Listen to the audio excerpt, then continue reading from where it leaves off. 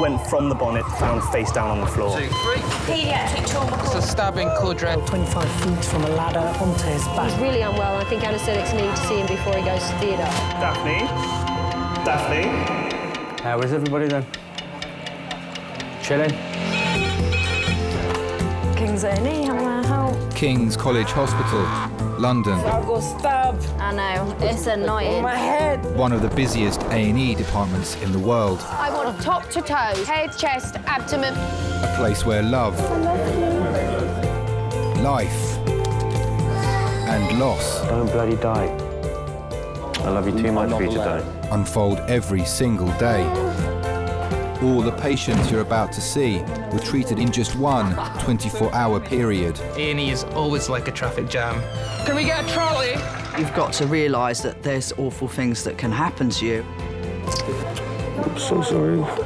Life is unpredictable, so it's important that your nearest and dearest know that you love them. You have to tell them that you love them. You must get better and come back to me. I don't want to lose you. Because there may come a time when you're not around to tell them.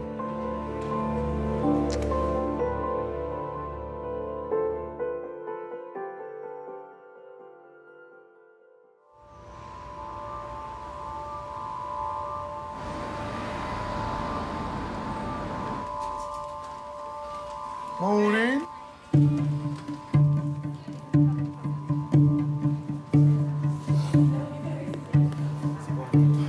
Thank God you weren't seriously hurt. Well, to think of it, if I was moving forward, that would have been the side of the van. If I'd actually pulled out straight away after that van had come round, that would have seriously hurt.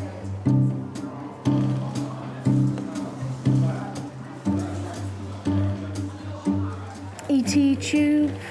Oh, what's interesting as well about the nasopharyngeal is the right nostril is slightly easier anatomically.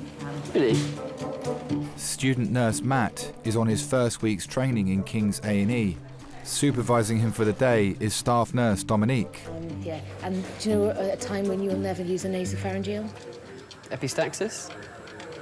Okay, yeah, that's not bad. But if you're suspecting a skull fracture. Okay. Okay, so you don't know where it's going, you could be going straight into the brain. I am ridiculously accident prone.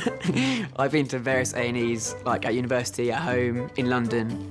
And McGill's forceps. In fact, it all really encouraged me, because every time I was in hospital, I got to see what was going on, sitting in hospital bay like, oh, that's really cool. And that guy's job looks awesome. And like, I'd love to be able to put plaster of Paris on someone's arm. Why does he need adrenaline? The best job in A&E is being a nurse. Allergic reaction, right, okay, yeah.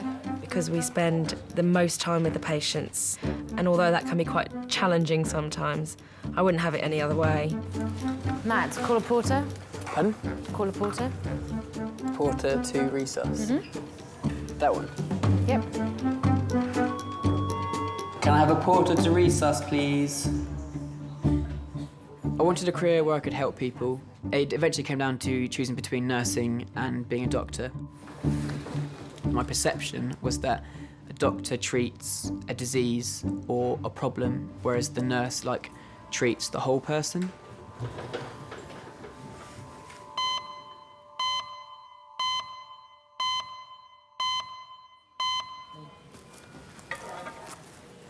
Okay. Hello, King's A&E. Yep.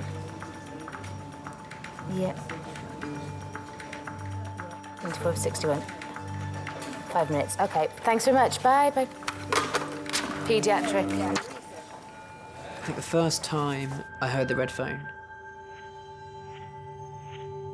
I instantly felt a thrill. Pediatric red phone, 5 minutes. Pediatric red phone, 5 minutes. Hey, we've got a 19-month-old baby, acute DMV, no past medical history, floppy, lethargic, eyes rolled. It really hammered home how real it was that I was in an A&E department, and that in an ambulance coming, screaming to King's now, is someone that needs the team's care, otherwise they might die, and that I'm now part of this team. 1881. Yeah. Just ask them to bring a culture bottle round to Reassessment. Yeah, 1881. Baby Zane has had diarrhea and has been vomiting throughout the night. Her parents, Steffiane and Nicole, called 999 when she became unresponsive. It was weird. She just wanted to lie down. She didn't really want to be troubled, and that is not like Zane at all. I started panicking because I don't like hospitals. And because she's so young and she can't actually say, Mummy, this is what's hurting me, or Mum, this is what's wrong, it's more scary because I don't actually know what's wrong with her. Basically, from last night, Janae's just experienced acute diarrhea and vomiting with a heavy episode this morning. When we arrived, Janae was really quite floppy, really. Her eyes were rolling, really reduced muscle tone. Just letting us sort of do anything, really. Part of the emergency team is Pediatric Registrar Alia. Hello, Zane. Zane? She usually responding or not responding? Today? She's normally a deep sleeper or not. Not necessarily. Today? With children, you deal with really a pure person. Children can never lie, especially the small children, they can never lie. If they're ill, they will be ill.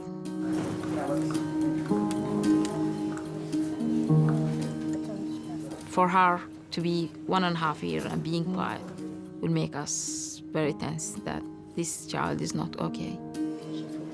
I don't understand. I'm trying to think. It's weird. She hasn't eaten anything. Just don't stress. Doctors are hoping a strong mixture of antibiotics and antiviral drugs will stabilise Zane. Because she's 0.65. Is it worth putting another cannula in so she can have fluids as well as... Yeah. Does she need another one? Because she's not responding well to us now. And we are in this situation, we will be afraid that there is infection around the brain and in her spine. This is my only child. I don't want to lose my only child so early. That's what I was thinking. If there was another word created better than love, then yeah. Love doesn't cut it. It's above that. So yeah, that's my soulmate right there. Now, maybe possibly tomorrow or something they'll be. So does that mean she's going to be staying here then? She's staying here. She's definitely staying here. Okay? Sorry for that, but we need to make the things. All right. What's happening? Her Glasgow coma scale is dropping on and off, and she's becoming stiff on and off. Okay. I'm worried that she has encephalitis. Okay. When you have encephalitis is inflammation of the brain. So your breathing can be affected, your sight, your memory, every area in your body can be affected. It can be fatal. I need you here to the resus room, please, because I do have a 19-month-old. We found that there is a fluctuation of consciousness, and she's stiff on and off. We are planning to... Alia's worried Zane might stop breathing and calls colleagues in intensive care. Okay, thanks. She's in the resus room, A&E. She's becoming more tonic in the feet. Okay, thank you. Now she's becoming again more tonic. Maybe I'll give her a diazepam. Can I go to her, please, now? Okay, thanks, bye. If you didn't put the right action or you didn't do the right action in the right time, then you'll feel guilty the whole of your life.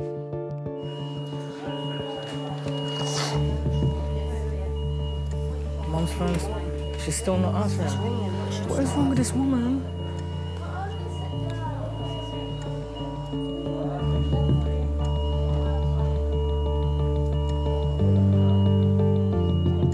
Needles, wires, tubes. Just this little girl in a big bed. It's all random, isn't it? I just don't understand, like, where this come from.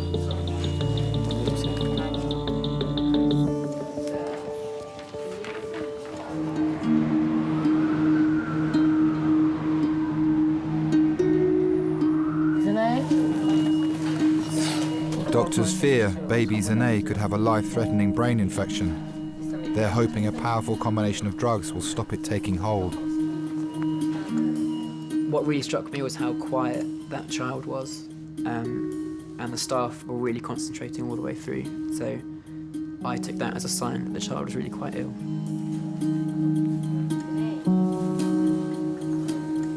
What are you drawing? Also at the hospital is Zane's 4-year-old stepbrother, Kamari. What are you drawing? Who's that? What about drawing the scariest dinosaur you can think of?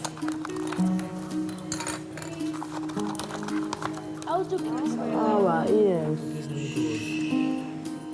I was a single mum up until Kamari was 1. And then obviously I met Stefan. He lives by himself. So it's either I'll go and stay at his house for a little while, a couple of days. He'll come here, stay for a couple of days. I know you don't expect things like this to happen, but things happen, innit? Some days we could love each other. Some days we just hate each other. But I know that when we need to come together, we do come together, especially when it's regarding the children. We do come together.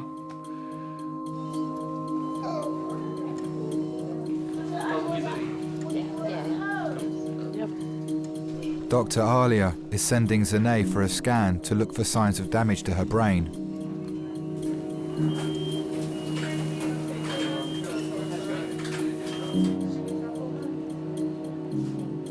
When you're a young parent, to hear that, oh, your child might have an infection in your brain is the scariest thing ever. I was just thinking, oh, I hope she's okay, I hope she's okay, I hope she's okay. And it's going to be all clear. And they're going to come back and say, oh, she's fine. They're just doing that for procedure.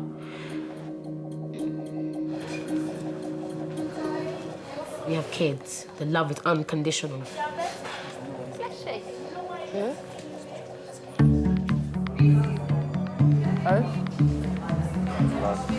It's funny, actually. It's like when I turned up there, she was like, oh, I've done you a cup of tea already. I was like, blind, though. She went, there's a pork chop there as well. Pork chop? Pork chop with 2 roast potatoes and a bit of bread. I was like, Nan, you are a diamond. And then I went, oh, one sec. I ran into the van, and what it was, Rachel had cooked like a curry like the night before. She used whole grain rice. All right. Yeah, Probably good for you. Who? No, not us. You know what? It's everyone getting the same but us.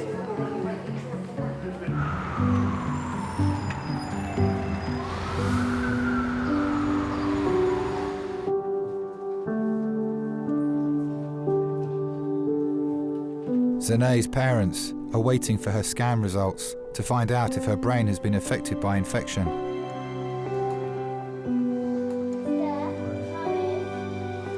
It's probably one of them, you know, like them the infection that just spread, that people just catch or something. You alright? What's Mum saying? Panicking, innit? What's she saying? Don't worry yourself, Nick.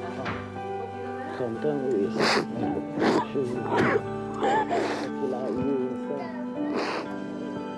It's not easy to see a parent crying because their child is ill.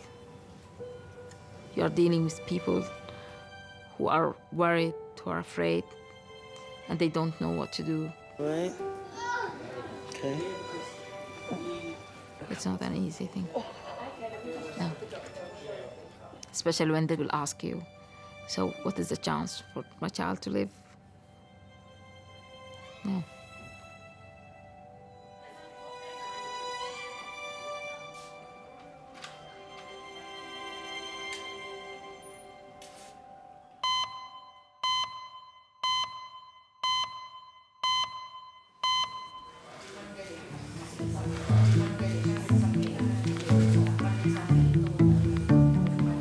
How are you going to go down there? You all right, Bernard? 79-year-old Bernard suffers from dementia. He was brought to Reassessment after he fell at home. OK, we'll put a blanket on you. You're in hospital. Do you remember? You're in here now. I was never put into hospital. Yeah, you're here. You're in hospital now. When? You were brought in today. I was never signed into hospital. Patience, compassion. compassion. There are so many qualities that I think are important in a nurse. You're in hospital now, look. It's my badge, it says King's College Hospital on it. Ability to laugh, ability to cry. I made you a cup of tea. Would you like some tea? Yeah. Yeah? Okay. Nice and careful because it's quite hot. Right. Okay? Yeah. You got it?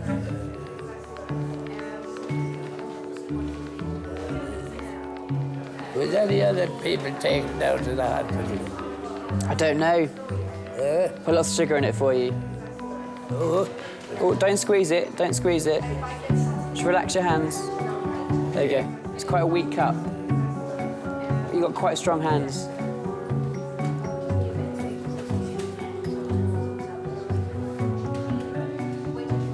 I won't drink any more now. Okay. Thank you very much. That's all right. You tell me when you want some more to drink, though, okay? And I'll bring it back for you. Okay. After I decided to be a nurse, my granddad died of leukemia. And I remember talking to my nan about the nursing care that he received. And she said how much of a difference that made to the last few days in his life. You know, the level of care that he was getting. And I thought to myself, I can be that person to make that difference in the last few days of someone's life. That's absolutely what I want to do. And, you know, I want to be the best that I can be doing that.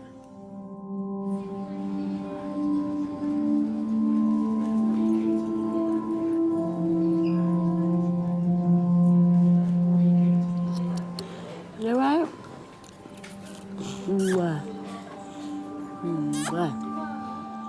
Zene's scan shows her brain has not been affected by the infection. So 1. She's responded well to the large dose of antibiotics doctors have given her. Where's your belly?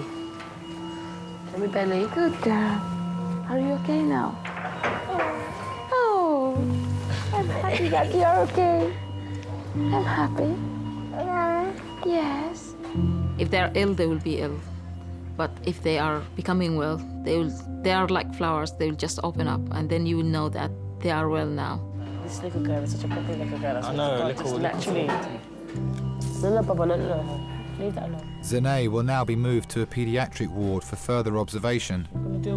Yeah, you're gonna do. Say mama. Say tata. Ta. Good girl. Good girl. I do think sometimes daughters loves dad more. I don't know why, but You better, okay? Get a lollipop, yeah? Being a brave girl, okay? I did love my dad so much. He died 2 years ago. It was a very, very strong relationship. I was sharing with him my secrets more than with my mom. Good girl. Now you are better. Now I know you are better. I'm from Sudan. When I started my job there, my salary was very, very small. So he was supporting me, like even financially. He was a doctor, that's why I became a doctor. This was one of the reasons that I became a doctor, because I loved him. You okay, Baba? Yeah. The dedication of spending time with children alone can contribute towards their life changes, you know. You don't want them to grow up to remember certain things and realize, you know, you wasn't there for this, because it can affect them. I wouldn't want Zene to keep stuff from me. I know it's going to be hard, because I know I'm going to be protective with her. I'll do my best. That's all I can do, really. Yeah.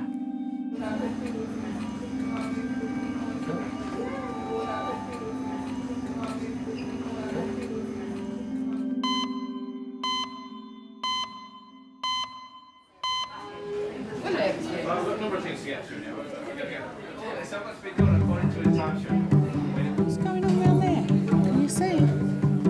52-year-old Graham hit his head when he fell over in his bathroom. His sisters Jean and Christine have brought him into King's. That's one of the doctors. All these nice people. Paul? You're just sorted, aren't you? He's got his Coke, he's just fine. If he could sit down and have a meal every day that was fish and chips and Diet Coke, that would be the ultimate. Yeah, absolutely.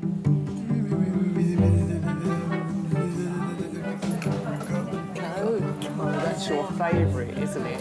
You'll end up doing a big burp. I'm the eldest, and Jean, middle one, and Graham came along when we were 8 and 6. Mum had worked out for herself that there was something not quite right. When she told us, we were sat down, I could still see her sat around her legs and Graham, his little cot by the side, and she said, God's given us Graham because he's special and he wants us as a special family to care for him. Oh, at least you've brightened up. Do you feel a bit more bright now? Yes. Yeah, that's the thing. He was gorgeous.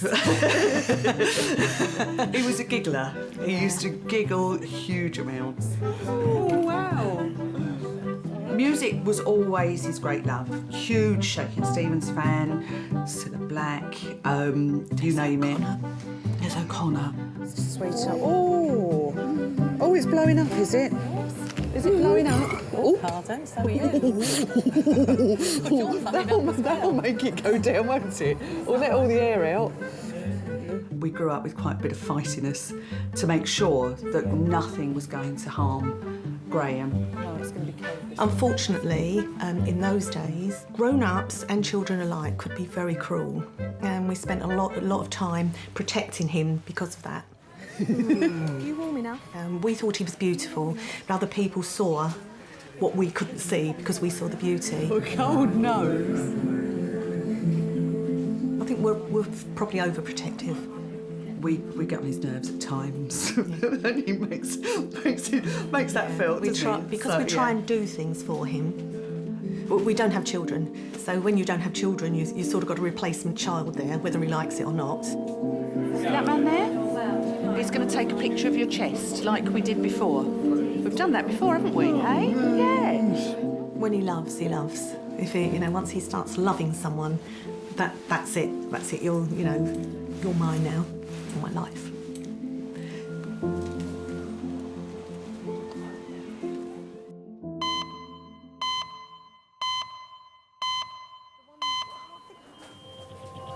Swollen. A little bit. He's maintaining his airway, but he is swollen. Hello, King's A&E. Don't like the sound of that. Yep, all right. Head injury. 20. Lovely, thank you. Bye. 20 minutes? Yeah. Trauma red phone, 20 minutes. Trauma red phone, 20 minutes. Christine and her husband Dave were down from Yorkshire when Christine collapsed unconscious at her sister's house. Everything was fine. We'd been having a laugh and joke. We'd had a really good night.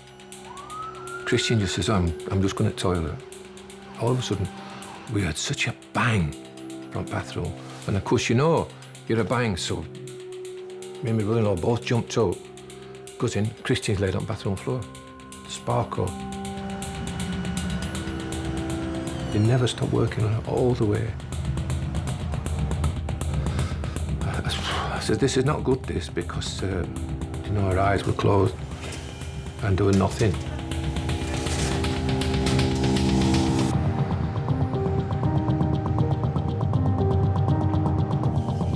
Trauma. 61-year-old Christine has arrived in Reassess after collapsing unconscious at her sister's house. Let's take some C-spine precautions as well for the time being. Robiel, an emergency consultant, will be leading the trauma team. I think patients who come in unconscious for whatever reason is incredibly difficult. And you have to, suppose, be a detective at that time to try and figure out what's going on. Every second counts for that patient and you're treating it on that basis. Yeah, go for it. Right, this is Christine down from Yorkshire. Went to the toilet and they heard her collapse in the bathroom. When they got there, she was unconscious. They put her on the toilet. She has 2 hematomas to the side of her face up there, which you can see. She's got a history of TIAs in the past. She's on clopidogrel and a statin. Okay, anything else? Is she breathing by herself? Minimal risk. Minimal, okay. So does she respond to pain at all? No, she's pretty unresponsive, isn't it? So she's GCS 3. Christine? Christine? Doctors have been made aware that Christine had a stroke 10 years ago. If this patient had previous lots of strokes, then that would be, you know, high on our suspicious lists of what may have happened. We can take them to the CT scan and looking specifically for a stroke. And you have to use all of your hospital resources as to figure out as to why they're unconscious.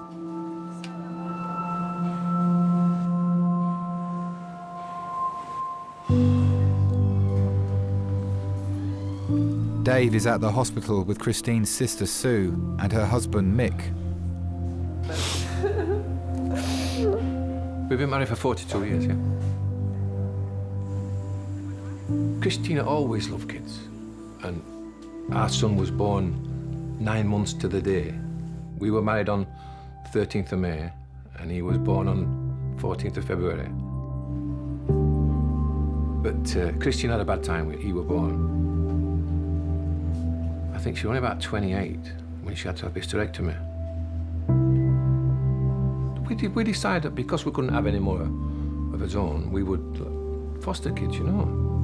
So it was full, you know, we had a full house. There was always something going on. Always happy, you know, laughing and joking. Yeah, nice.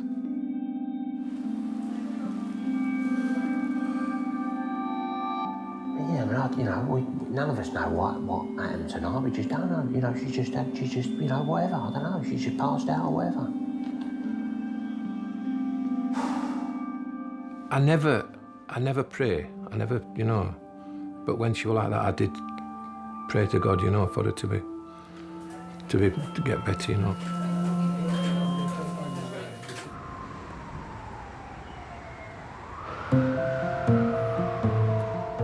When you've had your x-ray, come and sit back on the chairs and I'll let the nurses know, okay? All right, chill, love. Love nurses. I love hospitals. Nurses are my favourite. Got to say. I don't know where to go and watch. Why didn't you go home? Because this is really exciting. Graham, in a minute. Listen to In a Jane. minute, listen to me. Listen to me. Listen to Jane. Look at me. No, me. Jane. Hello. Jane. Me. Hello. Oh, that's Jane. Yeah, listen. In a minute, the man's going to come and we're going to go for a ride, like we've done before. And then we'll take some pictures of inside your head to make sure it's all right. Yeah? Having Down syndrome has made Graham susceptible to dementia. A year ago, he was diagnosed with the condition. God, it just hit me, just knocked me for six. And you don't believe it at the time. His speech was very, very good and had a huge vocabulary, really good vocabulary. We're losing that brother we adore in such an awful way. Here we go. Here's the keys, see you later. I'll wait here for you. We won't be long, ladies. I'm coming. She's going with Oh, you. you coming? Yeah, Goes nowhere without me. Yeah. Let's go then. She's an Okay, attachment, off we sorry, go. mate. Come on then. Take him, you take her. It's the fear of losing him too soon, and it's that wanting to be with him and do things with him. You hold tight.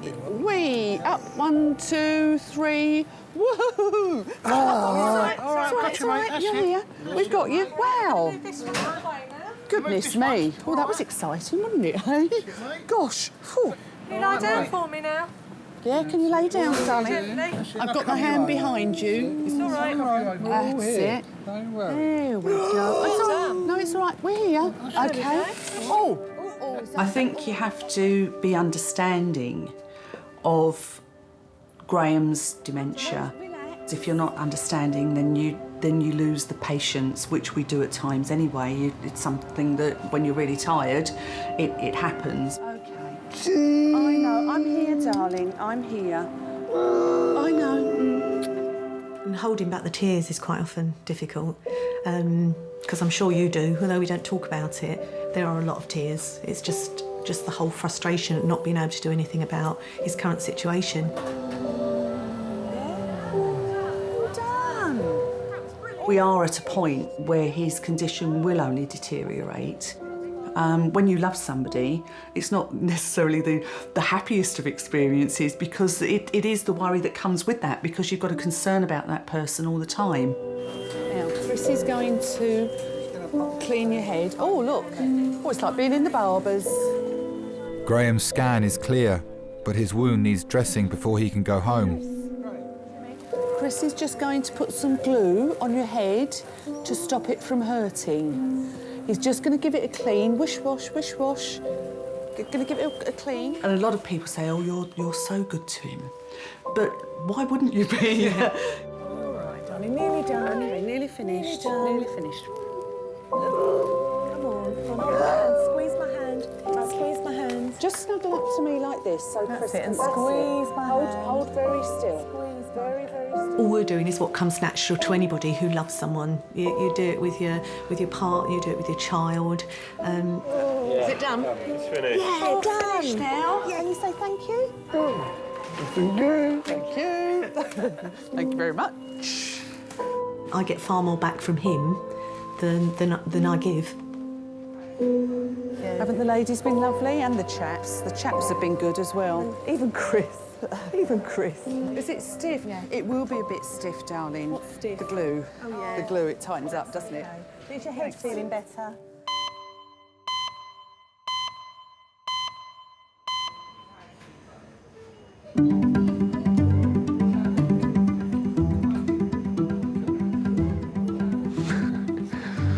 Sympathy here. Sympathy. I'll have to go out this weekend. What have you been doing? Oh, well. I had to save this animal, but I did sacrifice a finger. Yeah. Glad I didn't cry. Proper big boy.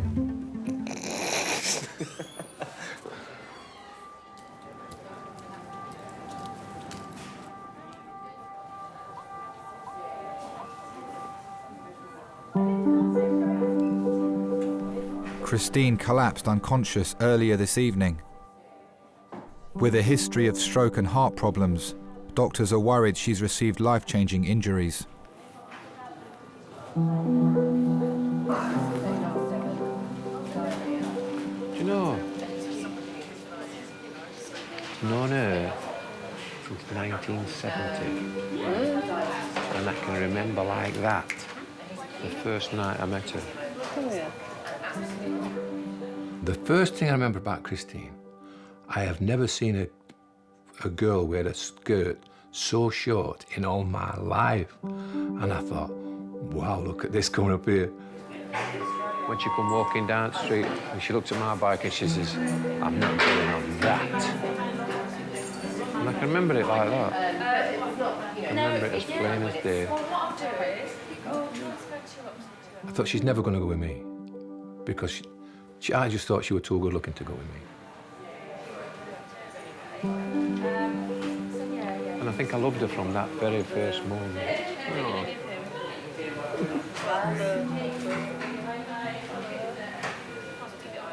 And she's done me head in ever chuffing since.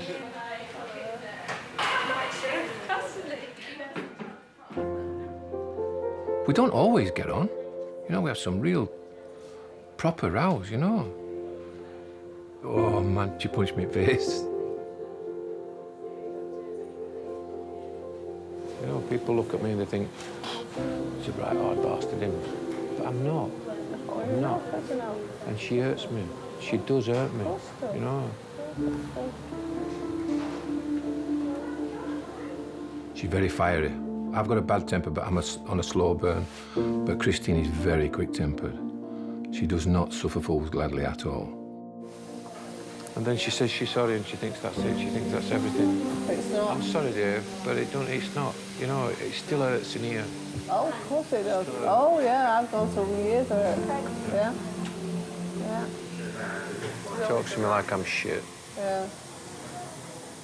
But she loves you to bits. She... Don't know. I don't know. To be quite honest with you, Susan, I don't know. She does. I don't know.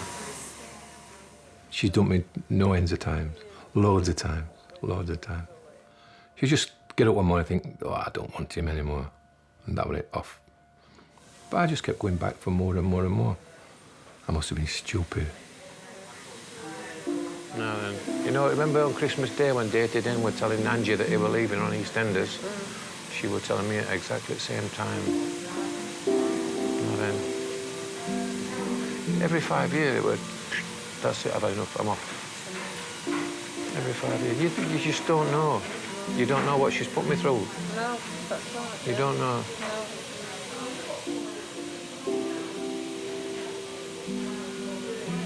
But on the other hand, I wouldn't know what I'd do. I wouldn't know what I'd do without her. And I know, Susan, I know I haven't been best husband in the world. I know I haven't. But I've always loved her. Always. I had an affair. I had an affair 23 years ago.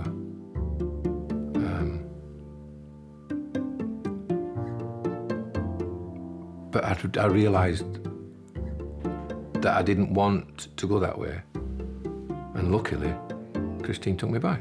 She didn't have to. She didn't have to, but luckily she did. That's when she punched me in the face. You can't blame her, can you? You know. You can't blame her for that. If it were easy, everybody could do it. There would be no divorces. No, it's nice hard work. Anybody will tell you that. When we're going to get results of this chuffing scan then or what? I don't know.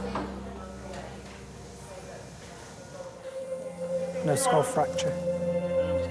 Christine's scans show there's no bleed on her brain, but until she wakes up, doctors can't rule out any permanent damage. There are times when we don't know what's going on with the patient at all, and this is why they need to come in for further observation and investigation. The family members, the relatives, the friends, they are an extension of the patient. Knowing that one of their dear ones is unconscious and not knowing what's going wrong with them, I wouldn't want anybody to go through that kind of experience.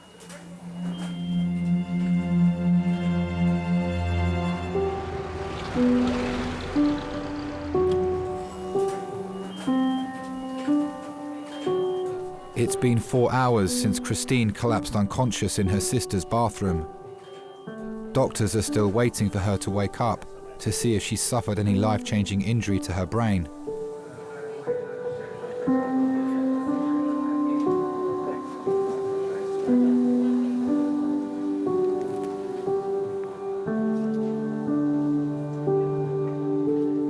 I would do anything for her. I would do anything for her.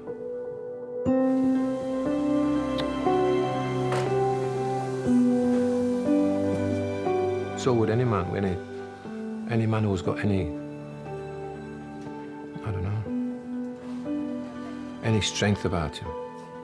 If he could take the pain himself, he would do. And if he wouldn't, then he's just not a man.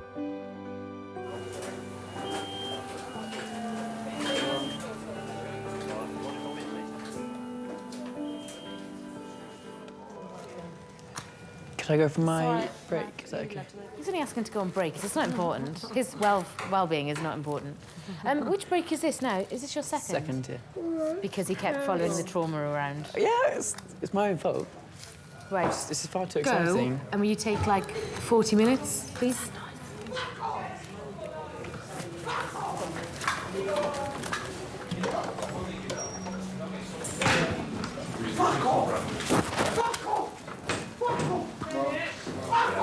Fuck off! Stupid people! Let me get home! Do you want to have a seat on here? It's a bit more comfortable.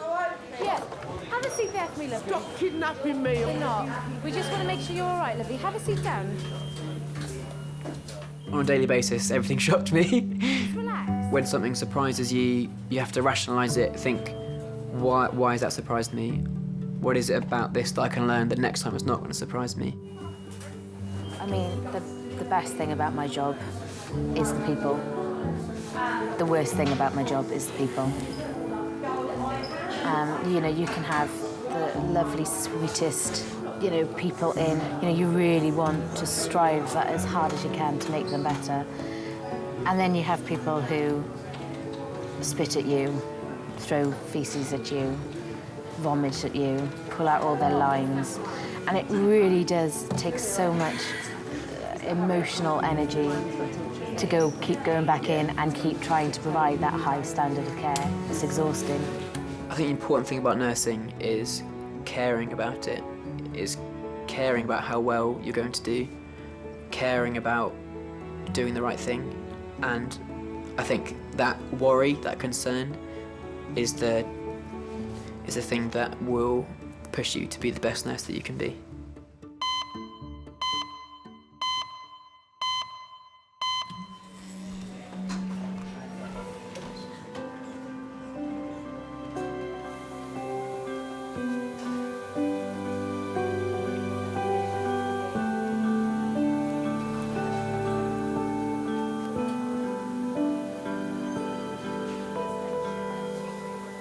Hello, sweetheart. Hello. Hello, my darling. Hello. What are you doing here? Hello.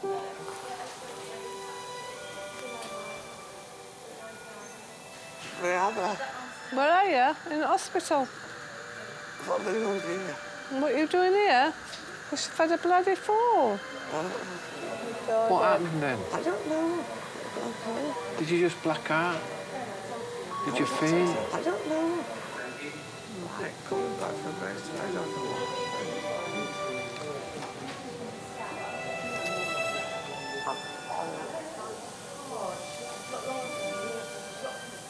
I'm sorry. Shut up, that bugger.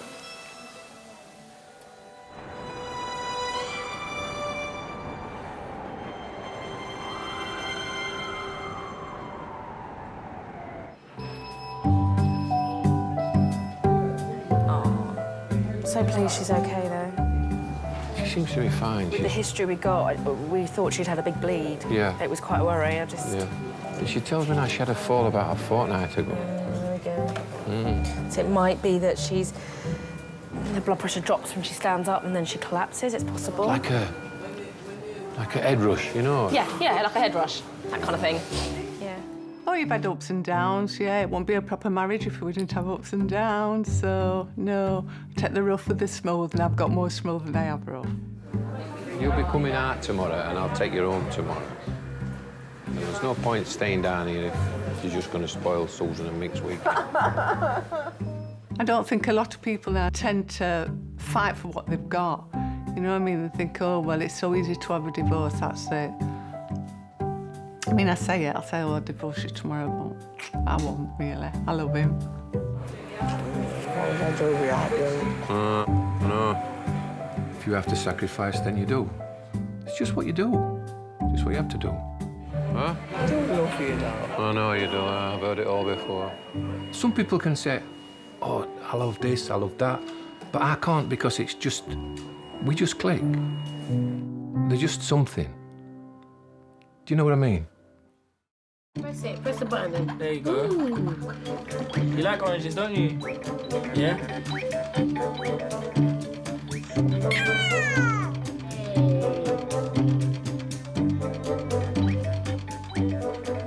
Yeah, nursing, pediatric nursing, definitely. And I believe I would be a great staff member, to be honest. Yay!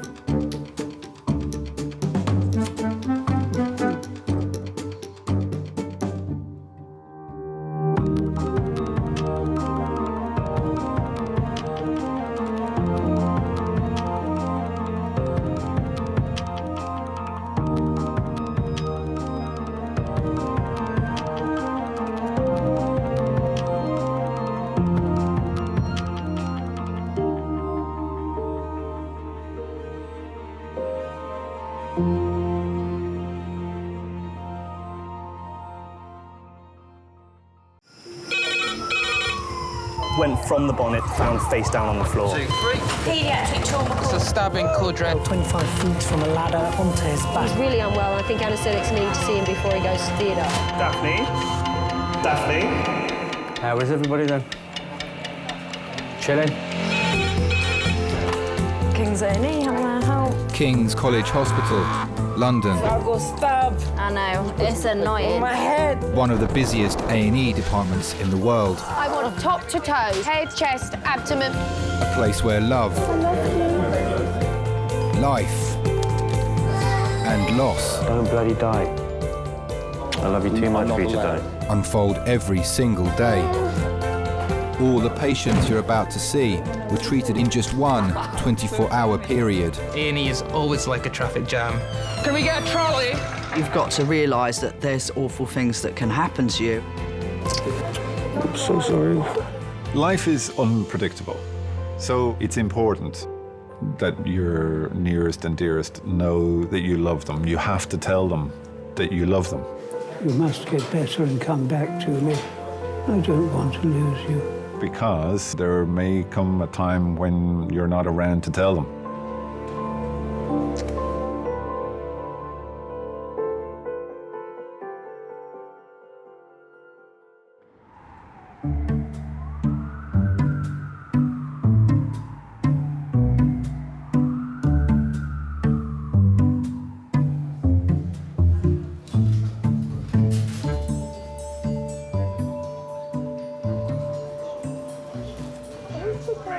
Where the woman say she's going? Eh? Where she say she's going? She's going to see how long it will take you. So that's Have fine. you had your break yet, mate? I am. Okay, great. Thank you very much. Thank you, you're welcome, mate. You're a lovely man. Matt is one of the nurses working in majors today. You need to have a slight screw loose, I think, to be a good A&E nurse. You've got to have a sense of humour. So my name's Matthew. Nice to meet you anyway. Pleased to meet you, my dear. I think if you were to take a lot of good A&E nurses and say, right, let's put a play on at National Theatre, I think it'd probably be quite good. Because you have to put a face on. And where are you from? Barbados? No, I'm from Dominica. Dominica? Yeah, next to Barbados. So do you speak French? Yes. Ah, Parlez-vous français? Oui, un peu. Bonjour. Oh, bonjour, monsieur. Alors, vous êtes très belle. Yeah. He said you're nice. Right. I'm just going to get you in somewhere. Okay. You need to make an effort. You're meeting people on often the worst day of their lives. Hello there, sir. So it's Mr. Arthur Morris. Is that correct? I'm Dr. Harrison. Nice to meet you. 79-year-old Arthur has been brought to resus after complaining of stomach pains. What's the problem then? Well, as you know, I'm on dialysis. Yes. And it seems when I come home, and I get a bit hungry and I start eating, I'll get this pain. It starts in the stomach, then I'll get it all here. All night, for days now, I've been getting it here.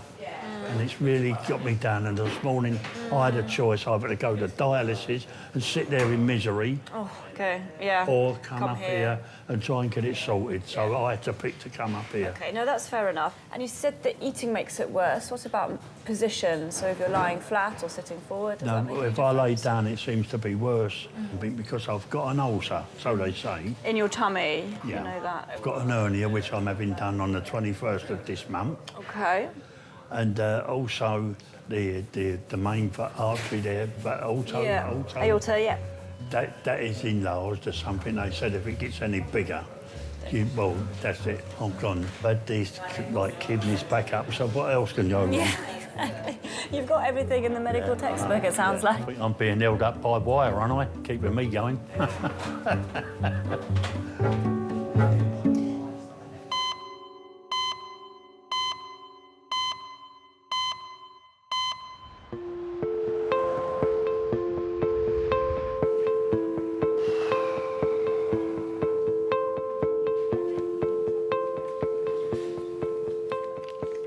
Look, this is what I want in the back garden.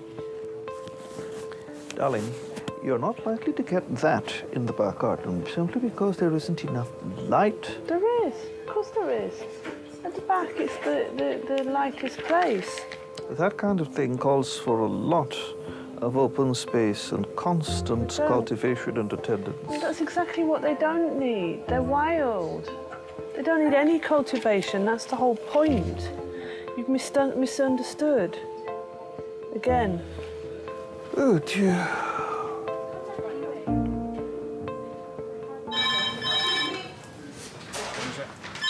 That one. Hello, King's College, Reassessment, red phone. Yeah.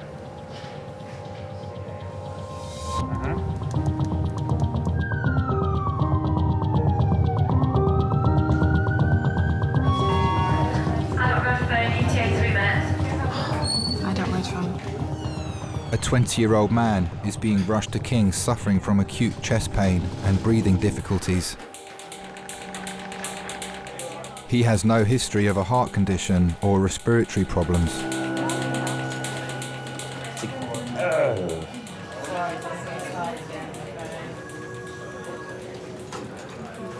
This is Tom. Tom is 20 years old, normally fit and well, smoke about 10 a day. Sat reading, had sudden sharp onset of pain on his left side, so it feels like something's pushing in. Whoa. Giving him 10 milligrams of morphine. But that's normally fit and well.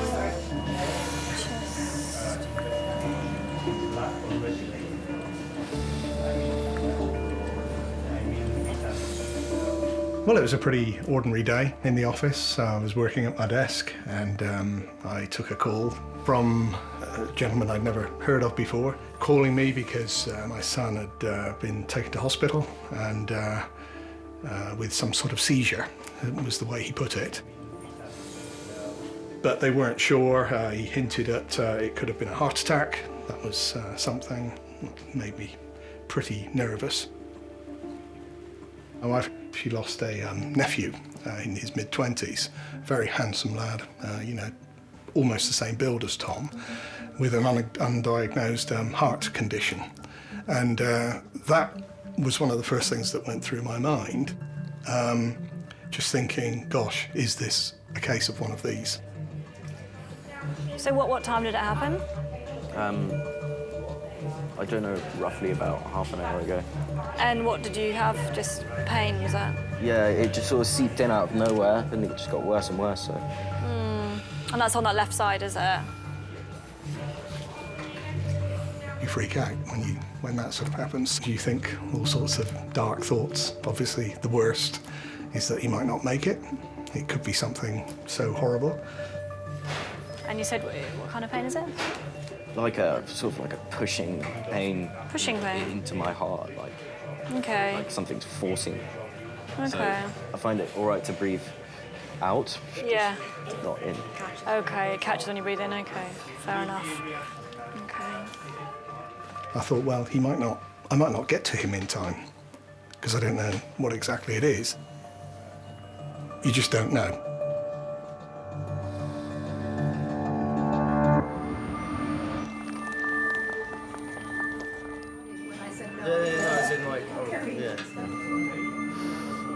It's been 40 minutes since 20-year-old Tom was brought to King's after suffering the symptoms of a heart attack.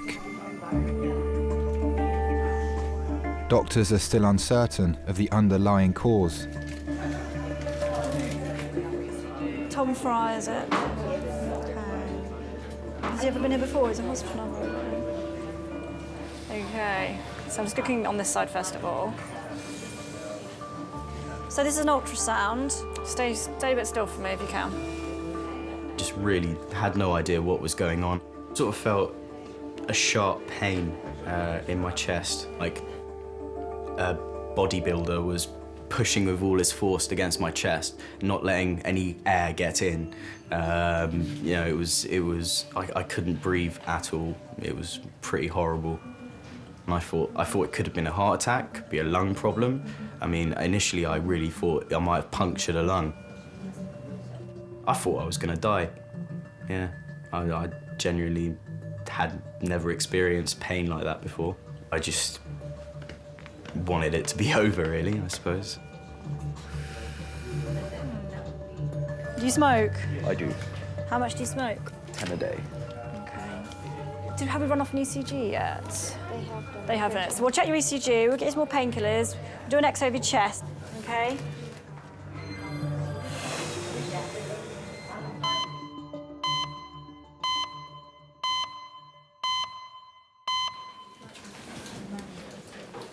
Anastasia, do you want to follow me? You can bring any of your friends if you want. All my gang. We'll all only be a my minute. gang. Yes.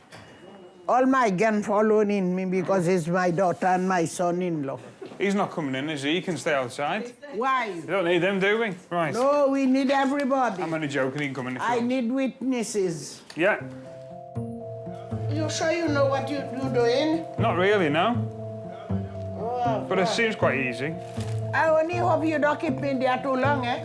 I hope so as well, yeah. He's not the doctor, Mummy, he's the... Don't have doctors where I'm from.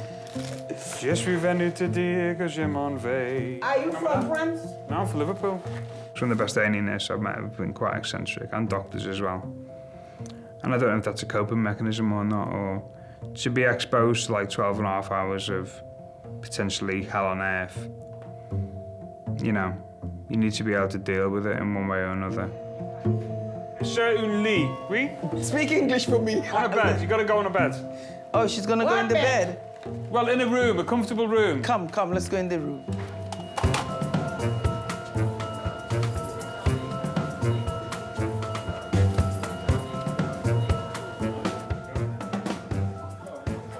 When are we going to be cold?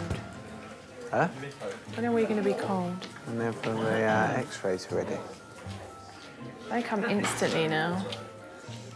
Get them on an iPad. I've seen it on Holby City.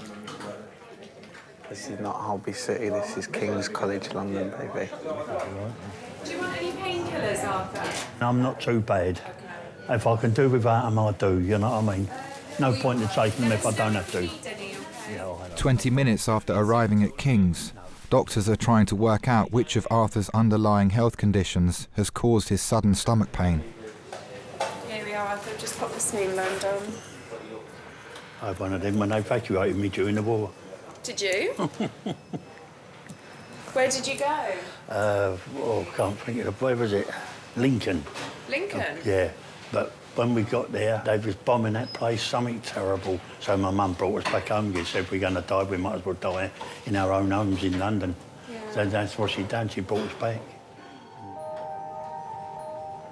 During the war, they never had toys or anything like that. It was always, I used to have to make the most of whatever was there. He never ever had anything new. So anything he ever got clothes-wise, and that was handed down by his brothers. So when we used to get something, he used to say, you get it new, I never. I used to have to put cardboard in my shoes and wear belts around the trousers when they were too big. That's what I say, people today, these days, they think they've got it hard, but they ain't. No. They ain't got it hard. You know, see a row of houses one day and they were gone the next. Oh. People you knew, they was gone. Whole families, you know, knew an old family and they was gone the next day. Yeah, well, that must have been pretty scary. Yeah, well, he got used to it after a while. Did you? That's part of my life. Yeah, when I was growing up, he felt safe knowing he was there. Tall, blonde hair, always had his Crombie coat on, or his suit. Always very particular in how he looked. He used to have American cars, he loved his American cars. So we'd all be going down the caravan with the tops down in the car and the country and western music playing loud while he was driving it. He took us to a safari park once and there was no animals there, so he got in the cage and put the banana in his mouth and tried, like, entertaining us the best way he could. He always tried to make the best of a bad situation. He always got you laughing about something and, like, so you weren't too disappointed. And sit forwards for me. Deep breaths. And out. And again. Growing up, when we were teenagers, we loved him with us. We loved him being part of us. I mean, he's even come to nightclubs before and sat at a disco, you know what I mean, talking to everyone, and he loved it. He had his own coaling business, and he used to dress me up in his donkey jacket, and I'd go on the lorries with him on a Friday night to collect his money My brothers used to work on the lorries with him, like, as they grew older. But I was always on the lorries with him, I loved it. My elder sister didn't.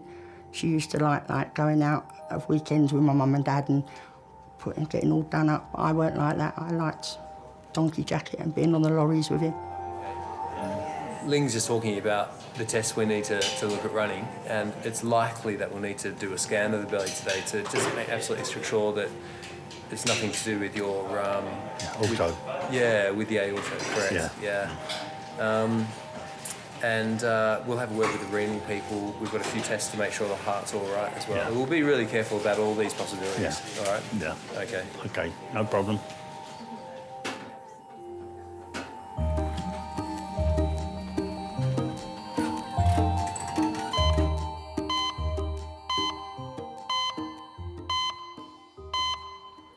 Right.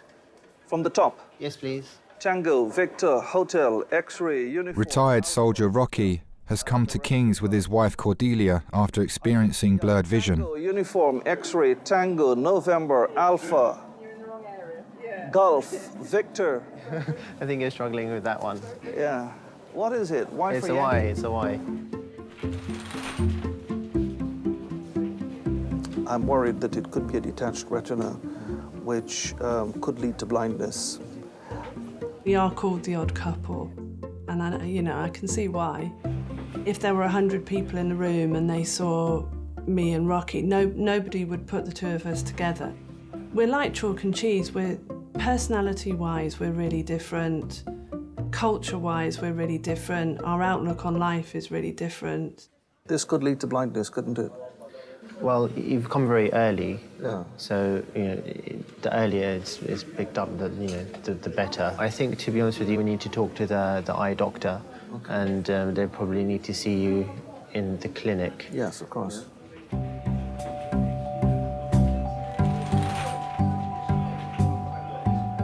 I'm very prone to anxiety. Not that I take Prozac or anything, or I bounce off the ceiling.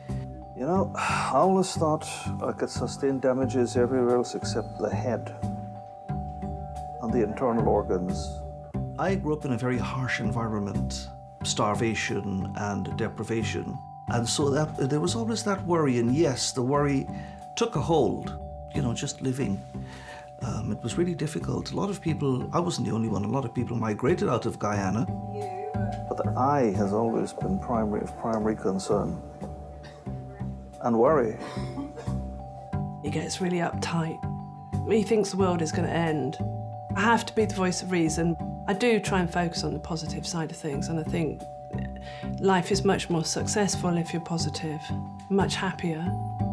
Why do you go around thinking about where you can sustain damage? I worry when these chaps just give you the soft soap. He's not giving you a soft soap. He doesn't know. He is not an eye expert. He doesn't know. I think it brings out the worst in me, because then I start getting like a sergeant major and sort of being much more rough than I intend to be. So it sort of brings out the worst in both of us, I think, yeah. But it probably starts with him, I think.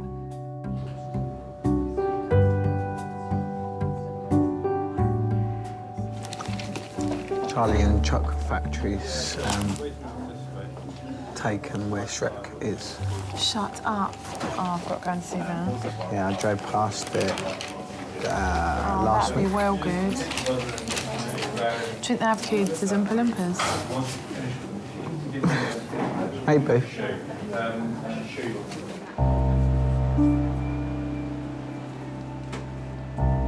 Doctors are concerned that the major artery in Arthur's heart may be in danger of rupturing. He is having a CT scan to assess the level of swelling. Is your dad the sort of man that copes well with pain? Yeah, he won't ask for help or nothing. He'll put up with things as best he can.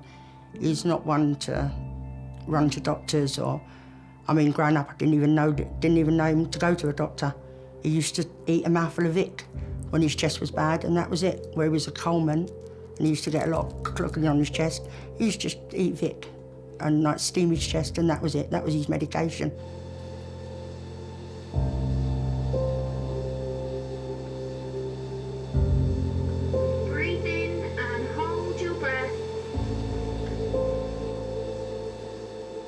So it was a bit of a shock when he first went in hospital and had the bypass, because we'd never seen him ill before. I didn't like knowing he was in hospital at any time. Right, it's because I knew he didn't like it. He hated it. He liked being at home in his own bed. As far as I can remember, you never heard him moan, and even when we used to hurt ourselves, it was, oh, put a cloth on it, or if we had a splinter, it'd be, oh, make a bread poultice and get it out. You know what I mean? He was never one to fuss over pain. He always just got on with it, and he didn't believe in things like depression and that. He said that was an excuse. Like, he didn't believe on tablets and things like that. He just used to get on with things. Weird, isn't it? He helped everyone out, but he wouldn't ask anyone for anything. Not help with anything, always got on with it on his own. Stood on his own feet, and very proud man, very proud man. How are you doing? All right, love, no Good problem. stuff, good stuff. We're just waiting for the report of the scan, and then the vascular doctors are going to come and have a chat with you as well. So tell you what's wrong. Yeah, whether anything's leaking. Your tummy, it's not hurting you anymore, did you say? No, she gave me about 4 little tablets. Yeah. Then, you know, so...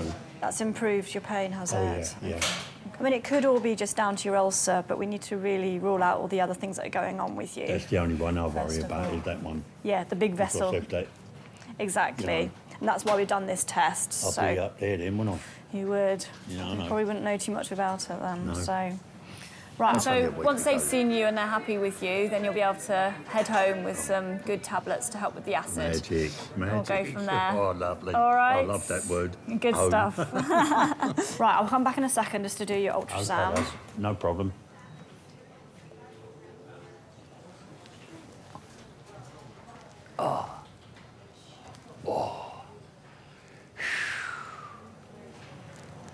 Do you like it strong or weak? Do you like it strong or weak? Strong. Okay. I'll leave the tea bag in there a little bit longer. My mum says a good cup of tea is how long you leave the bag in there. That's right. So the spoon stands up in the middle. Is that what it- falling. It's always the way we British are always like that, aren't they? Everything can be solved with a cup of tea. Yeah. There's not much I can prescribe, just humour and tea. That's all And it it seems is. to work. There we go. All right, Bless try you, that. my friend, you're a If it's a diamond. rubbish cup of tea, I'll make you another Lovely. one. Oh, I've had worse, don't worry. You haven't tried it yet?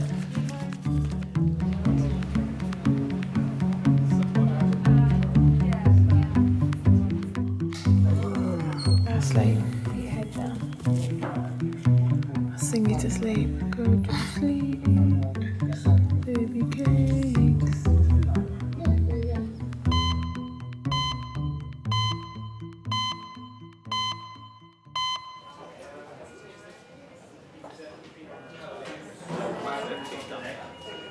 Are you right?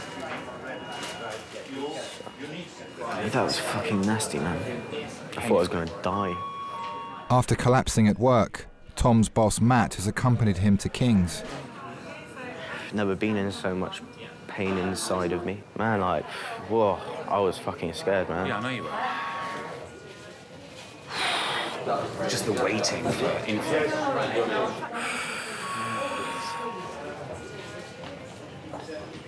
Shop will be all right. Who gives a fuck? It's not very important. I sort of do, man. I didn't want to go to university. My brother chose the academic route. I didn't. I wanted to work my way through life from the bottom. I started working in hospitality, learned making cocktails and basic sort of, bartending skills. And then eventually that got me into the wine trade. I was quite driven by the idea of getting my own place and job and having my own life. I wanted to be independent. I wanted to prove to myself and to my mum and my dad, who didn't, at the time, believe in me much, I don't think. Oh, my dad's gonna be so over-worried, you know? Yeah. Yeah, it's fine.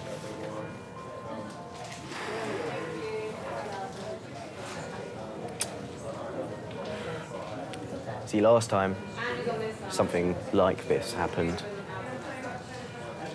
I didn't tell him anything because I was worried. Well, While my son was living in London, he was diagnosed as having, as it turns out, a fairly mild form of cancer. He didn't tell us, of course, and we only found out by discovering letters pushed into drawers at home when we were clearing up. And of course, you freak out. I guess better go. Go, man. It's cool. Oh, I don't mind. And sort of confronted him with that. He announced that he'd been treated and it was done and it wasn't a problem and he doesn't want to talk about it, doesn't want to go back there.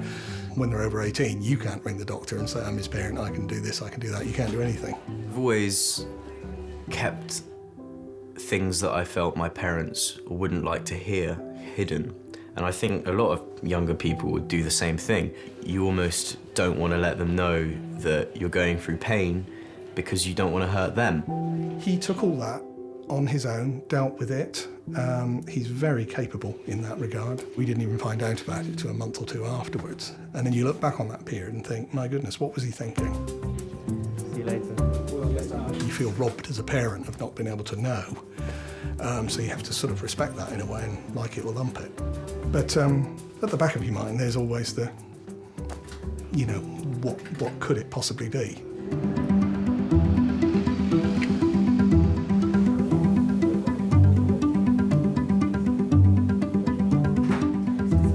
There hasn't been a month this year so far that we haven't been in a hospital of some shape or form. Me up January, Mum in here February, Dad in here March.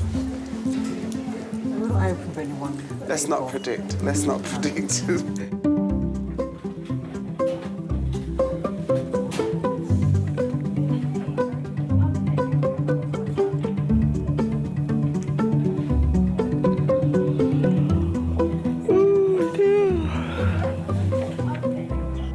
I'm still trying to get in touch with them, but these are just that's a letter and your copy of your notes that you'll need to take to them.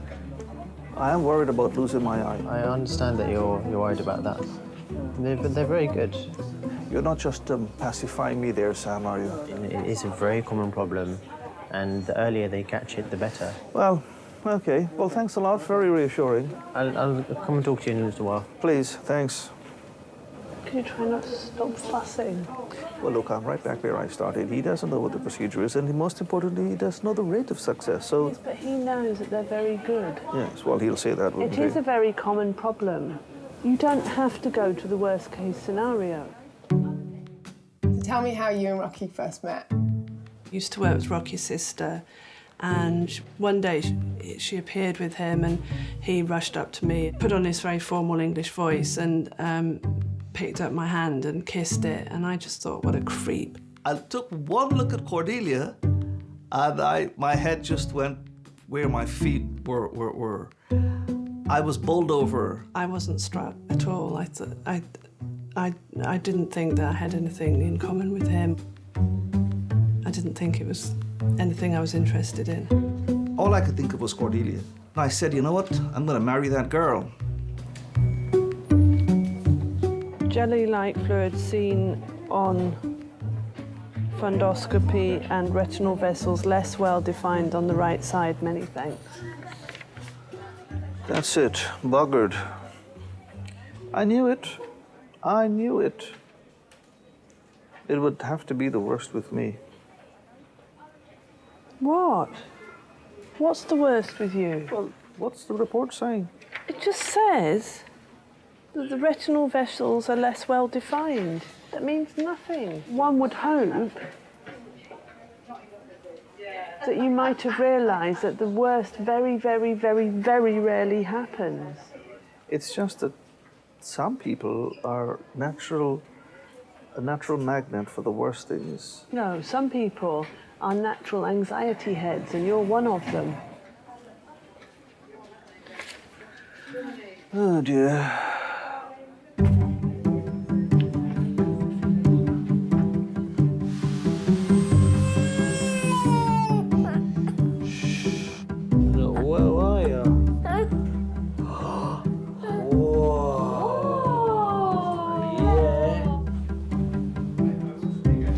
I'm so happy I can breathe.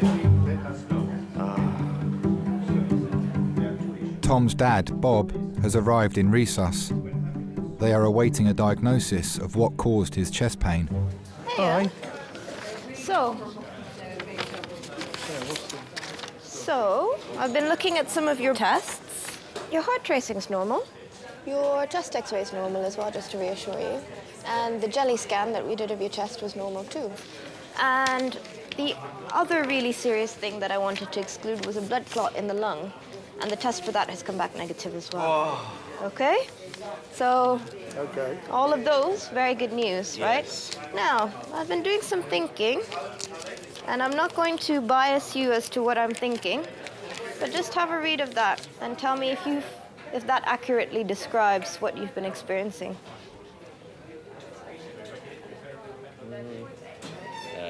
Yeah, the top down to feeling sick, pretty accurate, and then the rest is I've had those before, yeah.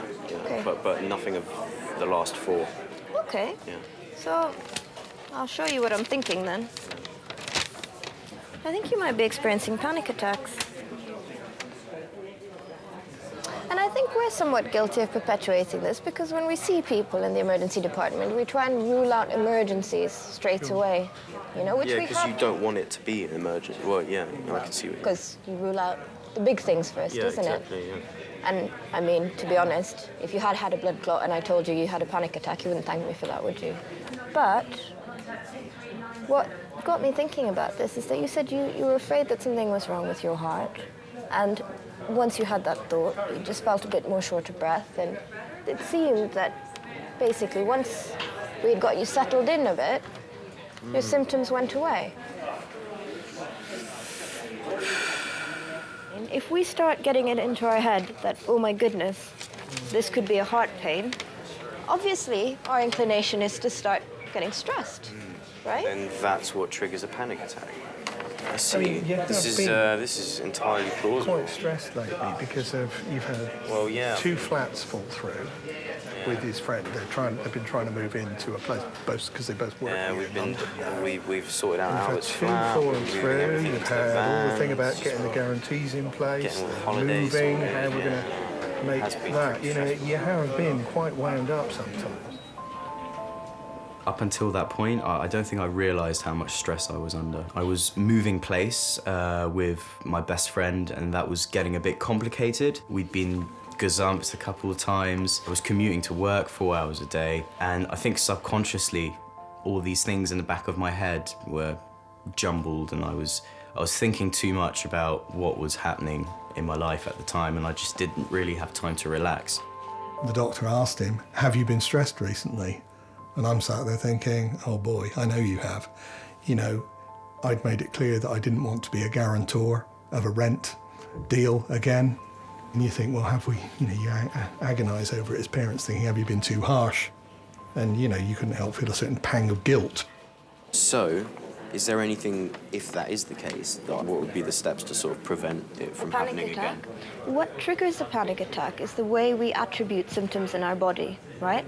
So if you feel a tinge on your chest and you go, oh, that's annoying, I've got a bit of a, muscle pain, then that will most likely not lead you to get stressed.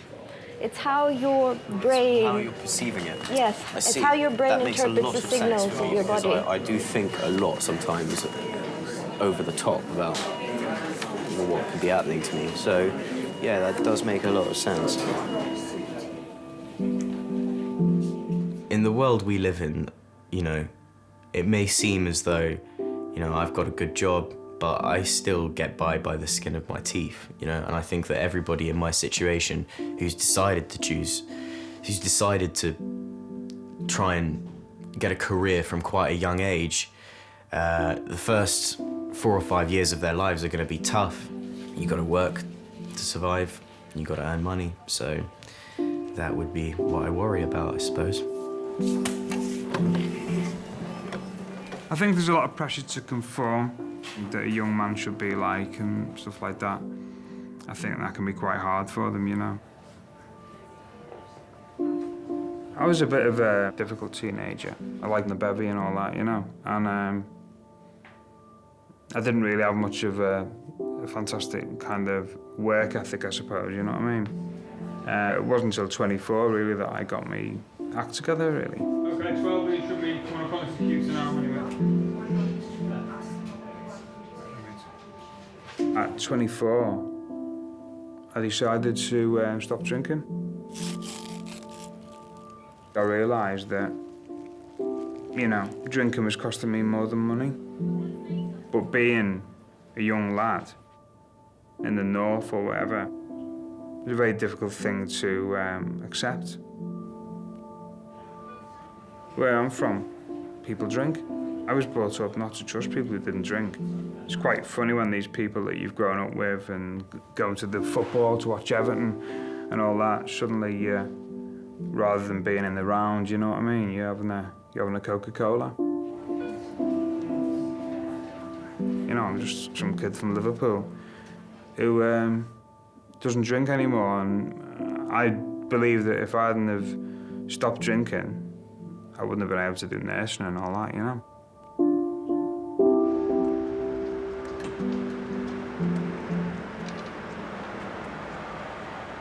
It's okay. Yeah, so I spoke to the eye doctor. I explained to them all about your eye problem. So they said that they would like to see you today, but not immediately.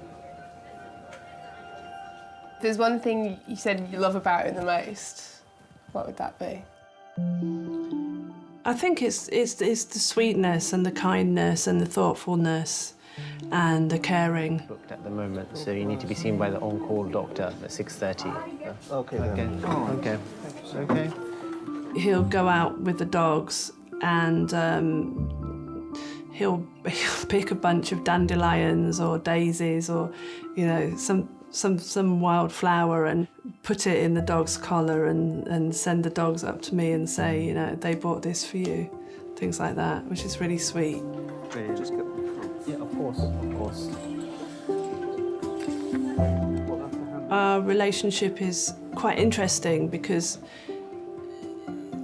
he, you know, I have to reassure him, but then there's also the side that other people don't see, which is him reassuring me, because I became very ill after he first met me.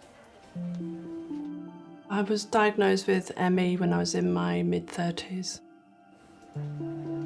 And I've spent several years where I could hardly get out of bed in the morning, and I couldn't put my clothes on, I could hardly wash myself, I could hardly look after myself.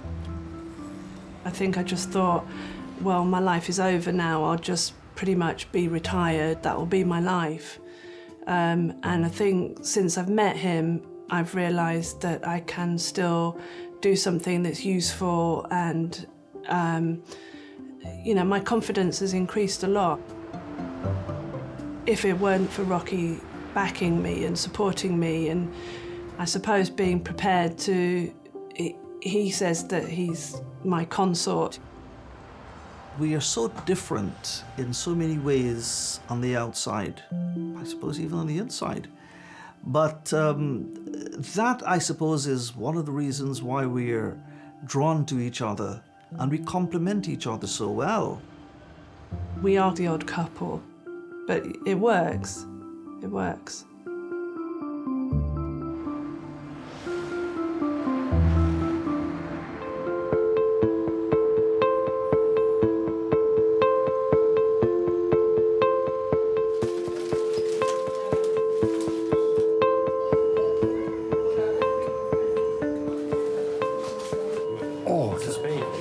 That's the only. Arthur has been referred to the specialist vascular doctors at King's.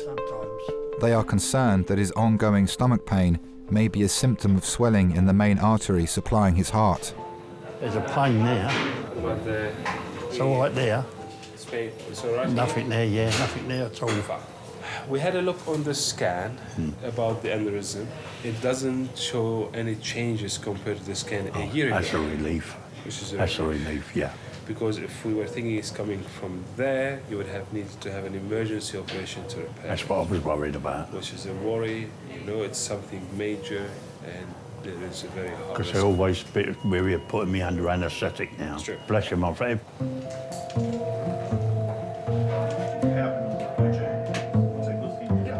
Doctors are satisfied that Tom's chest pain wasn't the result of a heart condition and that he's well enough to leave resus. He does get so involved in it, he throws himself into things. He doesn't like second best. He's already said when he was 17, I want to own my own restaurant at one point, my own nightclub, my own this.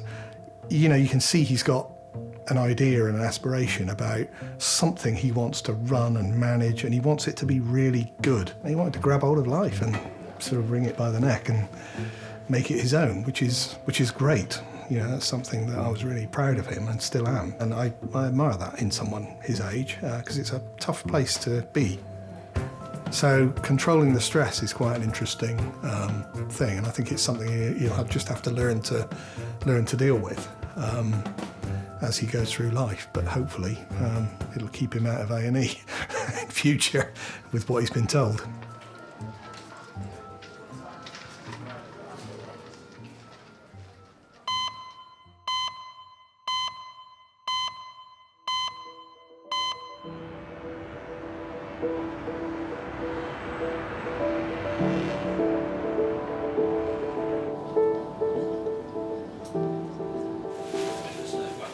Arthur has been given the all clear.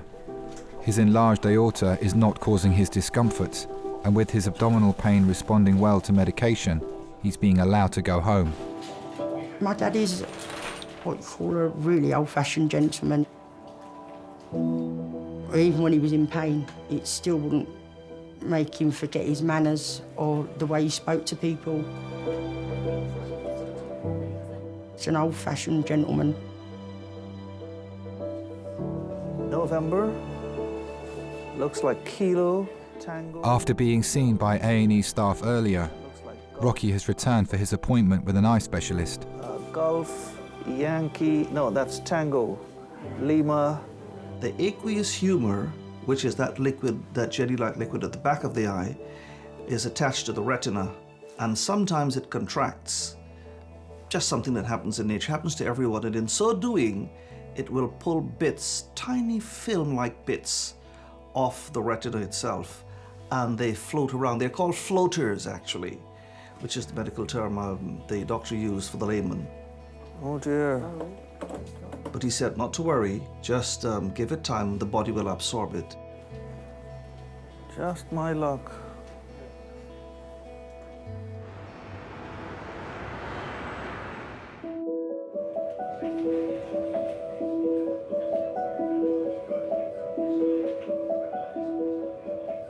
I'm impetuous, and you know, sometimes I can get a little caustic. But I've learned temperance from her, I've learned kindness from her, I've learned to, most of all, to relax. Even when things are looking really difficult, there still are things to be grateful for, and there's still happiness in life. She has brought her optimism to overwhelm my pessimism.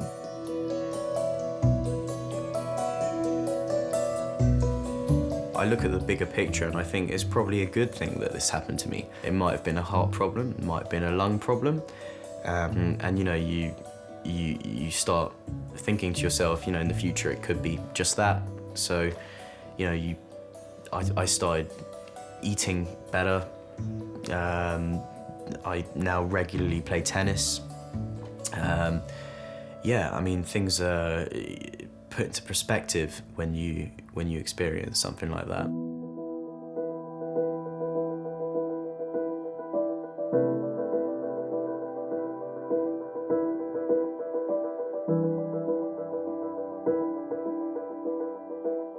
I loved being with him. I loved having him next to me. I was very proud of him. Even my friends used to say, "Oh, you're lucky. Why can't we have a dad like you?" I think, yeah, I won't give him away for the world. It's a perfect dad, really. Perfect friend as well. Just one in a million. I don't think anyone could ever fill his shoes. I don't think anyone, you never get another one of him. I think they threw the model away when they made him. There was only one of him.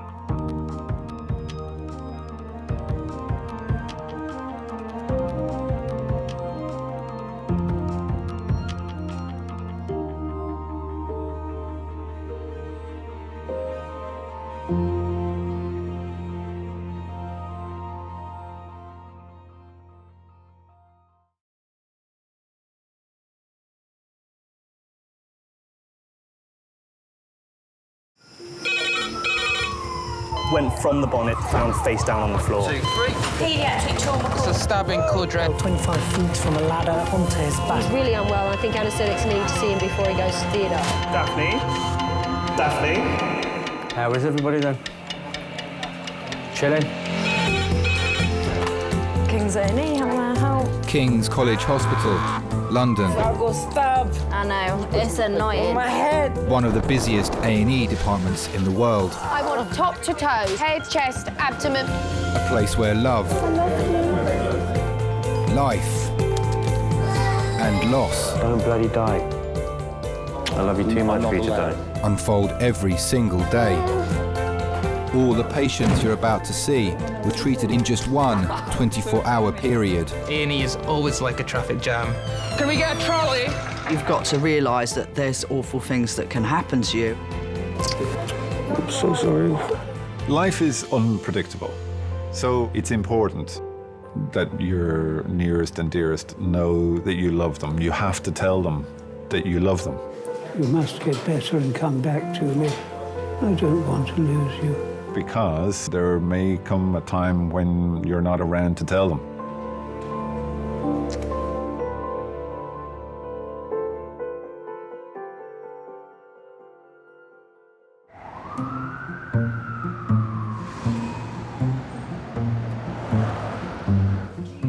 Have we got plans for everybody? Yes. Tristan, you mustn't do that. Just looking. Touch things, please. How you doing, Liddy? Hey, you. How you doing? All right, thanks. Are you out of it on that Entonox? Yeah, I'm doing well. All these tattoos you've got. I know. You're obsessed with flowers. No, I'm obsessed with Michael Let me Jackson. see. These are 3 of them are what he autographed on me. He autographed them? Yeah, so like this is the first one, this is the second one, and this is the third one. Oh my gosh. Oh my God. Oh, oh! So like you went to see him and then you got him to sign his arm and then you didn't wash it off and then you went to a tattoo artist.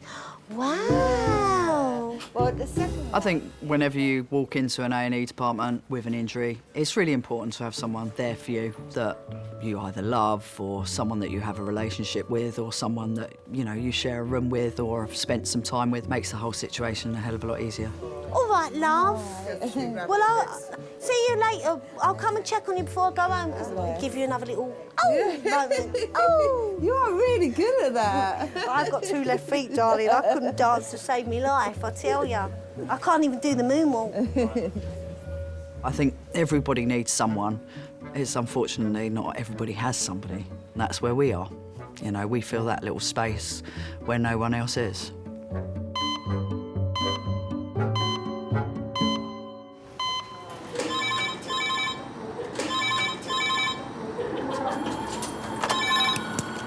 A&E Kings. 2. Right. Thanks. Bye. 2 adult trauma red phones, 10 minutes. 2 adult trauma red phones, 10 minutes. Could you just tidy 2 and 3? Yeah, we got red phone. We're 19-year-old and a 31-year-old involved in a head-on collision. Don't know how fast they were going. Right, get that one out. One out.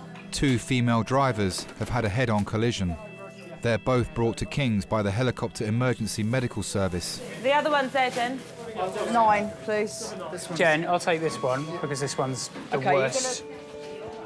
One of the women has a broken collarbone, but doctors are most concerned about 19-year-old university student Ashley, who was trapped in her car until the emergency services arrived. Excuse me, hand over. 2 secs. You do top end, you do primary survey, I'll lead, okay? This is Ashley, a 19-year-old. About an hour and a half ago, she was involved in a high-speed head-on collision with significant intrusion into the driver's side with mechanical entrapment of her legs for about half an hour. Okay, so she's the driver? She was the driver. Yeah. Entrapped for 30 minutes, did you say? Entrapped for 30 minutes by mechanical entrapment of the legs and not there, up there. She was actually... Sam, can you pull the curtains for me, please? Ashley, keep your arms still for me, sweetheart. Good girl. If we've got a road traffic collision, we're expecting lots of different injuries, some that you can't see, and some could be to do with their bones, but if it's high speed, it can be devastating. Keep still for me. We're going to have to choose. So Yeah. Ashley. All right, darling. Oh. I'm going to undo the collar. Oh. Ashley, give me your arm. If someone's showing signs of agitation, it could definitely be to do with an injury to their head. A potential brain injury can change your personality immensely. Ashley, you're in the hospital, darling. We're going to make you feel better, all right? Sweetheart. Right. I've got that. You're going to do cricoid. Good. And you're immobilising. Yeah. Due to her agitated state, the medical team need to sedate Ashley so that she can be stabilised for scanning. That'll do. If not, there should be a film. I'm going to give her a big slug of midazolam now, OK? So she has 5 of midazolam. Escorted by police, Ashley's parents are making the 60-minute journey from their home to King's. She was always my ray of sunshine. I was cooking roast chicken, carrot and swede to mash together, potatoes and sweet corn. We were all getting ready to sit down to have Sunday dinner together. That's where Ashley was to come home for Sunday roast. Let's get the collar back on, blocks back on, I'll free you up and you can take some blood. I was about to carve the chicken when she had an accident just round the corner, 2 minutes away.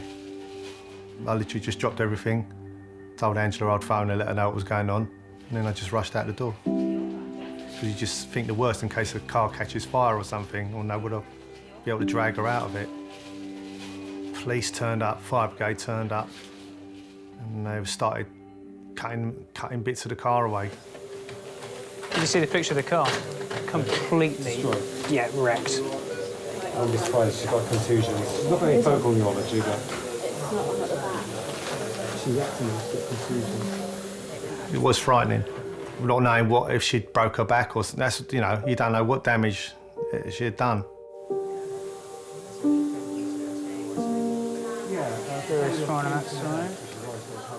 She was a fantastic child. She used to like astronomy. My dad actually bought her a telescope so that she could look at the night sky with him. As Ashley was growing up, I didn't have to persuade her to do her homework. She was very conscientious. She's always loved animals. She's been pulled towards being a vet.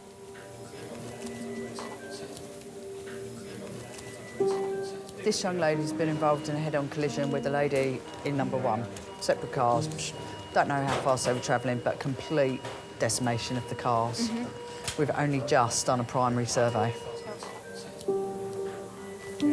My mum always said to me, appreciate what you've got, never take anyone for granted.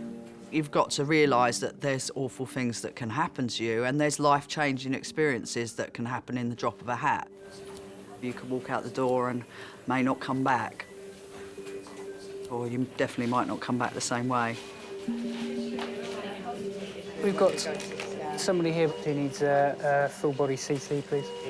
When she got here, she had a GCS substantially less than that and was very agitated, so she's been intubated, ventilated. We'll be ready in probably about 10 minutes once we've got off the scoop and done a few other things. With no obvious external injuries, the doctor's main concern now is possible damage to Ashley's brain. I had a quick chat to the family, just told them that we were going to CT. We don't know anything. We've had to tube her because she was very confused when she came in. And I said we'd come and tell her as soon as we come back from the scan. My biggest worry was that Ashley would lose her fantastic intelligence. She's worked so hard, 16 GCSEs, 4 A-levels, to suddenly think that she wouldn't be able to finish the course that she's studying. It absolutely terrified me. Injuries you can overcome, but if you injure your brain, that's a completely different setup.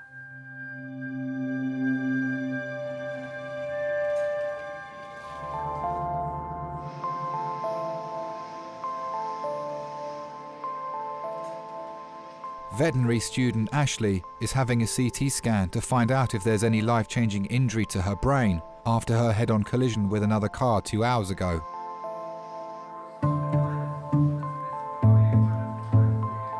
Ashley's mum, stepdad and dad have arrived. They're waiting outside for the scan results. Text Ian to let see if he can let the manager at Dartford know. So she ain't got to worry about the hassle of work.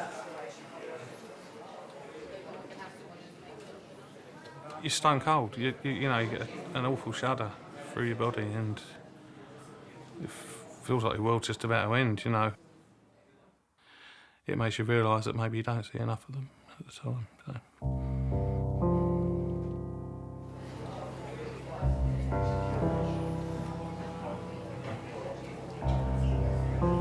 Ashley was 7 when we split. She was quite angry, I think, that her father and I couldn't work things out.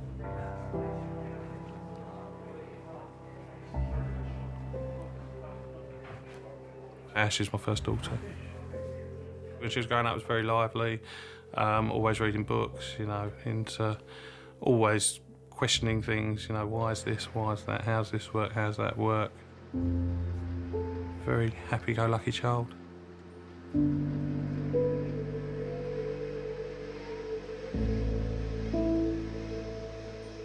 I still saw them quite a lot after we initially split up. But as our lives have gone separate ways, you know, the contact's obviously got less. It's hard. You're going to wake her up soon? I'm not going to wake her up in ED. No, I'll wake her up in slow time, otherwise you'll just be in the same situation you were in before.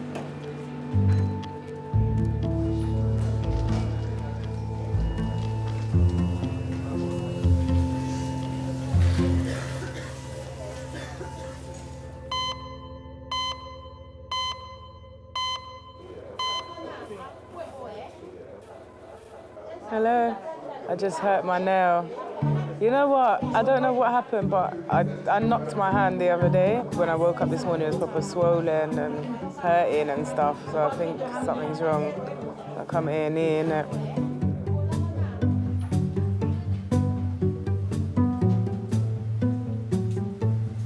So you get bloody freezing rain here, bloody cold. Yeah, burping, freezing cold. Hello, King's Amy. What's her name? Fell out of a tree. Fell out of a tree, yeah. Yeah, and we'll call Kate.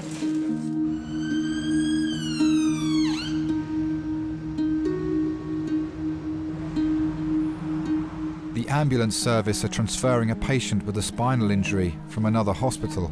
Oh, hello. It's a trauma consultant.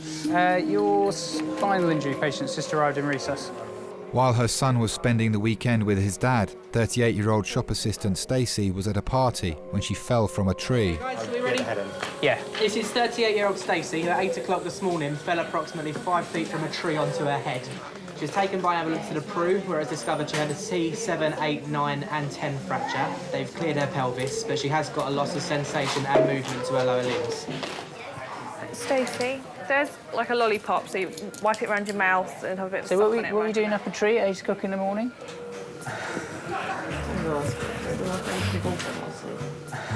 Divorce party? Yeah. That's new. I've had a very quick look at the images, the pictures they've sent over from Bromley, and it does look like you've got some damage to your back there. We're going to re-CT the whole spine, chest up to pelvis. She's the absolutely crazy one. I'm the boring one. If it's going to happen, it'll happen to Stacey. I saw her the night that she was going to the party. I went round to her house. She was going to go, and then she wasn't going to go. And then I said, you're sitting here on your own. I'm going home. Go to the party. She said, but I've got work the next day because she had work on the Sunday. I said, yeah, it would be sensible, have a couple of drinks, come home at 11. No. It was an all-night party. And the accident happened in the morning. Her friend Laura and ex-boyfriend John followed Stacey to King's when she was transferred. Who's next of kin for Stacey?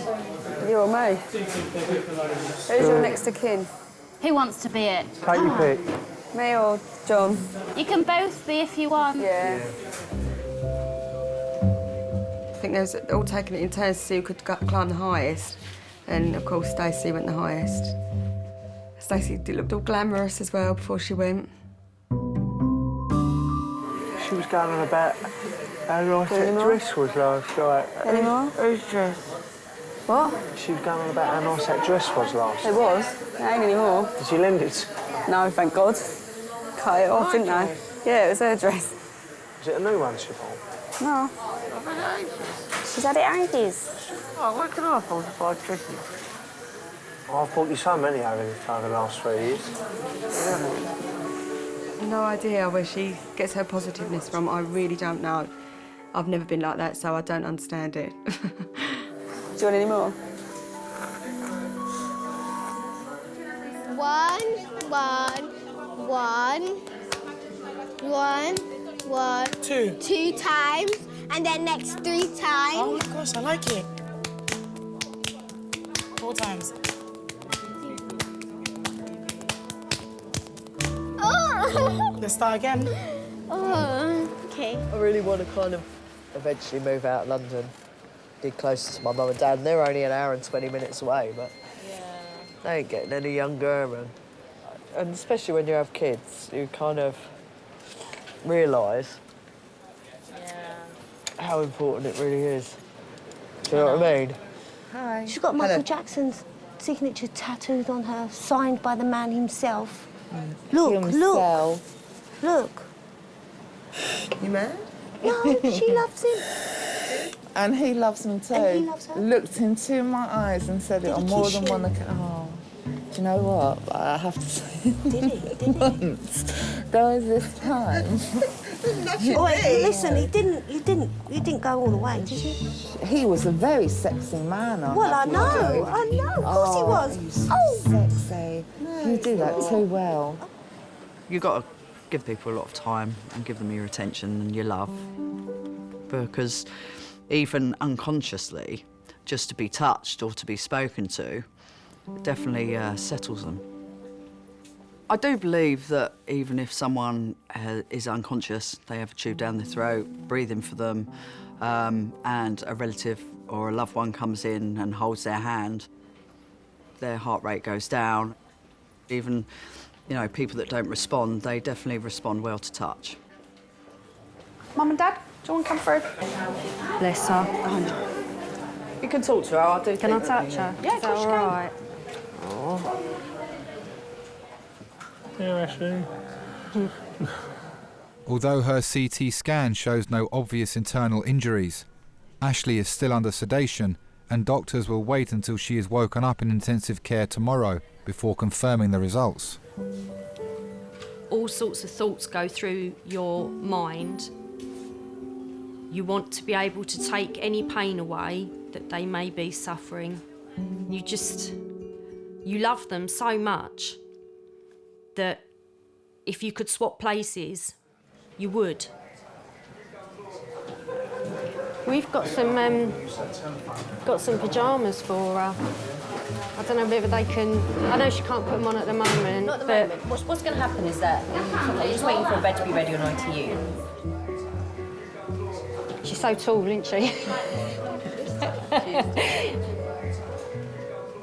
Well, I hope she takes after me in a lot of ways. That would be nice. PlayStation, Xbox, computer games and things like that she definitely gets from me. The brains she definitely gets from my mum.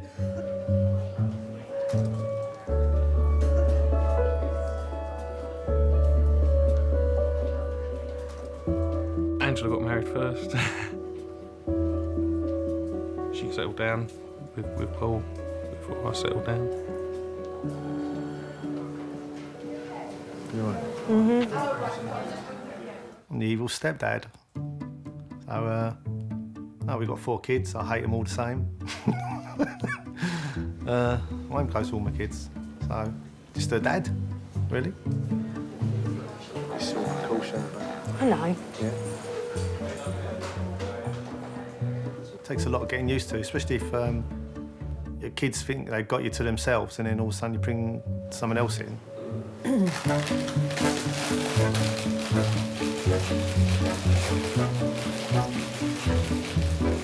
What's lunch?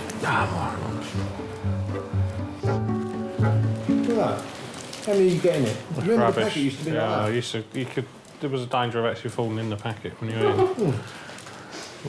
They were 7.5p as well, weren't they? They used to be like 3/4 of that on top.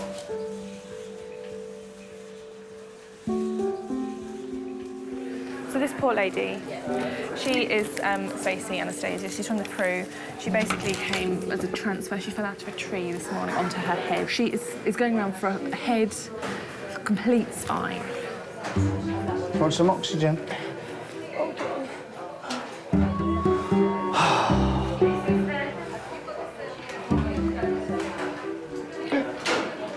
I don't know what to do. I don't know what to do.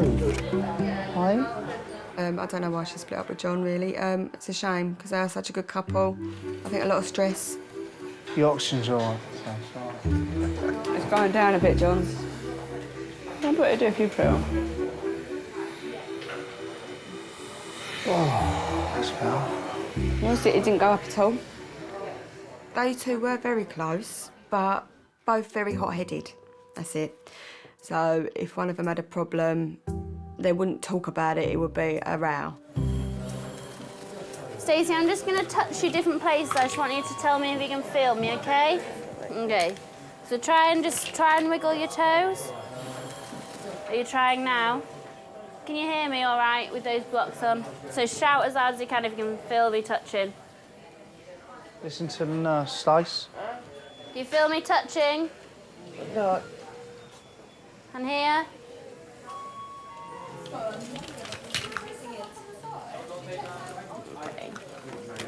And it's about there, isn't it, where you start feeling it? So here. Okay. All right, perfect.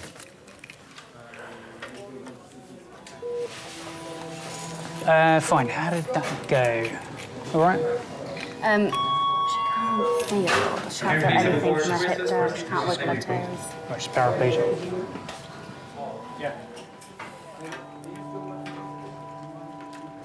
I think she just thought she was going to be OK. I don't think she realised the damage she'd done. All right, sweetheart. Let's get you around. No. We need to just go around and scan. She really didn't realise she'd broken her back. I didn't either, until the doctor came round and started sticking pins in her feet. And that's when I realised she couldn't even feel them. She couldn't feel her feet at all. That's when I really did panic, because she didn't even know they were doing it.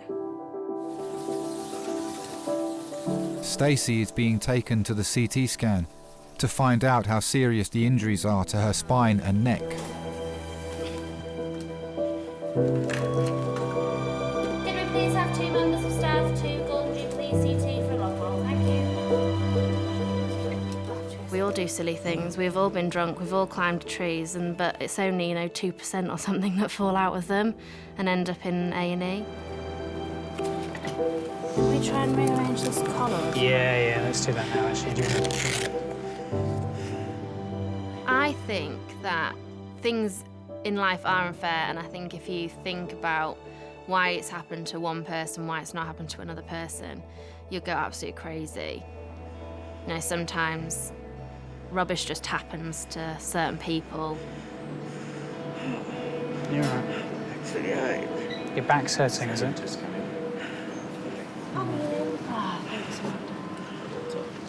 So we're going to roll you and move you across this thing. You going to be all right? Or do you want some more pain relief? Lots of pain relief, please. I think we're going to need to give you a bit of stuff before we move on. You're not very happy. Let's give you a bit more morphine. We'll give you a bit more stuff before we move you, okay?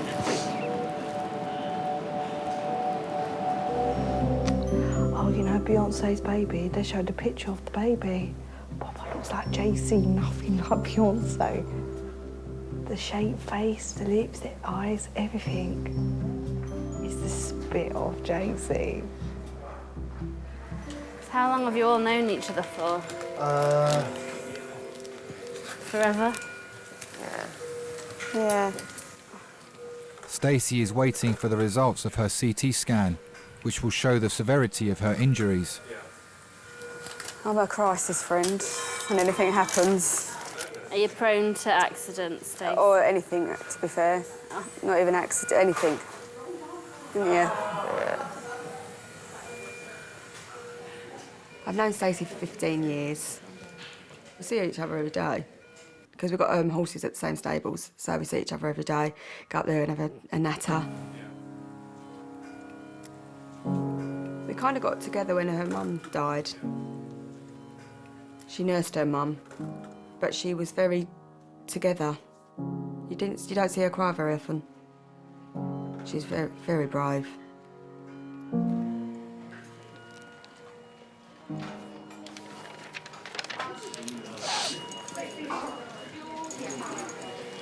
Hello. Hi there. You all right? Yeah. I'm one of the trauma consultants working there. Stacey, you all right? Do you don't mind me just chatting to your friends? You fine? Okay.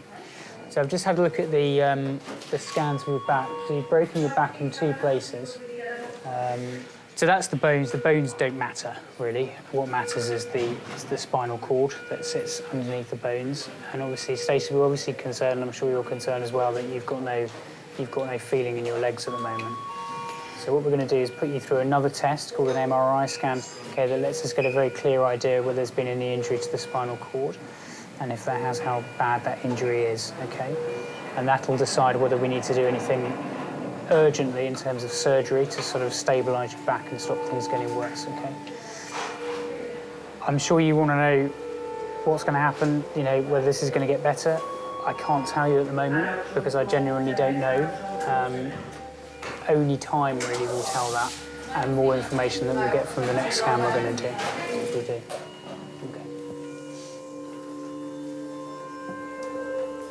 So I was thinking, what is she going to do if she can't walk? Who's going to look after her? Because I just don't know. I was her next of kin in hospital. She hasn't really got anyone, family-wise. Calm down, do you want some oxygen? Do you want some oxygen? No. I think where she's obviously had to get used to it, where she said, no, Mum, her dad lives far away, so she doesn't really see her dad. We didn't even know how to get in touch with him that night. So, yeah, all she's got is friends.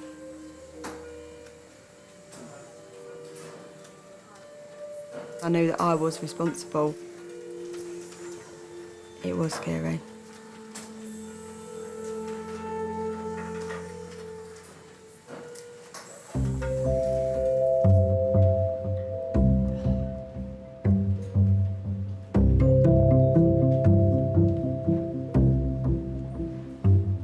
Peter was brought to hospital 2 hours ago with abdominal pains. Let me just ask you first, your pain in your tummy and the swelling, how long has that been there? Well, it's been a reoccurrence. I've been twice Yeah. in the Kings, and it started again recently. Right. So how long's it been like that? Well, since I came out after the endoscopy thing, you know. Yeah, endoscopy. So you're saying about your diet, are you just drinking, not eating food, solids? Well, I'm trying to eat, but I found bachelor's chicken soup had helped me a great deal. Hot. Yeah. I like Andrew's liver salt. You must be in the minority there. Is it? Well, it's good for the I know it's good stable. for having a little clean out. Yeah, and then I like my milk. Yeah. Because that does help, you know. No, I've been very lucky. I've been around the world 4 times. Twice on the motorbike, twice on the car. On the motorbike, yes. Yeah. That's something. That's life without a wife, and even worse with one, I'm told. Got 40 mates of mine married, divorced, and I'm still single. Still looking. Still looking? Well, there's no harm in Intelligent, that. good-looking, who likes me. I know. Do you think it's possible? Oh, well, there's someone there. There's a little lady somewhere. I never thought I'd be alive this long without being married. Thought I had children by now, and didn't happen. Right, I'll just print that off, and then she'll come in and take some blood from you, and then we'll see the doctor. She's not taking it literally. No, Not little a pint, needle. Not a pint. No, not a That's pot. all right. Haven't got much in me. Thank you. I'd like to. A lot of people say, I wish I could marry you instead of that rotter. I say, well, you shouldn't have married him, you should have married me. If you to have a drink, you want some tea or something? If it's possible. Yeah, you have sugar. 2. 2 sugars. Thank you. Oh, dear. I never got close enough to anybody that was similar, you know. Like, I'm easygoing. I don't drink, I don't smoke. I don't gamble. Well, I'm horse racing and things like that, the usual. Nothing expensive. No sugar, I'm afraid. I might need to go and whip some from somewhere. No sugar? No, I'm not. It doesn't matter. I'll get some anyway. Don't worry, don't just go out. That's fine, don't worry.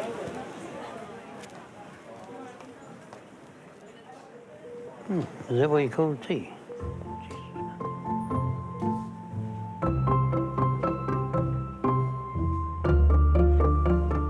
Ooh, it tastes horrible.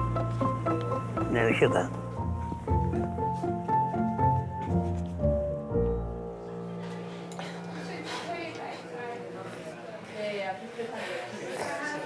Stace, why are you so tense? I need you to relax, yeah? Stacey will shortly be going to the MRI scanner to find out if her paralysis is permanent. I'm really scared. Yeah, I know. Listen, everything's going to be fine. Stace, look at me. You're going to be all right. What's wrong? Yeah. Sweetheart. You won't, because you're going to sing to yourself in there. You'll sing. Eh? Yes, I know you are. Stace, come on, darling. We're here, aren't we? Stacey, look at me. Stace, look at me. Stace. Stacey, lock at me. Don't cry, she'll lose even more fluid. Come on now. It's okay, Stacey. I need this hand to be still, otherwise you can't have the medication, sweetheart, okay? Nurse Emily is giving Stacey some medication to ease her panic attack. Are you starting to feel that a little bit? Yeah? You okay, Stacey? Wow, that's amazing. Just gonna give her a tiny bit of oxygen. Bless her. I can't believe this. Can't believe this. It's just one of those split-second decisions, isn't it? Worst nightmare.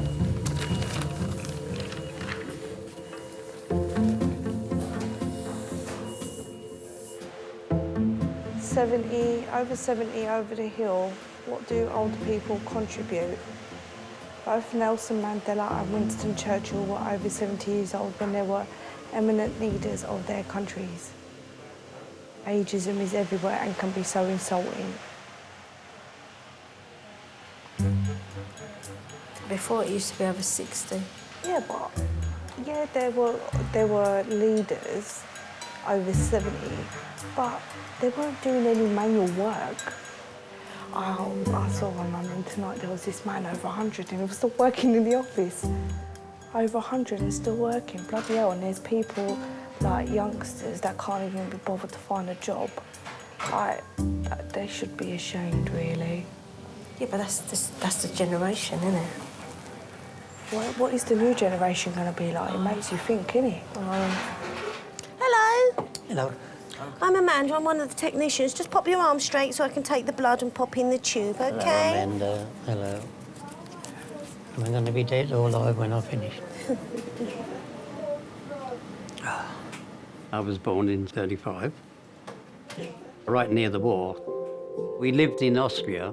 Mother was studying the doctor in Heidelberg, right? And I lived with her uncle and aunt. The Germans came in 39, as you know, and walked in. I mean, not necessarily declared war, but the Gestapo just came in, you know, and boom. And I think you and you, there, you and you, go, cattle trucks or whatever it was, and you disappeared. It seems so strange. All these things, I've never been ill in my life. As I said, I was in the concentration camp for 6 years and never was ill once. Did you? And I weighed 3 stone when the Russians released me. I had blonde hair, blue eyes, spoke German, Russian, Polish. Mother was Polish. We've still got the blue eyes. Yeah, they're And still there blonde's somewhere. a little bit lighter, shall we say. There aren't any next of kin. I'm the only one left. Mother died. My father apparently had been killed just before the end of the war, so I never saw him again.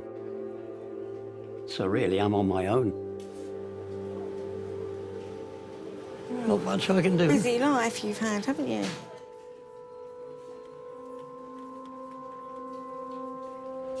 I'll get something. Do you want a pillow? We haven't got pillows, but I can do your blanket at the back of your head. No, it's all right. I'm You quite sure? comfortable. Yeah, thank you. Thanks for your help. All right.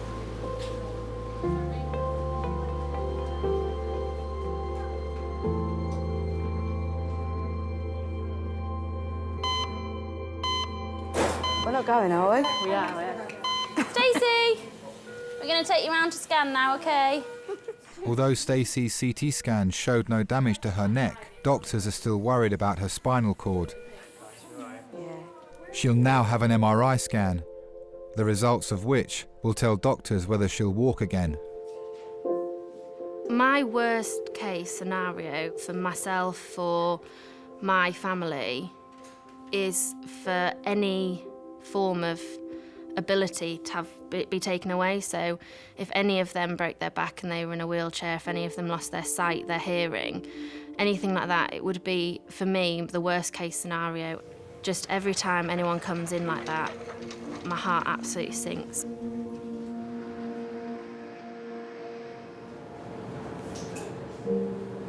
Responsive. Hello. Hi, my name's Michelle. I'm one of the radiographers. We have to do a quick MRI scan for you today. The MRI scanner is very noisy.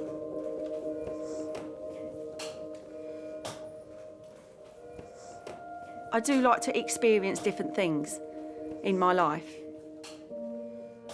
Me and Laura went to Ramsgate last year. We had a brilliant time. It was in the winter and it was snowing, and we took our shoes and socks off and went in the sea just to experience the cold sea.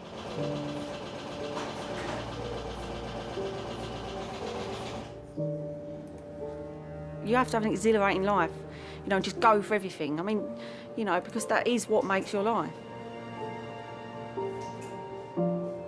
And then deal with the sort of consequences afterwards. But then you have that, you know what it feels like. So I'll always know what it feels like to feel a freezing cold sea on my feet. How are you getting on in there, Stacey? Are you still okay? Lovely, you're doing ever so well. Just be quiet for a moment while I plan the first scan. What do you think of the top of the C-spine there? 2, 3, 4, 5. All right, okay, bye. The C-spine is degenerative change that he said about, so it doesn't need any further imaging, so that's fine. So did he think it was just swelling as well? Yeah, he said it doesn't look like anything. Well, that is good news. It's good news.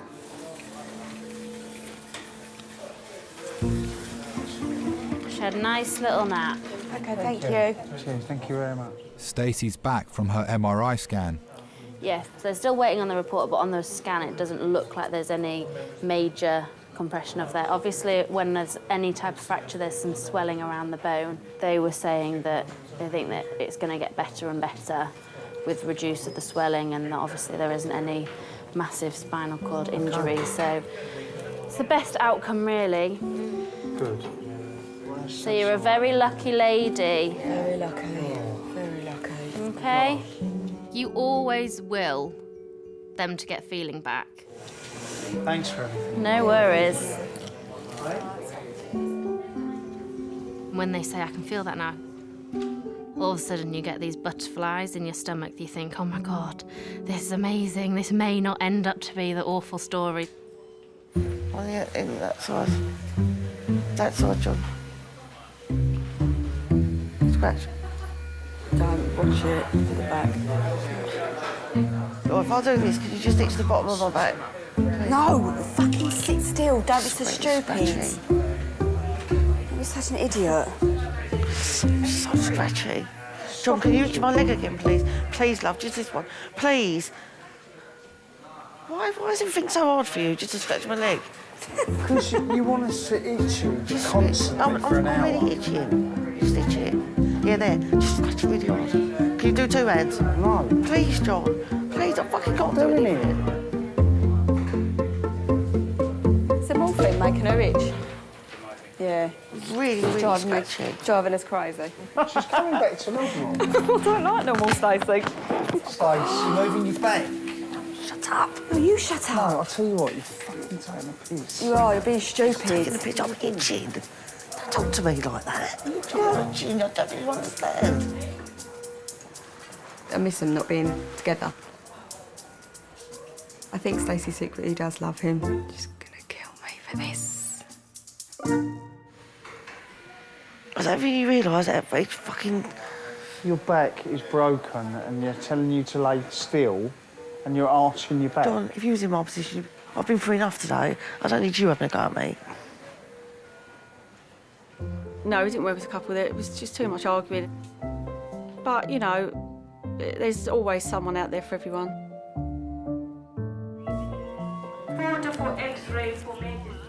Okay, we're going to take you around on the trolley. And if you don't mind, they're going to transfer you onto their trolley when you get round them, okay? I have to be realistic. If somebody came along, I mean, I've had offers from younger people, right? But I don't think that would be sort of practical. I am getting on a bit. What about my stuff? Have you got anything valuable in there? Of course I have. Okay, take it all with you, okay?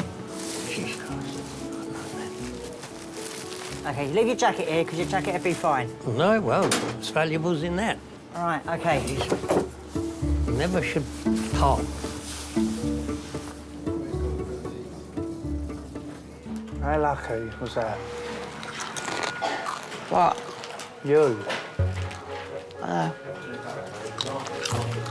Thank God for that. No, I'm concentrating on getting better. Can you believe I broke your back? In 2 places. Mental, isn't it? Yeah. Thanks for coming down, Don. Oh, you know I'll come down, right? I'm going to let you go through this on your own, am I?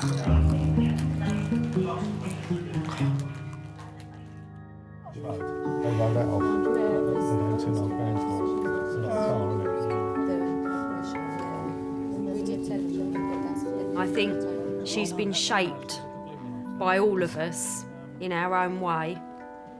Whatever she ends up doing in later on in life, I will be proud of her.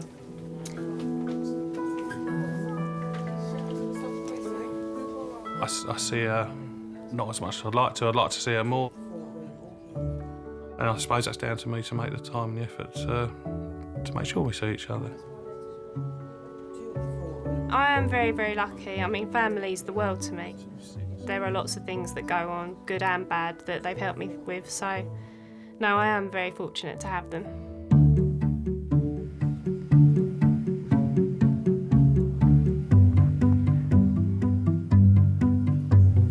She does make a nice cup of tea, but she never liked putting sugar in it.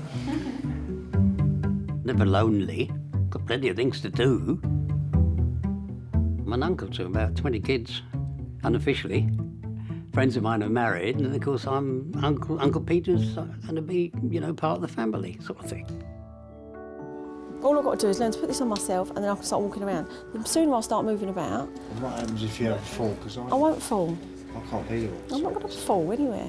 I'll have helpers and stuff, but once I'm steady on my legs, I'm going to be fine. There's no point in me staying in hospital. I've just got to get strong and up and out.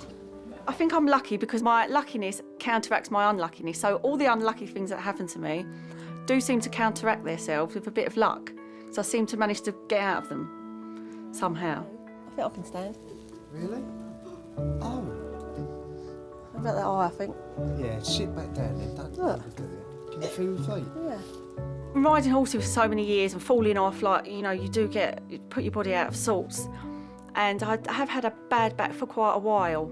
I used to sort of go into bed and get up in the morning. It would take me ages to get out of bed because my back would hurt. But since I've done this, I just spring out of bed. So I think it's probably realigned my spine. I don't know, but I don't have a backache anymore.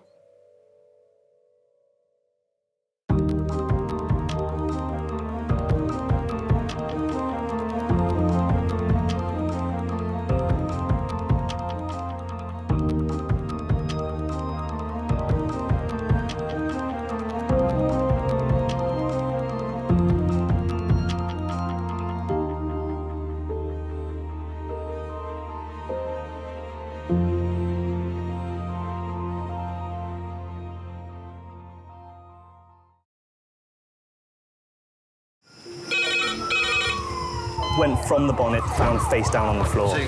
Pediatric trauma. It's a stabbing quadrant. 25 feet from a ladder onto his back. He's really unwell. I think anaesthetics need to see him before he goes to theatre. Daphne? Daphne? How is everybody then? Chilling? King's A&E, how may I help? King's College Hospital, London. I got stabbed. I know, it's annoying. My head. One of the busiest A&E departments in the world. I want top to toes, head, chest, abdomen. A place where love, life, and loss. Don't bloody die. I love you too much for you to die. Unfold every single day. All the patients you're about to see were treated in just one 24-hour period. A&E is always like a traffic jam. Can we get a trolley? You've got to realise that there's awful things that can happen to you. I'm so sorry. Life is unpredictable, so it's important that your nearest and dearest know that you love them. You have to tell them that you love them. You must get better and come back to me. I don't want to lose you. Because there may come a time when you're not around to tell them.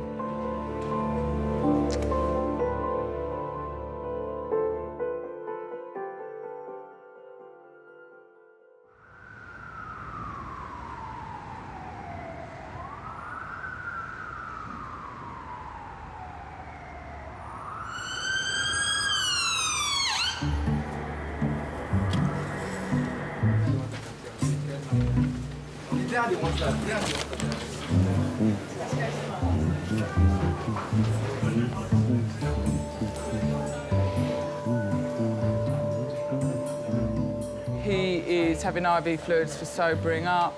This man's absolutely hammered. Naomi stuck a line in him and he pulled it out. And he then threw himself on the floor in the cubicle. I like that name, Lopez. It's a great name. Or Jesus, I love the name Jesus. Yeah, Jesus, that's a great name, because it's spelled Jesus, but it's pronounced Jesus. A is still having his fluids and waiting on sobering up. He'll be here till this time tomorrow. The new man gone into 15 who's drunk, who's fallen over and hit his head. Saturday night, darling, and I'm afraid the drunk head injuries come in on a Saturday night.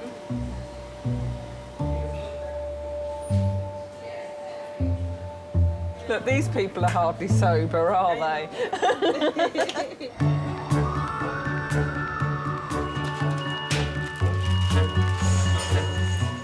2 minutes. Head injury, 27-year-old head injury. We know nothing more. Dr. Fleur is the lead consultant on duty, responsible for every trauma case that comes through the doors. Quite combative and aggressive with alcohol, so I called security. Okay, great, okay. It's her first week in the role. Do you want to just try and keep quiet? Go across the lounge to that side. Lovely, okay. Okay, sir. Thank you. So we don't seem to have an immediate airway problem.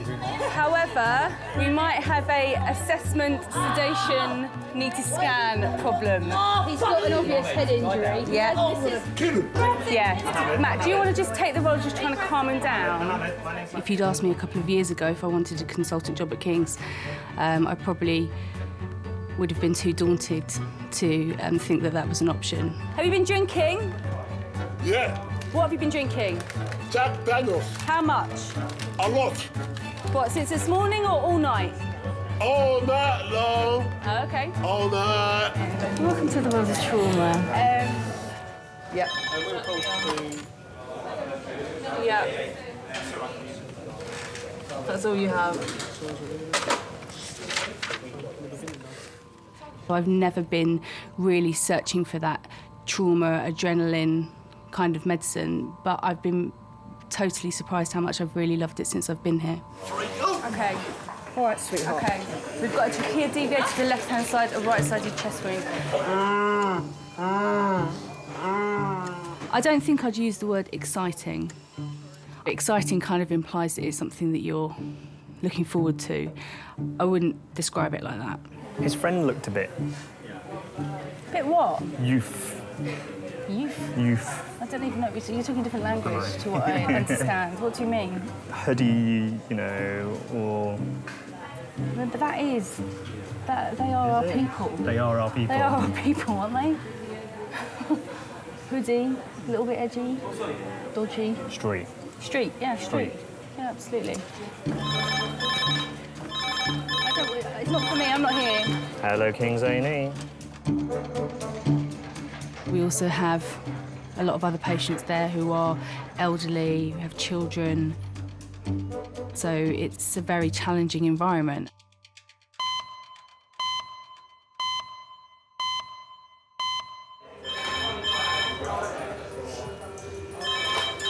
Hello, Kings.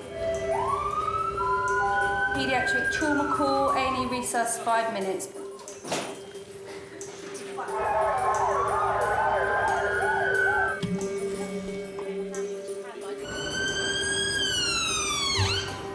Paramedics have been called to a flat where a 12-year-old girl has fallen down a flight of stairs. 8-year-old that's fallen down some stairs, C-spine immobilised.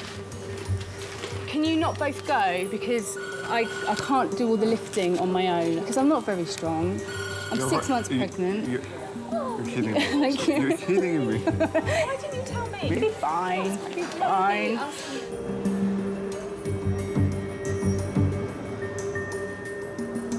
When they walk through the emergency department door, they're often at their most vulnerable and most scared.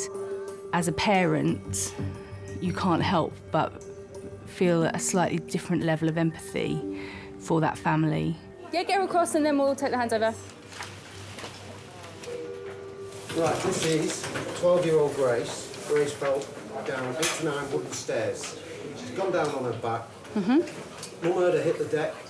She was grey and sweaty and hyperventilating. So when we got there, she was crouched over, complaining of back pain all the way down and C-spine tenderness all the way down. Okay. Okay, Grace, we're just going to check you out first, okay? We've got a pulse of 94. We're just waiting for a blood pressure.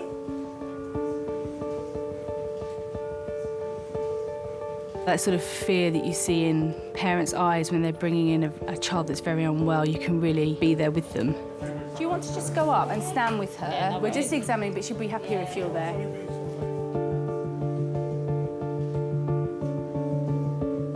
The way she fell and, you know, and how she did look, her face was grey and I've never seen her look like that. We felt the pelvis. Just feel gently around the pelvis. You're doing well, Grace. Does this hurt? Yeah. Where I'm pressing hurts? Okay. That hurts? Okay. It's that bond you have with a child, with your own child. You know, it's you don't have to think about it. It's just an instant reaction to their needs. You just know instantly that that's your child and you would do anything in your power to protect her. But we need to do a log roll and examine the C-spine and the rest of the spine as well. C-spine. You can only imagine how terrifying that must be to be strapped down in a place you might not even know where you are. Some tenderness over the left iliac crest. And all that they can hear is the voices of many, many people. Grace, my name's Fleur. I'm one of the consultants. Now, when you're lying there now, can you tell me where it hurts the most? Yeah, more around the neckish, backish. Neckish, backish. Yeah. Okay, well then we need to examine your neck and your back, okay?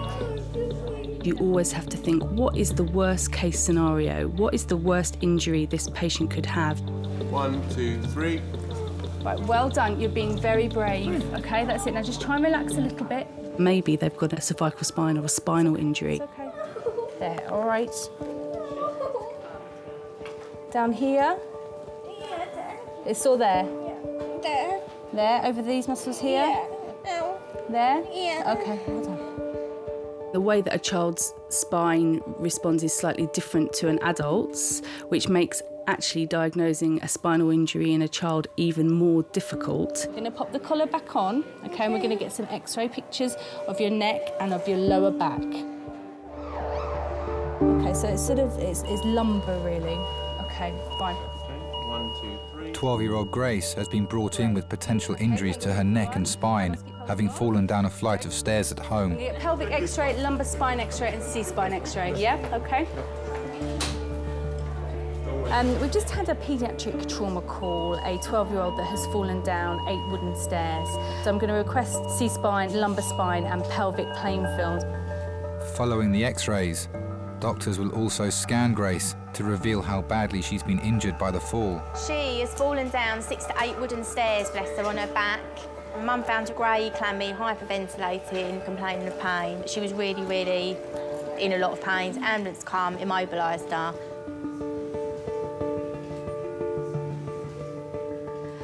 She wants to be a singer. She sings from the minute she gets up to the minute she goes to bed.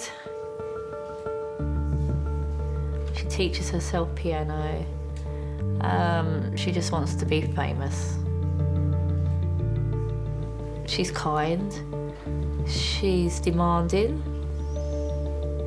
She's caring. She's everything, really. Everything.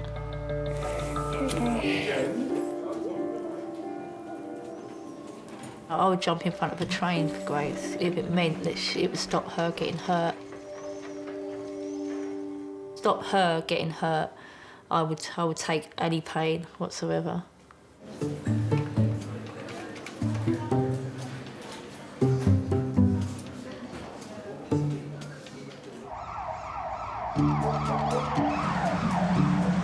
Swing your legs around for me, Sam.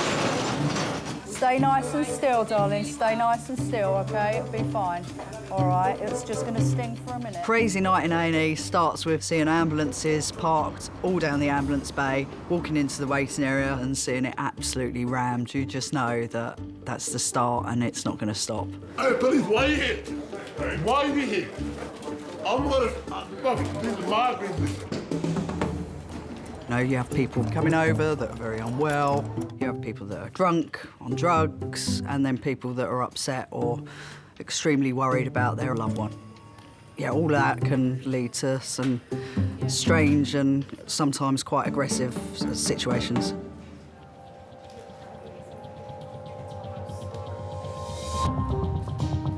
I mean, what are the police doing tonight? Are they bringing everything off the street? Seriously, look. Hello. You all right? What's wrong with this charming man? Police have escorted a man into King's A&E. Get him in next door, I'll sort him out quickly. Right, let's get him into number 4, please. Let's sort him out and get him out of there. He's been tasered. He needs quick, brief medical clearance, and then can we get him out of here? That'll be us stabbing, I think. 3 sus. It's busy, it's noisy, there's always police. I'm worried about your head injuries. Because you've got lots of bumps on your head. It's cool, baby girl, it's cool. No, I don't think it is. You all right? Well, no, because this is going to cause me a lot of aggro. Well, they've tasered him, and they're like, well, he's very subdued now. Now, the police had to be called because he was so violent and aggressive on scene. They've tasered him, and of course he's subdued now, but that means they want to leave. So I'm going to end up having an argument, me feels. If he's been really aggressive with you, I can't allow you to leave. That'd be lovely, thanks. Patients are often under the influence of alcohol, so they can be quite aggressive. I know that fucking house. I love this shit. I love this shit. When we get people in that are aggressive, I always make sure that I tell them that they need to have a bit of respect, not only for myself and my colleagues, but also for the other patients and relatives that are in the department at the time.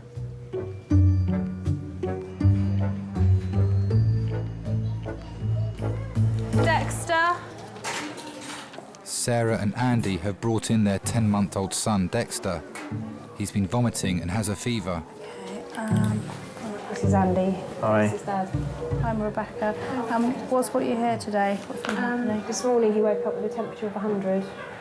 I gave him some Calpol, and he had his breakfast fine, but then he had a 3-hour sleep, which is unusual. Okay. And then when he woke up, he then started to cry. His teeth were chattering.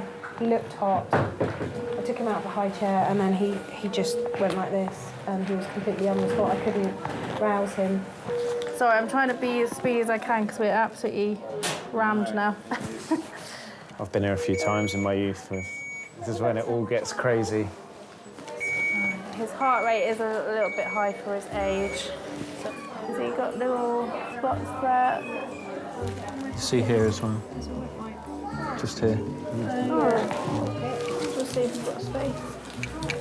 Can we pop Dexter, 9 months old, to try and catch a urine? We should check his blood sugar and give him electrolyte. All right.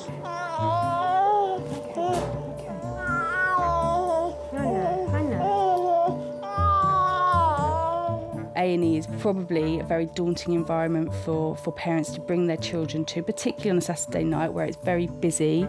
There's a lot going on that you may not want your child to be exposed to, and therefore, if you're bringing your child into that environment, you must be really worried. Can I have a porter to resuscitate patient to theatre? Thank you. Amphitheatre. No, to resuscitate a patient in theatre. So it died. Somebody stopped breathing. You need to get someone in, get them breathing again. Yep. Can I cancel the porter to resuscitate you? It's either few or he's dead. 5 a day? It's one or the other, isn't it?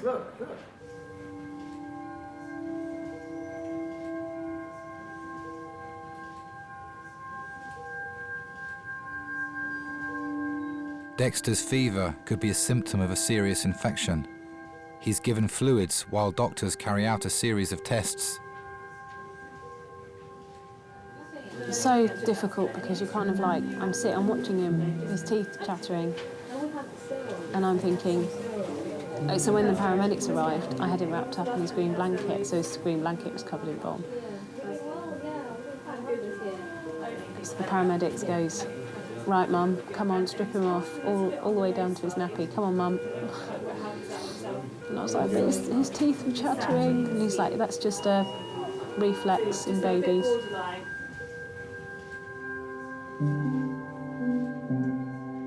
That's why I blanked my mind out to it. There's no point worrying about that worst case scenario. You know, just be optimistic. Just think it's going to be okay, and if it's not okay, then you deal with it.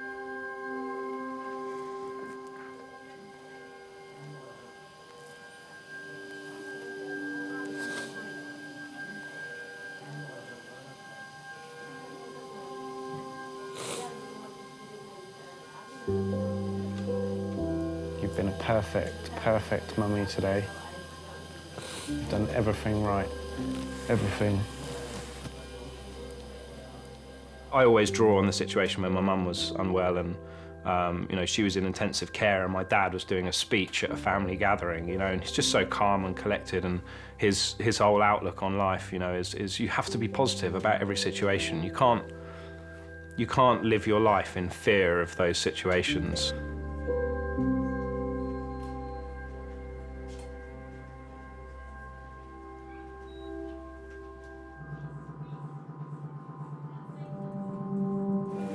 Grace has sustained potentially serious injuries to her neck and spine after falling down the stairs at home. Doctors are taking her for a CT scan to assess the extent of the damage. 1, 2, 3, move. Where's your mum go? She might get some mum out. Just through that door. Yeah, go through that door. Just while we do the... Yeah. Okay.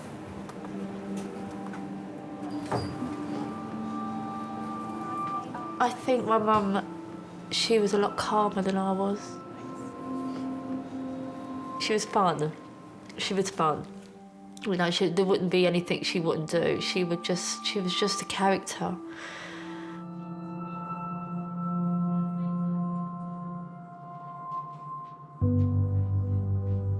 Her funeral, the whole of Bermondsey came out for her, which was amazing to see all the young kids. You know, it was just amazing to see that they all came out, you know, to pay their respects. Well, for a little old Irish woman.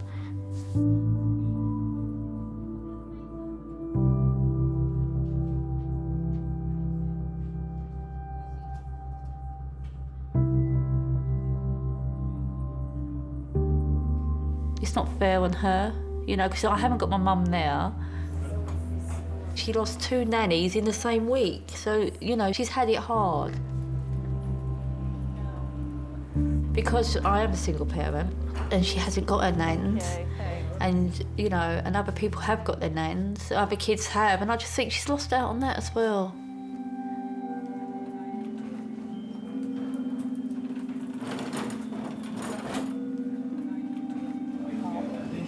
How are you feeling? I'm all right. I just want it to be morning time. Yeah, it'd be nice. I'm not really enjoying tonight. Hello, King's Resource. Yep. 4 from 3 floors, 10 minutes. We're going to have to take... 5, right? No, there's someone in 5. 6, sorry. 4. I wager he'll need a bed one way or another. But what bed, I don't know. Has that gentleman over there got a bed in ASU? Do you know? On shift to oversee the hospital tonight is Gordon, King's clinical site manager.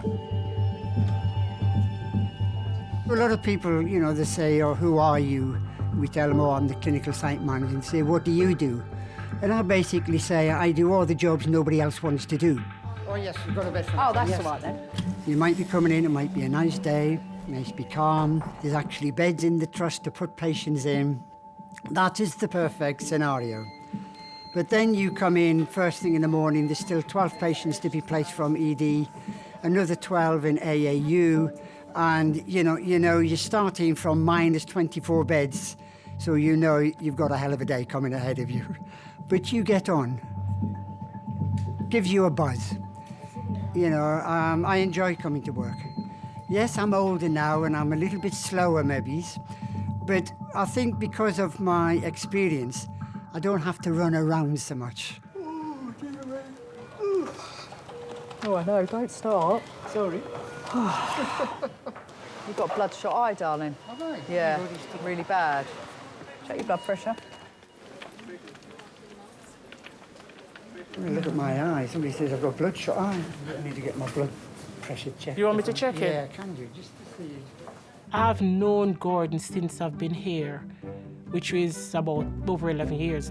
You know, the first thing I'll always see when I say Gordon, I say, do we have any beds? And he would say to me, you are joking. Gordon's having his blood pressure measured, as it may be the cause of his bloodshot eye. You have high blood pressure? No, we don't.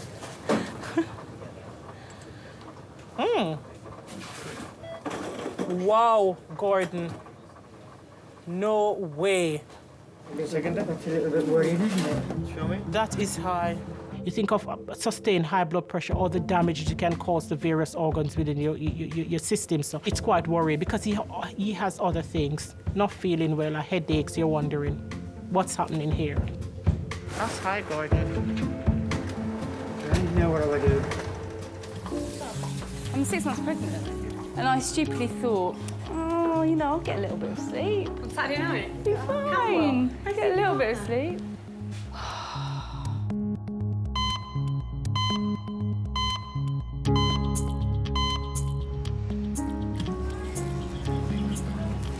No, number 4, please. Don't like 6. Number 4. Spit it out for us. Spit it out. All right, it's very good. Good boy. You know, there's no point being, oh, poor you, poor you.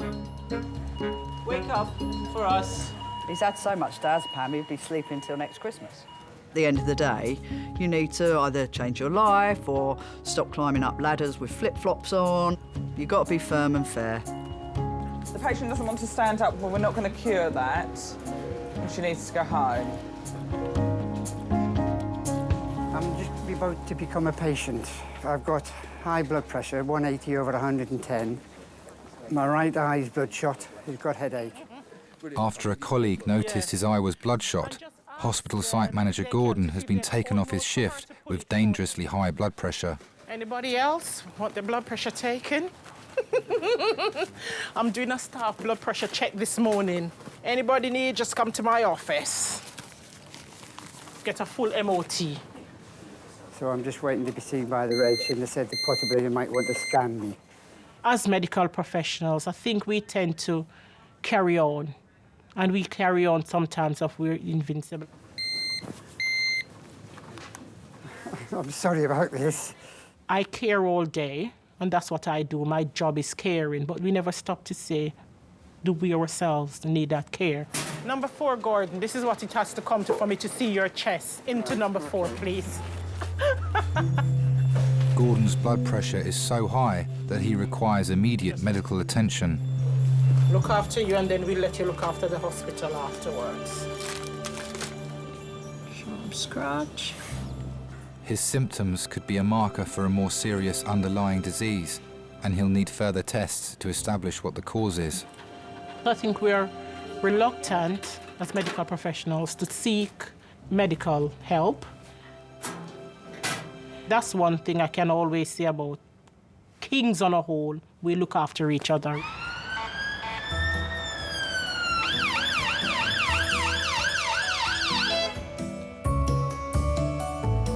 He had 15 milligrams of IV diazepam and 5 milligrams of PR.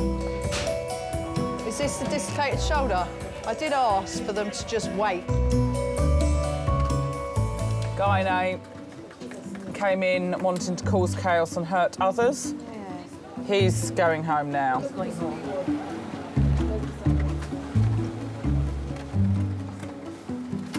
I was in so much pain, I didn't know what to do, Stuart. I thought, oh, am I going to have a major heart attack? 88-year-old Irene has been brought in by ambulance suffering with severe chest pains. I thought, oh, it must be bad, because you never pulled the alarm, even when you fell over last time. No. Thrown everything in the car and rushed up from Margate. And I thought, oh, I don't want to phone any of you, you know, because you'll be worried. All the time I was driving up there was thinking, will I still find her alive when I get there? 2 hours is quite a long time if you've actually have had a heart attack or something. A horrible thought going through your mind, really. You got a headache? Headache, bum ache, belly ache. Everything. Oh. Hello there, is it Hello. Yes. Hi, how are you? I'm all Could be better. Silly question when I'm in hospital. What happened? I've had a heart murmur for years, and this morning it hurt, and in the end I just had to push my button thing. Okay. Where, do you live in a warden-controlled? Yes. Yeah, okay. And how bad is it out of 10? Well, 10. I love elderly patients. I just think the stories they can tell, and they've got so much balls and you know, they've got a bit more backbone. And what medical problems do you have? None really. I'm quite a healthy person. I've got a cyst in my stomach. Okay. 2 hip replacements, a knee replacement, this shoulder, and I should have this shoulder and this knee done, but it's not the operation, because it's that wretched anaesthetic. It makes you so daft. Yeah. My son says, "You're dafter than usual, Mother." My mother's always the last one really to say that she's ill. She'll always say she's okay, even when she's not. What, are you taking any regular medications? It's in there, my Diagnostic box. Is it this? Yeah, that's what I take. And when we think she's unwell, when we ask that, we call the doctor really, because she won't call the doctor to come and visit, so we call the doctor. But even when he comes in and asks, you know, how are you? She's like, oh, I'm fine. So you never quite get to the bottom of it. So I think we need to do some blood tests as well. Yes. Just to have a look that there's nothing else going on. Yeah. And also do an X-ray of your chest. Can I approach to recess, please? That's supported to recess. You know, I always say that we think we plan our lives, but we don't really. They're all planned out for us from the day we're born. Describe Les. Well, he was just a very nice, caring man. I hardly saw him.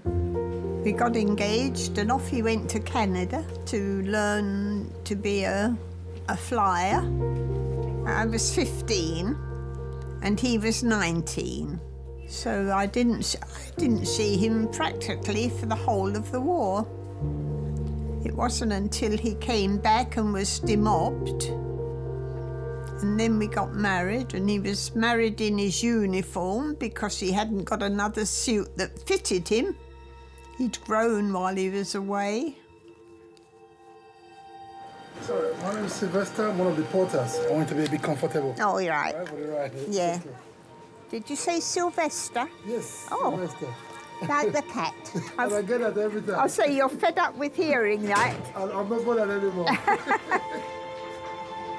I mean, you've got to remember what they've seen, what they've gone through. We have got no idea that we're born now, you know, and I do. I just think the older generation are absolutely incredible. Have to pretend your name is something else. The war, the bombs, they're very different. Frightening times. I remember one night when I was lying in bed and I woke up one night and I could see these boots marching past the window and I was terrified. I thought, we've been invaded. But it was the Home Guard doing their practice. Yeah, I always remember that.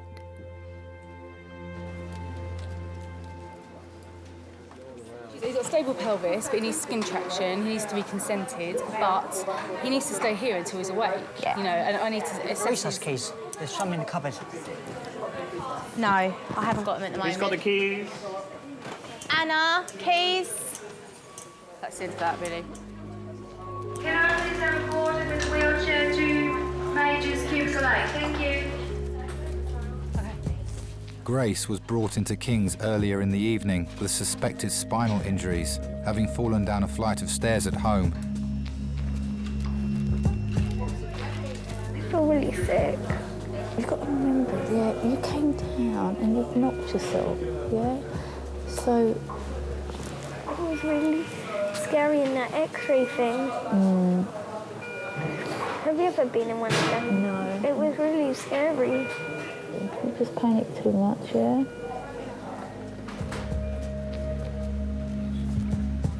Doctors are waiting for the results of Grace's scan to see if the fall has caused any serious damage to her neck and spine. Have you got any funny feelings in your arms? Do they feel weak or pins and needles or anything like that at all? No? Okay, let me just have a look at them. Like this. Keep them up even when I press on it. Keep it up, keep it up, keep it up. Keep it strong, stronger, stronger, stronger, stronger. Don't let me, don't let me. All right, thanks. This might be them now. Hello? Hi. Okay. Yeah, I thought so. Bye. That's all. I think it all looks all right. Yeah. I think your X-rays look all right. So what I'm going to do is just take this off. When they first come in, they look one way, and then once they've been woken up and all of the blocks have come off, it's just amazing to see who that person really is. Ready, slow? Yeah. The all clear means that Grace's neck brace can be removed. Put your socks on first, Grace. How does that feel now that's off? Wow. Not very nice, this, is it? It's a bit uncomfortable. Tomorrow when you wake up, I think you're going to feel worse than you do now. Okay, because all that bruising where you've taken, everywhere's taken a bit of a bang. Okay. All that bruising is going to come out. Yeah, no worries. Shall I sit you up just a little bit? Okay. Yeah? But Dr. Fleur will keep her under observation to ensure that she is safe to go home. Do that if everything is okay. Yeah, that's fine. All right, lovely. Thank you. Thanks. I never really had that chance to experience or show my mum the woman I am really now, and also the mum that I am. I never got that chance. I think that she would be extremely proud. I think that she would be... I think she was always worried about me. Take it slowly, because you haven't been standing up for a long while. All right. Thank you. Yeah, I think she'd be proud.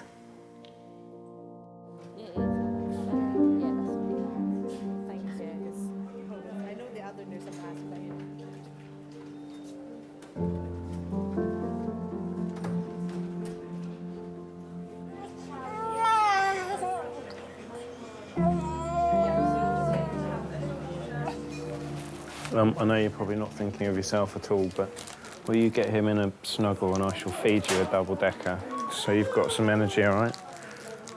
10-month-old Dexter is under observation, having been brought to A&E with a high temperature by his parents. No, you can't have any double-decker.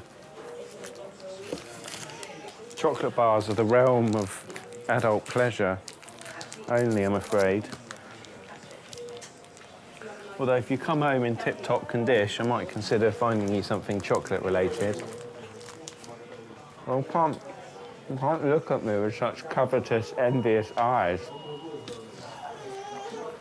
You can just pick the bits off of Mummy's boobs.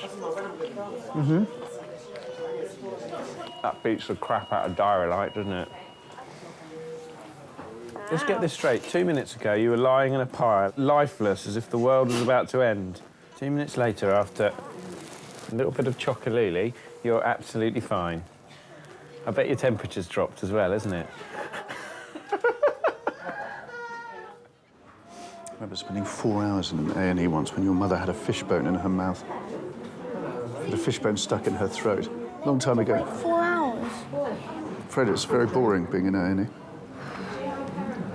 You see, what happens is that if someone comes in after you and they think it's more urgent, it's a more urgent problem, and sometimes that's like a baby or something like that, you know, then they'll get to see the doctor before you. It's just the way it goes. Yeah.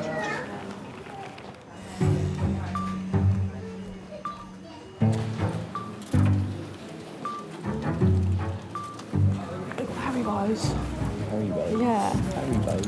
Hands on the other.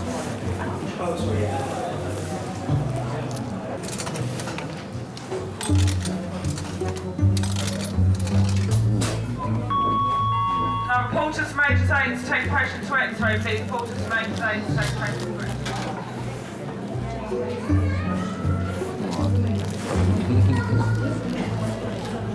What, entertain yourself? Can I have a high speaker to resuscitate to top of the... You're off, boy. Yes. Look at him. Oh, wow. You're smiling as well. He had a 40-degree fever, and he had a bit of double-decker, and then he livened up a bit, and then another bit, and then another bit, and then suddenly said you need to get a stack of double-deckers in here, and then your waiting list would be down in no time at all. Oh, wow. Chocolate is the universal medicine. I think that's just where my father lives strong inside me. It's that until the worst case scenario comes to fruition, don't waste your time worrying about it. Love you. Love you too.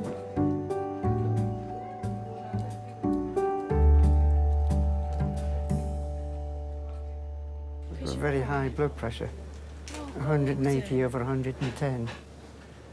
I've got a headache and I've got a bloodshot eye. I said to you, didn't I, if you got a headache? So we're just waiting for the blood results. Doctors have ordered tests to find the cause of Gordon's dangerously high blood pressure. It's just you don't think about these things. No. You know, you just plod along and... You have to be fair, you haven't really been well for a couple of days, you're breathing and stuff Yeah. as well. I've just been tired. He was admitted earlier into A&E whilst working his weekend shift. Got to remember, you know, I'm not a spring chicken anymore. I'm the oldest in the team now. So it takes its toll.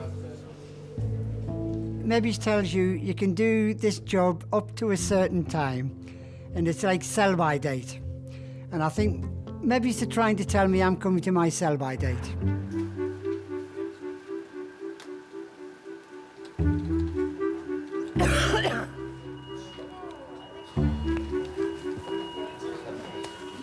Welcome to World War III.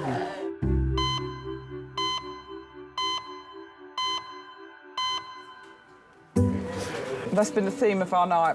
Punching and kicking nurses is the theme of the evening. I'm not walking on your nice floor, OK? We kind of survived. Oh.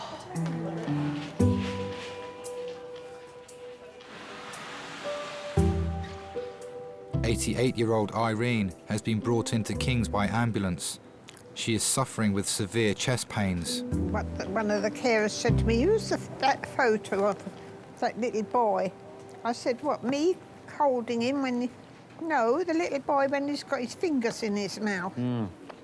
Oh, I said, "That's my Adam." That's Adam, yeah. She said, I used to do that. She said, and I still do it. Ah. Oh, dear. I don't think he does it anymore. No. Not like you when you were a baby. Yeah, thank you. Don't want to Your go green rabbit that Auntie May made you. Yeah. You'd had one ear up your nose. You don't ever stop being a mum. You always worry if something has happened to them. Not much to do. Yeah. Yeah, big babies. Because they are big men. I think they've all got a 46-inch chest. Yeah. Okay, your heart tracing is actually fairly normal. Something like that. No, that's... Which is good. Okay? Yeah. So I'll probably move you into one of our areas a bit more comfortable than being on here, Oh, okay? right. While we wait for those test results to come back. Okay. And if they're all normal, I think you can go home. Oh, good. Okay. Makes you realise that, you know, your parents are getting older and they actually need a bit more care and attention now than they did. You always get used to them just being there and being sort of someone you can call on and ask to do something, and all of a sudden that's not possible anymore. And it happens to us all in the end. It's just, you know, you see it, you know, I suppose you get a view of mortality, don't you, really?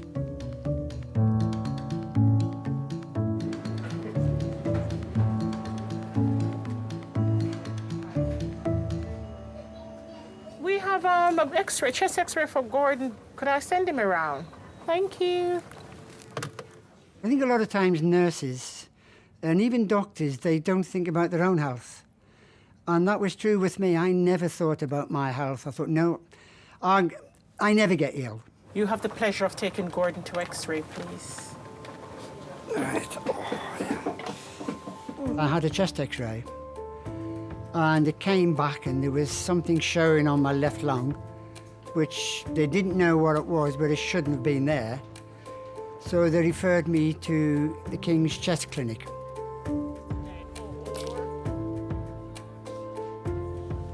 The first thing that comes into your mind is cancer. They made arrangements that I went for a special scan called a PET scan. Had the scan, then I went back to the clinic and I had lung cancer. But because somebody noticed it and said, let's just check your blood pressure. And by that one single blood pressure check, that's how everything was picked up. Possibly could have saved my life. Because now I'm getting the treatment for my lung cancer. Because if I didn't know that, goodness knows how long I could have gone on with this, not knowing.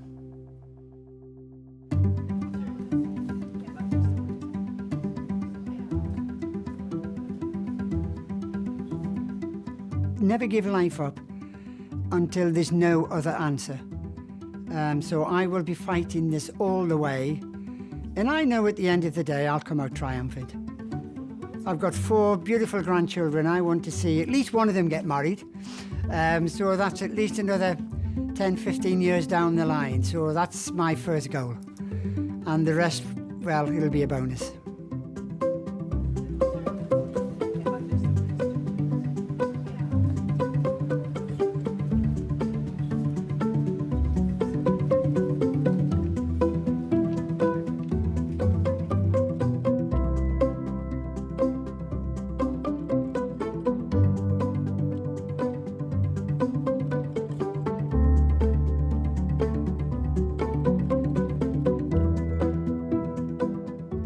I paid for my funeral. I thought that's something less for my sons to get upset about.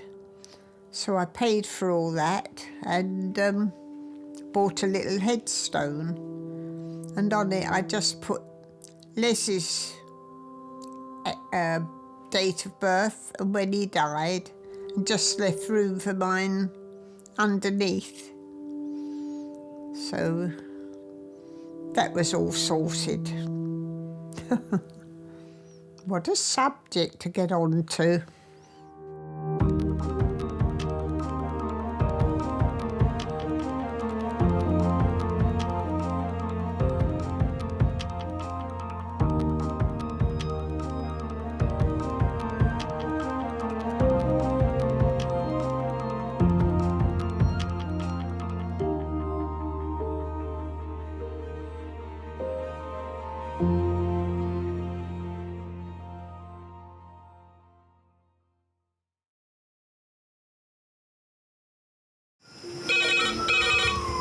Went from the bonnet, found face down on the floor. 2, 3.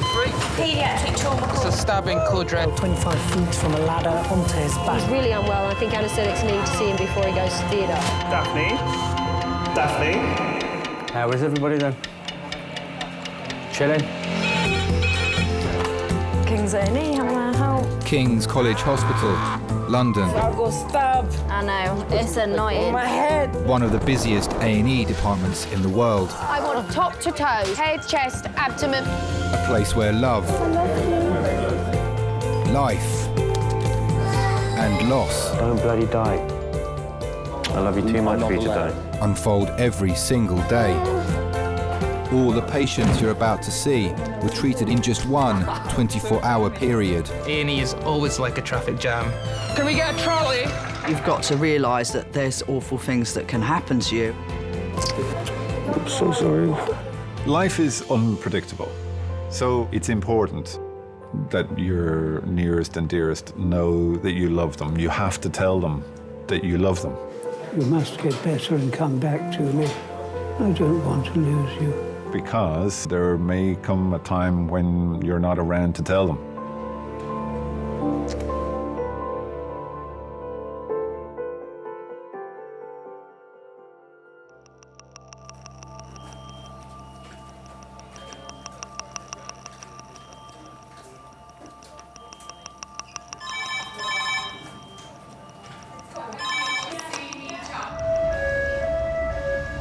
Adult trauma in 9 minutes, that's an adult trauma call in 9 minutes. A traffic accident has taken place, and paramedics are on their way to King's with casualties. What are we getting? Probably which one are we getting, the pedestrian or the motorcyclist? The first to arrive is the motorcyclist involved in the collision. Right, so we are getting the motorcyclist, but no doubt we will be getting the pedestrian. There we go, the pedestrian. King's A&E Reassessment. So you see, this is your training one, and then you can do the pedestrian. Consultant Ema is in charge of resus today. She's been at King's for 9 years. Yes. Amongst the team are several junior doctors. This is a motorbike who's hit a pedestrian in the tree at the same time. Your ED job is the best job, but also the most stressful job you'll ever do as a junior doctor. The things you learn the best, that stick the best, are the things that you learned in practice. And the books are fine, but it's not until you actually physically do it, the physical memory of doing it, the visual memory of doing it, that's what really makes it stick. It's the first of the 2 traumas. Let's get this one sorted then. Morning. Hang on, guys, our hands across. 1, 2, 3. Because the patients don't have a label attached to them as they come in the door, we're starting with a blank canvas. Okay. Right, tell us the story. He's hit a pedestrian and then hit a tree. You start with a patient and a story and your stethoscope in your hands and you try to work out what's happening. So James, talk to me. Do you see anything abnormal? So there's equal chest expansion, but it's slightly reduced. The trachea is central. There's good air entry all over. Are there any grazes, marks, bruises, anything on his chest wall? Not that I can see, no. And there's a good resonant percussion note throughout as well. Meng, will you request plain film of the pelvis, CT chest? James, you're going to cross-batch him for 4. Claire, you're going to ultrasound him. Yes. Thank you. Having 2 seriously ill or injured patients come through at the same time is demanding because you want to be able to focus all your energy and all your attention onto the one, but you don't have the luxury of that. So you really have to trust your team.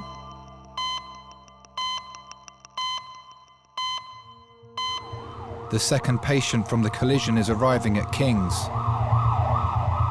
He's the pedestrian who was hit by the motorcyclist. This is the pedestrian, so this guy's going to get the full works as well.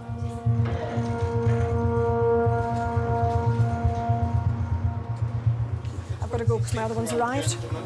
Bye. He was witnessed to go head over heels while stationary and standing. Top to toe, he has an isolated laceration to the left side of his mouth. Neck's atraumatic. Chest has bilateral chest expansion with a bilaterally tiered chest. Abdomen is tender on palpation bilaterally in the lower quadrants.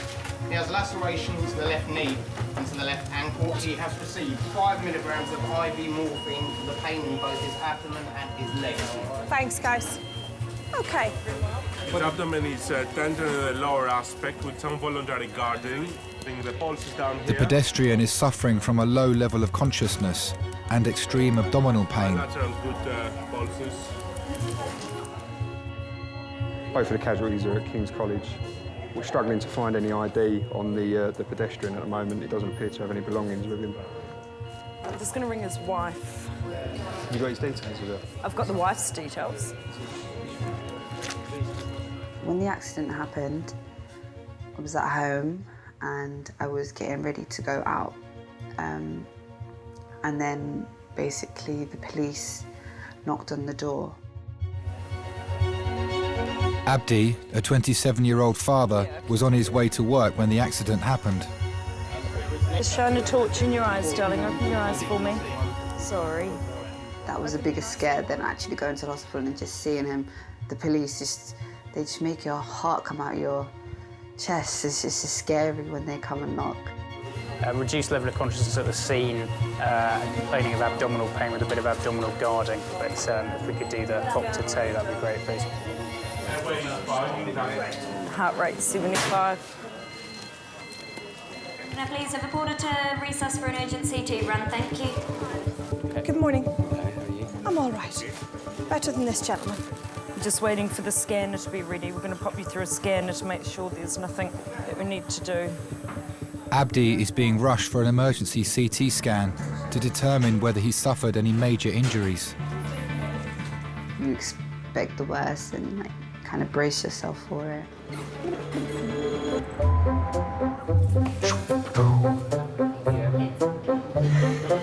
Why is this shut?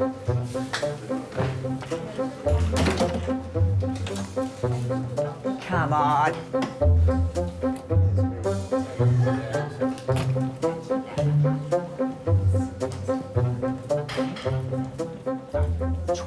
22 now. Where was that?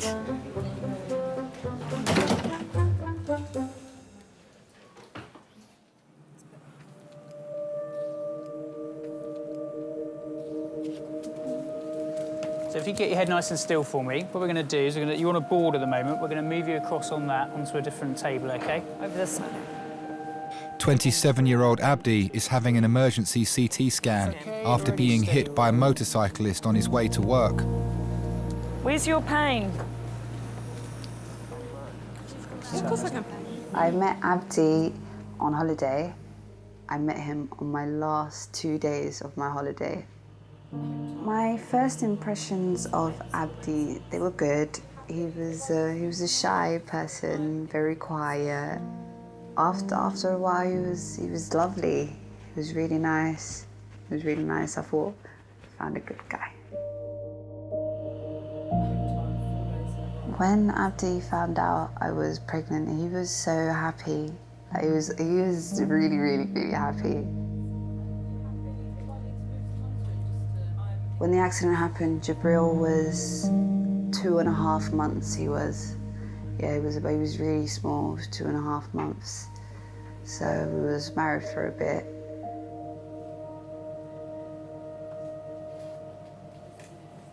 Where he had the accident, quite a few people have had accidents there. It's a really busy road, and you always see like flowers just on a lamppost, and it was scary, especially when they told me where it was. So I was like, whoa. OK, on slide, ready, steady, slide.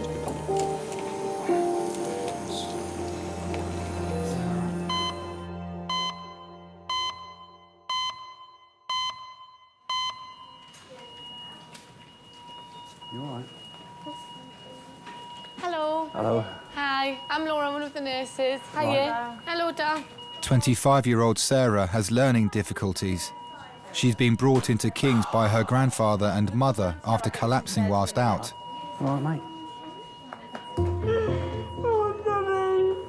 Nanny can't come in, darling, at the moment, love. All right. Come on, now, it's a good... Oh, hello, darling. What's the tears for? Oh, Nanny. Oh.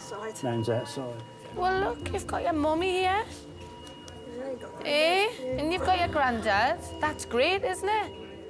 We went to pick her up from home to go to Orpington, do a bit of shopping. Do you know where you are? Yeah, you are. Casualty. We got to Orpington and she could hardly stand. I said, there's something not right here. And I rushed it straight down to King's. Should we find out what's made you come to hospital today? Yeah, my legs. Your legs? What happened to your legs? Can't walk properly, could you? Can't work properly. No, were you wobbly? Yeah. Wibbly-wobbly on your feet? Yeah. Yeah. Sarah's learning difficulties are the result of an inherited genetic disorder. It all started with the right eye protruding. They put her through a scan and discovered that the tumour was pushing the eye out. And she had patches like birthmarks over her body, quite big ones, which is a disease called neurofibromatosis. What's she normally like, as in day-to-day, the dribbling a new thing? No, well, I've never seen that before. So that's a new thing, yes? Thing, yeah. OK, what's her mobility normally like? Is she mobile? Yeah. She was mobile, but obviously we have to watch with steps because her eyesight's not 100%. Yeah, with the optical. Yeah. And is she normally like, she eats her own food? She started having chemo, and that started shrinking the tumour. There was a build-up of fluid around the brain, and they couldn't operate on her because her brain was still growing.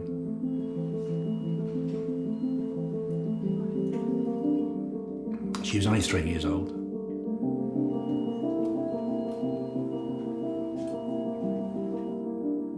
We were devastated. We were absolutely devastated.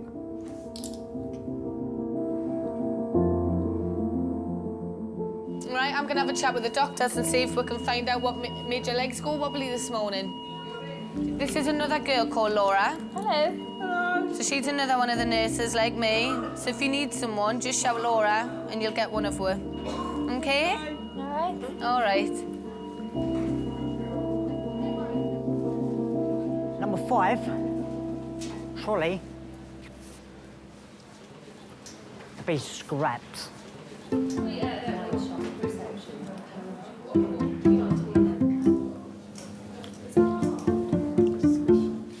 Number 5 trolley, the base. Coming away. Yes, where it's got a crack Yeah, like that. yeah. The trolley's, it can't get apart. Too old.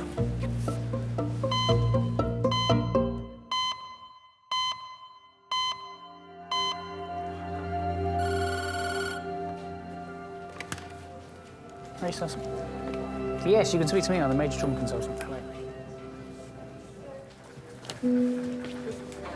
Abdi is on his way back to Resus after having a scan. Yep. Doctors are reviewing his results to determine the extent of any internal injuries. Yep. I just need to get some details from you. You're not in any trouble or anything. What do you remember? I do remember seeing that green.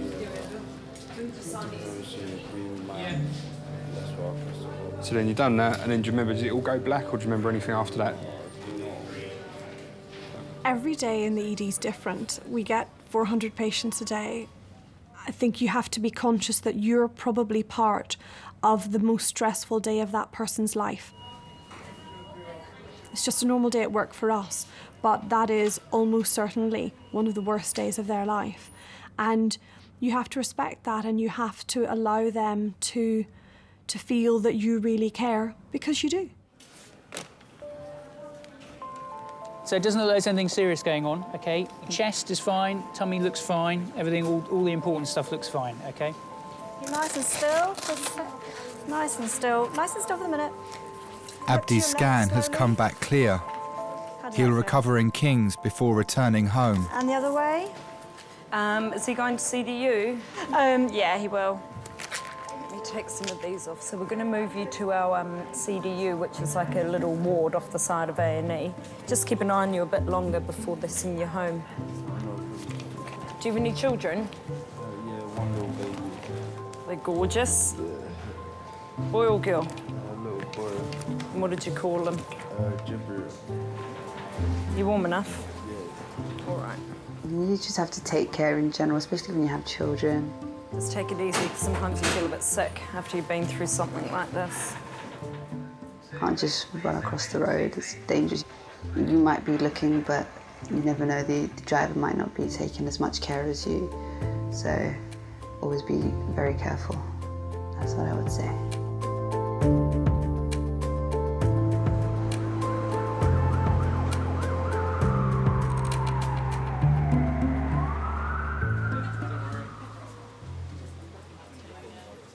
45-year-old Andy has come in with stomach cramps.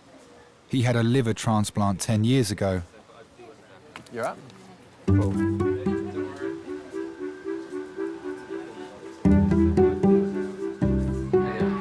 Okay.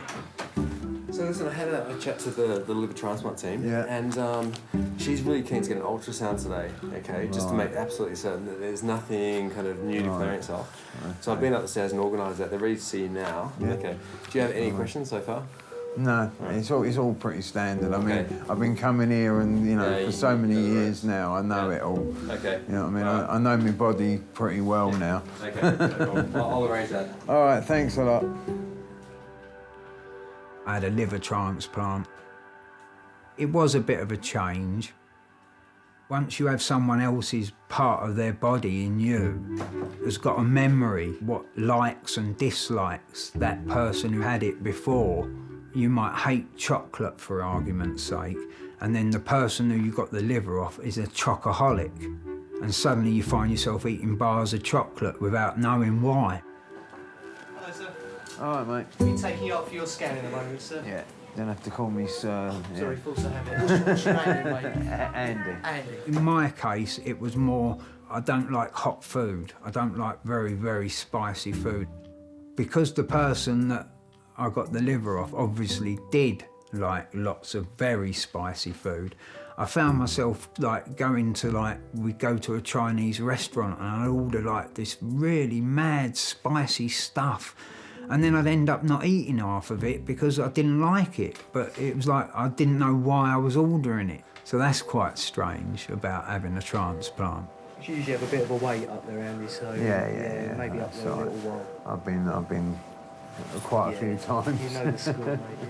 I was brought up in the East End, sort of Dagenham area. My mum didn't have any money, so, you know, we were quite poor, I'd say. Due to his liver transplant, Andy's stomach pains have to be closely monitored. He's being taken for an ultrasound. Quite a strange childhood I had, I'd say. I mean, I met my dad for the first time when I was 30, which is quite, you know, quite late to meet your dad.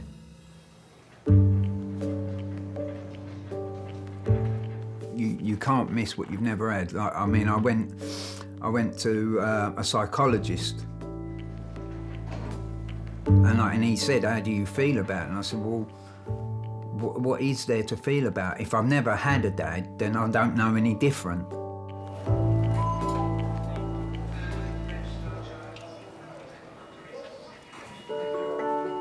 Sarah's genetic condition requires a permanent tube in her head, which drains excess fluid from her brain. I like taking her over the park. She likes going out. I think when I used to take her to football, we used to have dinner out. She used to like that. That is a special light for when we need to look closely at things and it turns on. Shall I show you? Yeah. Yeah, wow. Hey, see, look. Whoa. Wow. It's like a spaceship, isn't it? She likes the football, the first half. Then she wants to go home. But I try to tell her, no, there's the second half. And in the second half, every 10 minutes, is it nearly finished? Is it nearly finished? Oh, dear. And unfortunately, football's an hour and a half. Charlton are playing. I wonder how they're getting on. Hey? I wonder how they're getting on. Do you think they're going to win? Yeah. How many goals? 4-4-4. 4-4-4. She's got a sense of humour. She's got personality, and that goes a long way.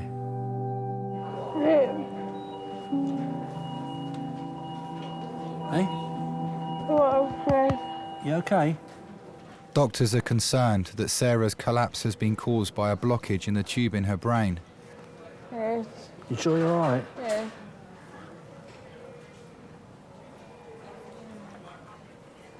You're not, are you? You sure you're okay? Yes, You're not, are you? I want my dad. Yeah? You go in there. Hey? Hang Hang on a minute, love. Sorry, babe. I think something wrong with she's slurring again. You all right, sir? Yes. How's things? All right. No, she's look at her face. Can you do that for me? Look. No, it's all right. I'm going to get her in the scanner. We're just going to go to the CT scanner. I'll take all them pictures just inside your head to see what's going on with that shunt. Is that OK? Yep. Yeah? So let's go. Right. All right, then. Sarah's neurological symptoms are getting worse. She's being sent for an urgent CT scan of her head. She was about 7 years old, I think, when her dad died. It was devastating for my daughter. You know, it was really bad.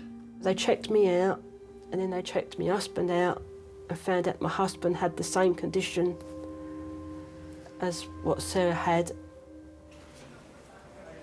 But he was a very good dad and husband, and I miss him. Even though it's been 17 years, I still miss him, and it's hard. It will always be Sarah that keeps me going, and if I'm a bit low, she's always there for me. Sarah's my life. Without Sarah, nothing.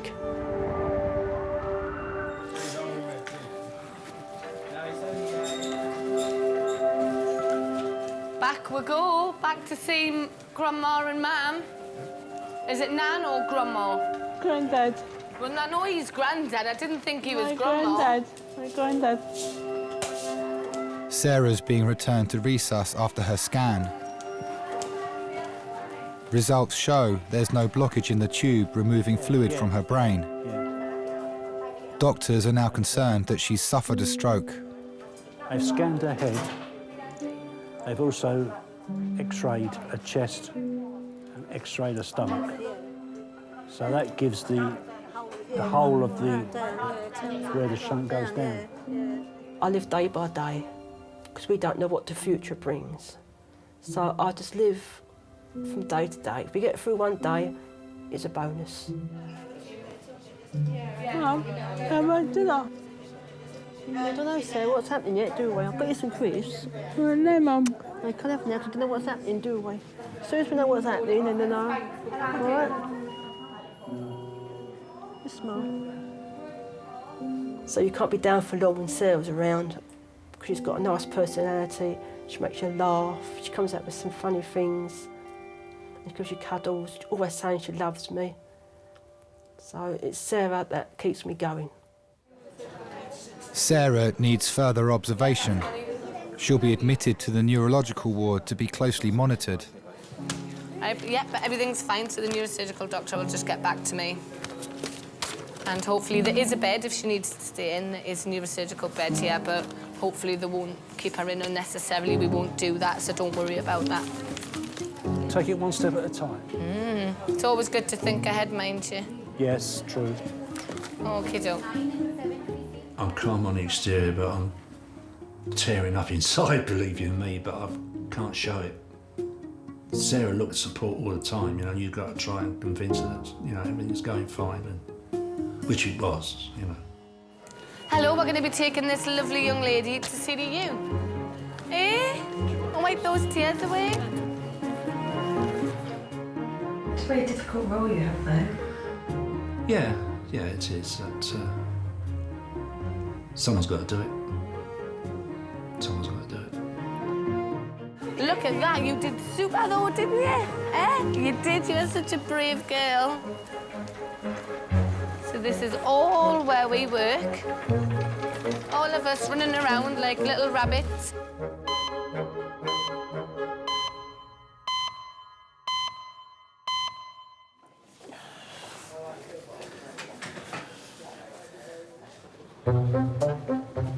Okay. Yeah, he seems to know where he's going. Andy is back from his ultrasound.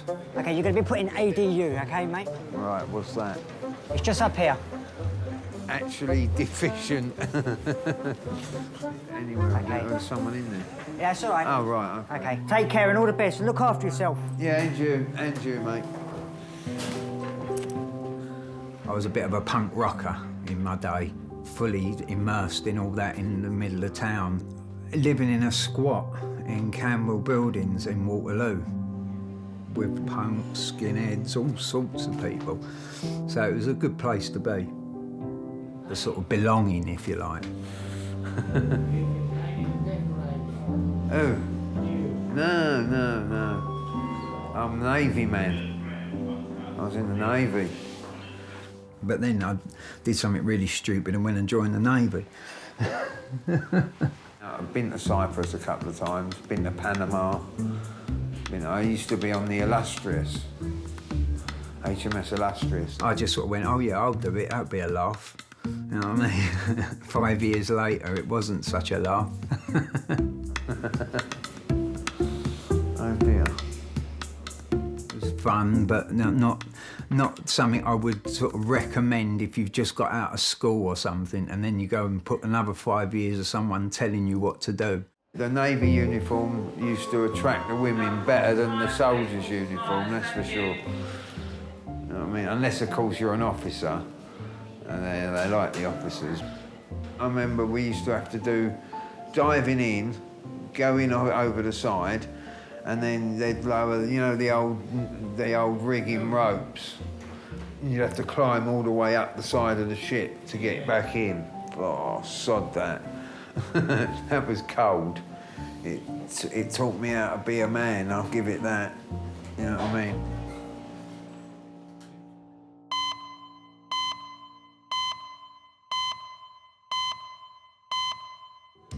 S goes round.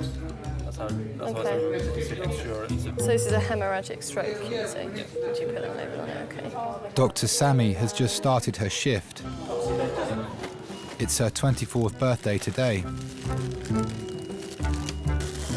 People do look at me, and I'm blonde, and I'm young, and I've got a pink set. I don't know why I have a pink stethoscope. It seemed like a really good idea. Kings. Yep. You definitely really need to get stuck in when there's a big trauma. It's really scary, and everyone around you is so calm. 1, 2, 3. Lovely. Okay, thanks very much. Okay, nice and quiet for handover, please. He's been sedated with a total of 200 mics of fentanyl, 7 milligrams of midazolam, and has been stable throughout transfer until 5 minutes ago when he blew a pupil on the right-hand side, but it's blown again. Any questions? That's good, thank you very much. As Sammy is a junior doctor, when a trauma comes in, she's mentored by her seniors. You can't be shy. You can't be, because these are A&E doctors. You need to become one of them, and sometimes it is a case of just getting in there. Okay, from the top, please, guys. Okay, trachea central. And the more you do that, the more respect the consultants have for you, and the more you learn, the better you become. Happy, Sammy? Not happy? Not sure. Okay, Sammy, right wrist is free if that's blown. You can come back to the right wrist. Yeah. Would you be happy to put anything through that line? We'll see. No. Okay, well, it looks a bit blown. I think already. people think I'm a bit strange for loving trauma because it can be very gory. But in those few minutes that you've got with them, you could save their life. Just get a good line here and get that one out. We don't need that great. Sammy, just bring it. No, it's in. It's definitely in. Okay, that's fine. But this one's in. Okay, well done, Sammy. That's all right. Okay, good to go? Right, you're welcome to come see to us if you want.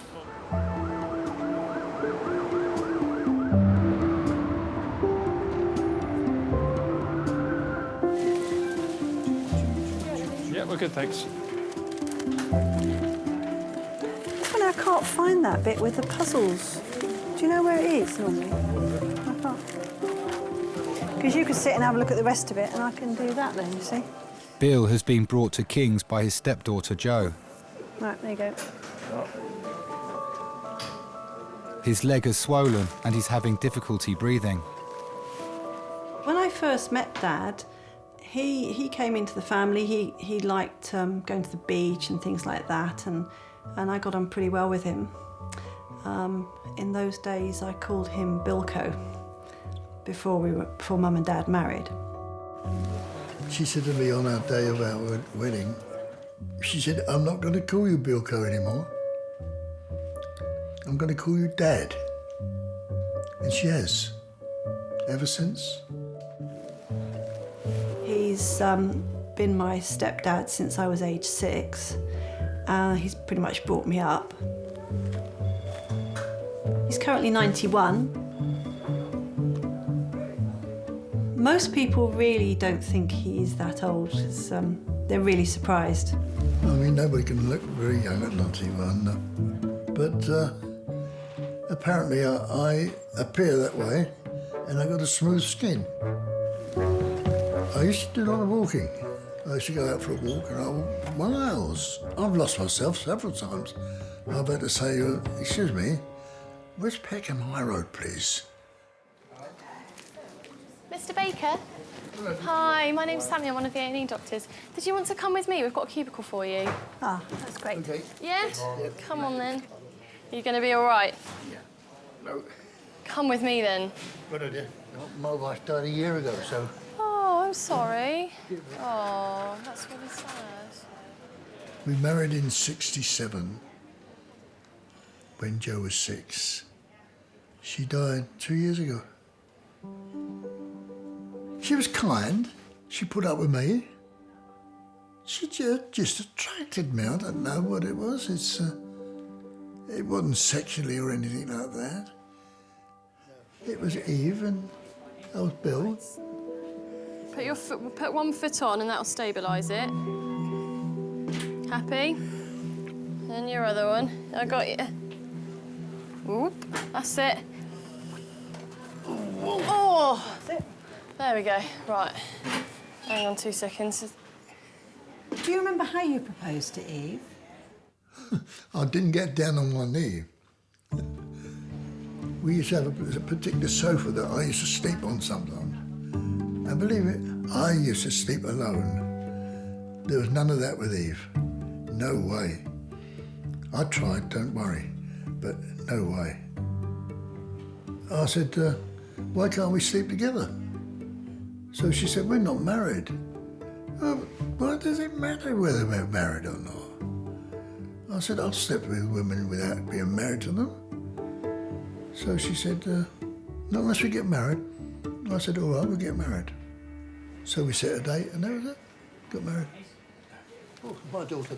Do you want to sit up a bit more? No, get my breath back. Yeah, okay. Get your breath back. Right, I'll let you get your breath back and I'll come and see you in a minute, Mo. All right, my love.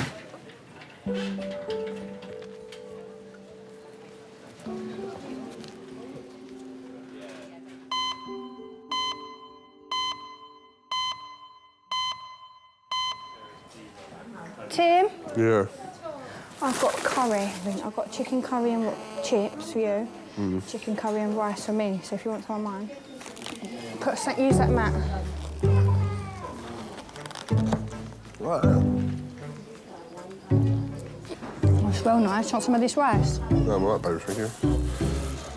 Hope you don't stink this room out with our curry. Here's a no-carb diet out the window.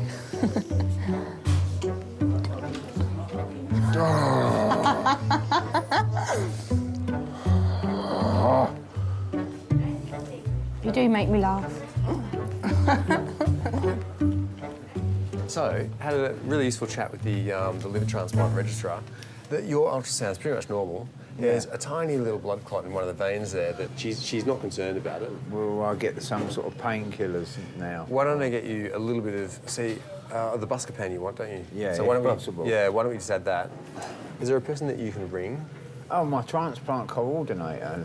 Yeah, I mean, there is, but I mean, why I would want to ring her, I don't know. Only if things are not settling down. If you were to need earlier review, that's what she's suggesting you do. If things don't settle down the next week. She's like a force of nature, she is. Oh, Right. yeah, Scottish woman. You don't mess with her. No. All right. Sounds fiery. So let me get that buscopan. Okay, lovely. And then we'll get you on your way, so... I am very much happy-go-lucky. I've had quite a few things sort of happen to me in my life. Like I had a liver transplant. I've had pneumonia in foreign countries and been on a life support in Abu Dhabi for like a month or something, 2 weeks, something like that. So, you know, I've had a lot of things happen. The thing that I've always thought is there's no point sitting and moping about it. So, you know, it's better to have a laugh and just sort of get on with it and then, you know, what happens, happens. OK, then. All the best. Take care. Yeah, and you, mate. Speak to you later. Hello.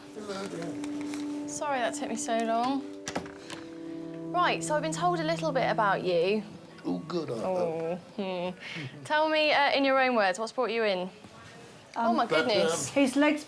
Look at the size of that. I know. It's basically overnight. It swelled up above the knee suddenly. Dad's been treated for prostate cancer. Right, OK. And he did have... His breathing's getting worse, and he did have evidence on his liver and lungs. Right. But it had gone into recession. I'm just wondering whether there is any connection. Maybe. Do you normally wheeze? No, not normally. So this is new, is it? This wheezing is new? It's fairly new, in the last few weeks, really. You get breathless just coming down to the kitchen for your supper. Exactly. Yeah, no, I know. Although he has still been persisting with going out for his paper in the mornings. I go from Man needs his paper. It's not all that far. Well, it's a quite... About a mile each way. No, it's not as much as that, no. It's about 300 metres each way. It's pretty good going. It is pretty good going. Take it easy, though. Right, nice deep breaths in for me. You shouldn't have favourites, you really shouldn't, but sometimes you just can't help it, and there are people that you instantly warm to. And it can be, like in his case, that he did remind me of my own granddad. Fine.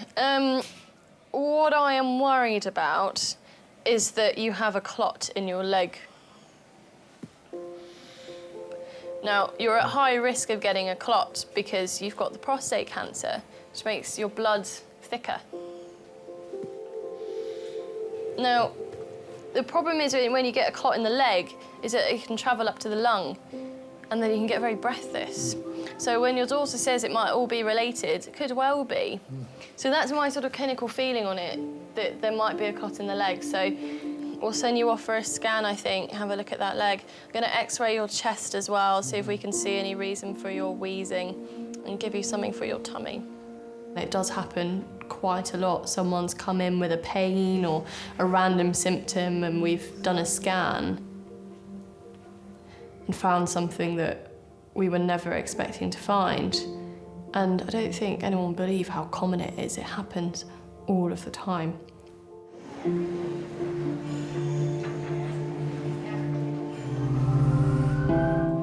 Hello, darling. Hello. Hello.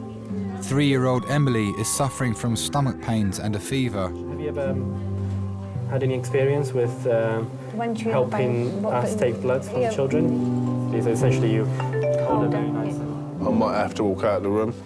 I'll get really upset seeing anyone touching my daughter, so... Absolutely. Doctors suspect she may have appendicitis and want to carry out blood tests.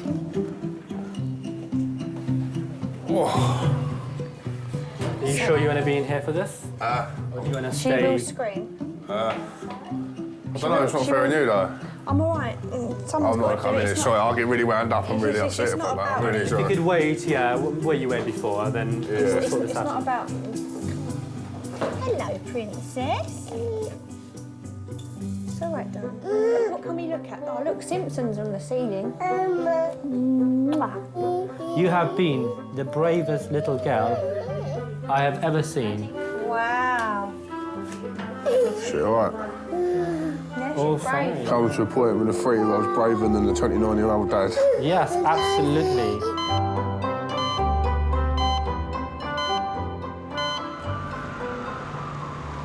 Put that on. It won't go any lower. We had to have a ladder before, but unless you can just about manage it. Oh, that's pretty good. Bill has returned to Majors with his stepdaughter Jo. Junior Dr. Sammy is reviewing the scan of his lungs to check for any blood clots. Up a bit, that way a bit. Great, thank you very much. All right, bye. Mr. Baker, did the medical registrar have a chat to you about your scan results? About my... Scan results? Yes. So he told you there's no clot in the leg? There's plenty of water. Plenty of water, OK. Gosh, you are still very wheezy, aren't you? Telling people bad news is always really hard. It is hard for someone like me, and I'm not used to doing that. Did you see anything? Yeah, we did. What? Well, we're not quite sure, but there's a bit of... Looks like there might be some nodules there. Nodules? Nodules. Attached to the lungs? On the lungs. I see, yeah.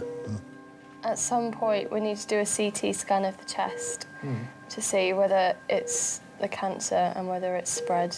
OK. So, I'm sorry to tell you that news. No, it's all right. Really? Yeah, you get to 91, you couldn't get less, could you? OK. No, don't worry about that.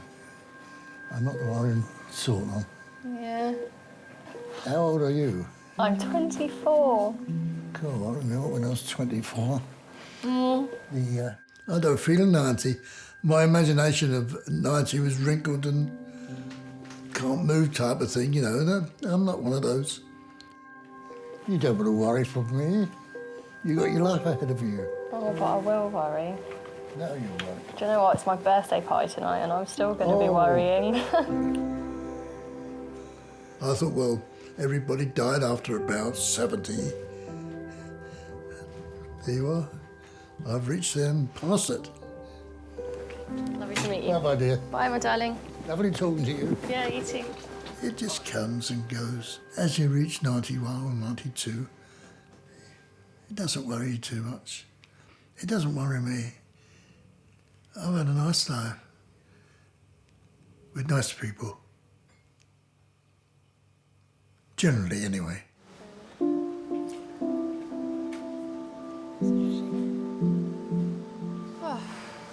I was in such a good mood when I started. No, I felt absolutely rubbish.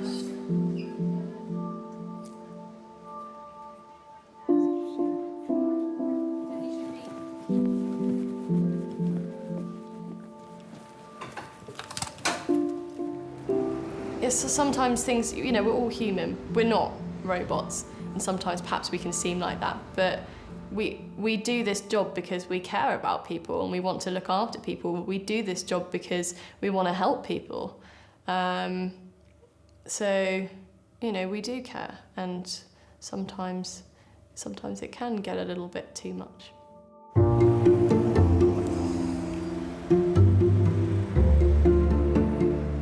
She's 24 today. She says she's going home to a birthday party. The little nurse. Right. The pretty little one. Right. She's not a nurse, she's doctor. The doctor. Yes. She's nice. Yes. And, Oh, it's her birthday. yeah.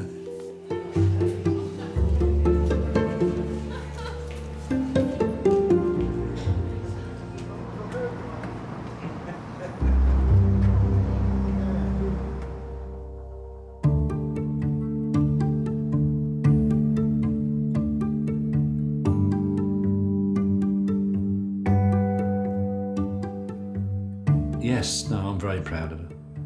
Since she was 3 years old, in 22 years, what she's had to put up with. And she keeps bouncing back. And she's always got a smile on her face, no matter what. That says it all, doesn't it?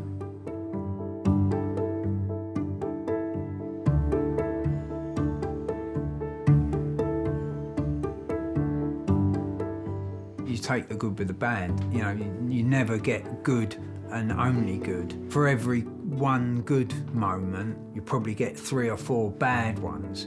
So, you know, you have to try and make the good ones memorable. That's the way I look at it. At least you can say, I lived. You're only here once, so, you know, go for it. And, like, you know, if it all goes wrong, so be it. You know, c'est la vie.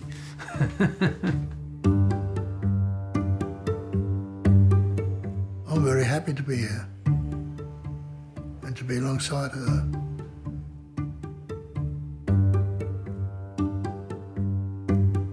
Proudest moment being a father to Joe. Oh, yes.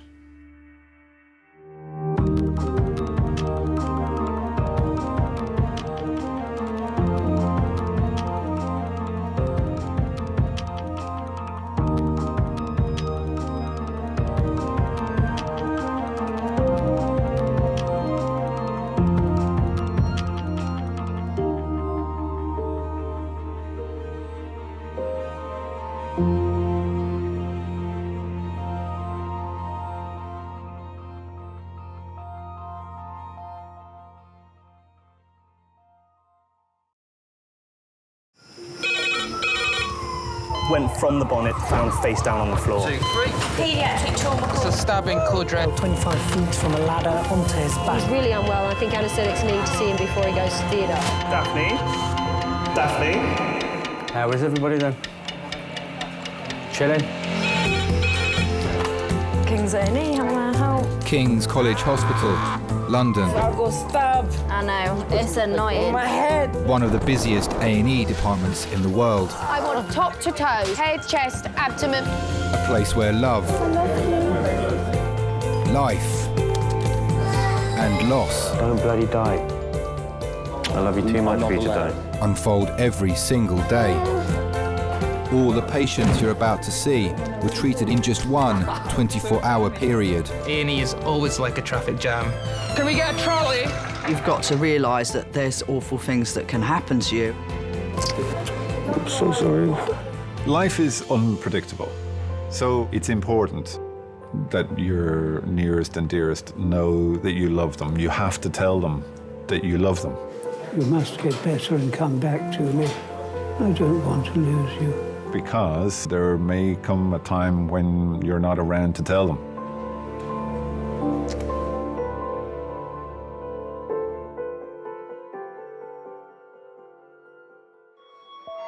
Can I get a porter to recess, thank you? Porter to recess for a ward transfer, thank you. Can I please have a porter to recess, thank you? Hello, King's A&E. Right, let's keep going. All we need to do is get to theatre. That's what How we much need to do. tranexamic acid has she had? It's in orange. Bad, yeah. Really bad. Did you see it? There was a big hole in my hand, mate. I know, the thing is, though, right, Jamie, I'm not just saying this, mate, but I've got a sixth sense. As soon as I walked in that job, for some reason, as soon as I got in that van, I started feeling really weird. No, I don't want to be there. I'm not going back there. I'm never going back there. Never, ever going back there. For what the job was worth, it really weren't worth doing. You know what I mean? Anyway. Well, it was. The job was worth 700 quid, but what I'm saying is, it was a bit more involved than what I thought. I mean, that was a lot of lino having to come up.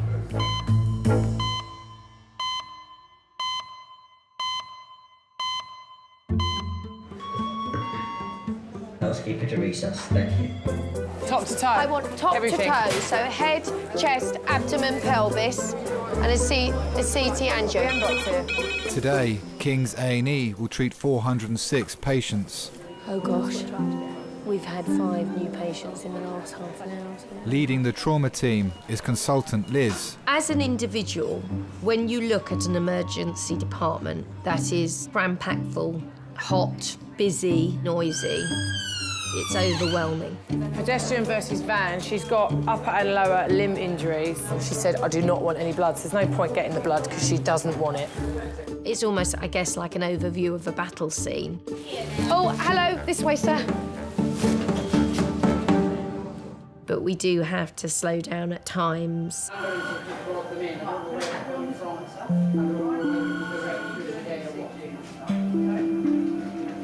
Because quite often it's the quieter patient that's the most serious one. Those sort of things require a real degree of loving care and patience, and it's then that I truly value my nursing staff. I'm just going to pull the curtain for a second, just swap. My name's Anna, by the way. I'm one of the nurses. My name's Clement. Hello, Clement. Nice to meet you.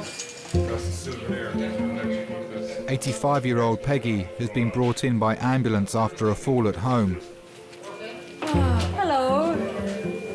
My name's Anna. I'm one of the nurses. Hello. What's your name? I'm called Peggy. Peggy. Hello, Peggy. It's her second serious fall in 2 months. My name's Muriel. Okay. I just found out 5 minutes ago. But she likes to be called Peggy. Fine. And is that your husband, Clement, out there? Yes. When we have elderly patients who come in, probably not used to the pace of A&E, it might be scary atmosphere for them with the noise, the people, the movement. So I think that's when I try to make them feel a little bit safer. No way, darling. You stay nice and relaxed for me, OK? Well done. Oh, sorry.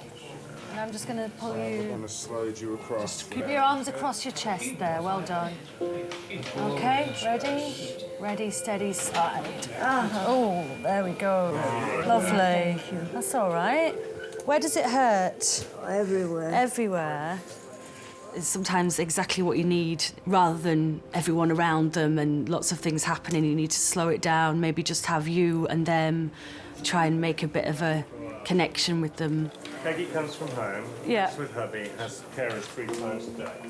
OK. Dementia, Alzheimer's. Right. Hypertension was released from here on the 19th of March after having a similar episode where she collapsed. OK. She fractured her left hip.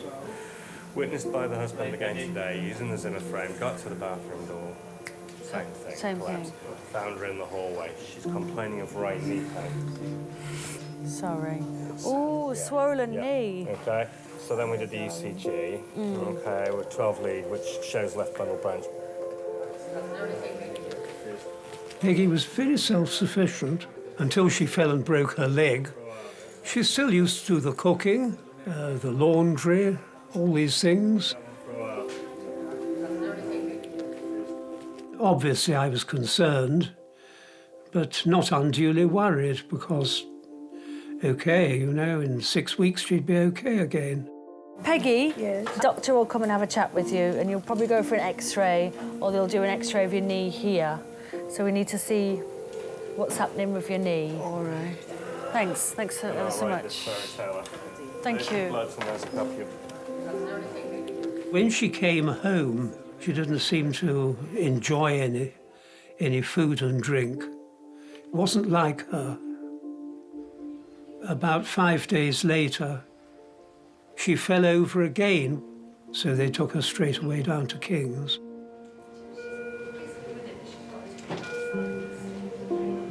Oh, my sweetie. What? You must get better. You must get better and come back to me. You must concentrate on getting better and coming back to me.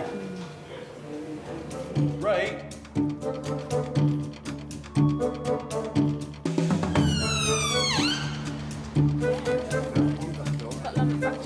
Yeah, exactly, and she's just gone over a trolley. It's all right, sir. It's fine. You're okay.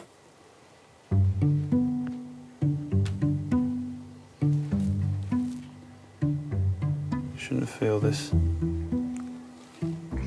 Oh, OK, you did. A little bit, yeah.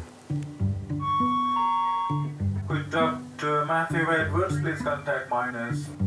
I can't, because I'm in here. I thought that was you. Yeah. Right then? Do you enjoy your job then? Yeah, I do. That's good, isn't it? I like it. It's,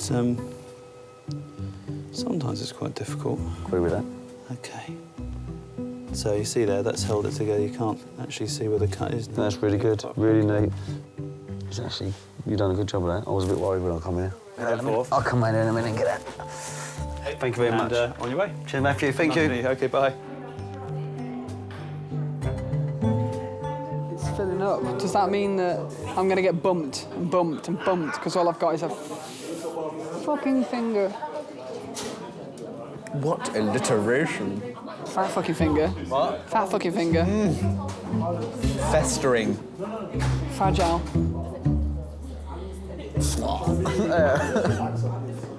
Trying to think of more. It's your turn. I'm trying to think. Your shit. I thought of festering. Festering's You're probably the supposed to be a best one in thespian. there. You can't even think of 4 words beginning with F to describe my finger. We'll look at it.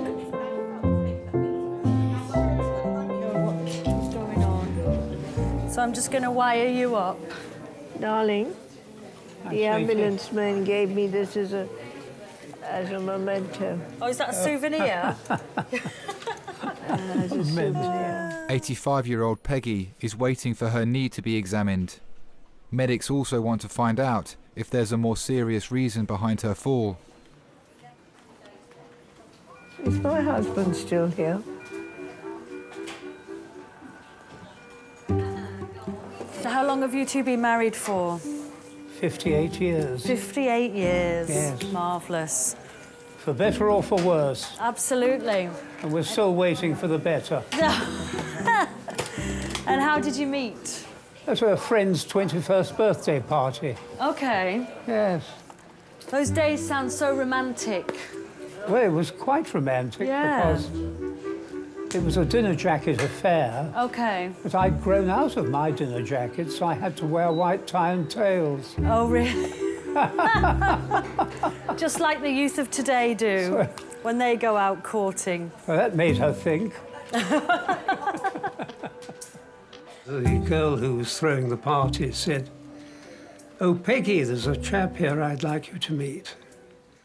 And I just knew. I don't know what it was about her. I just fell for her straight away. And can you remember what Peggy was wearing? Well, she was wearing a black dress, I know that. OK. Looking very glamorous. Hand-me-down. A hand-me-down, was it? Well, it did the job. Yes, I always wear hand-me-down. The only problem was that I'd gone to the party in a pre-war Austin 7 with a very dodgy battery. And in those days, you had to have parking lights on the car. And I knew the battery would be flat if I put any parking lights on. So I parked in the lights of a large, gleaming Humber. And it turned out that Peggy's current boyfriend was the owner of the Humber. So how does an impecunious, hopeful engineer with a dodgy Austin 7 prize his girlfriend away from him? Not easy. Anyway, we hit it off. When are you going to have some time off? When am I having some time off? No, don't worry, I have plenty fun when I have time off. I work hard here and then I have a lot of fun. That's the I'm way. very glad to hear it. Lots of boyfriends? Loads. No. No. Just one special one? Maybe.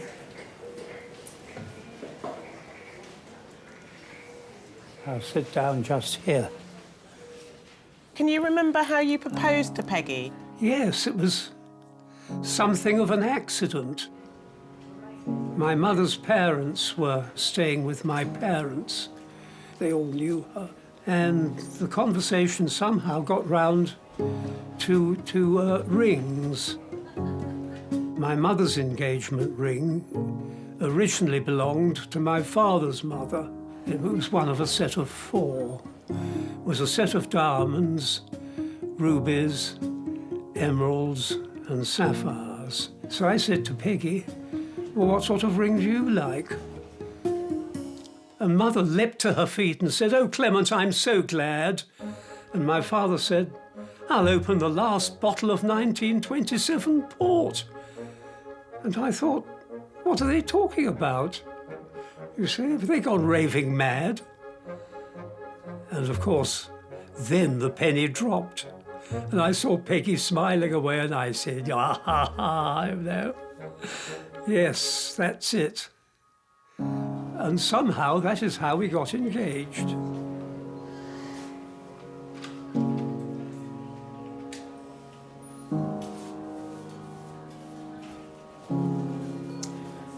All right, let's get a doctor to come and say hello to you.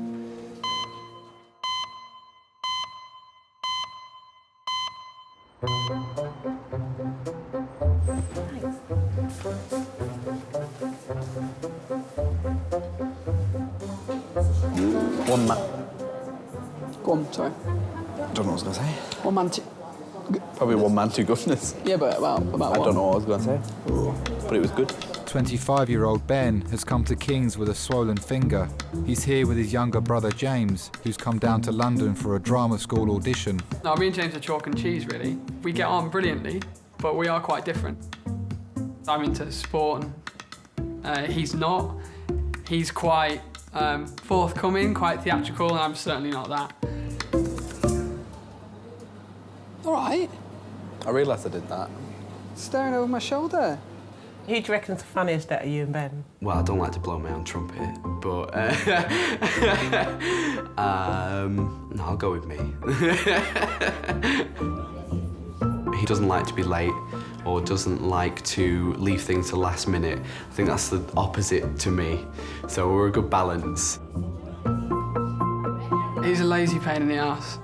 He doesn't really do what he needs to do sometimes. He needs a kick up the backside to get him moving, but he's 19. He's going to be like that, isn't he?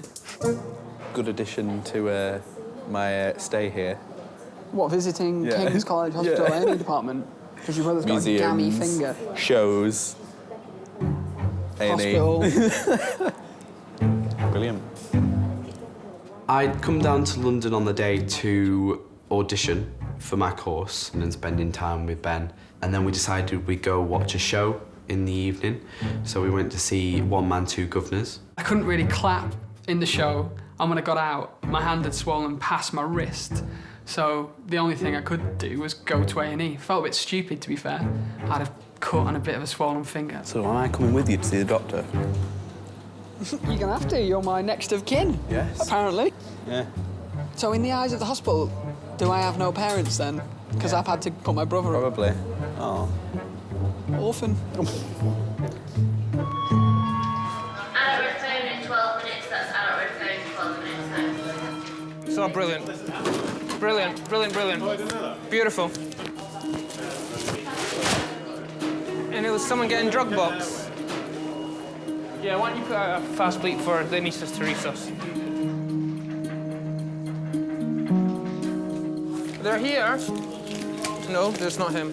Doctors are preparing to receive 2 patients, both with suspected heart attacks. Has he got a pulse with it?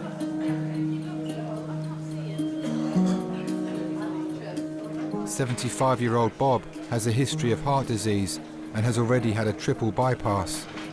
Doctors are concerned his heart could stop at any time. Can I have 2 A&E doctors to resuscitate, please?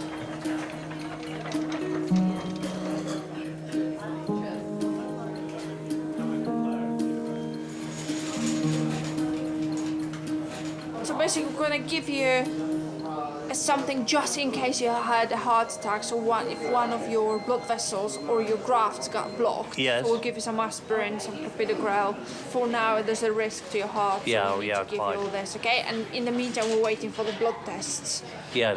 To find out whether you had a heart attack or not. Okay. Right, as a cardiology doctor should be coming shortly. Thanks.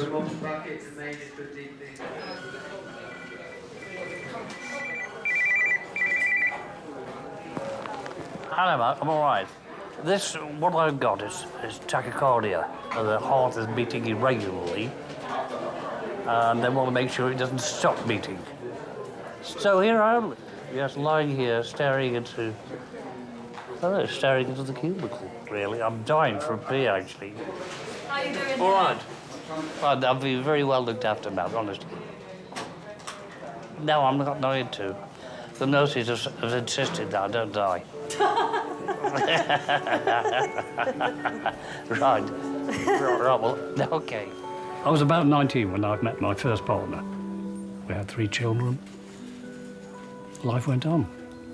When I met my second partner, I was 50. I have 1 son, Matthew, and the stepdaughter, Olivia. I promise, all right? See you in a minute. All right. Bye. Love you too. Bye. Oh, is that your son? Yeah. Is he worrying? He's gonna fucking die on me.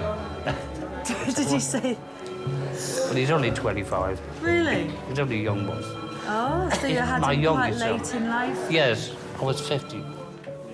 It was very interesting at that age to start a new family. Thoroughly enjoyable to once again be able to push a pushchair around the park and do things with a young child that you hadn't done for a long number of years. But as time went on, you realise that you haven't got the same physical strength that younger parents have got.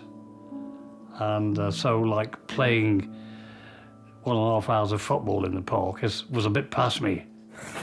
Yeah. What about food?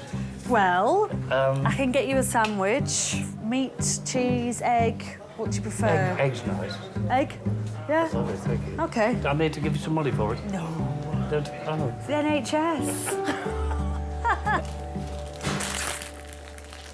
Out of every patient that might be quite challenging or situation that might be challenging, there'll always be a situation or a family or a patient that'll remind you why you're doing the job and will sort of break through everything and just be this sort of little shining light that just keeps you focused on why you do what you do.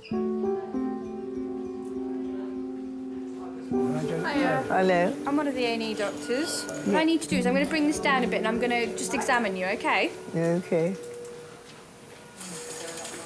Are you from India? No, from Birmingham. From where? Birmingham. Yes. My mum's from Kenya and my dad's from India. No, I she just know was India. born in Darjeeling, that's why she asked. The good tea. Very That's where the tea comes from. Prefer Earl Grey myself. What? Prefer Earl Grey. Or Assam. Your temperature's quite high, so I think you've probably got a little bit of an infection going on. And maybe that's the reason why you had a bit of a fall. Have you got any children? Yes, I've got a daughter and a son. My daughter lives in Chelsea and my son lives in America. I hope I'm not hurting you. No. You girls are very good. I'm glad you didn't call me a lady, because I can't be called one of those. Well, you are a lady. I don't feel like a lady. You don't feel like a lady? I don't feel like a lady. She has a lovely personality. She's always been very artistic. She's done sketches, mostly portraits. She prefers doing portraits of people rather than landscapes or anything like that.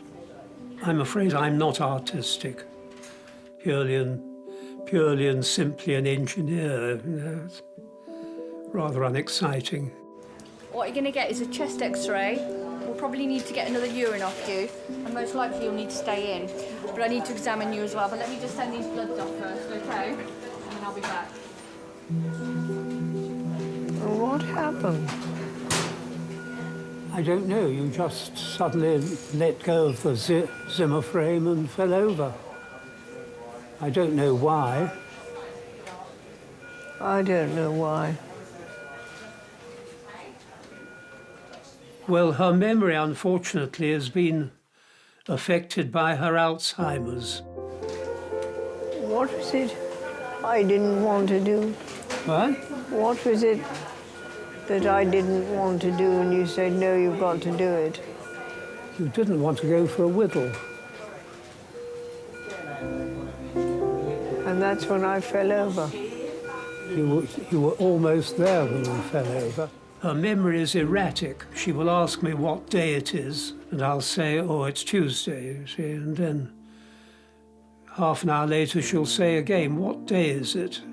And she might ask the same question 4 or 5 times. On the other hand, more distant memory is rather more reliable, you see. There's no need for you to stay now. Well, you know where I am.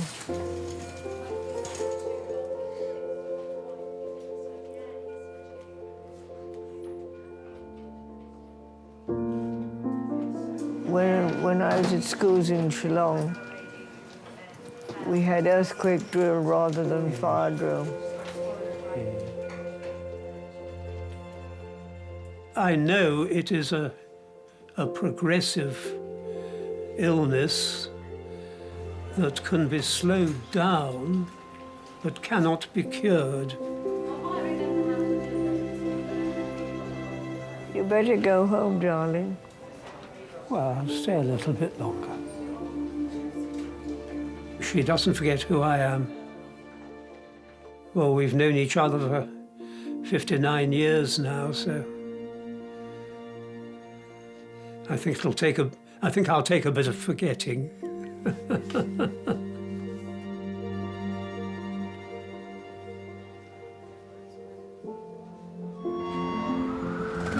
Important reasons to take the patient around with your CT.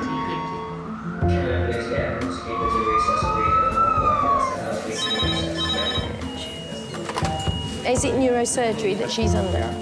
So there's VBGs here. Quarter to recess for all transfer, thank you. How is everybody then? Chilling? Chilling? Happy and laughing. Ben? Ben. I'm calling we, aren't I? Okay. Hello. Please come through. My name is Dr. Kuzmin. I'm one of the doctors here. Please come through.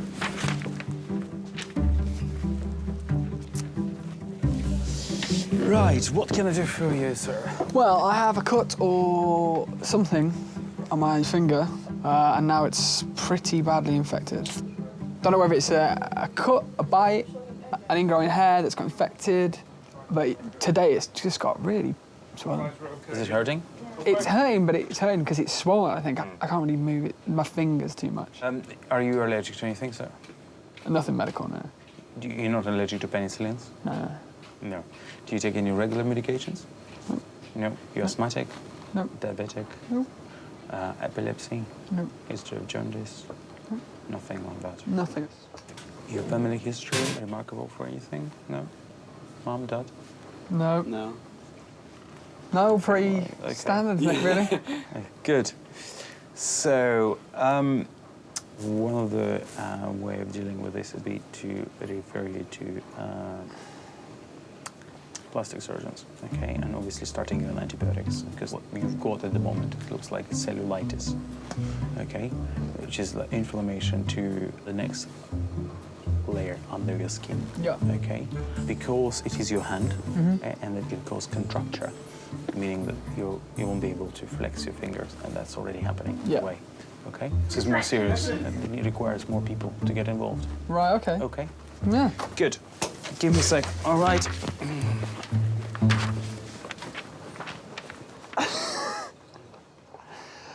Well, I'm glad we came. Plastic surgeon. They're gonna whip me finger off.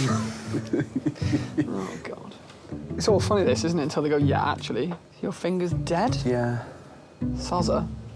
I wonder how that's happened, though, so quickly. I can't put a finger on it. Hey.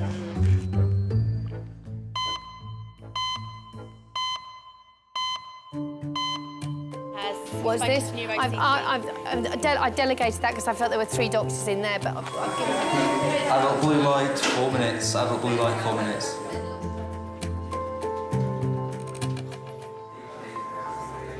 I've got a free-range egg and salad. Oh, that's wonderful. That's great. Thank you very much. 75-year-old Bob has a history of heart problems. The medical team are trying to regulate his heartbeat to reduce the risk of a cardiac arrest. Hi, Liv. She said it might be a silent heart attack. But they want to keep me in tonight because they said it's quite dangerous. Your heart can suddenly stop. Hi there. Oh, he's here now, is Matt, now? You okay? Okay, bye. This is Matthew. You're right there. Come on here for a minute. That's great, that's it. Yeah, but I've got... That's great, look at that. Hardly been read. Yeah, they're going to keep me in overnight. Yeah. So they keep this machine going, because if they think I'm about to die... What's the prognosis? He's receiving a medication that keeps his heart in this normal rhythm. So as soon as there's a bed available, he'll go to a nicer, more comfortable... Can you come with me? He's a charmer, isn't he? Oh, yes. My relationship with my dad is very good. It's very close. I still live with him now. Well, do you want me to take some of this stuff off? You look No, like keep you've it got here, a whole load because of it's the stuff. hand. So should I put it in your bag? Because they'll bring it up anyway. Because otherwise you just got loads of stuff lying all over you. Okay. It's usually him telling me that I need to do stuff and me not doing what I'm supposed to, but we get there in the end.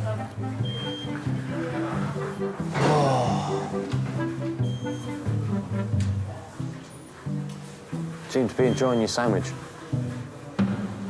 But obviously I did the right thing going to the doctor. Yeah, of course you did, completely. I've been worried about you. You're in good hands. I've always been well looked after here. Yeah, but of course, Dad, I'm going to worry about you, aren't you? You're my dad. Of course you are. Why is your thing beeping? Somebody will come.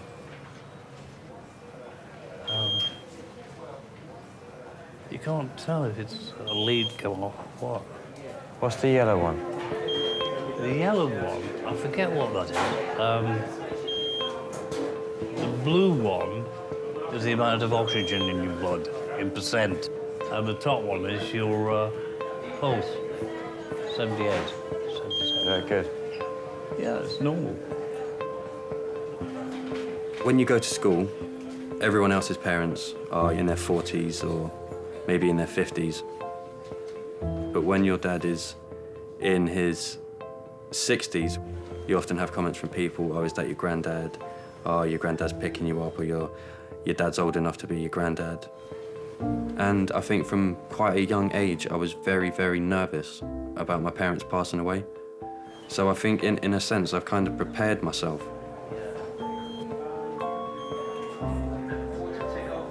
Sorry, I don't mean to be worrying you. I think I'm worrying more than you are.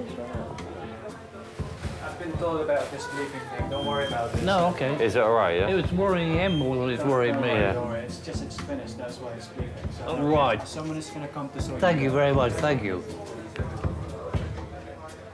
Top man. He was very efficient, wasn't he? He came in, snip, snap. It was hard, but it's been very good having older parents because they have much more life experience. So there's a lot more that they can teach you from a young age. I love you, Dad. Love you too, Sparrow. You're a good guy, you know. Well, I keep trying. You don't have to try, you're already there. Just wish I was more like you, that's all.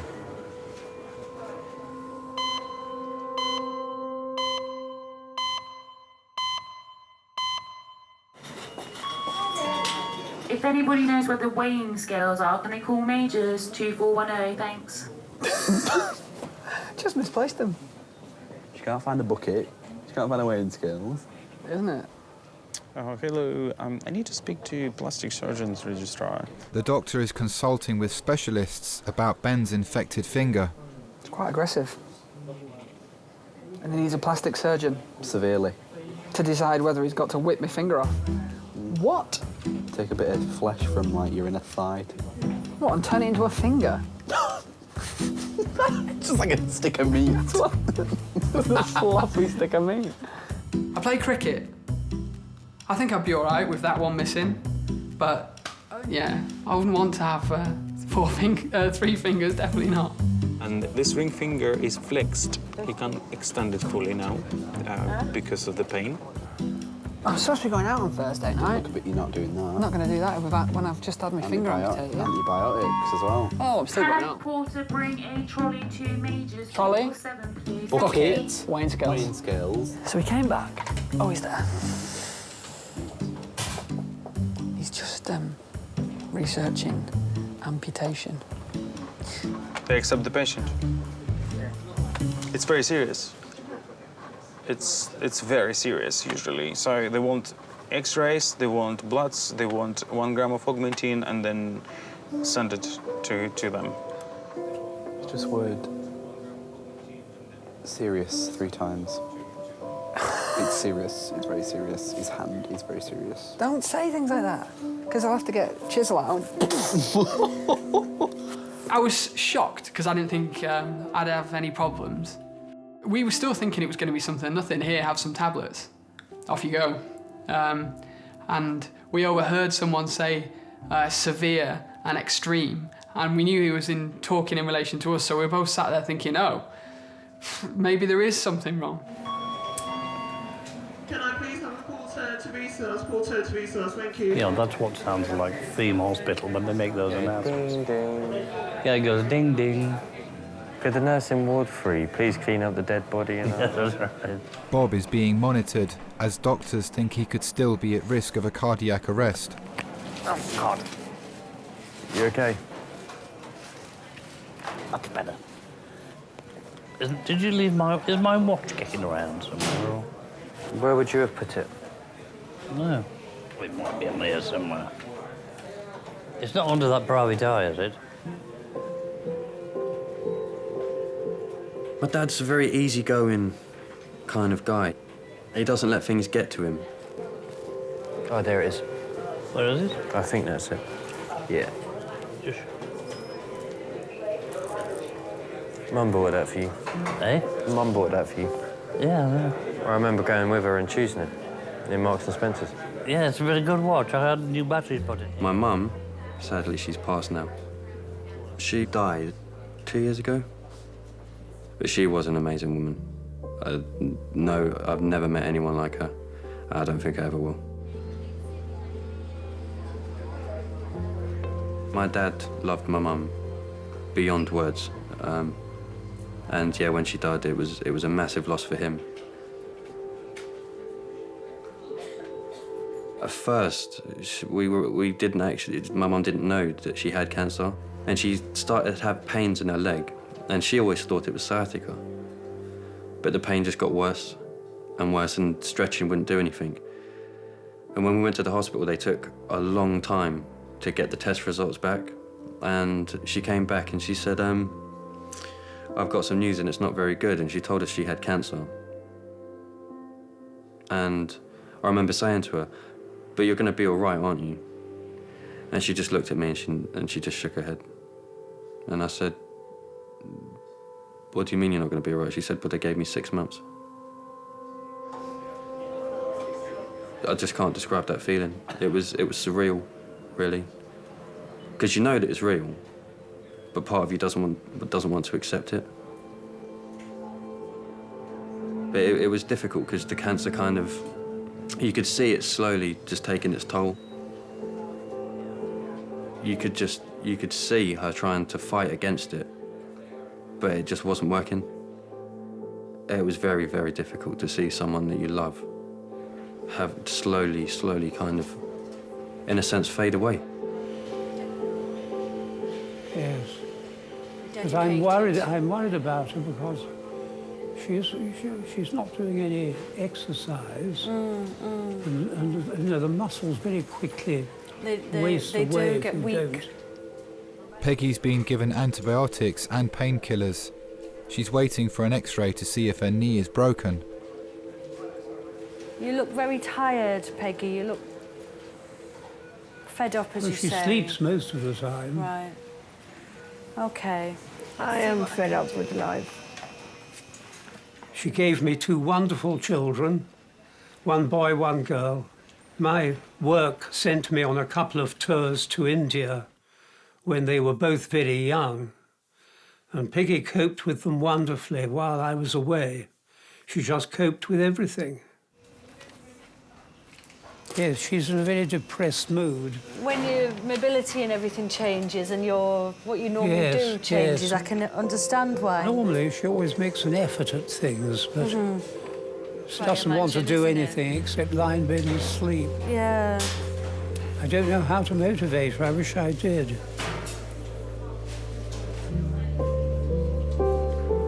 Oh, I hate it. I hate it. It's most unpleasant. Seeing her going downhill. I don't want to lose you. What? I don't want to lose you. You're my sweetie. In through my nose and out through my mouth. Helps the pain. Good. To breathe in through your nose and out through your mouth. I simply have to face up to the fact that she is going to deteriorate. And all I can do is hold hands. I know it sounds ridiculous, but somehow it's very comforting.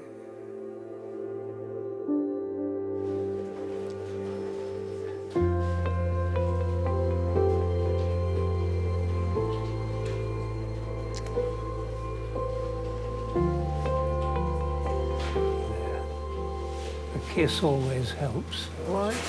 A kiss always helps.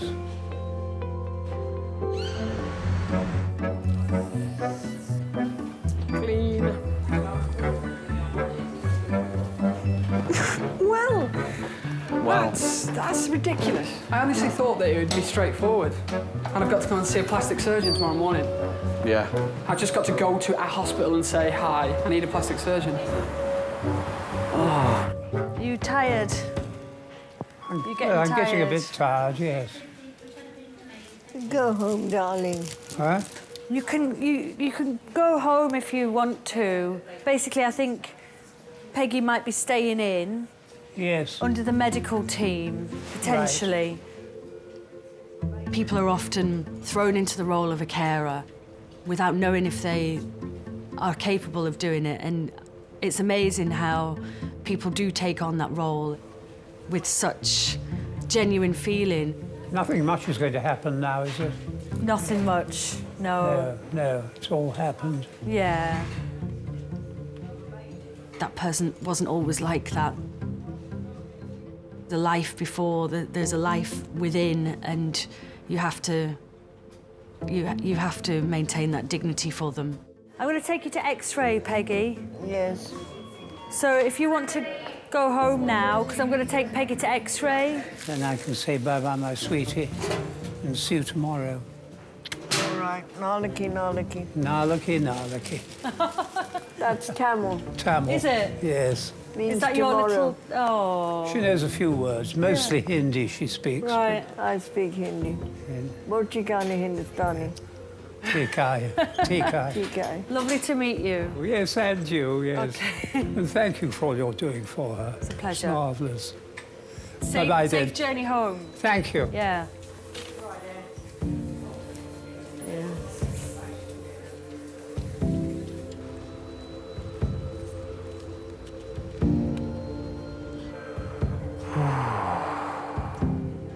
You don't have to hang around, mate. I'm tired. Oh, I want to wait for you to move, Dad.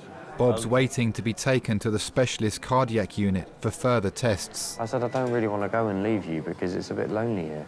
Lonely? Yeah, if there's no one sitting with you, then you just sat here by yourself. I'm very happy in my own skin, you know. I know you are, but...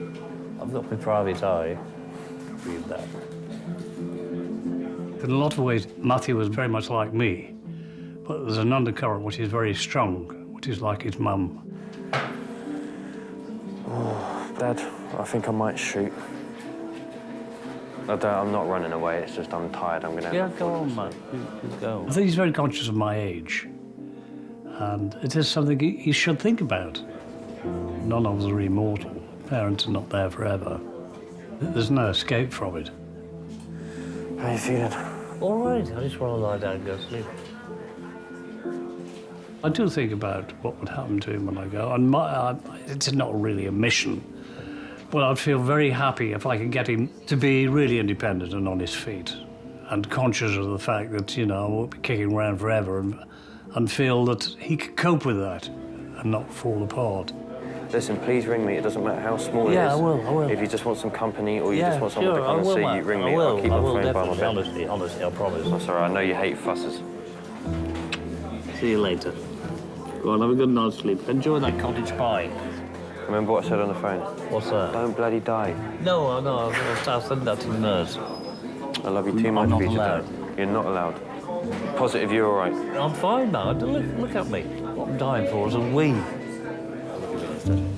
Have a good one. Okay, bye. Call me. I'm fine, mate. Go on, bugger off. Go on. See you later. See you later, man. Be good, all right? Yeah, I'll ring you when they move me. Yeah, 11:30. Go on. See you later.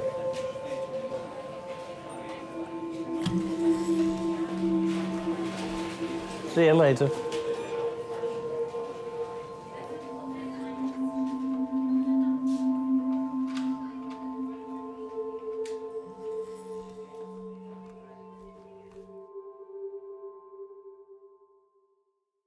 You know what I'm going to do? What are you going to do? Take a picture of it? Oh, yes. It was 2 operations. I think the original cut that got infected was a couple of millimetres, but they cut me open 2.5 inches from the middle of my finger up the top past my knuckles. Instagram, hashtag cut it off. Got a bit of a scar. Trying to think of a decent story. Maybe saving a child in front of a truck or something, but yeah, infection's a bit lame really, isn't it?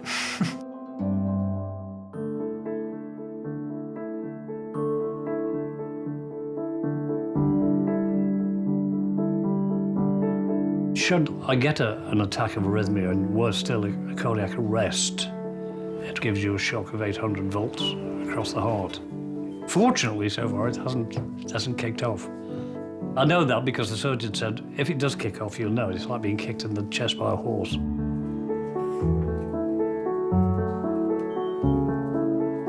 He's a fighter, definitely. I look after him and he looks after me. We've been through so much. So yeah, I think when we move, it will be like a new start for us. And I think Mum would be very proud.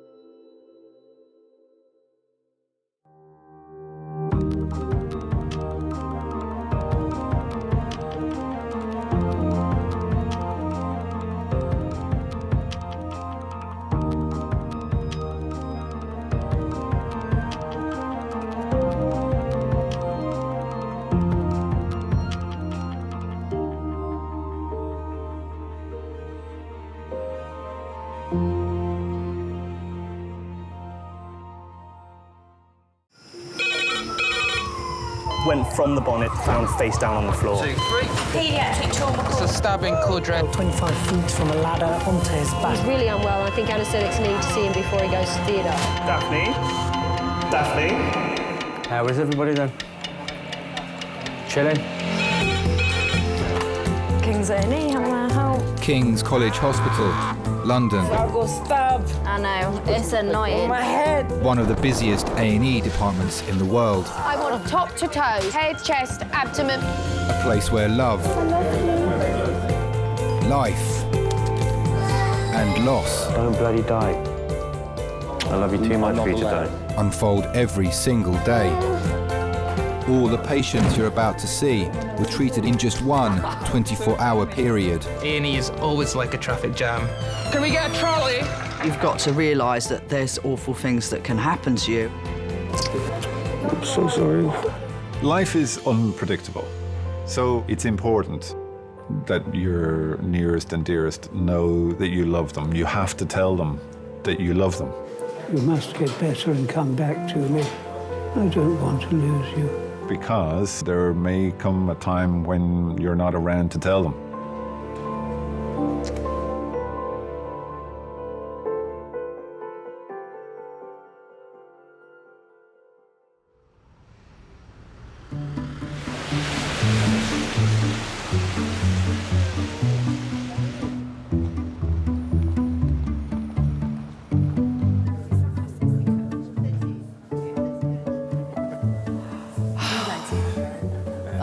I have actually got a week off coming up. I can't tell you how excited I am. I'm going to be out here for a whole 10 days. Oh, my preference is always a night shift. I like my nights. I've been a night owl since the day I was born. I've never been good at getting up in the morning, and I never went to go to bed at night. Even as a kid, my mum said I used to just stand at the top of the stairs and scream. No, no smoking. My body is a temple.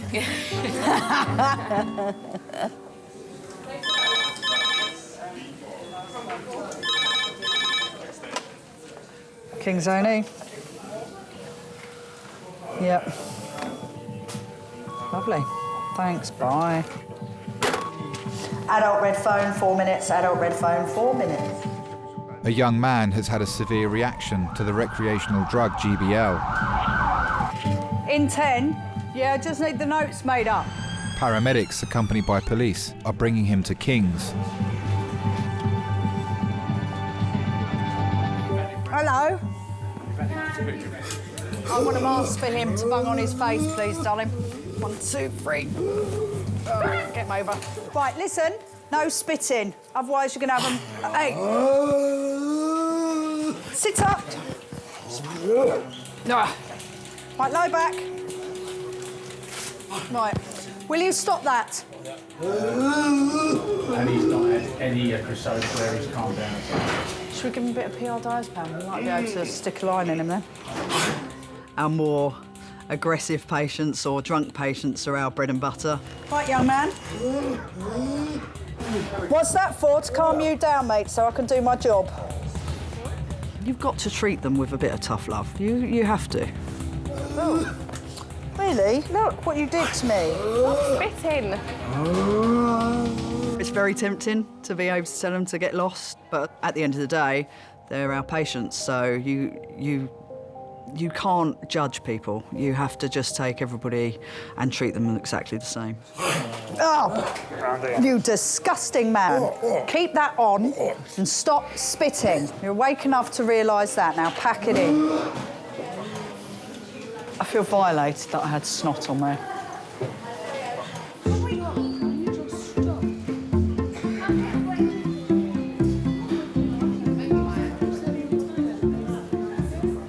Yeah, I've got 6 people in front of me, man. Oh, Lord of mercy. I know, but it's long, man. And guess where I'm sitting? Right next to the chocolate machine. Tell me some Shakespeare. Some Shakespeare. What do you know? Macbeth. Macbeth, do you? Go on, run through Macbeth for me, quickly. I haven't done that in ages. What do you mean you've done it? School. Really? Done Macbeth? Yeah. The wicked bit of Shakespeare. Excellent. Oh, pardon me. Big. How long do they reckon we're going to be here then? I mean, these people here were here when we come in, weren't they? No, I bet you've got to see a doctor or something. Yeah. Just tell them your water's broke, Jean, and they'll rush you. It will break. I tell you. It's all your fault, Chris, I tell you.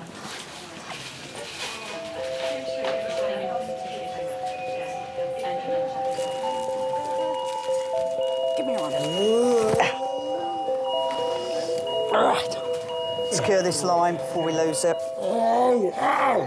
Drugs have changed a lot. I mean, I used to work in nightclubs, so when I first started, it was ecstasy, cocaine, ketamine, and then it turned to GBL and GBH. It makes it very, very difficult for everybody because all inhibitions have gone. Right, straighten your arm out. We let go when you behave yourself. Right, let's leave him for a bit. Either way, whatever you put on it, he's going to take off anyway, but if he's on his own, he can spit it himself. That's a shame. There is only so much you can do for some people. I give them help, I give them support, but at the end of the day, they've got to individually sort it out themselves. I can only take them to a point. I didn't even think we could inject that stuff. My God. I mean, that is plant fertiliser, and you're shoving that in your veins. I mean, you know, it comes to something when you're jacking up heroin with brick dust, but orchid feeder? My good Lord.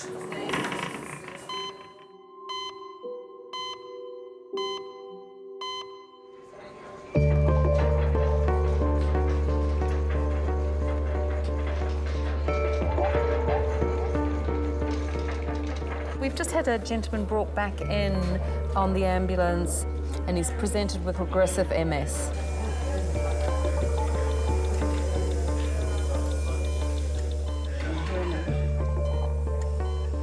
31-year-old Mark has advanced multiple sclerosis that over the last 6 months has impaired his speech and damaged his sight.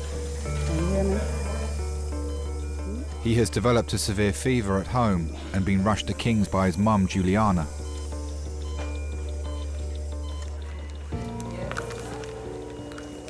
Hello, Mark. My name is Dr. Glinsk. I'm one of the A&E doctors. Just gonna check your temperature again, okay? You think you can put that in your mouth? Open your mouth for me. Open your mouth. Open your mouth. Mark, open your mouth. Zola, open your mouth. Is that what you call him? Zola, yeah. Open your mouth. Mark was called a laughing boy. You called him because his name is Zola, Mark Zola. So you called him Zola and he laughed. No, Very pleasant and pretty. I remember everyone used to say, your daughter, no, sorry, it's not a girl, it's a boy. Oh my gosh, when we were younger, no way. You couldn't put us in the same room together. We were enemies. He used to do things that used to annoy me, make faces at me that really used to get on my nerves, so he used to get the odd shoe thrown at him. Yeah, he was definitely a wind-up merchant for me.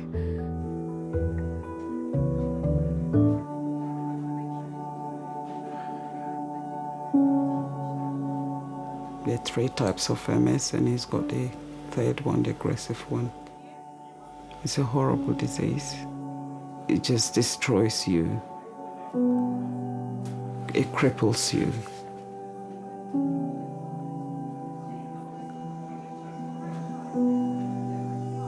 The last 6 months, all of a sudden, he wasn't speaking. It just went just like that. And now it's like every 2 weeks, something different. I don't know what's going to happen next.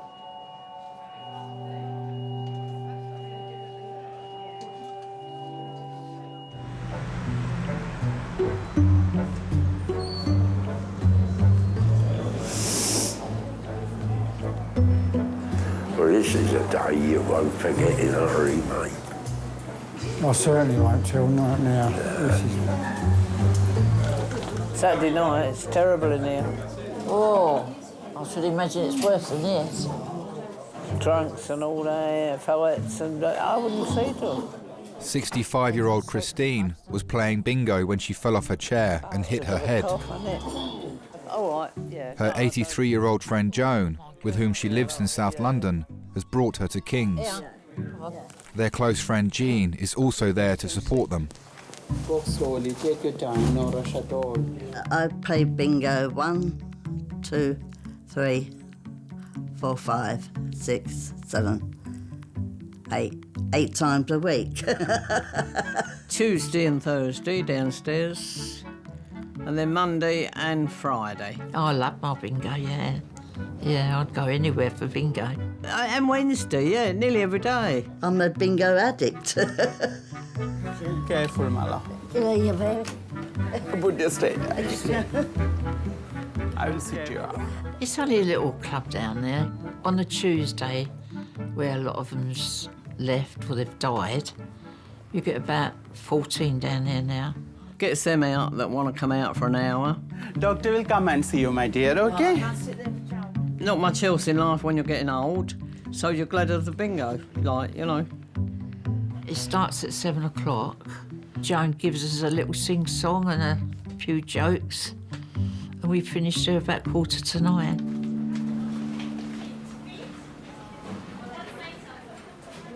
Hello, ma'am. You had a fall? I don't know what happened to the from. And all of a sudden we heard a bang and she was on the floor. She goes out, she just passes out. She'll fall over her own feet sometimes, I think, you know. Or a thick carpet. I was over there talking to her and then someone went out and phoned the ambulance. Did you feel dizzy? Yeah. Did you feel dizzy? Yeah, it did. Way goes. So did you black out? I don't know. Do you remember what you were doing before having a fall? Yeah, I'm standing at the counter. Let me have a look at your previous notes and just come back to you. Okay.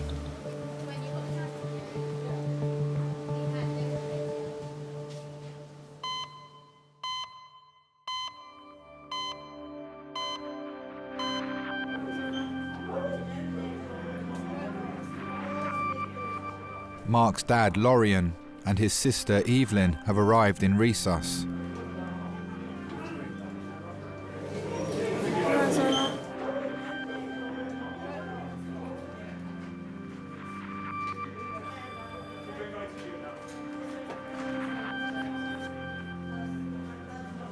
Hi, Mark. I'm just going to put this temperature probe underneath your arm. The doctors are running tests to discover the cause of Mark's fever. With his body already weak from his advanced MS, any infection could prove very serious. How long has he had MS for? Oh, about 11 years. 11 years? Really? That's really young. So he's 20 when he was diagnosed. Someone hit him on the back of his head, and that's all. So it was trauma-related? Oh, my gosh. Did it get progressively worse, or was Yeah, progressive and got worse. Apparently, he was hit on the head, and he thought nothing of it. And then he said he started getting weakness in his leg. And then he just woke up one day, couldn't walk, couldn't see. We were in and out of hospital for about a year before they said to us it was MS.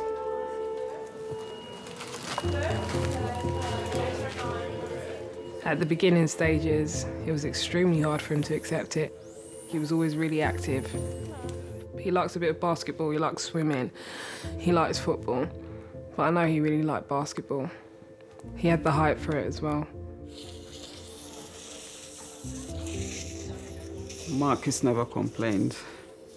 Sometimes I wish I could just go into his brain and just know what he's thinking, but every time I'm all right, I'm okay. He keeps me going.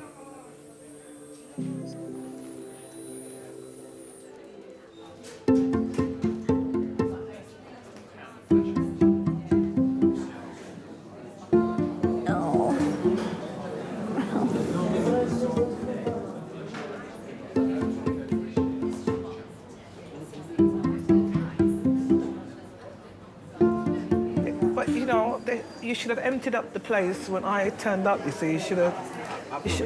Yeah, please, just get rid of everybody, even the people in the wheelchair. The chicken tenders and some buttermilk biscuits. I want to eat, and I don't even think I'm that hungry. I am hungry. My stomach is rumbling.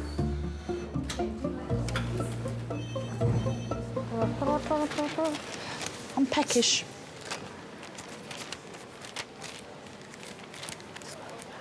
Boom, boom, boom, boom, boom. Knock, knock. What are you coming in for, sweetheart? Because I had a bang on the head again. Did you? Yeah, she falls. That's it? Yeah. Get her a cup of tea, darling. How'd you take it? Strong, like your men? Strong, yeah. Sweet at all? I had brandy in my tea, please.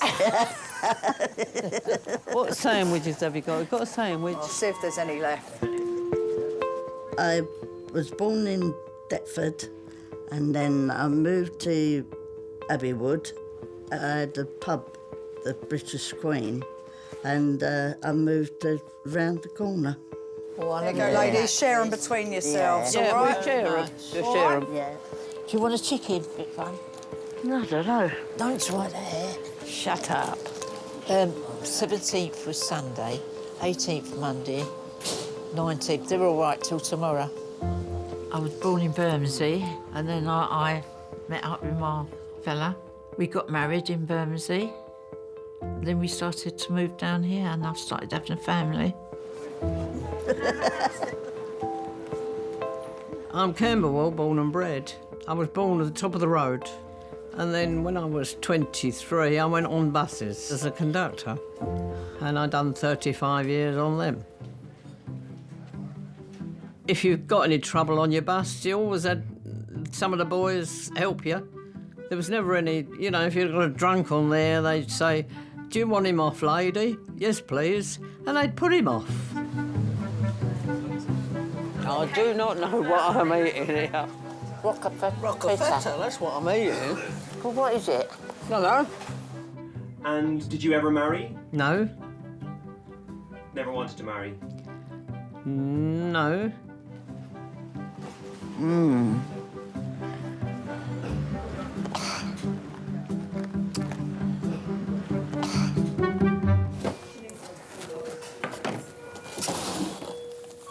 Hello.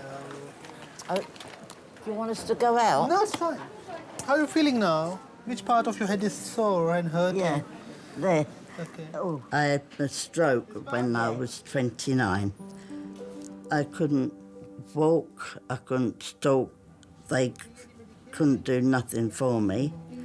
But now I've got better, and then I'm going gradually getting worse. Have you opened it yet? Wait a minute. Hang You rely on your friendship.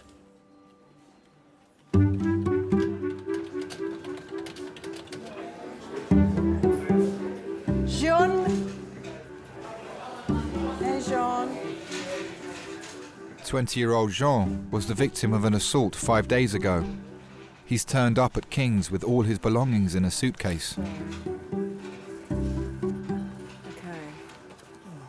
So I briefly know you were assaulted on Wednesday. Yeah, Wednesday night. So just on the street, around an attack. Yeah, you didn't know them? I don't know them. It was around my area. I was being attacked, and before you know, the other one used a golf iron club and attacked my head, which was this, okay? And it was so big, I was bleeding. I'm a nurse, and, you know, I wanted to look after people since I was as young as I can remember. Playing with my dolls, my tiny tears. I think I'm a good listener, so that helps. You have no family or friends? What I about... don't have any. You have no one? I'm just alone. What sort of help do you want? If you know, a place for me to spend the night, and if they could remove this thing, because the doctor says that after 5 days I should go. Take those out, that's no problem. Can you take your hat off and so I can sit properly? Okay, that's fine. He's an unhappy soul. Unhappy soul, wanting help. I'm feeling pain around. No, I know, there's a big bruise there still, so you will feel... He did tell me that he'd fled from his life and he was very scared. He was homeless. And you have to believe what patients tell you. I'm going to make a few inquiries about your social stuff, all right? And then we can take that, because This is a minor problem, all right? We can sort that out quite easily. So you've got to give me a bit of time, OK? Can I get you a sandwich and a drink? He was a vulnerable person because he was homeless. It's a horrible thing to be homeless. You have to help.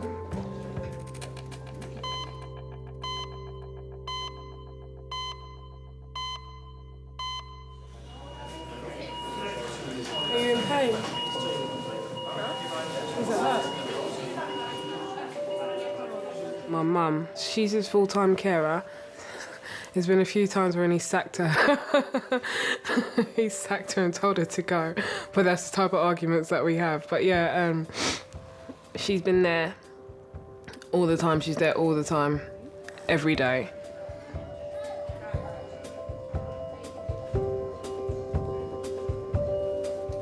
I grew up in Ghana. I came here when I was about 20. So I spent more of my life here than back in Ghana, really. Try and spit it out. Okay? Try hard. I didn't have a good or pleasant childhood. My mum and dad divorced, and my dad didn't want my mum to take me away. So I kept being passed from auntie to auntie. So because of that, all I said was, you know, I'll never let my kids go anywhere. I'll always be with my kids.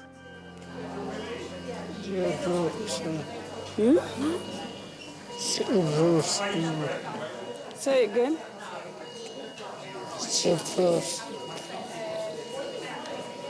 You're in hospital. You know that? That's good. At least you're trying to talk.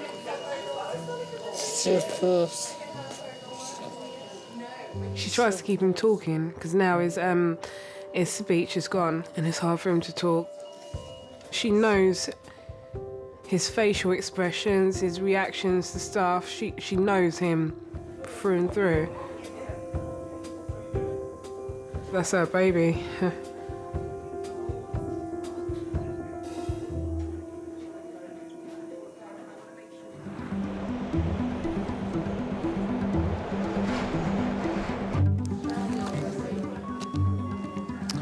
Don't go too far, just in case you might go in. Right, who was in front of that? Can you see anybody that was? I can't. So hurry up. Oh, he's just driving me mad. That's why I'm getting up so late. Yeah, it's just toss and turn, arm in the air, just couldn't find a comfortable way of sleeping. And then he eats and sleeps all day. So it's like I got to feed him and then make him sleep. Yep, 1 minute. She's just here, I'll just get her. Sorry. Gemma? Gemma? Oh, killer. Sometimes I just want to give him one little kick. And then he said had big fluffy eyes and a big fur in his big head. Oh, Lord. I said, me not getting no more pets after this little ass. Not at all. Hello? Where the fuck are you? I'm in the toilet. Oh, right. Right, they're calling you. What have you been doing? You follow me, okay? Thank you. Oh, my God. I hope I'm going to get reception in here. Hi, I was wondering if this is a helpline you could at all help me with a homeless young person we have in the emergency department. I think I'm quite soft. Yeah. I can be tough in the right situations, but no, I don't think I'm tough. No, I think I'm quite soft. I wouldn't like to say I'm a walkover, though. So, I've had to ring the emergency social services, and they're going to pass your details on to the homeless emergency department. They're going to ring me back, so you're just going to have to wait here, OK? Because in these type of hours, there's nothing else can do, OK?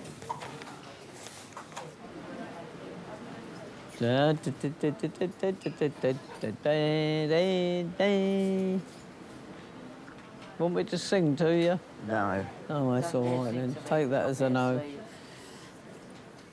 It's over an hour since Christine arrived in Majors, and the doctors are still trying to find out why she collapsed. They've just requested a urine sample. What you got to do? Got to have a piddle? Yeah. Yeah, you better see to her and I'll go stand outside. How can I see to her? What's she Well, I got to don't do? know what you got to do. I can't touch her. That's new, isn't it? All this. Yeah.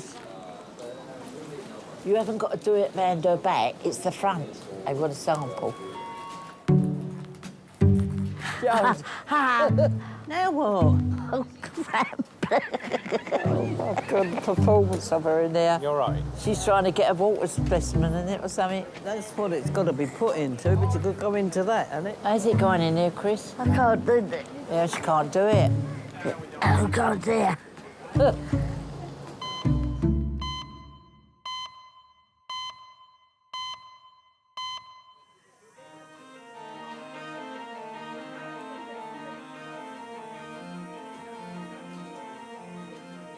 Tests have confirmed that Mark is suffering from a urine infection. He's receiving antibiotics, but his condition is continuing to deteriorate.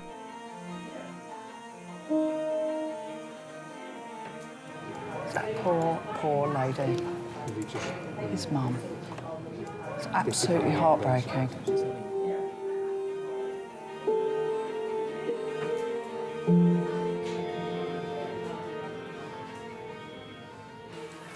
I've just spoken to the medical registrar because his heart rate's gone up a little bit. I'm just a little bit concerned. So they're going to do another blood test from the wrist. I know it's not very nice. I just want to make sure that he's oxygenating appropriately and make sure the fact that he is suffering with an infection, it's not making him worse. OK? I just want to make sure that we're giving him the right treatment. All right? Thanks. All right. When we went in, we just thought, OK, urine infection, he was going to be treated, antibiotics. That's fine. Even when they said his heart rate was high, I still didn't think it was that bad. I just thought, okay, it's probably working overtime to get him through this infection. I don't want him to be an intensive care patient and, you know. Well, I think Mark has 2 infections going on, but mostly the urine and a bit of chest thrown in. There is the chance that Mark could deteriorate further. It may end up giving him, we call it sepsis, where you get an overwhelming infection. It goes into the bloodstream from the urine or the chest or wherever it starts. He's certainly looking like he's got signs of that. So, need to think about maximum treatments. What would be a good idea and what would not be beneficial.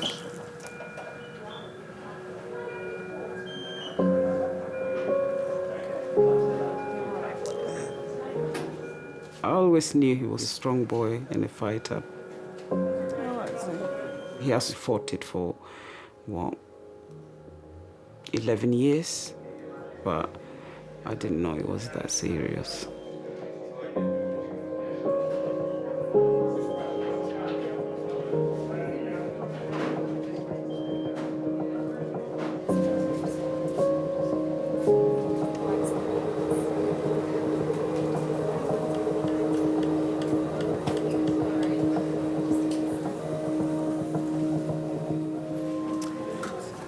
Dominic, this boy, he's homeless. I've rang emergency homeless centre and they're going to ring me back, but who knows when that'll be. I haven't had someone at night for ages that's completely had no medical problems. We've got about 4 homeless people in our piles. It's awful, isn't it? It is. It's a horrible position to be in. I know, It's not nice at all. Sorry, sweetheart.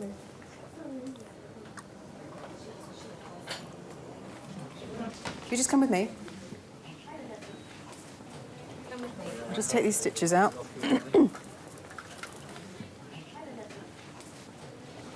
No, some people gave me this number, okay?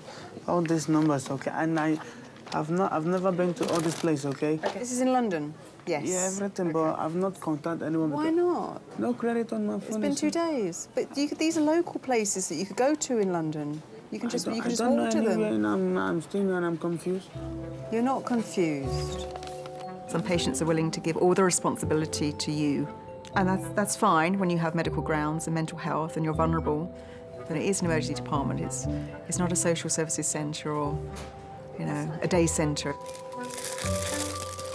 Well, at the end of the day, am I going to guarantee that I'm going to sleep somewhere? No. No, I don't.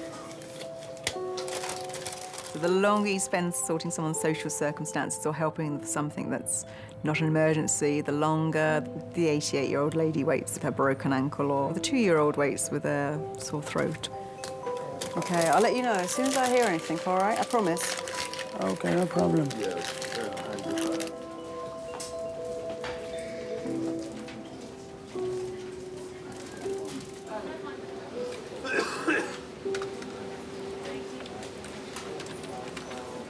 What did you fall on, Chris? What did you trip on? Didn't trip on nothing. She just went down, hit her face or her head on Eileen's chair. Yeah. She's got to be a bit more careful because she can't keep going through life, keep hitting her head like that. You know what I reckon they'll end up giving her to put on an helmet, a crash helmet. That'd be an idea, Chris. Yeah, what the little boys... Wear a crash helmet. The children, when they keep banging their heads, they put a crash helmet on their heads. They do, Chelsea goalkeeper. Yeah. Christine, she used to come to one of the bingo clubs. We all got friendly. Then her husband wasn't very good, and she sort of left him, and she came to me. And she's been here ever since. I'm trying to get rid of her, but I can't. Oh, we have arguments, but we get over them. No. She's all right. We just jog along and do what we want to do. Oh, dear. When you yawn, what a big mouth you got. I can't help it. Joan was worried, yeah, well, they've been together for so many years. Don't know how long, but they look after one another. Don't breathe like that, because they'll keep you here. The results of Christine's tests have come back. Will she be able to come home tonight? I think she will be admitted here. Oh, no. What for? She had a very nasty infection of the urine. That's the reason she had a collapse. So we need to investigate it further and treat her with antibiotics. Otherwise, she will go home and will have another collapse. She's very lethargic because of it.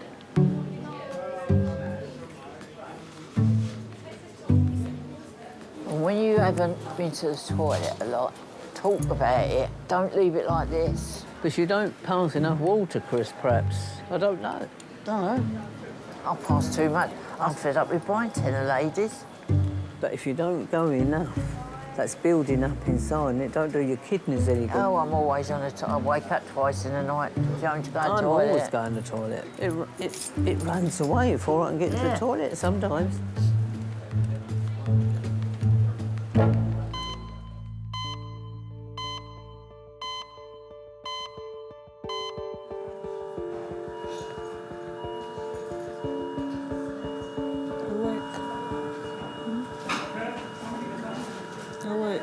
Wake up, Zola. Too much sleeping. Stay awake for a little. Mark is continuing to deteriorate and is at increasing risk of blood poisoning and organ failure. Given the seriousness of his condition, the medical staff must have some difficult conversations. If Mark's kidneys play up and stop working, then I don't think we should put him on a dialysis machine. It's very invasive. I'm hoping a bit of antibiotics antibiotic and a bit of fluid, it's going to work, but he seems quite weak. But you're on all the right stuff now.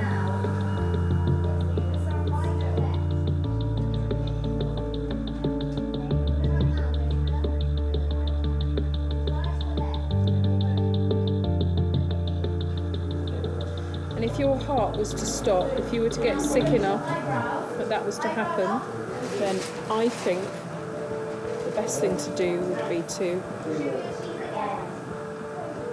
just let you go. Now, I'm not saying you anything close to that at the moment, because you've got a nice strong heart. But if that was to happen, I think things would have got really bad. So I don't think us doing chest compressions is going to help. Okay. I just fell into pieces. I was crying, but I don't know if I was crying for me or Mark, and I thought if he was hearing what was going on, how would he be feeling right now? You know, is he thinking that he's going to die? And it was frightening. It was frightening. Don't give up. You're going to come out of this, okay? It's all a urine infection. You hear me? You hear me? You hear me, Z? I'm not prepared to lose you. You fight this. You can hear me. As a mum, you never, ever consider outliving your offspring, ever. To then have a do not resuscitate form discussed with you and why it would be beneficial for your offspring not to be resuscitated is something that I can't comprehend. I don't know what I'd be able to do in that situation. Don't even think about it. Don't even think about giving up. You'll be all right, okay? Yes? Blink. Come on, it's just me and you here. Blink twice. You can hear me. Blink twice. Again, blink again. Blink again for me.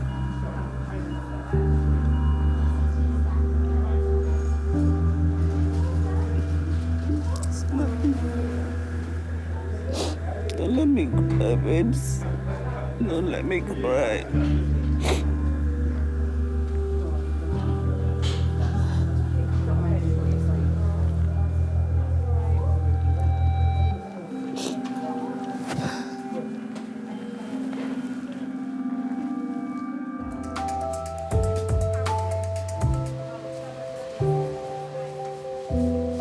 It's a lot of bleeding time wasted here, isn't it? Look, I've been here so long, my skin's all falling off my fingers. So, if you've got to come up here, fetch your bed. Yeah, I'll fetch your pack camp lunch. bed. Pack lunch. Change your clothes in. A primer stove. Make yourself a cup. Round table that you can sit on. Your own toilet roll. We'll always be friends. After my husband died, I wouldn't go over to bingo, and then they said to me once, come up and have a cup of tea, and they come down and have a cup of tea, and yeah, I've been friends with them ever since. So I'm never on my own. It's good. You got your phone? Where is it? Tell her then. Yeah. Oh, you got Yeah. Tell mate. See you later. See you Yeah. Friendship is very important to me. Ring me in the morning, all right? Without fail. Yeah. Yeah, it gets more important as you get older. All my family's gone anyway. I've only got one sister alive, and she's 90. Friends sometimes are better than family. Do you reckon we'll sleep tonight? Well, I hope I will.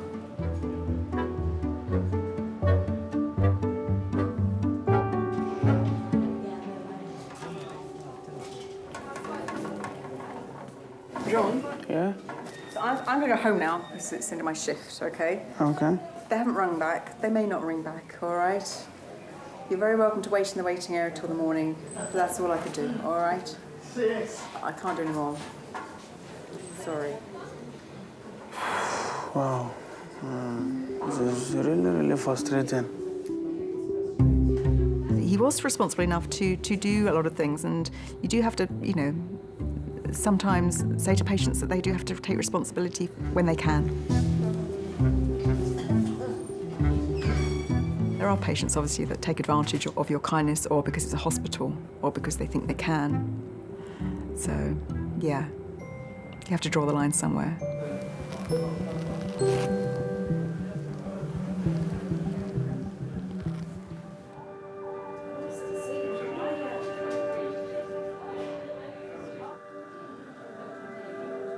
Mark is being moved to a high dependency bed where doctors can continue to monitor his condition. Is there anything I can get for you, my lovely? No.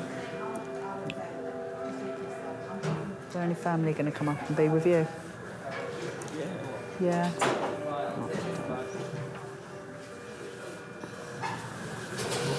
This is hurt really bad. Hey? This is hurt really bad. I mean, it's very high, and that could be due to the fact that he's got such a horrendous infection. It's whether we can get on top of that, you know, and get him all comfortable and get rid of that infection, and then maybe his heart rate will come back down. Oh, sweetheart, I'm sorry.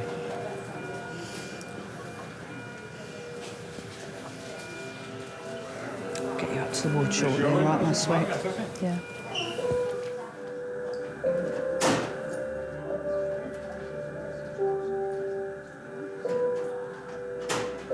I'm here, Zola. Still here, I'm not going anywhere. Okay? Love you.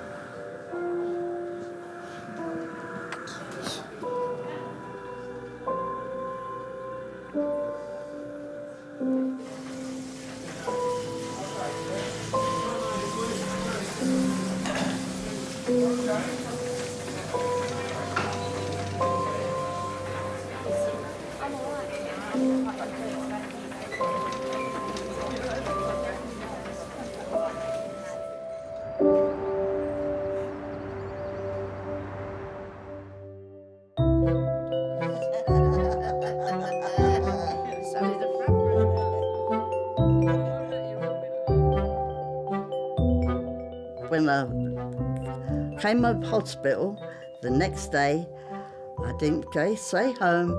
I went to bingo.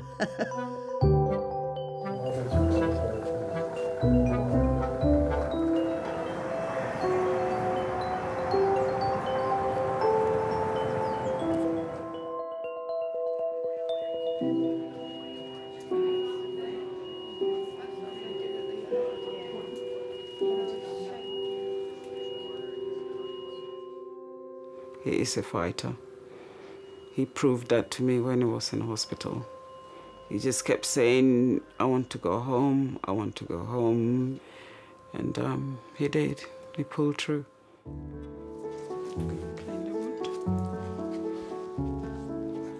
What keeps me going every time is seeing Mark, you know, well and talking to me. You can have a conversation with him now. Love you, babes. Love you. Yeah. As his mom, however bad he is, as long as I'm strong and healthy enough to take care of him, I'll be there for him. I've got a tattoo of him on my arm. It's a nice tattoo. It's just his face, and it's meant to be God's hands holding him. She's going through a midlife crisis, and that's the reason why she got it. Anytime we go anywhere that he can't come with us, I know he's with us, he's with me.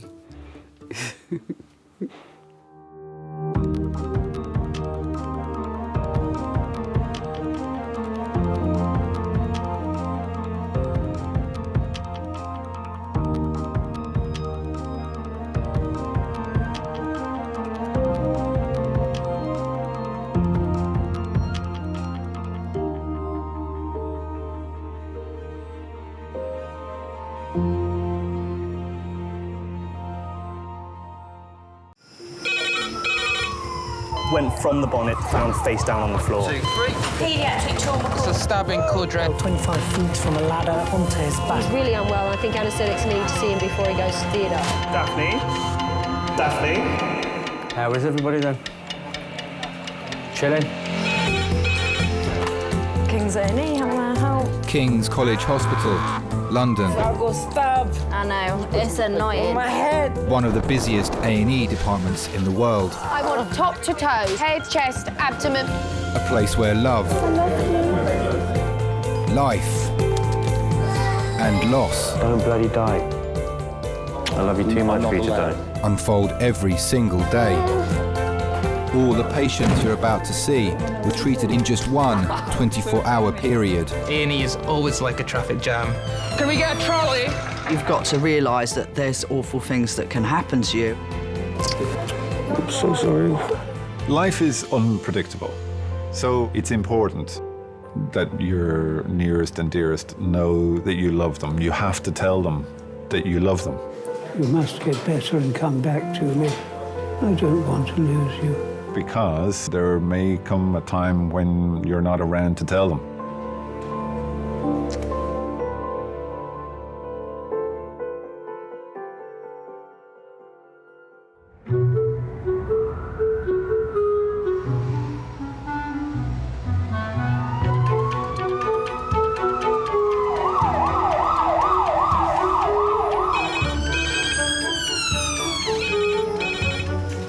Hello, King's A&E. It's quite busy for a Thursday morning. Adult red phone, 7 minutes. Adult red phone, 7 minutes. I am at the moment. Becky's just on her lunch. I'm on call from now. I've worked at King's now for 3 years. I've been working at Guy's and St Thomas's after I qualified. I'd been on a ward there, and I had the chance to go to Afghanistan with the TA. I spent 3 months in Afghanistan, and while I was there, I just realised I needed a little bit more excitement than what an NHS ward can give. So I ended up as an ED nurse. Turn this beer around, please, Yeah. Graham. And then is he on monitoring and had some recent obs done next door? Yeah.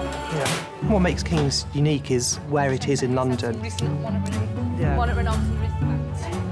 I don't know if any other A&E has the same mix of people, and the mix of people you see changes what's expected of you. But at King's, you always have to be ready for anything. You can always assume that it's going to be a busy day. You can never predict what's going to happen, really.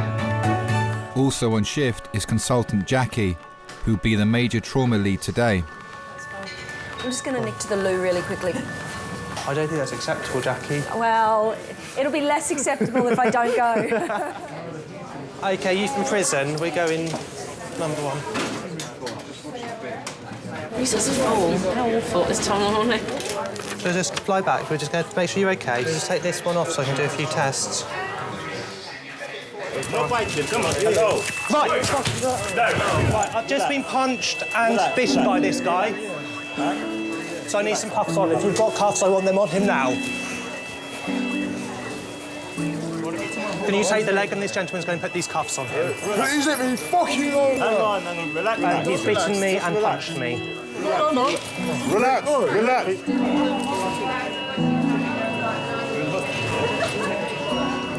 Just get his shoulder, he will try to bite you. I'm here to help you, yeah? Relax. We have 5. There's no breakers there. We've got a very good security department that work very closely with A&E. The risk is managed as much as it can, because the only way to make A&E safer would to be not to let the patients in unless they're vetted. When you get a chance, can you just double-check his girlfriend's details so we can let her know that he's here? Thanks. I think the ones who are resistant to us doing what we feel is in the best interest for them, that can be quite difficult. But actually, most people are nice. Most people are really interesting. My favourite patients are just, people who make you feel like you're doing something that's worthwhile, I suppose, because they feel like they appreciate the service that they're getting. So, nice people, my favourites.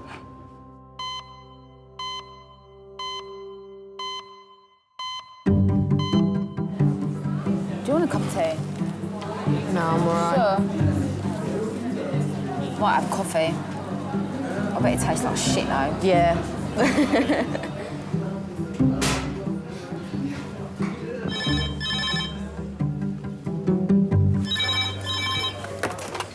Hello, King's Resus. Lovely. Lovely, thank you. Bye. Adult trauma, 10 minutes. Adult trauma, 10 minutes. It's a HEMS call. Yeah. Coming in 10 to 15 minutes, 59-year-old male, driver of a van, head-on into another car. Query fractured wrist, he's got a left chest injury, abdo injury, right hip injury. He's been trapped behind the wheel and he's sedated now. Can we get cardiothoracics down as well? What's Jackie's number? Head-on into a car, query fractured wrist, left side of chest injury. Okay, medical students. Yes. This side of the line. Until we've assessed him, it'll be too crowded in there. No problem. Yeah, of course. Cool. 59-year-old delivery driver Tony has had a collision whilst taking medical supplies to a pharmacy. He's been flown in from Kent by helicopter medics. Well, the priorities in trauma is first and foremost try and recognise life-threatening injuries, so things that you might need to immediately intervene in to prevent a significant deterioration or death.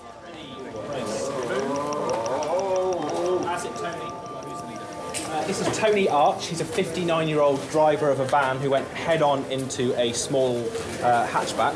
He was trapped by compression of the steering wheel on his chest and the dashboard on his legs. He has an abrasion on the top of his head. He's got a left-sided chest injury with tenderness down the left side of his chest. He's got tenderness across his abdomen and he has an injury to his right leg, possibly at the hip or the knee in that sort of fixed flexion deformity. He's been sedated, he's had ketamine and midazolam. Okay. And had to be cut out of to be cut out and all been good. He's just been complaining of persistent pain in his right leg, can't get comfortable and he can't feel his right leg as well. Thank you very much. That's him. We'll get out your way. Okay. Airway? Airway's patent. He has left axilla tenderness. Oh, fucking hell. Okay, Tony. Scratch coming, Tony. People die in car accidents every day. It was high speed, it was a lot of damage to the car, you know, from head to toe. For someone who sits in a car and drives for a living, there's a chance that he may not recover. Where's all your pain? At the bottom. At the bottom? In your leg? Oh. Can you ask him just to wriggle his right toes if he can? Yeah. Tony, can you wiggle the toes on your right foot? This one. Your other right. Can you feel me touching on both sides? Can you feel us touching your feet, yeah? Wiggle your toes for me again. Wiggle your toes again for me.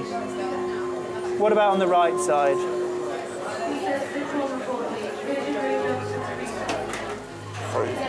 I know, we're going to warm you up. I've got a patient here, Delta Yellow, who is going to need a CT from head to pelvis, please. He's a driver of a van, head-on collision with a smaller car. We're just getting a chest X-ray, a pelvis, and one shot of his knee just to make sure there's nothing we need to reduce urgently. And then once we've established that, we'll want to come around for scanning, please. Can we have a porter to Resus to take patient to CT, please? Just X-ray.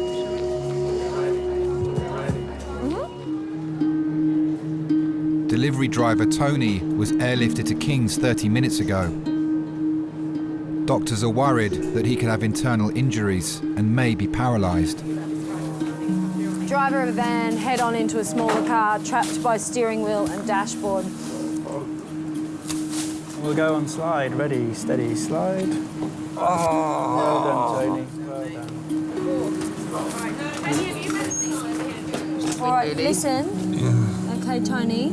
We're going to do this scan of your brain, all right? Yeah. And I need you to keep your head dead still, because we don't know you don't have a broken neck at this point, all right? Okay. It won't be long. Tony's wife Trudy, daughter Tracy and dad Jack have arrived and are waiting for news. We met when we were 17, and then we got married when we were 19.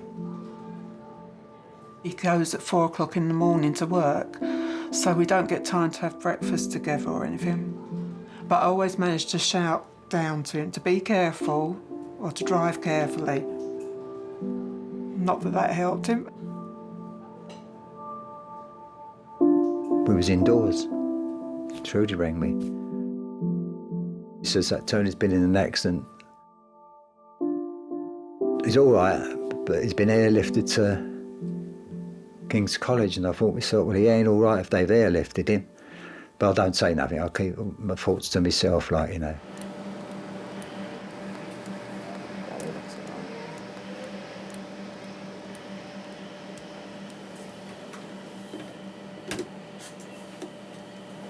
Ouch. Fracture dislocated. Where? Yeah.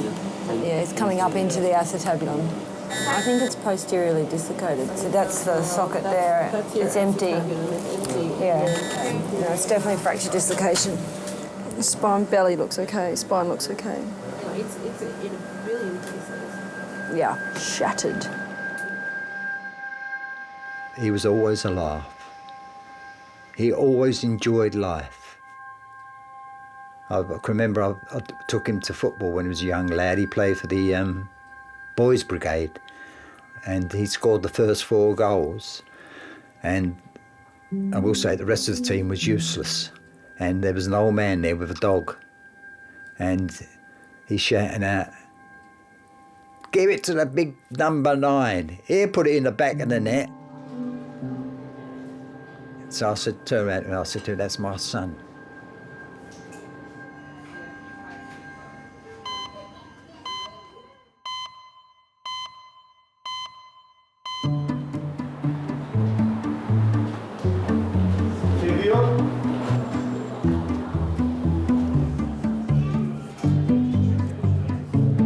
So what do you want to talk about, sweetie pie?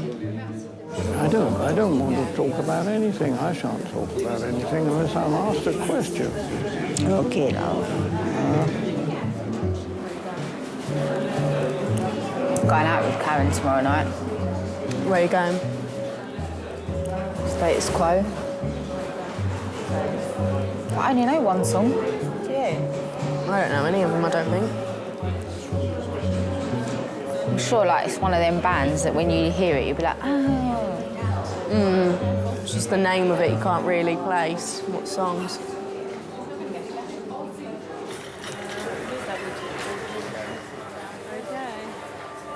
The CT has shown that Tony's right hip has been broken and dislocated and his knee joint shattered. Although his spine is not damaged, doctors are concerned that Tony is unable to move his right leg, so may have suffered major nerve damage. The sciatic nerve supplies basically the vast majority of muscles and things in the back of your leg. It's got a huge impact on the way your leg functions, normal walking, standing, all of those sorts of things. So if he ended up with so much pressure on the nerve for such a long period of time that the nerve died, then he would end up with significant impairment of his function at the end of that because a big portion of his leg just wouldn't work properly. Hi. Are you? Oh, hi. I'm Jackie. I'm the trauma consultant. How are you? The orthopaedic team have been called to prepare him for an emergency operation to reduce the risk of permanent damage to his right leg.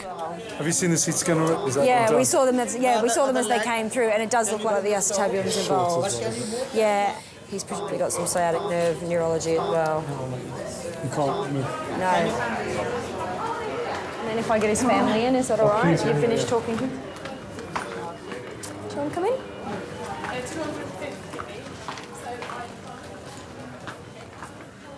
I've got some people here for you. Yeah. In much pain? Yeah. Yeah, I bet. Oh, hello, Tom.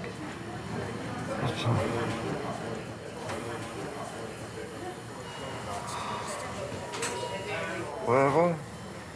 King's College. Oh, bloody hell. Try to keep still, Tom.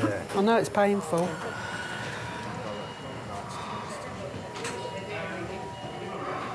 Of course, he is the provider for the family. He's always been driving, and so I don't really know what else he could do. It does bleed and hurt, doesn't it? He's never been lazy. He's been a butcher, a postman, a milkman, and worked for the medical firm, delivering drugs and that to hospitals and pharmacies. He's like me, I've always worked. You've got to be busy. It's like when I retired, I thought to myself, you know, it's going to be lovely, but it's not. If you've worked all those years, it's hard to come out of that way of living, like, you know, getting up at a certain time and working to a certain time.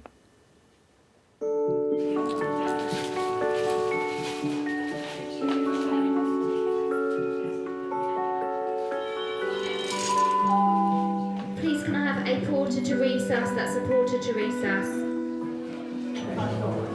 85-year-old Eric has come to King's with an ongoing stomach complaint.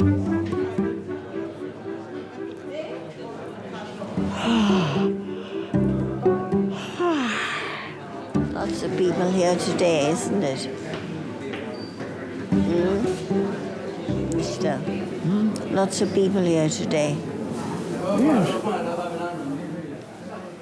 Eric is my world. He is my ideal man.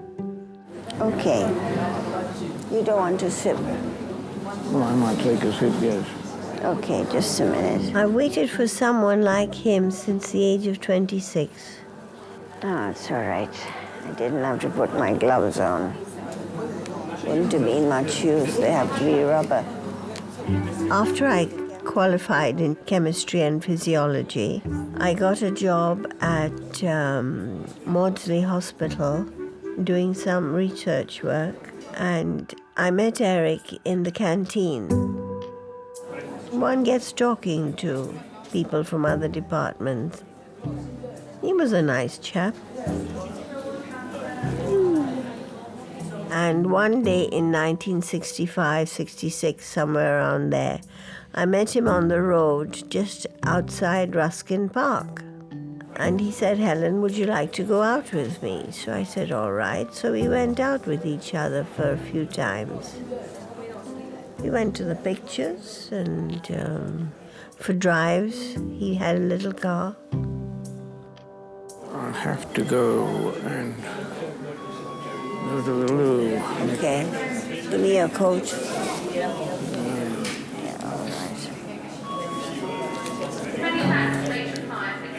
I would have married him straight away, but he wanted to live together to see how we got on with each other. Well, Auntie and Uncle who brought me up were very strict, and I didn't feel comfortable about that side of it, so we parted.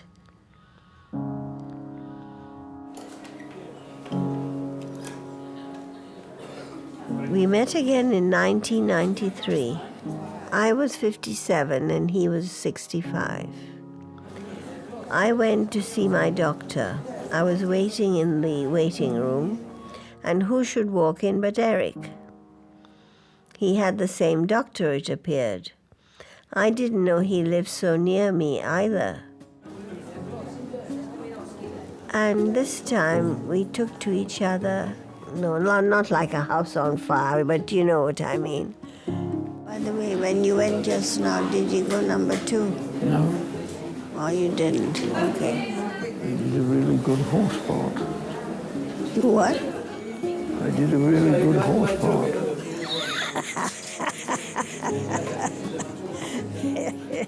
I thought, you know, that was one of the happiest days of my life. You know, fate acting in that way.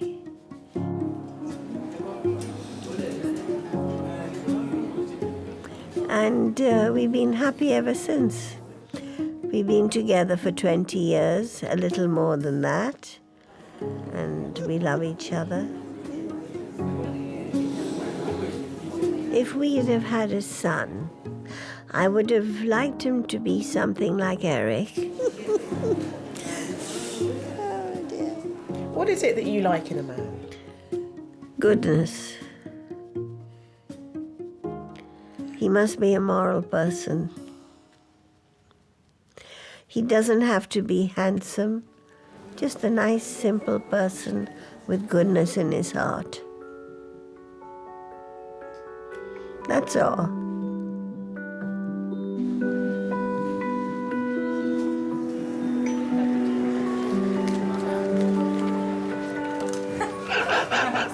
I'm Lucy.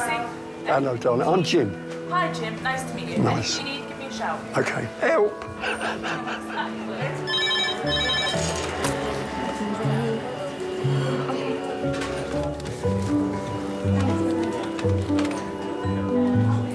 Adult trauma, 50 minutes. That's adult trauma, 50 minutes. I've got no fear of hospitals. That's fantastic. That's good to not have fear. And I'm usually quite fit. But at the moment... The breathing's just stopping you, is it? Slowing you down a bit. 79-year-old Jim has been brought in by ambulance with breathing difficulties. Have you got what other medical problems do you have, Jim? Well, I had a sigmoid cancer when I was 71. I was upright and on my feet the second day. My surgeon reckoned I was Mr. Indestructible. Yeah. So I am a man that recovers quite quickly. Yeah. And I am reasonably strong for an old man. Done lots of jobs. Anything physical. If I did anything, if I was digging, I'd dig down until we got to Australia. Or if we were building anything, I'd build until the top's over. Anything. I think I'm as fit as I am now, simply because I've always looked after myself. Yeah. I still train with a spemi bar, which is an 80-pound spring. And I still do a bit of training for the martial arts. I haven't retired in the sense of I'm still physically doing things. Gardening, cooking, shopping, making beds, all the general duties of an housewife. Because a housewife's work is never done, so I've been told. But all your observations are fine. Your blood pressure's not, your heart rate's a little bit raised. But if you've been struggling with the breathing, and I've just done a heart trace, and I'll just quickly whip off another one, actually. Okay. Lovely. I feel a bit of a fraud at the moment. Oh, don't be silly. You're not a fraud. What we'll probably do is get a chest X-ray. I can order that now, just to make sure that you haven't got any infection down there. I'll check your temperature as well. All right? And if you do get in any discomfort, like I say, I'm Laura, so give me a shout, and we can sort that out. Yeah. All right. Pop this under your tongue. I'll get you a gown as well. I'll get you a gown to cover yourself up, or you'll have all the ladies passing out. I don't think so. Hey, I've saw a lot younger, look a lot worse. Sorry,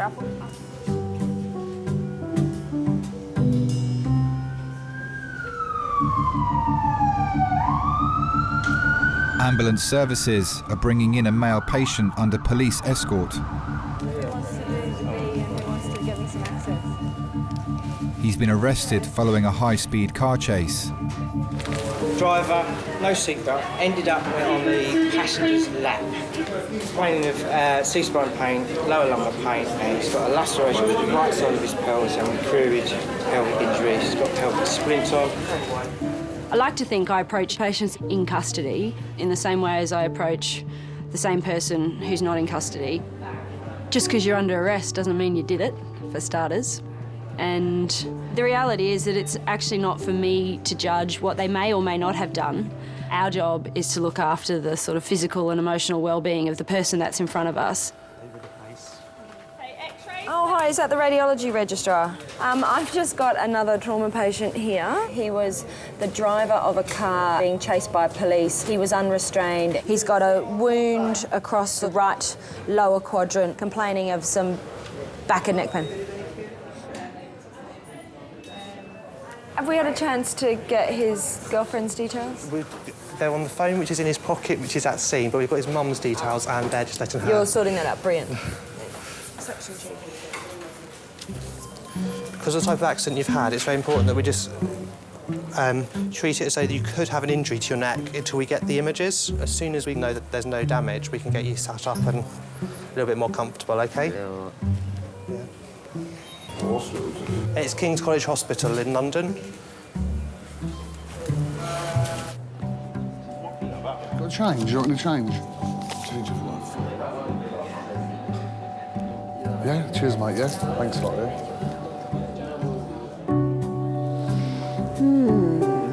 Sweetie pie. cold drinks ain't working. Oh, it'd be hot drink then. I'll just get a packet of crisps or something. I don't really want a drink. You don't? No. Yeah, she can. Which way? This one? Up.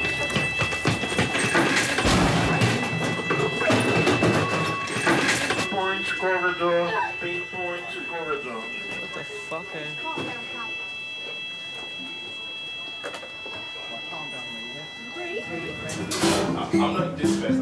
How are you?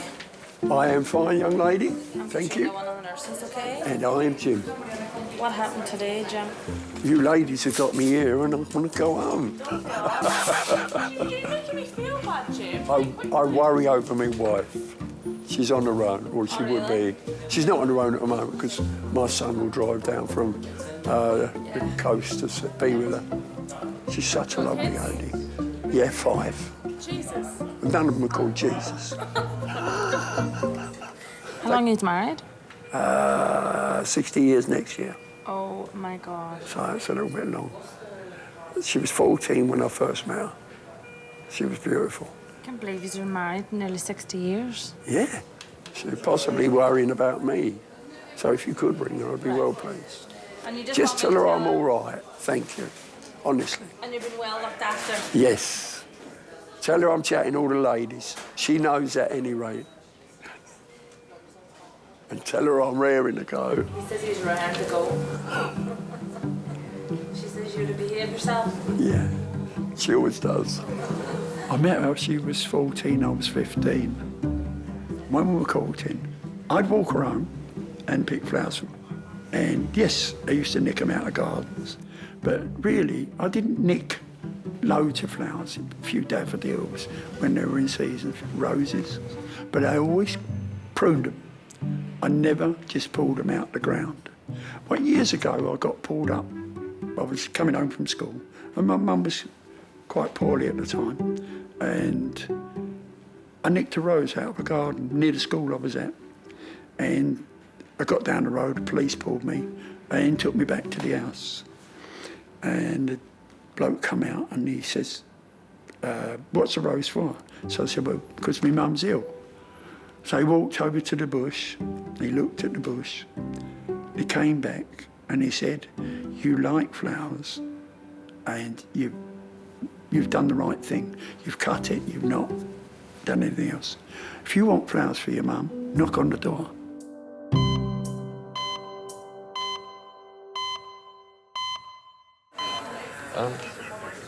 The patient in custody has been surrounded by police and security. He was RTC, he was evading, didn't stop for the police chase, 40 miles an hour, volted his car. Tell me my other patient tried to do a runner. I missed it too, I just heard about it. Apparently he stole the shoes from the guy next door and then tried to bolt. Fool.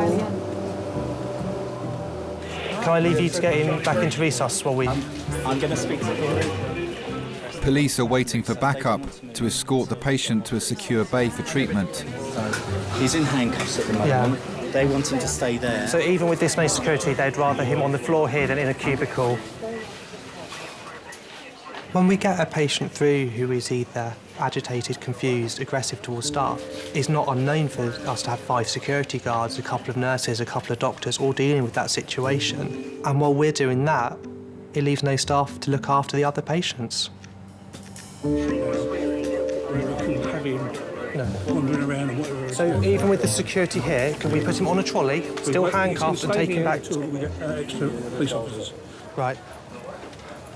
I have to go back to resus because I'm trying to deal with something much more serious. Will you come and get me if there's a problem?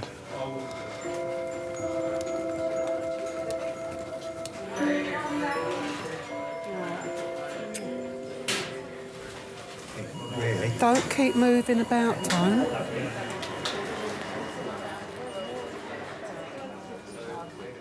Tony is about to undergo the first of many major operations to restructure his shattered right leg. Tony, so I think what's going to happen, one of the doctors needs to do a bit more, do a little procedure down here. So what we can do, we can give you some more of the morphine for now to help with the discomfort you're in. It will also mean that when she comes to do the procedure, it's going to be less uncomfortable for you. Are you happy if we do that? Yeah, carry on. Let me go get that ready and then I'll come back, OK? It'll be one moment. Just as well, Eileen never come down at the moment to see him like that. Yeah. It's horrible, isn't it? Seeing them like it. All right. They were little, all they want is their mum. I know, it's horrible seeing them like it. I bet all he wants is his mum, you know, you don't care how old you are.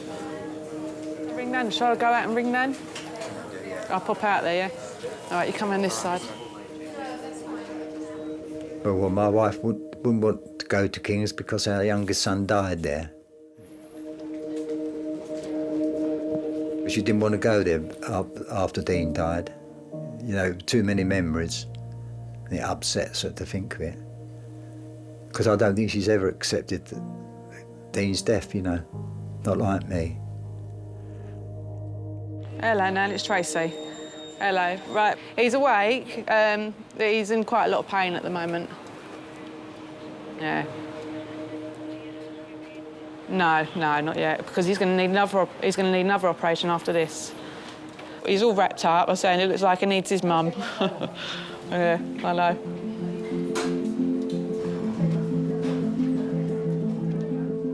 He really misses Dean. He's never forgotten him. We would have loved to have heard his brother about. Dean was 17 when he died. He had a brain hemorrhage.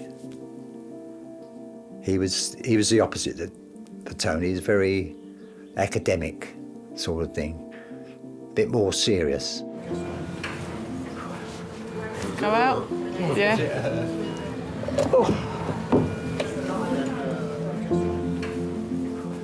He hung on for about a week in intensive care.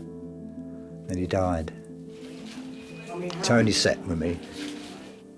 We stayed there. We didn't come home at all. We stayed there all night long as well, for about a week. So I don't think I could have got through it without my eldest son being with me.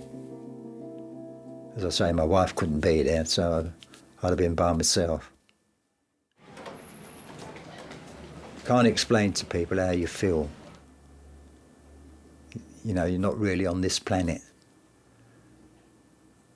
Because you don't ever expect for your children to go before you, so your mind's never sort of prepared for it, is it? Well, mine wasn't, and the wife wasn't. Well, I'm not one of those people who go to seances and that, but I'm sure he came and spoke to me once. I can remember it vividly. I was in my bedroom. I'm sure I heard a voice say to me, "Dad," and I might have been dreaming it, "Don't worry, I'm all right." And since then, I'm not really worried about it. You know, I miss him, but I think it's just something that came. Sorry? It started out such a nice day. I know. You didn't quite expect that, did you?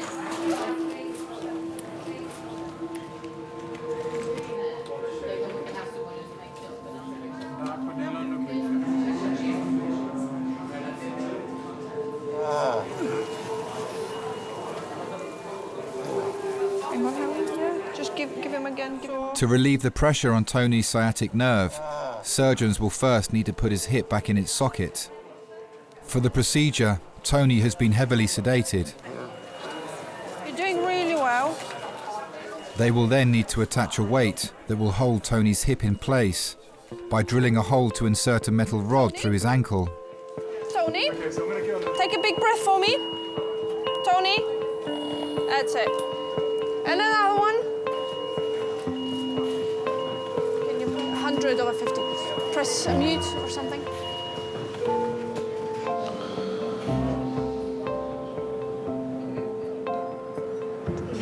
Don't look like there's anyone that's got anything urgent, no? No.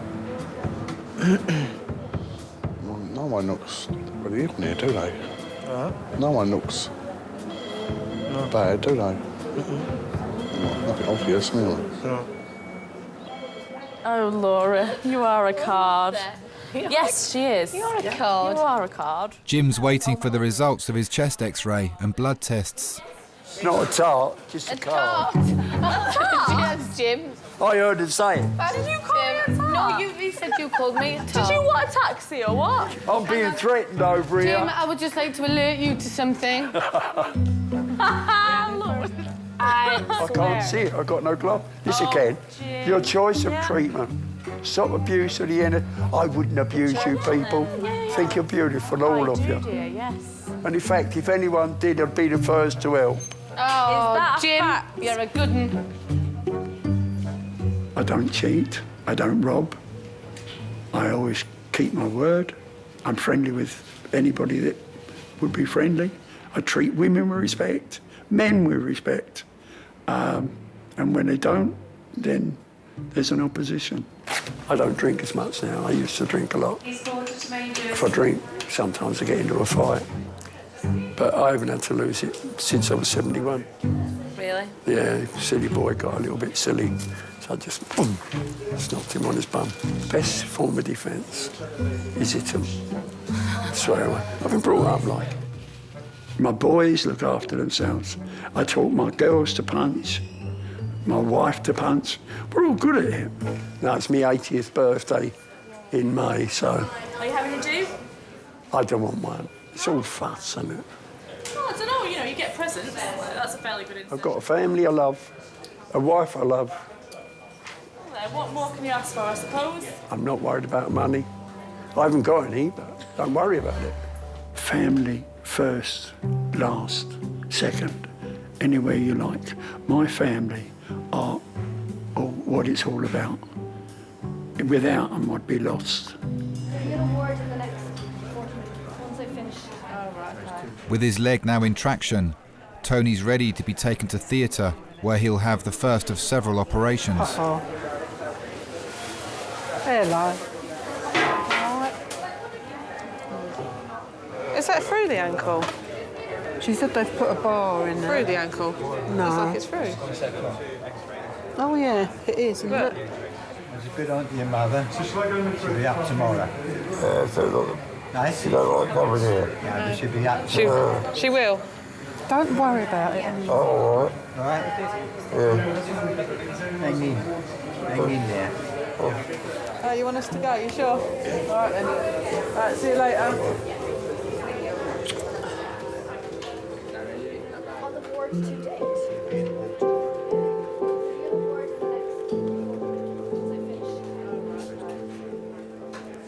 When I saw him in intensive care, I was very worried. When we went in to see him, because he looked absolutely shocking. I mean, he had so many tubes coming out, it was unbelievable. Because he was dangerously ill, Tony. Very ill. They put a drain in his lung, and that's where the trouble started. Because once the drain came out, he started filling up with blood. And he got blood clots in there. I thought, let's not have another repeat. Let's hope he comes out of here.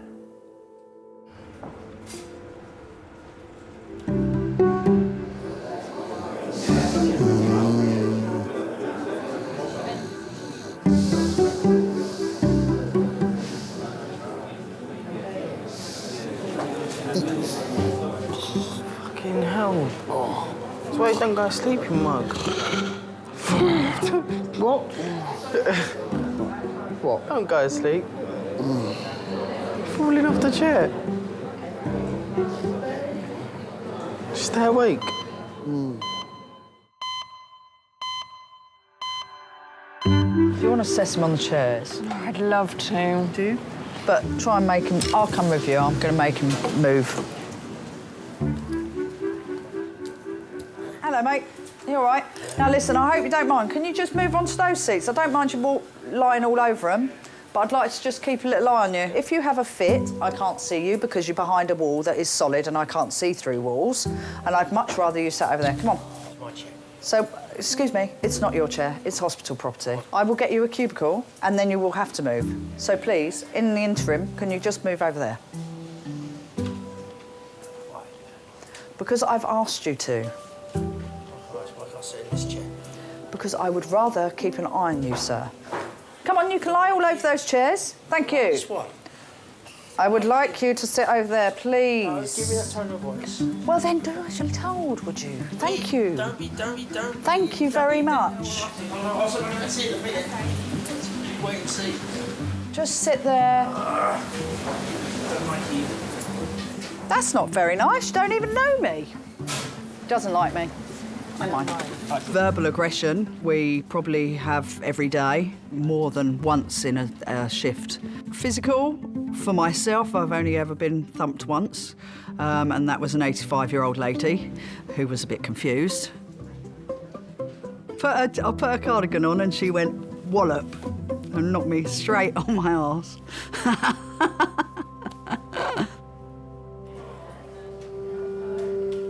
Jim's x-rays and blood tests have come back clear.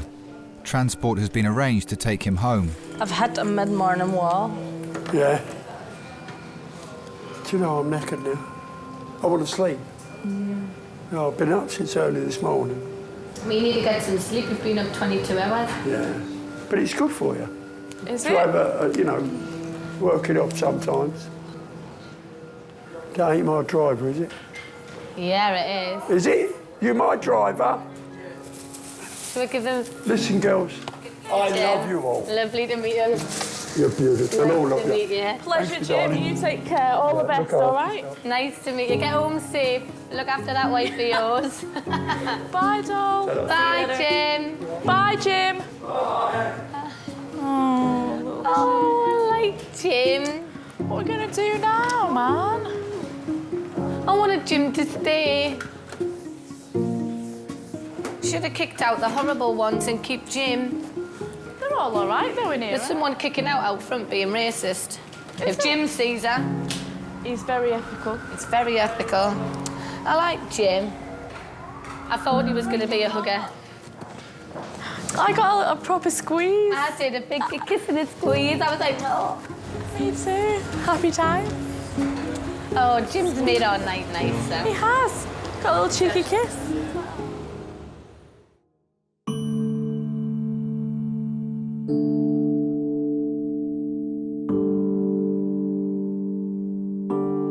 When I knew I was in King's, first thing that came into my head, Dean died here. But I must say, I was glad I was there because they were just absolutely fantastic. And what do you think's made Tony the man he is today? His upbringing, definitely. What he's learnt of his mother. She's kept him on the straight and narrow, all of them. They're not perfect, but they do me. I think they're lovely.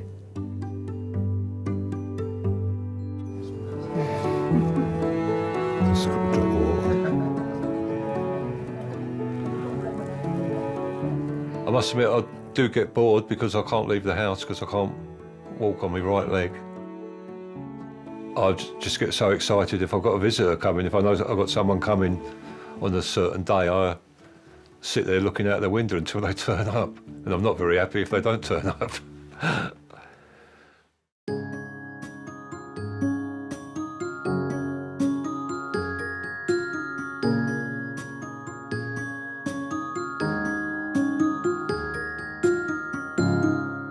Slow down.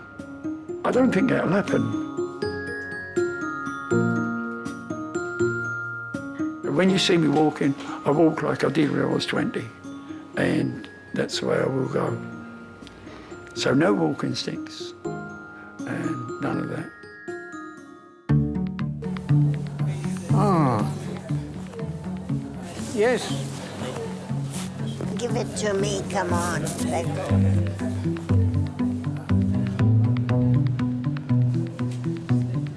I like everybody to be as happy as Eric and I are.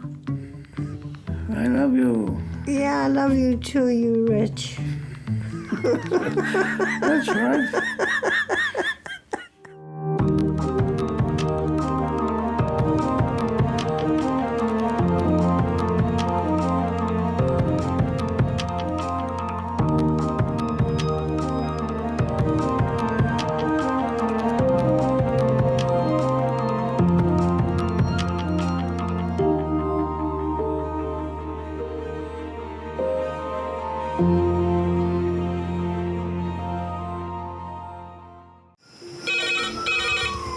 went from the bonnet, found face down on the floor. 2, 3.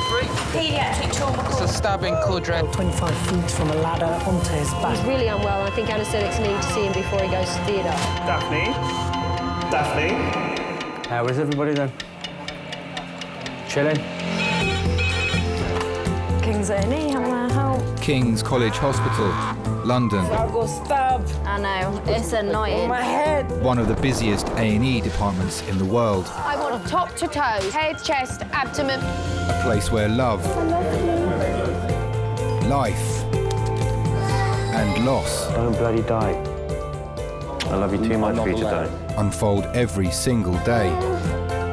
All the patients you're about to see were treated in just one 24-hour period. A&E is always like a traffic jam. Can we get a trolley? You've got to realise that there's awful things that can happen to you. I'm so sorry. Life is unpredictable, so it's important that your nearest and dearest know that you love them. You have to tell them that you love them. You must get better and come back to me. I don't want to lose you. Because there may come a time when you're not around to tell them.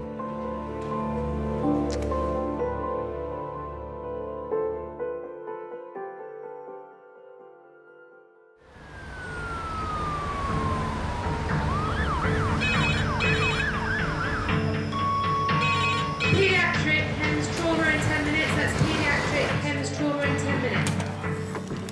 Left-sided chest drain in situ. Code red. Are we all right Has here? he got a line Managed in? to get bloods off? We've got SAPs of 99. Can I get someone for the pediatric trauma call? It's a stabbing, code red, pericardial tamponade. Any Kings, hello? Now, we've got access in the right arm, I think. If we can get a second one, that'd be fantastic. A&E is always like a traffic jam. Thanks. That's another one. He's unstable. So I would just get his bloods and run with him to CT. And it's always like a traffic jam on the M25 on a Friday afternoon. Firaz is a consultant in charge of Resus. We still don't have cardiothoracic reg, do we? Ah, lovely. Today, his department will treat up to 20 patients with life-threatening injuries. Is he seeing anything? Got a kid just pulled out a big shot, literally just arrived at the doors.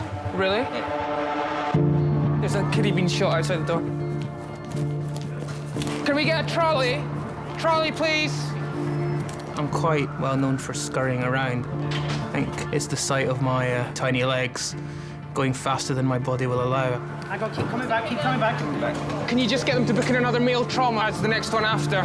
No, it's fine. We'll do it as a trauma code. I couldn't imagine being a GP. That's just not me. I need the little adrenaline buzz. I need to be running at 70 miles an hour, otherwise I will collapse and die and fall asleep. Fine. So do you want the bloods? Hello, it's Firas, trauma consultant.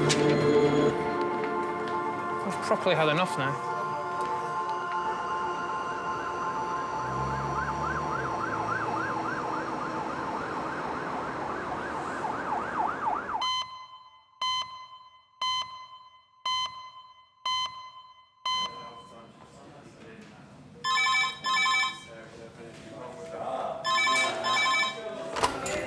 King's A&E.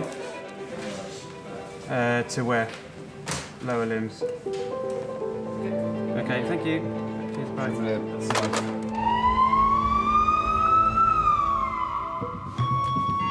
Adult HEMS call, 10 minutes. Adult HEMS call, 10 minutes. I'm trauma, but George is just going to lead this one. A 70-year-old pedestrian is being brought to A&E after being hit by a car. Have you got any anaesthetist yet? Shall I do airway until... No, he's done. He's here. Over 450 patients a year are admitted to King's A&E due to road traffic accidents. Right, they're in, guys. Have you got any anaesthetist yet?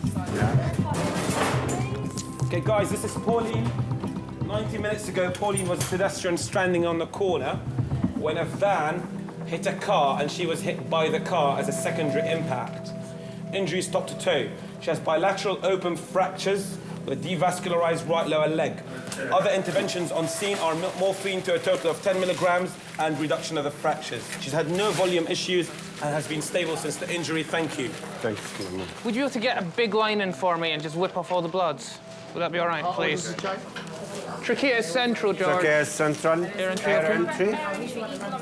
Polly, Equal on both sides. my name's Firas. I'm one of the A&E consultants. We'll need to get some x-rays to make sure you don't have an injury to your neck. Because you've got a significant injury down there, we can't say that you haven't got an injury to your neck.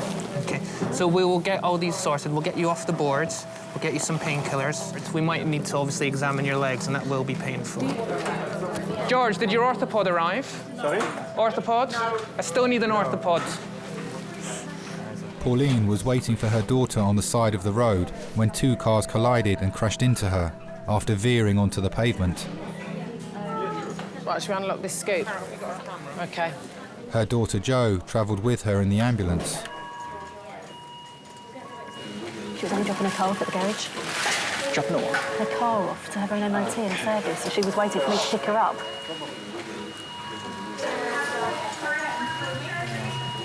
She just couldn't get out of the way. I drove around the corner and I could see something had happened in the road. There was a white van and a car, all the airbags out. Mum was laying on the floor alongside the car, awake, and she just said to me, "He's broken both my legs." And I just went into panic mode, I think. It was terrifying. She doesn't seem to be rolling around much. No. She's not got any sort of... I just wonder what sort of neuro there is. She's not got any back pain or anything. Sorry? She is incredibly active. She's much fitter than me, would have put me to shame. She's always been very involved with her different animal charities. Every Friday she would go to the RSPCA and they would deep clean all the kennels and then walk all the dogs. Her dog is a pet for therapy dog. Every Monday she would go to the old people's home and take the dog round. Just cut through the top of it. It's easier to just open it up that way. And... It took everything away in a minute. You know, just because someone can't slow down or isn't paying attention.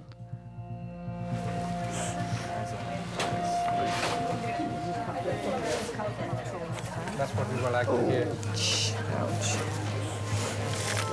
I think we should let the dog say that. We just need to do some sort of sensory assessment of her. Can you feel my touch? Yeah? On the sole? Can you feel that as well? Is it a normal feeling, Pauline, or does it feel different to normal? It feels normal. Well done. She's not feeling that. No. She should be out there. No. That's what I was saying when she first came in. She's not got enough pain. She should have more pain. I just want to go higher up. I just want to make sure she doesn't have a spinal injury as well.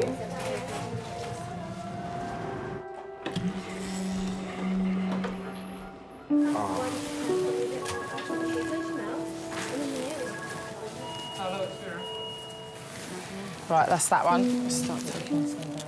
It's been an hour and a half since Pauline was hit by a car that swerved off the road. She has severe injuries to her legs.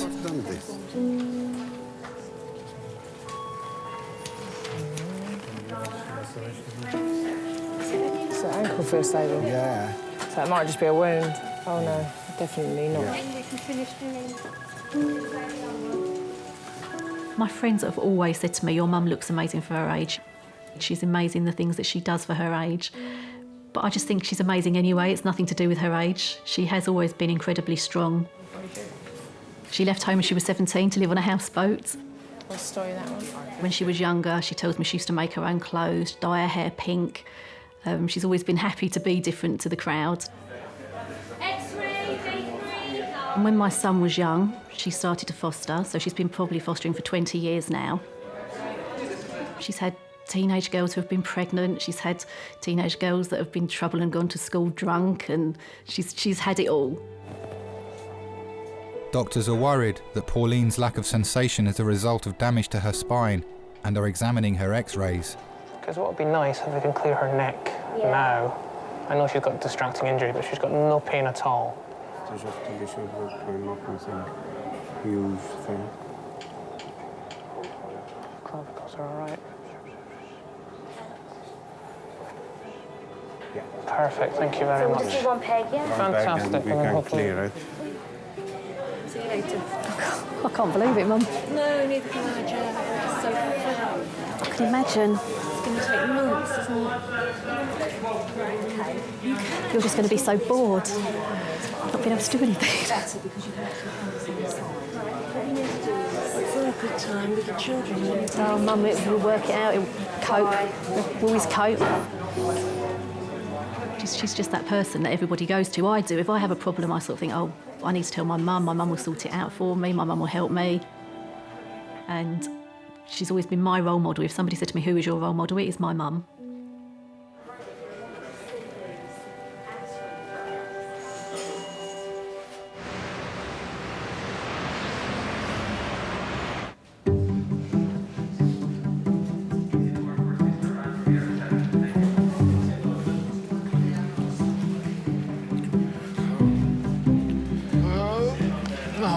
Susie. Stop hyping, they don't even know that much. No, it really does, bro.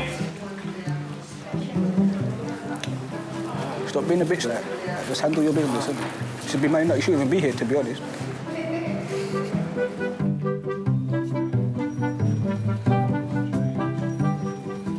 Yeah.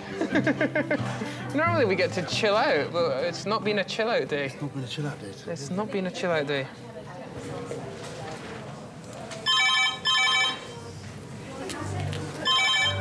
After you. King's A&E.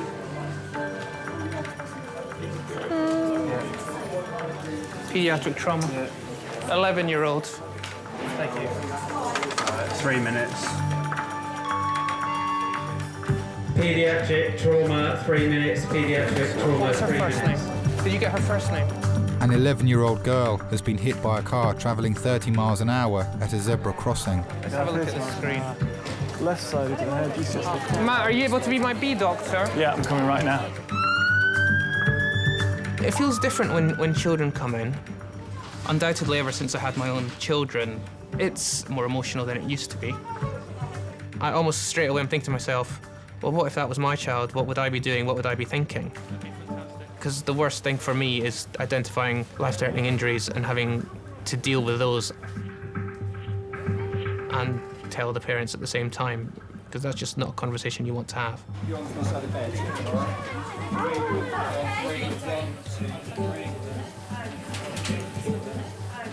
Coming right up. Scarlett is 11 years old, just crossing the road. Hit by a car at approximately 30 miles an hour, knocked into the air and out of her shoes. She's got large hematoma to the front of her head. Can't get blood pressure on her, she's very agitated, can't get a collar on. She has got she's got no recollection of the events. My name's Firas. Are you a doctor? I'm the head doctor looking after you today. Oh, okay. What happened to you? I think I got run over. Where were you going just now? To the Science Museum. To the Science Museum. Okay. Am I gonna die? No, you're not. Absolutely having a not. heart attack? No. Scarlett, can you feel me pressing the back of your Yeah. neck? Okay. Is it sore? Is it sore there? Don't nod or shake your head. Just say yes or no. Okay. Pull your toes right up towards you. Who are all of these people? Scarlett, Mum, can you ask her to pull? Just focus on me for a minute, please. Yeah. Good. And again. You can say whatever you want. Is after you gonna have to do operation? No. Nope. No operation. Are you gonna have to do anything on my heart? Nope. You'll be absolutely fine. You know, the majority of the child trauma patients, they come in, they're lying flat on their back, they've got the collar and the blocks on, and then you're telling them not to move, and that's just completely unnatural for them. You know, what they want to do is they want to sit up and scream and shout, because that's what any normal person will do when they've been faced with trauma. She seems quite anxious. Yeah, she is. She's very, very, very shaky. But you've got to put these anxieties into context.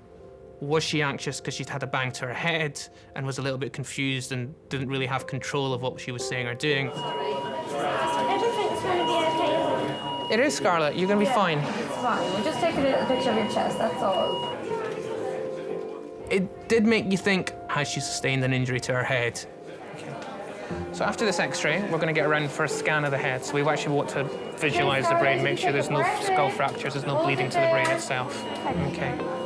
Is she not? Is this her normal personality? She doesn't want to talk that much. She's really, really panicky. Okay. I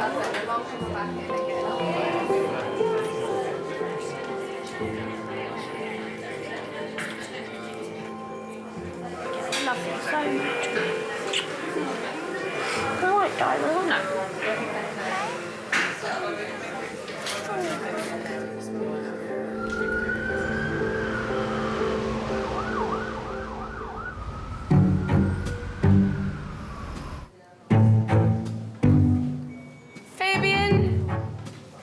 Yo, I'm coming.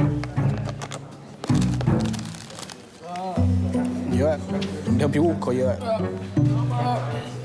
Hold on, where's my phone? In my hand, fam. Hello.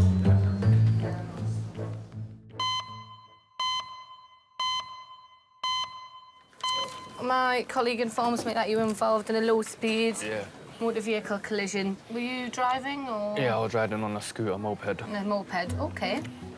As I'm approaching a roundabout, I've slowed down. I've gone about 40, maybe 50. The bike skidded, and I've just landed sort of on the roundabout, on the actual curb. My whole of my foot, I can't put no pressure on my foot. The pain is excruciating. Do you want to pop your sock off? Are you sure about this, Doc? Why do your feet stink? They're just really hairy.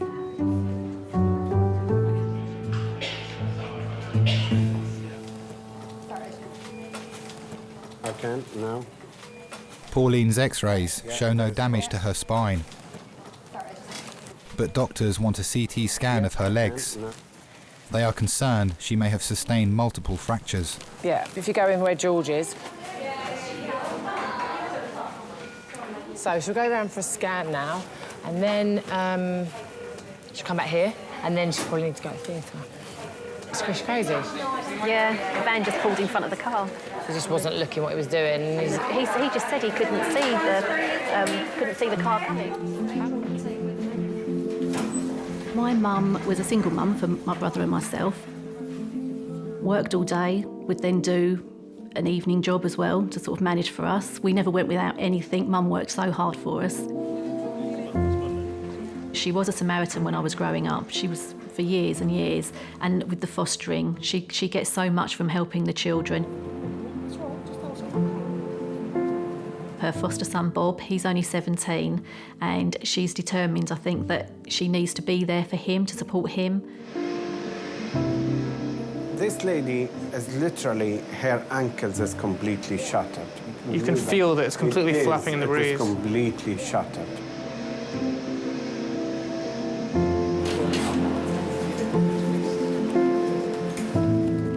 My husband's always saying to me, you know, why does your mum do all these things for everybody else? I don't think he really understands it, but she really enjoys it. She gets an immense amount of pleasure out of it.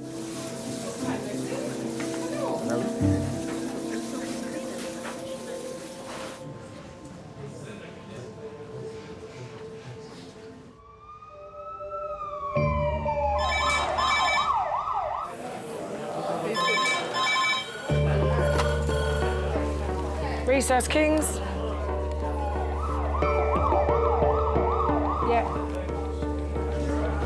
Yep. OK, brilliant, thank you. Paramedics are bringing in a patient from another emergency department in Kent. This is the transfer from Darren. Veered off the motorway, hit a tree. King's is a specialist trauma centre where only the most serious cases are transferred.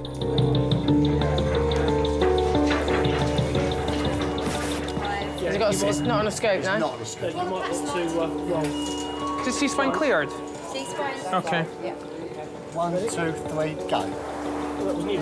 Thank you. OK. Clarifying what imaging he's had. He's had a CT of his head, plain films of his lumbar spine, and a CT of his lumbar spine. 48-year-old Steve crashed his car on the motorway after blacking out at the wheel and has broken his spine. I need to look at his keys. Is that CT booked?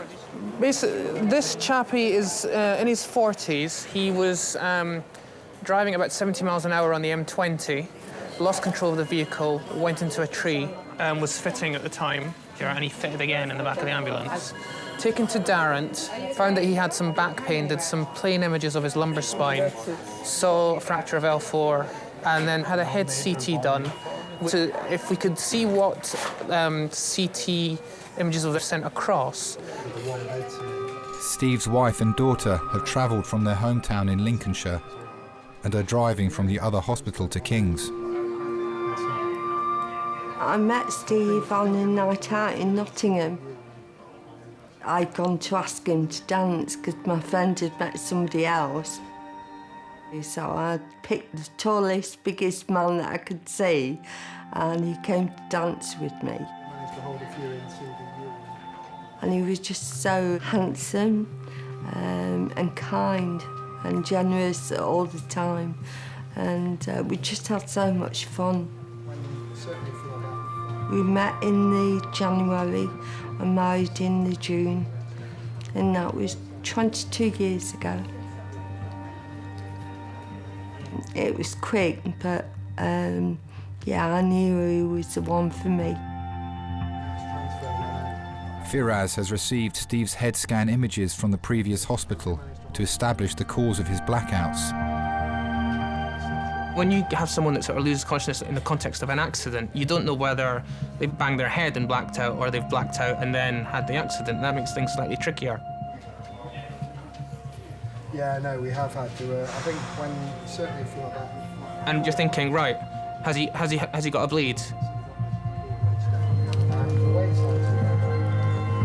You don't scan his head thinking, oh, I'm looking for a tumour here.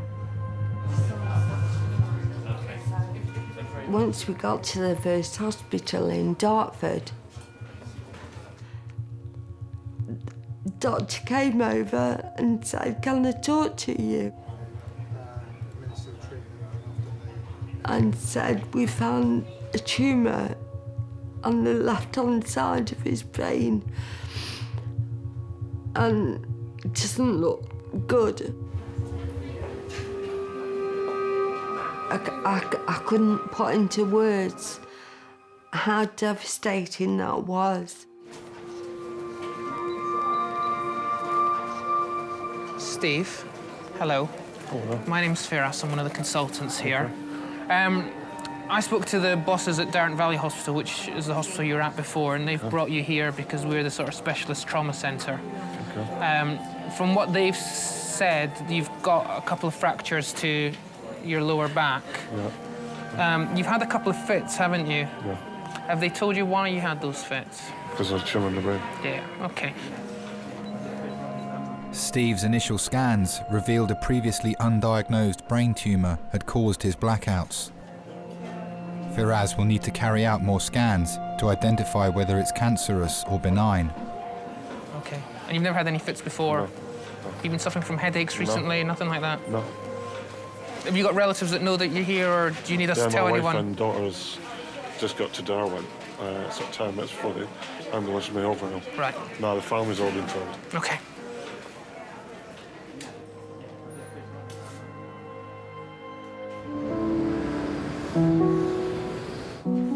Scarlett, we're going to take you round next door to have the scan now. Now, Mum can walk with us, but she's not allowed in the scan room, OK? But she can come with us up until that bit, yeah? Cool. They come in, the next lady said she'd phone him down to them, OK? And they'll be done here, don't worry. Mum? Yes, darling, She's here. I'm here. Not going nowhere. Sorry? You're very brave. You're very brave. You don't even need to ask that question. I certainly get stressed at home more than I do here, especially with kids around. Yeah. I'm sure my wife will tell you that I don't rush around at all, and she's always rushing around after me and tidying up after me. Slide. Whoa. Yep. And I'll take that on board. See, this is more exciting than the Science Museum, isn't it? Yeah. You see? This is science all the way. I can imagine that I'm going to be hyper-protective, especially of the two girls. My wife's the opposite. She's very much like, you know, we'll let them jump and do things, and if they fall and hurt themselves, then that's what I did. That's how you learn. So I don't want to mollycoddle them too much, which I suspect will be my nature. See you in a second.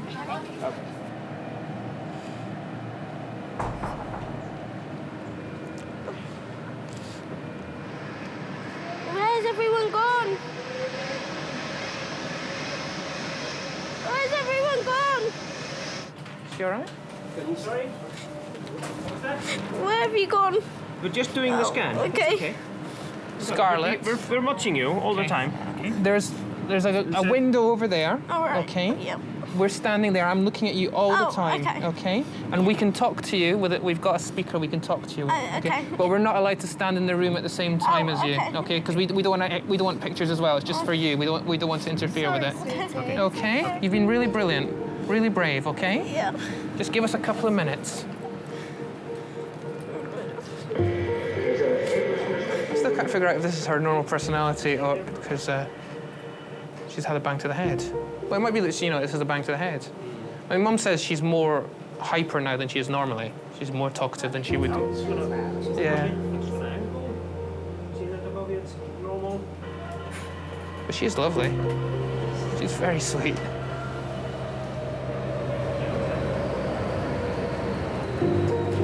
Well done, sweetie. Okay. All right, baby. They're just going to move you back onto the other bed, okay?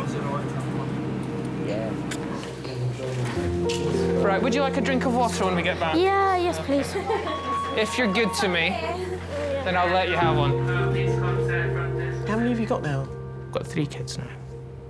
So that's a handful. So when you talk about multitasking, I've had to learn that at home as well, and certainly I'm not so good at that. Give me a resource full of trauma patients over 3 kids at home anytime.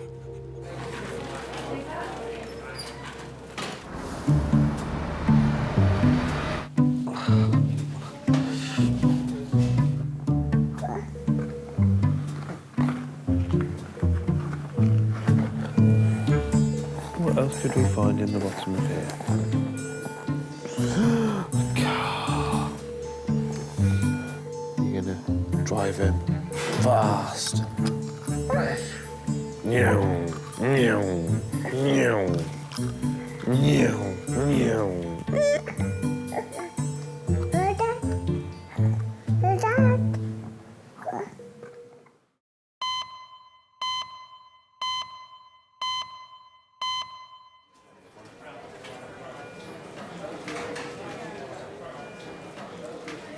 Steve crashed his car on the motorway, going 70 miles an hour. He was transferred to King's from another hospital after they discovered a tumour on his brain.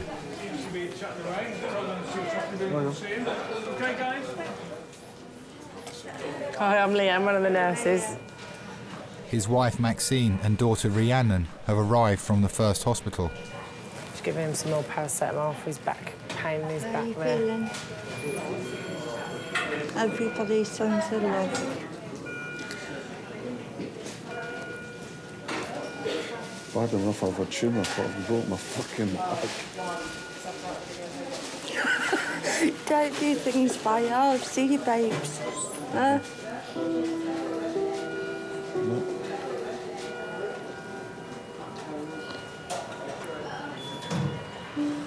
Sorry I scared you.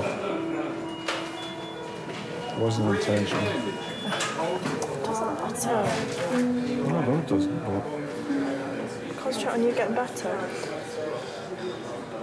My dad was in the army. He got sent to various different places, which were like Afghanistan, Iraq, Falklands. When he used to come home from when he was away, he used to take us to the fairs to go on the rides and always sort of went on the biggest ones with me. Even when I was little, he used to make me go on, tell me I was being a wuss if I didn't. So that was always the best memories, is when he came back and had been gone for 6 months. Right, Steve, we're just going to do those scans just now and make sure there's nothing else that's been missed, OK? Viraz wants more detailed images of Steve's fractured vertebrae as well as his head, to see if the tumour is growing from brain tissue and if it's likely to be cancerous. They've seen the tumour in his head. But until we've imaged it properly and had a proper look at it, it may or may not need surgery. I can't believe how lucky he is how for this. it's not a mark on him. Apart from his No, nose. and we wouldn't have even known about that if this had happened today, because they wouldn't have had a scan. That's what I said, that... So the fact that they scanned his Yeah. head.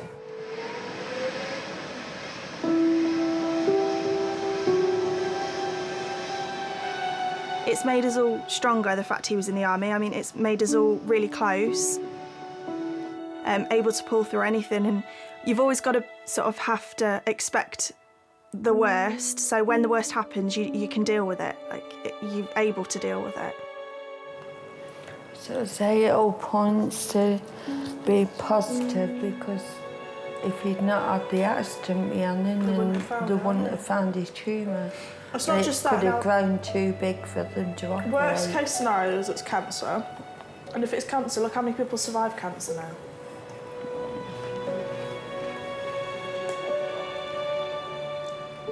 He's more than lucky. And if he can survive that, I'm not being funny, cancer's nothing, is it? Even if it is cancer. It did make me think, God, what happens if something does happen to my dad? And he's reliant on my mum, but then my mum is so reliant on my dad as well in so many ways that I suppose you sort of think, like, will I have to step up to the mark, and is it going to take me and my brother to sort of support them and help them if they need it?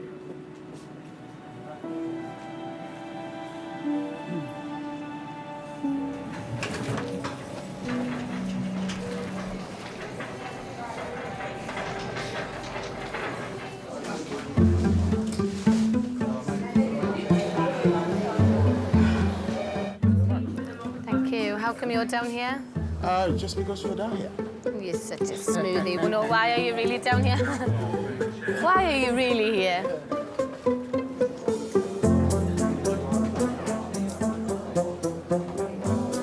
Got a very achy head.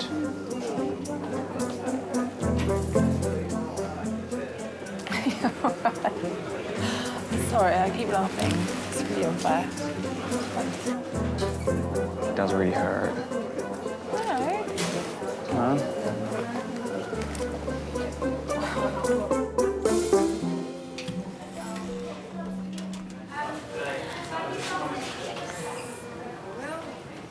Pauline's legs are fractured in several places. She will need to go to theatre for the first of many surgeries. Her daughter Jo has been joined by her husband Danny and her brother Nick.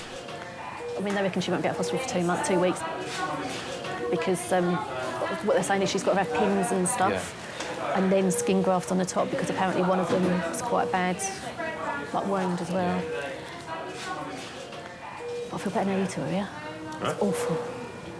So awful. It's going to drive her mad. Yeah, but the thing is, Joe, it is going to heal up. That's the thing. It's going to heal, won't it? I hope it heals up to be how she's used to it being.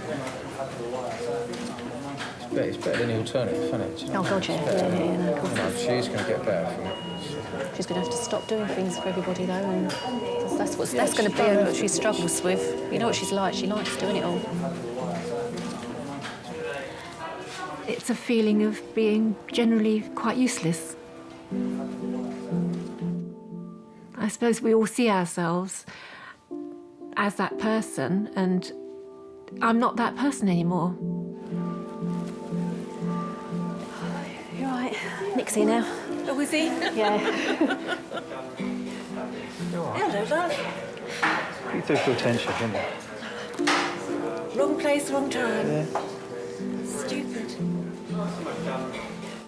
I was just so cross that two people in cars had literally messed me up. And a big part of me is actually quite still angry about that. I'm just so glad you didn't fall and whack your head on that brick that was behind you. So lucky it was not my internal organs, because it would have killed me. If it had been any higher, you know. Why don't people just slow down a bit? I think everybody's in a hurry to get places, and I know this is going to sound awful, but I actually had to go on a speed awareness course a couple of years ago. And since then, I have been driving very responsibly. Thank you very much for all coming up. Well, what doesn't get done? I've got this horrible thing that I've got an awful lot of ironings. I'll get it all dealt with, Mum, don't worry. That's brilliant. Because I've got a huge amount of ironings. It's fine, we'll get it all dealt with. Yeah. You ring, didn't you? Yeah. Right, we're going to get off. See you later. Bye, lovely. All right, see you soon. So we'll phone tonight and we'll come up in the morning. Lovely. Okay. Yeah. If you want us anything, Bye-bye, lovely. or you remember anything. See you later. Yeah, drive carefully, all of you, please. Yes. No. Okay. See you later. All right then. Bye-bye. Bye, Mum. Bye. I'd like to think that this has made me take more time out to actually not be doing quite so much, because I've spent my life really sort of doing, but perhaps taking more time out to relax and value what I've got more. I think more than anything else, I'm just really lucky.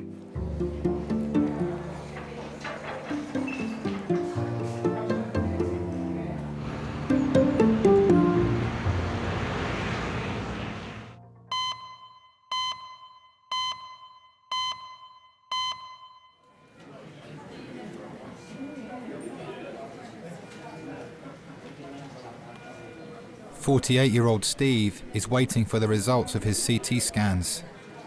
Doctors are still trying to diagnose the type of tumour on his brain. I won't be in work for a while, so we'll just take it day by day, and that's not a problem. Okay, so that's sorted. Think you'll get bored? Hmm? I just think you'll get bored. No, I'm bored with you, so I don't care. He's been away a lot in the army. He loved going around the world. You know, he's seen so many things and so many places, and he loved that. But I always knew that he'd come back to me. I knew he would. And so you deal with it. All these things are going through my mind. I've sat lying in our bed. I was just terrified of leaving you. Well, that's what scared me more. Not the cancer. It's how you would cope.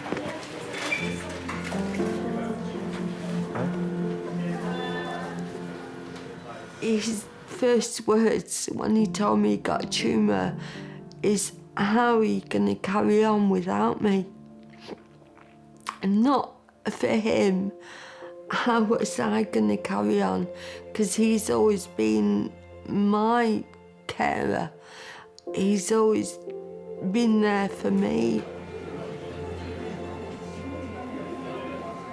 I've got a condition called cerebellar ataxia. And I had what they thought was an attack of it, which was very much like a stroke. I was paralysed down my left side for a year. He was there for me every step of the way. And if it wasn't for Steve, I would have just given up, but he wouldn't let me. Nothing's impossible for Steve. Hiya. We're at King's now. And he's broken his back. But if it's splinters of it have come off, then they're going to operate. And the same as the tumour. I know. I can't lose him now. Yeah. Okay. Bye.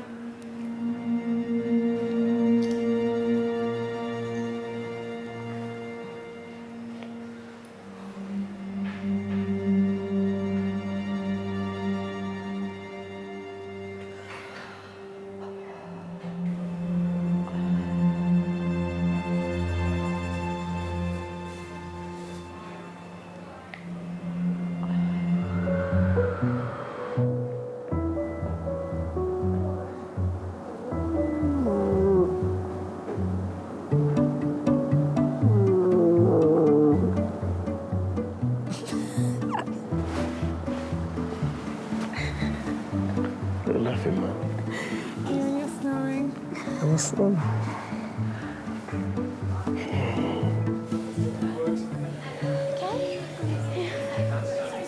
This is school holidays this week, isn't it? Yeah. This is the first day of school holidays. You haven't timed it very well. With Monday. Oh, I wish I could go to a science museum. Not to be able to tell you that. When will I be able to go out? To go out? As in... to go home? You've only just arrived. Don't you like being here? Not really. OK. Looking at your scans very quickly, there doesn't seem to be any obvious bleeding there or anything that you need an operation for. Yes. Or anything serious. Does that mean heart? No, we're talking about your brain. I was worried about your brain because obviously you've got a big bruise there. Okay. So that's what was worrying us. Brain, could there be, like, I don't know what's wrong with my brain. There is nothing wrong with your brain. You obviously had a big knock to your head because you have that bruise and you can't really remember what happened. No. So that's why we did the pictures of your head. I'm not scared anymore. Good. I'm very pleased. So that's very good news that that scan is normal. Okay, but you won't have to do an operation. You do not need an operation. You promise? I promise you will not need an operation. Okay. I think lots of people travel through life too quickly and miss out on the really important things. You start, it's Monday morning, you think, oh, I can't wait for the weekend. You suddenly, that whole week's wished away and whistled by. How was it?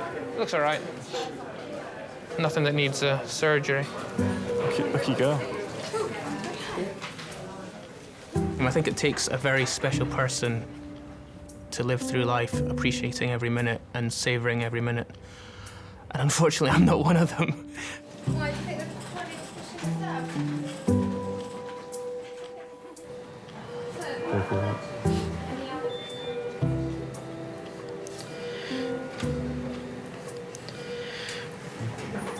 Thank you for today. It's not really a thankful thing, is it? Oh, thank you for being there for your mum. Who's going to be there for me? Yeah, I'm just saying.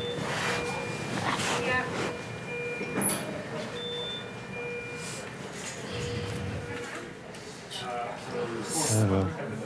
Steve, do you want me to chat to you, or do you want me to wait for your missus? She's on the phone to my grandma. She might be a while. I'll tell Mum everything. That's fine. I mean, as they identified at Darren, you have got a fracture to 2 of your vertebrae. And obviously that can damage some nerves. That bit of bone is probably going to need to come out. And then we'll obviously need more information as to what's going on head-wise. Now, just looking at the nature of the type of tumour you've got on the head, it does look like a benign tumour, so it's not one of these that will spread to different parts of your body. Okay. And depending on its position, they're sometimes quite amenable to surgery and theatre. Okay. That's fine, that's good. That's good, such good news. Do you know what, honestly, that's good news. It's good.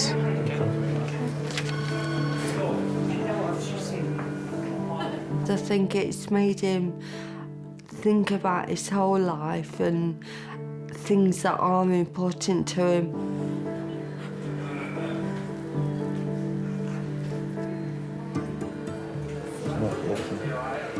Dad, be careful, Steve. I'll do it. If you need to anything, I'll do it.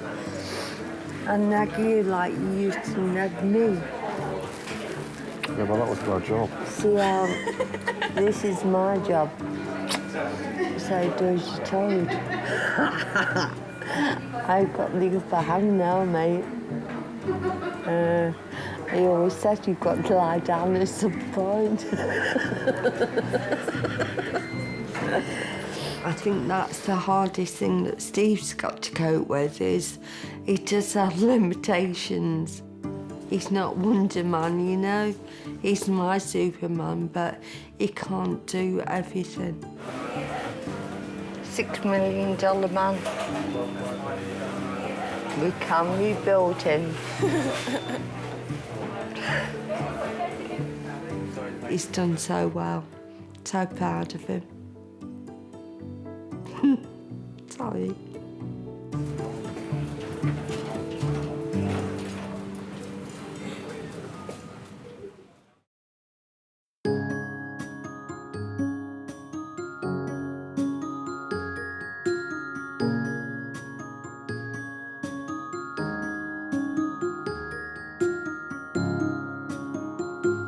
Not many people get that opportunity, actually, to find out what people are around for them. It's quite comforting.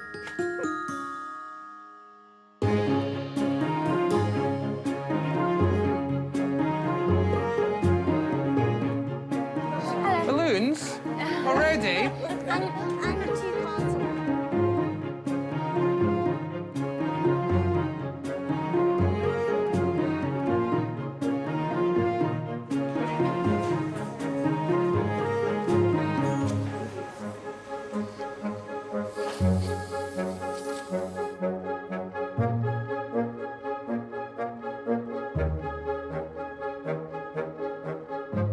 The loss of driving is biggest frustration. I was that used to driving everywhere and having my wife and my daughter drive me places. I'm like, no, it's a man thing, it really is.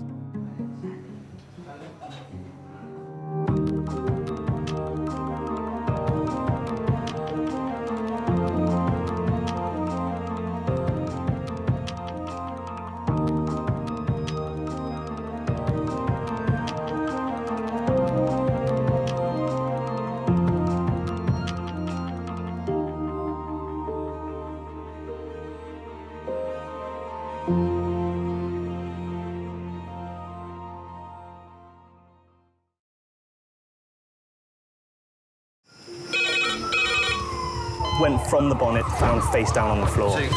Pediatric trauma. It's a stabbing quadrant. 25 feet from a ladder onto his back. He's really unwell. I think anaesthetics need to see him before he goes to theatre. Daphne? Daphne? How is everybody then? Chilling? King's A&E, how can I help? King's College Hospital, London. I got stabbed. I know, it's annoying. My head. One of the busiest A&E departments in the world. I want top to toe, head, chest, abdomen. A place where love, life, and loss Don't bloody die. I love you too much for you to die. unfold every single day. All the patients you're about to see were treated in just one 24-hour period. A&E is always like a traffic jam. Can we get a trolley? You've got to realise that there's awful things that can happen to you. I'm so sorry. Life is unpredictable, so it's important that your nearest and dearest know that you love them. You have to tell them that you love them. You must get better and come back to me. I don't want to lose you. Because there may come a time when you're not around to tell them.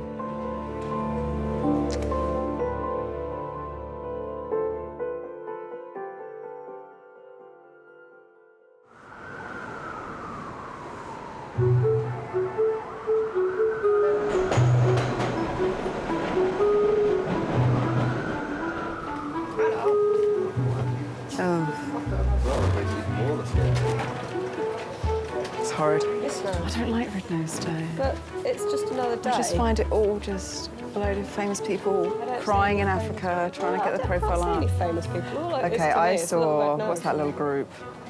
Boy band. Boyzone. No, young. 70, Harry. Gosh, He's my age. 17. You're, no. You're going back like 30 years, darling. What's the name? Steps. Are they No. boy band? Yeah, One Direction. But see, someone knows. One Direction. They were in Africa crying. Who were One Direction? If you go into Sainsbury's, they're now on a birthday cake. I've heard of Westlife. You raise me up. Anyway, them. There you go.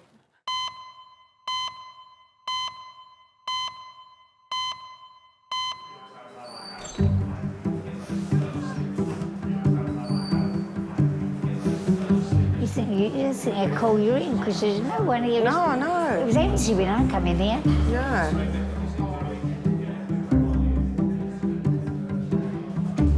So nice and straight. Legs 11. It's not that short, your skirt now, don't worry. I don't know, Nan. As far as I can feel, I mean, she's asleep, but I still don't think the nappy she's got on now is wet. 2-year-old Sydney hasn't passed urine for 2 days. Parents Keely and Michael have brought her to King's. That's still not right. As an adult, I can't hold my toilet for that long, and my bladder's trained. All right? All right then, Nan. All right, bye. I was worried just that if she's not going away, why is she not going away? It's not normal.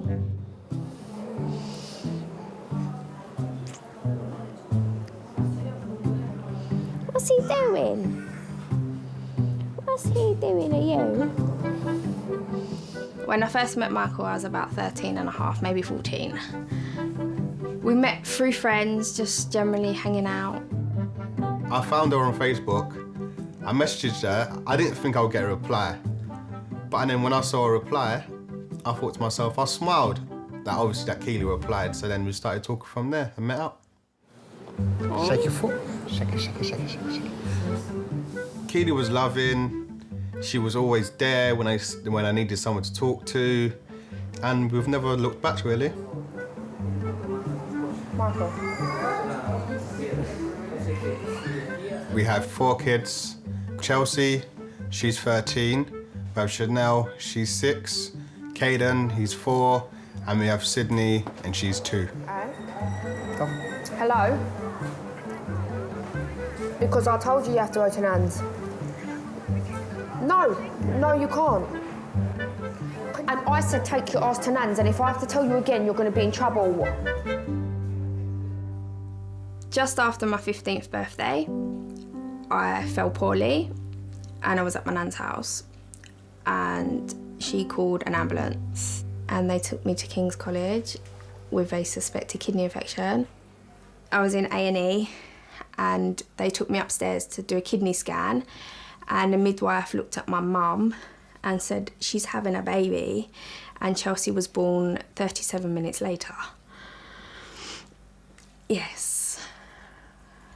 Did you have any idea? No, I went to school 2 days before I had Chelsea and did trampolining and played football on the teams at school.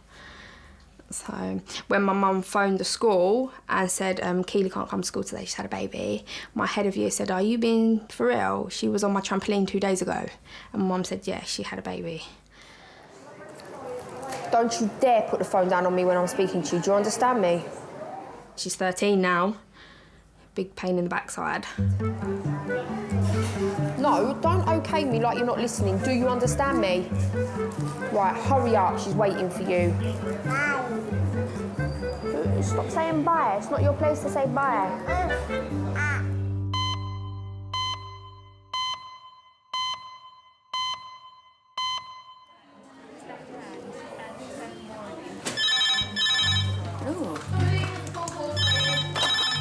Hello, King's A&E. Yep. Do we know how far? Okay. Yep. 8 minutes. And they want this as the major trauma? Yep, okay. All right, thanks. Bye. Bye. How long? 8 minutes? Should I say 5? Yeah. Adult trauma call, A&E recess, ETA 5 minutes. That's adult trauma call, A&E recess, ETA 5 minutes. A 33-year-old man is being rushed to King's with knife wounds. 2 stabs. Father of one, Dilson, was stabbed in the head and neck as he was leaving a nightclub in the early hours of the morning. Mr. Dilson normally fit him well, involved in an altercation today, this morning, 2 isolated injuries to the head. Let us hand over, To sweetheart. the back of the head with apparently a butcher knife. The larger injuries to the back of the Sweetheart, head. just let us hand over. Obs-wise, he's been stable, slightly tacky, 110. Okay. The wound to the back of his head is about 3 centimetres long. It's quite deep.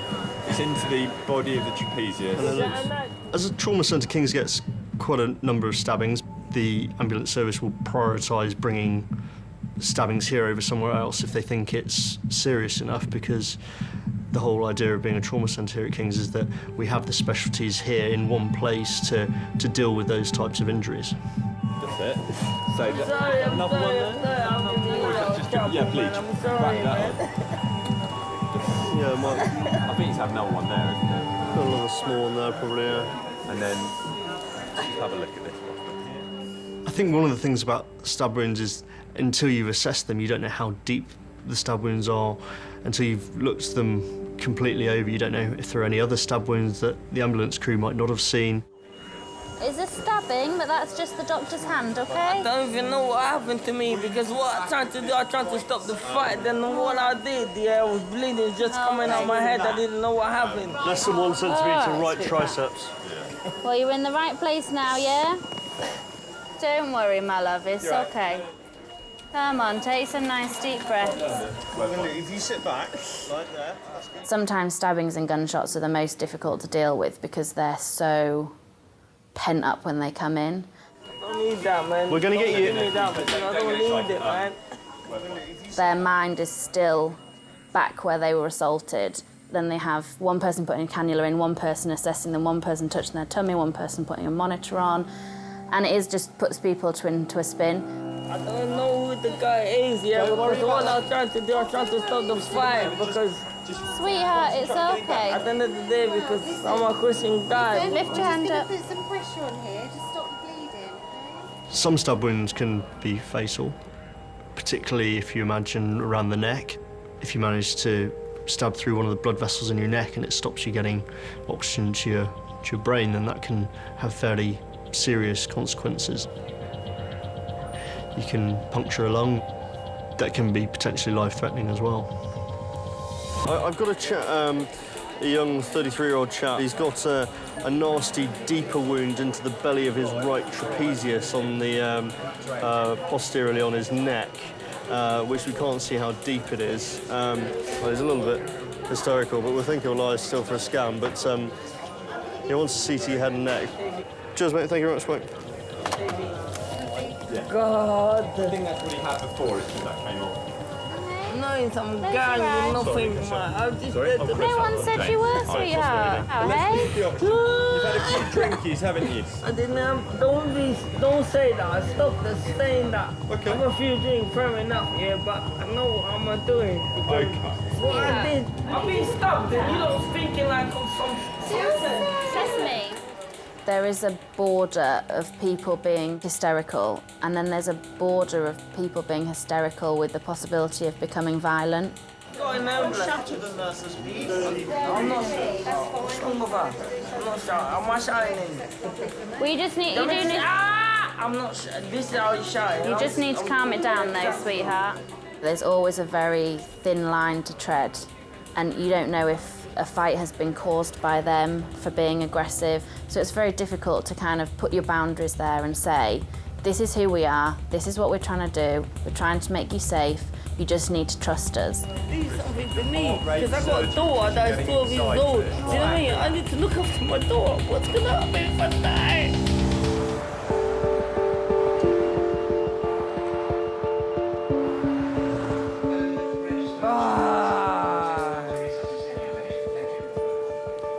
It's been 25 minutes since Dilson was brought into King's with a deep knife wound to his neck. You don't know talking sense. You don't know talking rubbish. You understand? Doctors must keep Dilson calm in order to fully assess his injuries. I don't want to even answer no question because you're pissing me off. He just needs to chill out. Have we got his morphine? After a smidge of morphine, it'll help his pain, it'll be a lot better. And also, if the stiller you stay, the less your neck will hurt. I think if a patient's hysterical when they come in, it's really important to calm them down, certainly from our point of view in terms of assessing them, getting their pain under control, for example. It can often help with that. I'm losing a lot of blood. I'd rather die, man. You know what it is, yeah? My head is hurting me, and my eyes is hurting me. I can't function. I was really scared, to be honest. Really scared. It was in a bad state of mind. I was really worried as well. All right, love. Thank you. I'm gonna get you some painkillers, okay, sweetheart? I'm really sorry about whatever happened, so I want to calm down. It's not your fault, is it? It's not your fault, hey? Do you know when you try to save somebody's life? A lot of emotional stuff was getting to my head. Do you know what I mean? Because when you're in that situation, you start thinking a lot of things. Because you never been to that stabbing experience. Do you know what I mean? Because I can't believe this happened to me because I'm not ready to come on. Don't worry, sweetheart. Sweetheart, look at me. Here, close your eyes. Let me get that tip. I grew up in London. I was a quiet kid till about I was 21. That's when I started coming out on myself. You know what I mean? So I just used to be at home, doing my work, never been in trouble with no one. We're dripping your arm, okay? So we can give you some... I'm even scared because I don't know what's going on, because it's my first time I've been like that. Calm down, hey? My mom passed away in a car accident. I was about 5 years old. I was really young. It don't make no sense. But it's always the good people have to go. You know what I mean? So,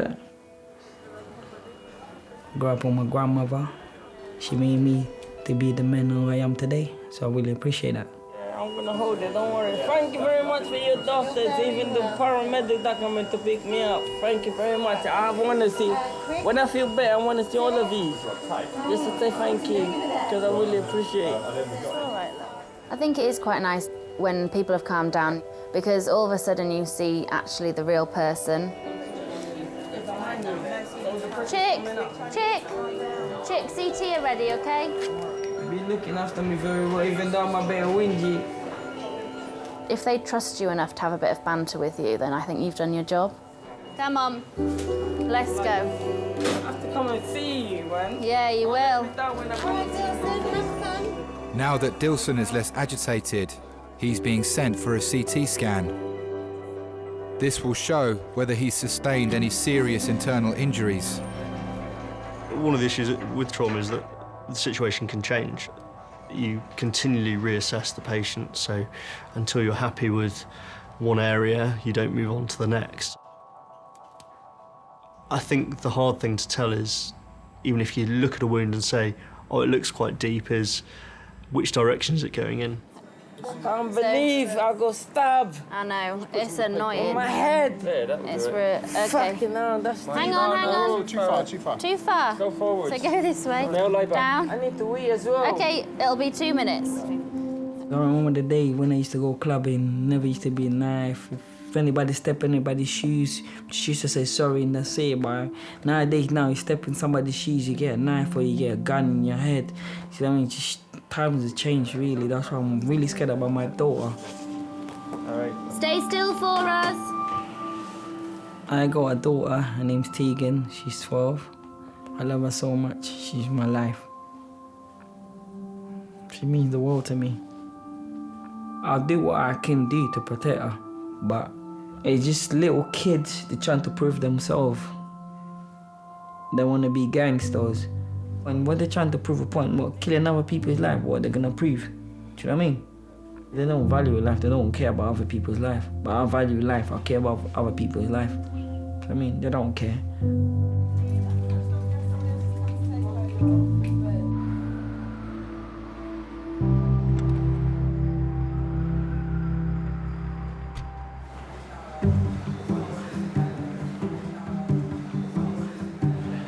I think we might have broken your bum falling on it.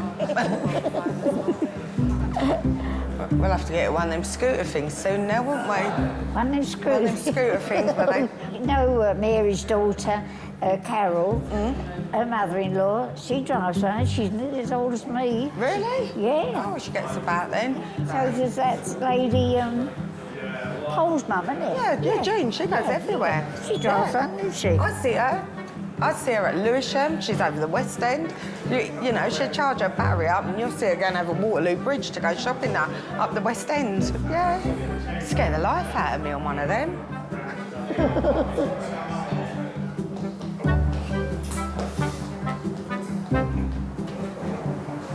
What's the matter? You look really flustered. I was 13 when I became a dad, and I was really shocked. One day, obviously, my mum went out. Me and my brother was watching TV. You saw the dramas, having sex, and we started laughing about it. Ain't that funny that two people having sex, kissing? So I thought, okay, let me try it and see what happens. And then we did. I was scared. So I was like, I closed my eyes and I kissed her, and she said to me, you know. But after that, we started kissing all the time.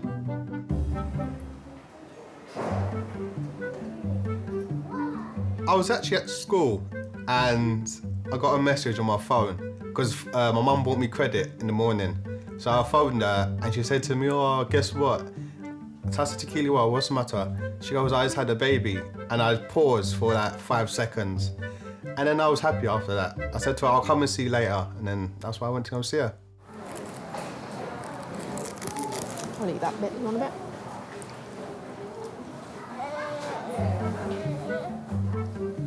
Everybody thought Michael would be gone after 6 weeks or a few months, but he's still here, still going strong. Any regrets? No, I'll never regret it. I'll do anything for my children. I'll love them even more every day. The more children we had is the more love we had.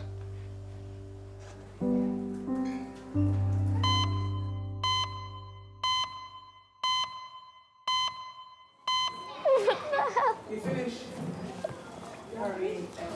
39-year-old woman with a red nose on. Going, I missed it at school today. Oh, it's a rabbit. Oh, I want to play with the rabbit. Come on, let's put it on the arm. Why would you put it on my arm? That's exactly a happy arm. Hello, Doreen. How do you normally get around indoors? You use a stick or anything indoors? Do you use any walking stick? Yeah. 79-year-old Doreen had a fall at home and injured her wrist. Well, what I'll need to do is to put it into a gown. Yeah. It didn't hurt at first, but afterwards I came sat here and I thought, oh, I went to lift myself. That's when I phoned my friend up, you know, a neighbour, and he came down and he phoned the ambulance for me. You're going to go for an X-ray, all right? I just want you to tell me if you can you feel me touching your fingers? Yeah. You can, all right. So this is probably broken, looking at it. It's probably broken, but we do need to get an X-ray. Break my brain, I think. Yeah, hiya. I was 18 when I had my first child, and I had them one after the other every year, which I only wanted one. I ended up with 10. In them days, it was a disgrace. Because I was pregnant, I was 5 months pregnant when I got married. In them days, you're classed as a dirt. You know, 2 kids at her age, look. You know, and she's pregnant again. You know. OK, so I'll just come round the other side and we'll do the plaster. Doreen's X-ray confirms her wrist is fractured and will need to be plastered. Well done. Sometimes it's very hard, especially having all little ones round you, you know. I suppose if you loved someone, like I really did love my husband, you do anything for the one you love. But love turned to hate, didn't it? Oh, that's nice and warm. Yeah, that'll feel better once that's on. Well done. I can't sort of go into detail what was happening, you know what I mean. But I just couldn't cope anymore. So, like the 4 of my children, they went into care in Dr. Bernardo's home. OK, now this one's a temporary one, and that's to allow for the swelling to come and go. Oh, it was terrible. They was looking up at me and saying, Mummy, why are they taking us away? And I couldn't sort of explain to them why. I do regret it from now, you know. I used to think, why did I let them go? Why? And then I said I couldn't cope. Couldn't cope at all. Do you receive any help from social services at all? No. I think you might have to accept some help for a little No, while. I don't want to. What about getting yourself dressed and washed and everything? Because you're only going to have the one arm. My daughter will come up. Does she know you're here now? Do you want us to call her? Yeah. Yeah? Got it Okay. somewhere. What's her name? Helen. Helen. OK. I'll give her a call and let her know you're here. Got a phone call from the hospital to say that she's been in there, can I come up? Thinking, oh no, not again, what's she done this time? And she's forever tripping, nearly falling over. Hello, Helen. You playing football again, earlier? My earliest memory, I was 3 years old. I was taken into Dr. Bernardo's. I remember my mum and dad walking away from me. And I remember it was me and my older sister, Diane. I remember we was hugging up so tight and crying because they was leaving us. I remember calling her and they didn't even turn round. They just carried on walking. And that was my first memory. I can remember that like it was yesterday.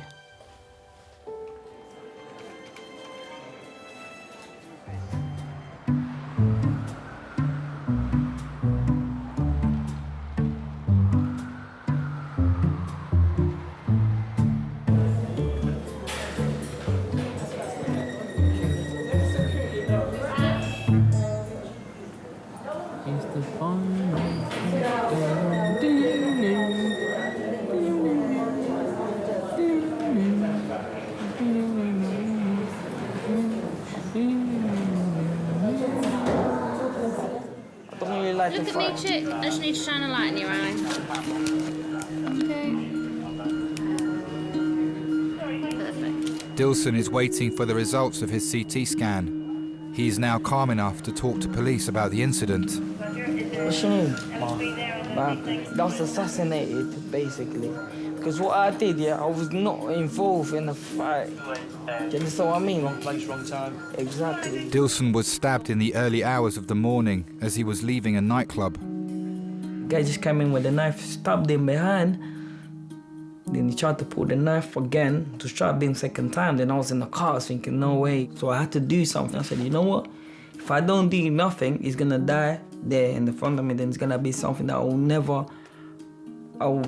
forget in my life. There's no way I'm gonna leave my friend just fighting in his own, because we came together, so we're gonna have to go down together. That's how it is.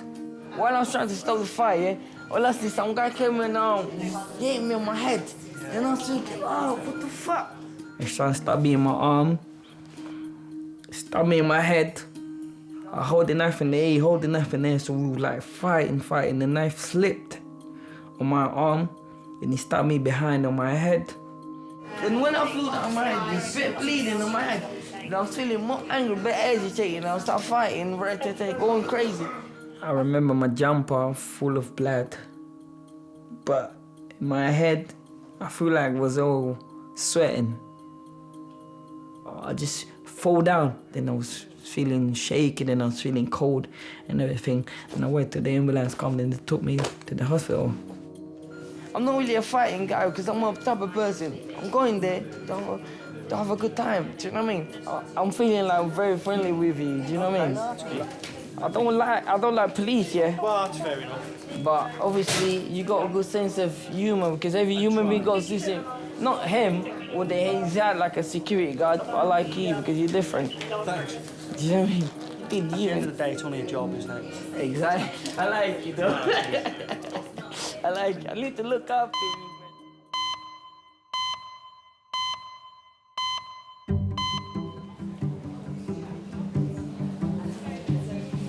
Oh, scratch my back, please. Put your hand in my... No. Put your hand in there. No. If you put your hand... Go a bit left. Yeah, I'm gonna put my hand in your bra. That way. Right there, yeah. Oh, God. Sydney? Yeah. Come, look, the doctor's calling you now. Here. Stop crying. My name's Firas. I'm one of the Pediatric A&E consultants. How can I help today? Sydney hasn't been a wee for 2 days. Okay. No wee-wees? No. Has she ever done this before? No. None of mine have done this before. And how many have you 4. got? Wow. People's attitudes to teen mums are, we're young and stupid. We're not young and stupid. Some of us cope better than adults. When me and Keely used to walk down the road with a pram, you know, older people used to look, and I say to Keely, oh look, they're looking, and Keely always said to me, don't worry, we're good parents, you know, we smile at them, this is our child, just take it one day at a time, and always made the most of it. What are you listening to? Give me my TikTok. What's that? When I was younger, when I was at 13, I was most worried about not being a good dad. Because a lot of my friends, they ended up in prison or they've ended up, you know, doing bad things in their life. But it actually got me to the path where I always thought about, I've got a child. So it always kept me in the right path. No, she's very well hydrated, aren't you? That's what my GP said. Yeah. When you're examining any patient, not just a child, what you do, and what I tell the medical students and the junior doctors, is just stand at the end of the bed and have a look. It is playing detective and just getting all the clues that you can get. It's either like she's producing a lot of wee and she's desperate, or there's no wee at all, and the kidneys are packing in, and then you look ill because the kidneys are failing. My gut feeling was that she was very, very well, and I did not need to worry about her. But then I had this little niggle in the back of my head that, well, the mum's told me she's not peed for 36 hours. Parents know when their child is acting different to usual. Ooh, what's that? They certainly know when their child is distressed, and you've got to respect that. What's that? It probably is smaller than usual, so I think I would be more comfortable, and I'm sure you'd be more comfortable if we just did some blood tests, make sure the kidney function's normal. Please. Yeah. Have that, hold your chocolate, because that man's going to stab you now. Right. How about we watch some TV? What's that? That's a phone. I think probably one of the biggest changes that I've noticed in myself as a doctor since becoming a dad is the way that I probably deal with parents. Who's that? Very good. Finish, brother. You can understand the pain and the hurt that they're going through, because actually seeing your child ill is the worst thing ever. It's not nice. All done. It's all done. You gonna eat your chocolate now that's melted? I don't think you ever stop worrying about your kids. I'm sure my mum still worries about me. I'm sure my nan still worries about my mum. Right, it takes about an hour and a half to get these back. Is that all right? Yes. Cool. My mother still worries about me. She's like, you haven't phoned me today, why not? Is everything okay? Yeah, I'm fine, Mum.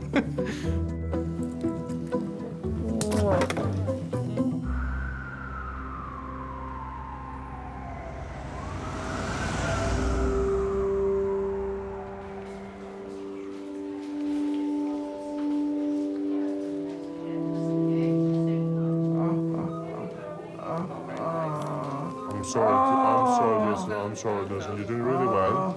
But after that, I promise, you'll feel a lot better, okay?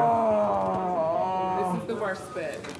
Dilson's scans have revealed no serious internal damage, and doctors can now close his wounds. Basically, I'm the miracle now, because I'm alive. Can you sit up?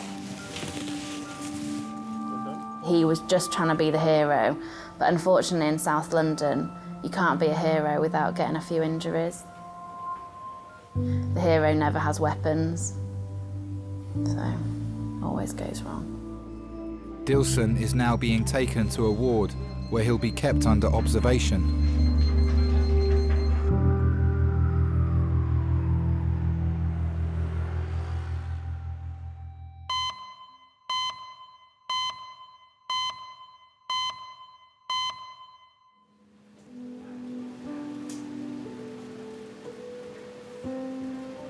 Let me take it out. God, it's all lettuce, isn't it? 79-year-old Doreen fell at home and fractured her wrist. Ambulance driver said, "You've been chasing them again." I said, "It's like to be a fine thing."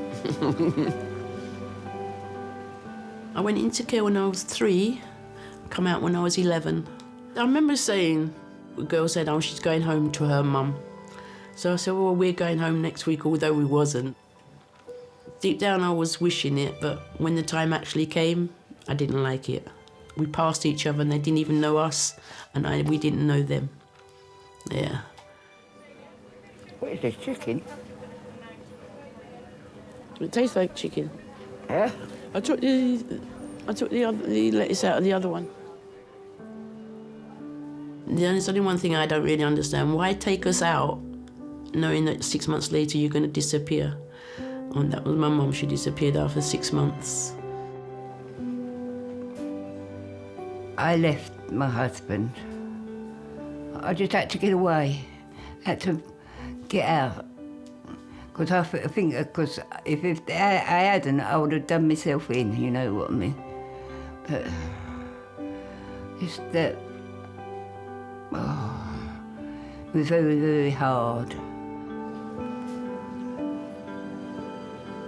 Geez, now, that's the one that phoned you up. Did I cry? Did I get upset? No. Not when she left the second time. I thought, well, I've been through this before.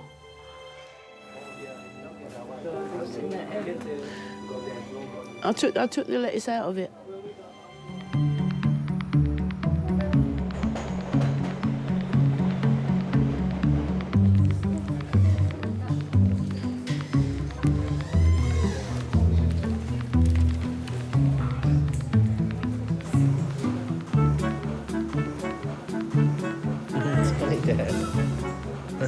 Now turn it around.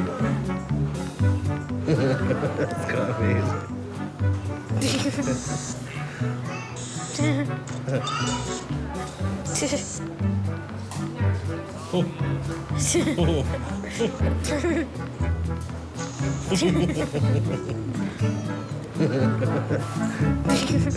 No, Sydney. Get a glove and blow it up. Let her play with it. Look, Daddy got. Look what Daddy got. Daddy got balloon. Sit down then, Daddy get a balloon. 2-year-old Sydney hasn't passed urine for 2 days. Parents Keely and Michael are waiting for the results of blood tests. Ready? You watching? Not bigger than that. No. Daddy's rubbish. Is this a large one? It's medium. I can't blow them properly, that's the problem. It's gonna pop. It's gonna pop. It's gonna pop.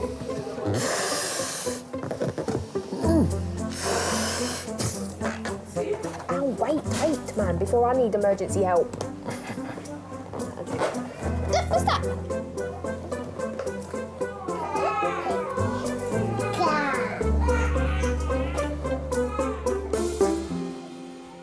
What do you love most about being a dad? That I can be a kid again. Like when I was riding bicycles, play with toys. Me and the children, we always go on little adventures, hide stuff around the house, play kiss chase with the children, which was pretty fun.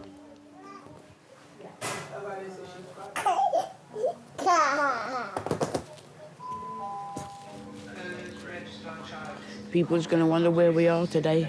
Eh? People are going to wonder where we are today. Oh. I've had to close the shop. I lost touch with my mum. And it wasn't until I was about 25 that I found out, it's just through somebody, I think, I found out where she was working. I was intrigued, what's she doing, what she looked like. So I just turned up there. I was scared. It took me an hour to go in. You know, I remember waiting outside. I thought, well, no, go on, you've got to do it. And I pushed myself in there. And when I saw her, I thought, oh, she looks miserable.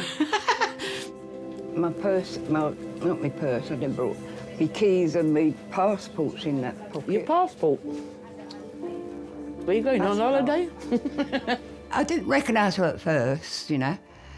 And I said, what do you want, love? So she said, I'm your daughter. And then she asked me, which one are you? Yeah. I said, I'm Helen. I can't sit in this chair, I just sit. I couldn't get over it at first. I kept having to go out and look at her and see if it was her, you know, because I said I had to get back to work, you know, behind the counter. It was only Helen that got in touch, like, found out where I was in Brixton, and she was the only one that used to come to see me. Oh, that's better. Lean up against the back. We've been back together, we've been close for at least 25 to 30 years, that me and Mum was really, like, connected.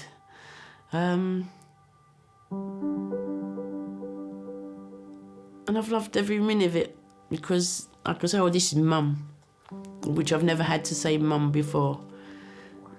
I think I was even scared to call her Mum when I come out of the children's home, but so now I can call her Mum. Oh, that's better. No, Mum, move over a bit, you're hanging off the end. Oh. Oh.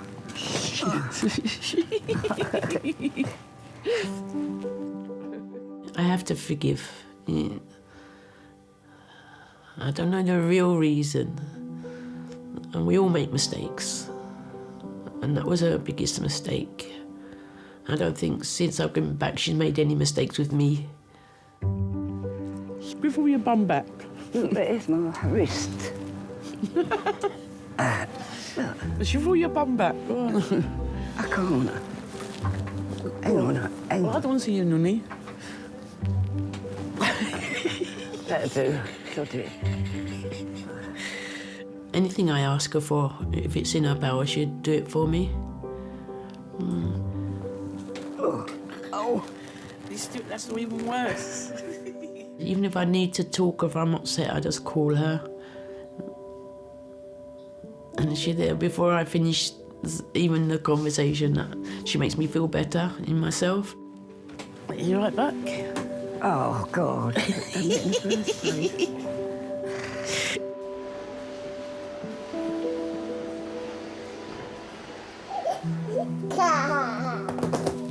Just to say the blood test that I've just run is normal, so that's very, very encouraging. So kids that are ill, that blood test's abnormal, so it's not. So it's looking good already. Okay. That's All it. right, thank you very much. I don't think you can generalise about when is the right time to have a baby. I mean, I think ideally you would like to not have a baby when you're, you know, a teenager, because I think you need a bit of life experience. But having said that, I've seen some parents come through the door at 16, 17 who are obviously loving, fantastic parents. So you can't generalise it. You just chill, yeah? You just chill. You're causing all these problems. You're quite happy laying there. For me, it was a natural process that at some point in my life, it would be lovely to have kids. You know, if only so that when I'm old and decrepit, they can look after me.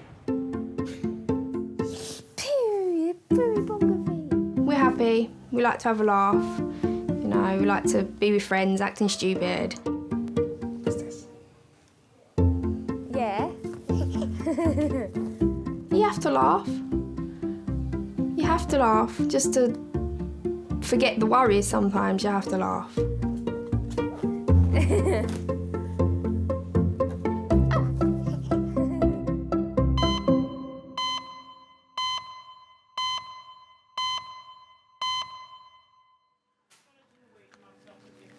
Okay, so that's her appointment for tomorrow morning, 9 o'clock in the fracture clinic, which is in the Golden Jubilee wing, and that's just a copy of her notes that need to come with her. Okay.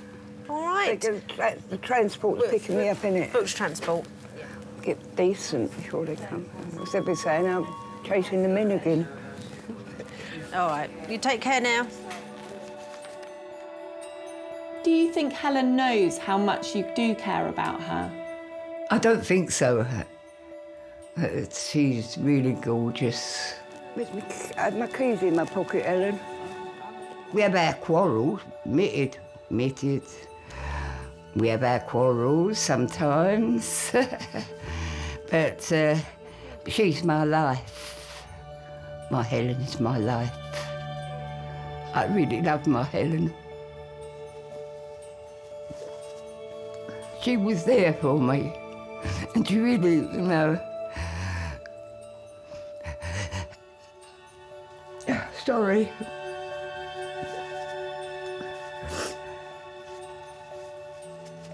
I mean, yeah, no, that ain't it. What's the way out? The past is the past. Some of it's really sad. That's why we don't talk about it. We don't talk, we only think of today. What goes on today, what goes on tomorrow.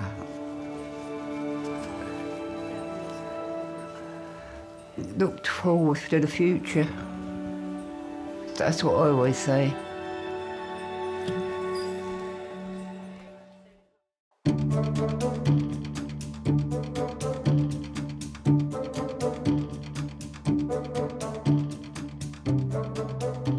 We are definitely not having any more children. We don't need any more. We haven't got the space, or the money, or the time. No.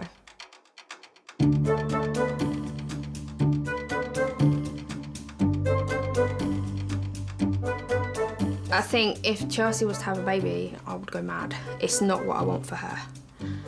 So she says she hates kids anyway. So maybe she won't bother.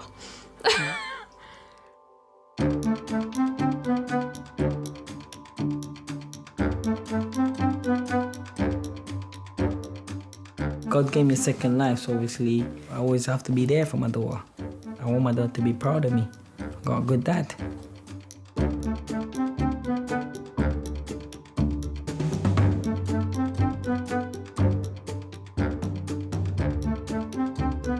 I'm young to myself.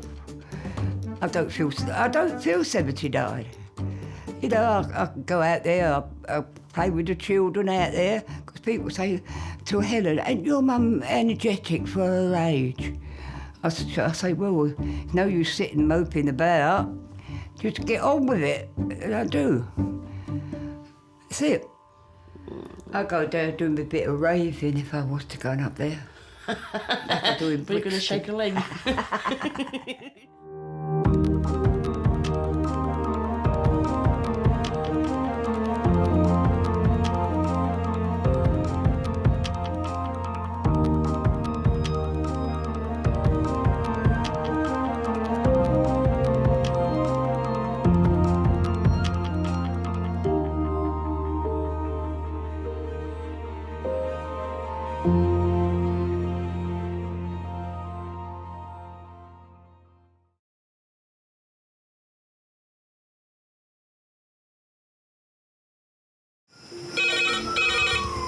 Went from the bonnet, found face down on the floor. 2, 3.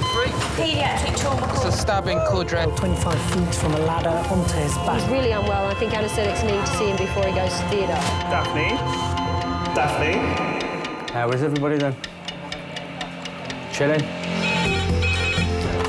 King's A&E, how may I help? King's College Hospital, London. I got stabbed. I know, it's annoying. My head. One of the busiest A&E departments in the world. I want top to toe, head, chest, abdomen. A place where love, life, and loss. Don't bloody die. I love you too much for you to die. Unfold every single day. All the patients you're about to see were treated in just one 24-hour period. A&E is always like a traffic jam. Can we get a trolley? You've got to realise that there's awful things that can happen to you.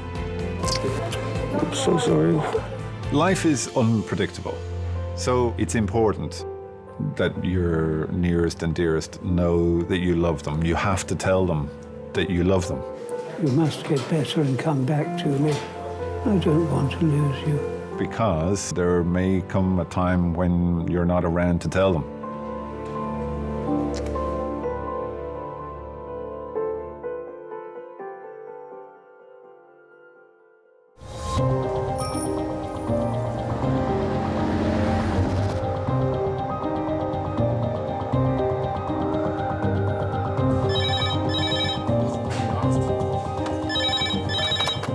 Reassessment Kings, entry car, 107. Great, thank you very much. Pediatric trauma, 15 minutes. Pediatric trauma, 15 minutes. Thank you. Sometimes when the red phone goes off, I will get a churn in my tummy again, without a doubt. And then, whoa, you think, here goes, please God, be nice. A 12-year-old boy is on his way to King's after being hit by a car on his way home from school. I'm happy enough to take this one. Is that all right? OK, splendid. I'll enjoy it. It'll be like one of mine at home. Thank you.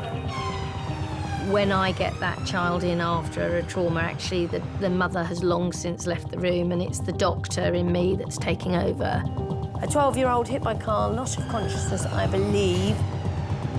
I'm a better mum when I've been at work, and I'm a better doctor when I've been at home.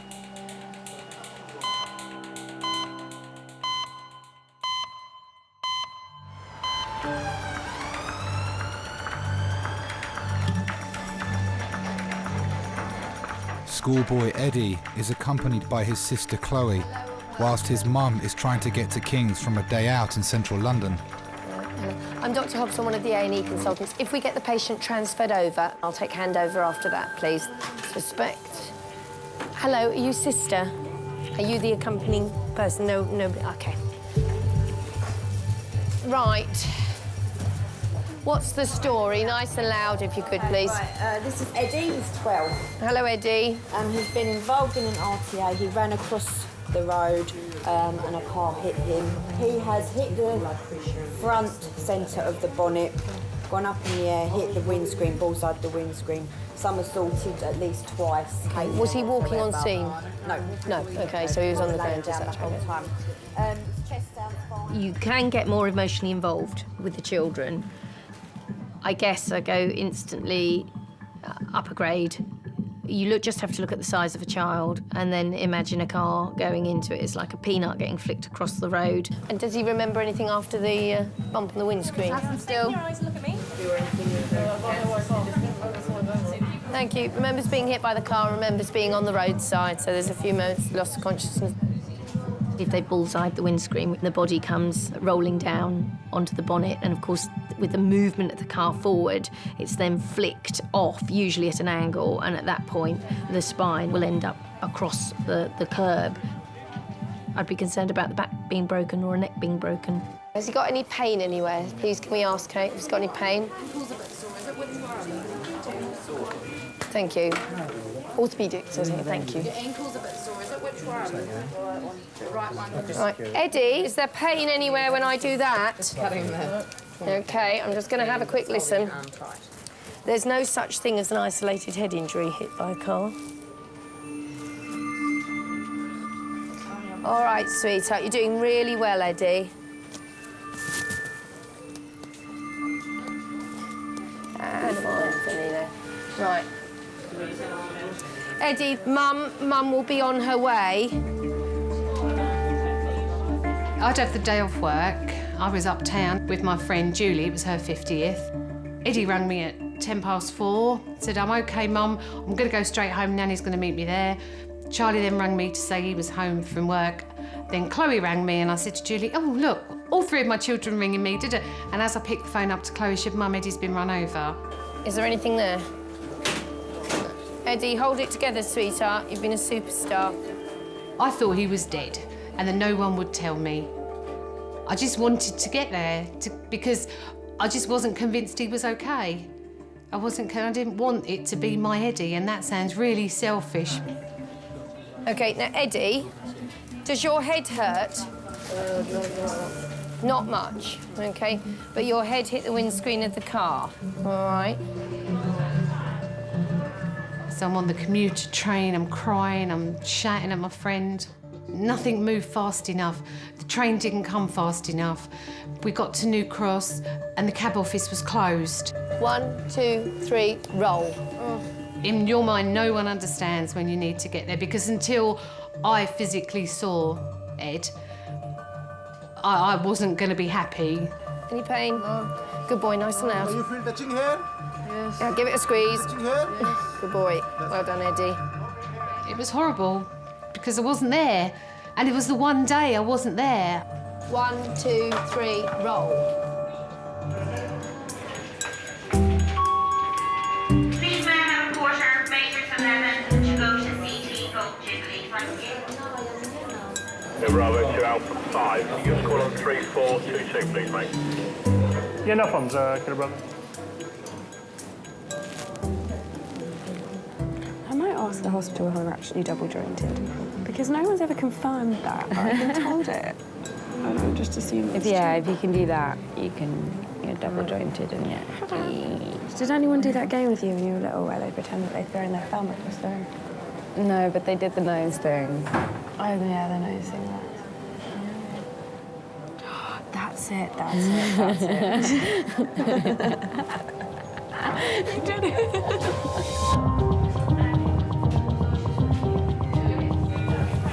Anna, let's do the chest and the pelvis, then the CT head and neck, then you can go for the CT round to the for the ankle.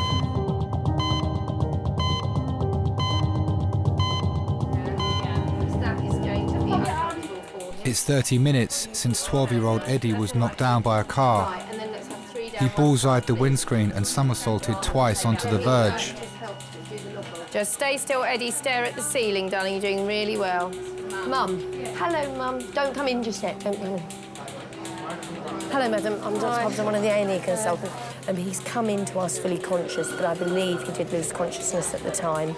We will get a head CT and a neck CT because that's where the impact was taken. It's very difficult to say you can get an isolated head injury hit by a car. It doesn't make sense. He's got pain in his right ankle.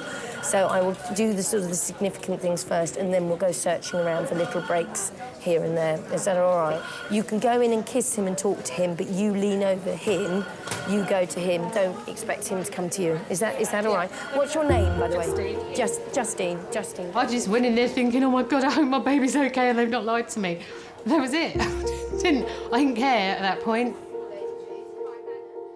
As a mum, you have to see them and touch them. As soon as me and Julie arrived at the hospital, then I think that's when he was like, that's it. Oh, I can I can cry now. I can tell him what hurts. I can do this. He can become the little boy again, can't he? Parents can absolutely help tremendously. Holding a hand, being gentle, quietly talking, doing the reassuring, even though every bone in your body wants to jump out and scream and shout. You know, if they can hold it together, it works so much better for the child. And the clock is ticking. Anything you want to report? Thanks.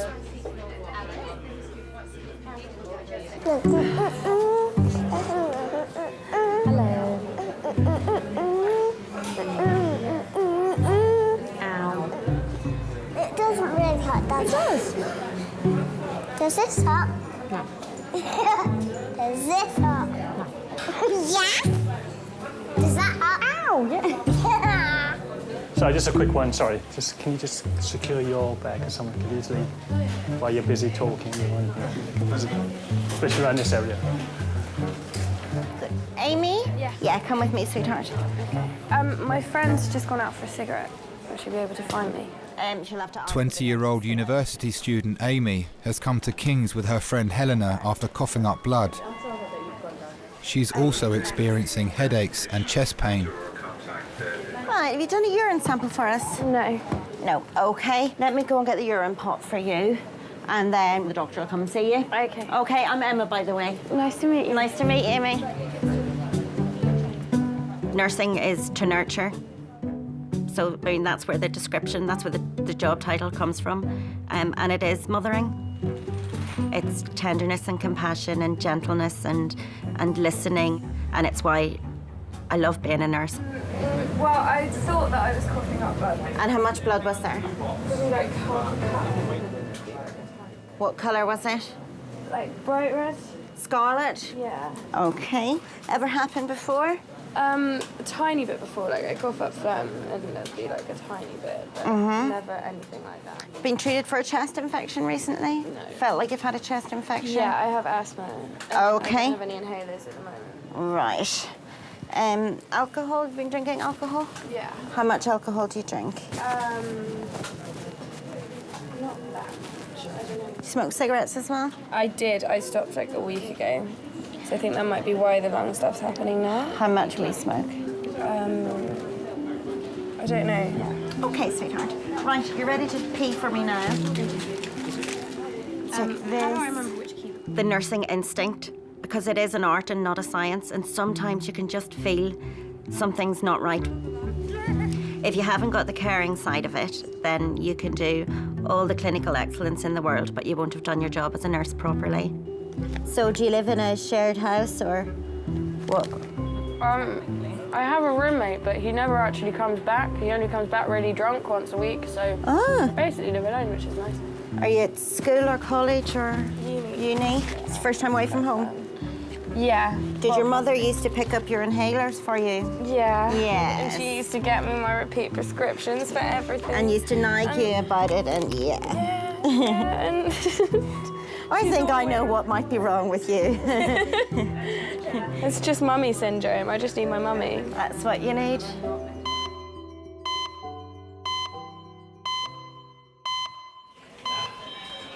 Girls, we're going to CT. Right. It's less than an hour since Eddie was in a road accident. Just chase the blood results. He was thrown over a car bonnet and his head hit the windscreen. X-ray the pelvis and the chest when it comes through. Thank you.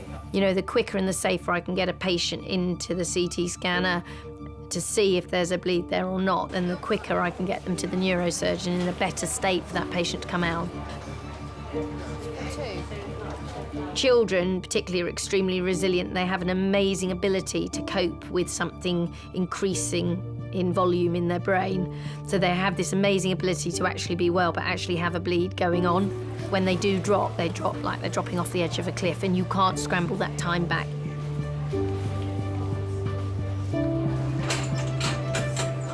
Eddie, we're going to slide you over. All right, darling, I need your nose looking at that ceiling, and I don't want your head wobbled from side to side.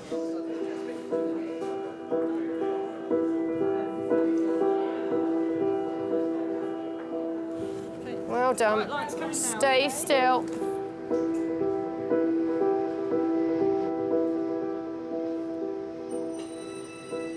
I had Eddie at home in the living room, on a stormy night. Came out with his arm wrapped round his neck, and I named him after my dad. So he's Edward, really, but he's always been Eddie. They don't know how lucky they are, do they, these children? What is it, occipital where he's... No, it's here, parietal. He is very accident-prone. He's cut his finger off when he was 22 months old and had to have plastic surgery. This was Eddie's 4th trip to A&E by a blue light. There's an awful big injury to be somersaulted twice at that size if it was really doing 20 miles an hour. But there's something not right about that.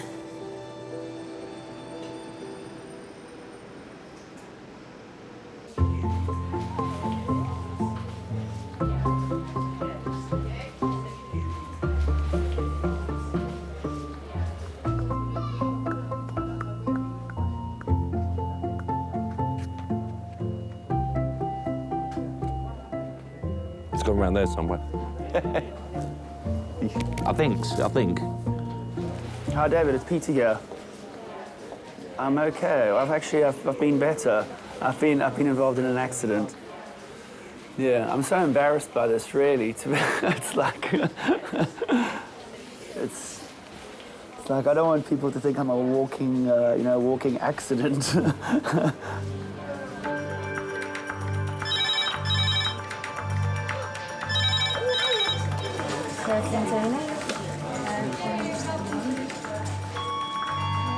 I'll dread for 2 minutes. That's I'll dread for 2 minutes.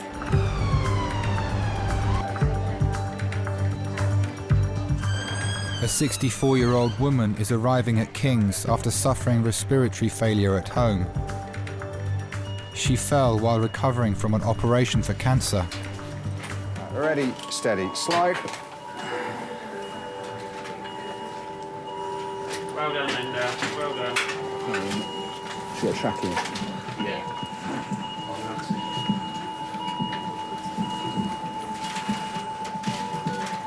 So trachea's out, that's why. Essentially, a tracheostomy is a hole that's made in your windpipe, your trachea. And it's made there to help allow you to breathe, really, and to ventilate. Sorry, Linda. Won't be a second. I just want to make the trachea back in the right position. Without immediate help with her breathing tube, Linda is in danger of suffocating. I'm sorry, Dan. That's all right, that's him. Yeah, and stented as well. Often the tracheostomy is part of an operation if someone's got cancer of the larynx, where the larynx, the upper part of the airway, has to be removed. Okay, we're just going to pop a bit of oxygen back on them. And obviously if they've had their larynx removed as well, their vocal cords are gone, they can't speak. Is that better, Linda? Yeah, sorry. That's all fine now, that's in the right place. I think If we can just get a pillow. Yeah, just a pillow just to pop under her head as well. So tell me how you first got sick. I had trouble swallowing. I couldn't eat anything solid. Then I had trouble swallowing liquids. And the doctor took one look and said I had cancer of the throat. And it had wrapped around my voice box. And that it would all have to go. Now it's gone. How long have you had the trachea, Linda? 3 years? No. 3 weeks?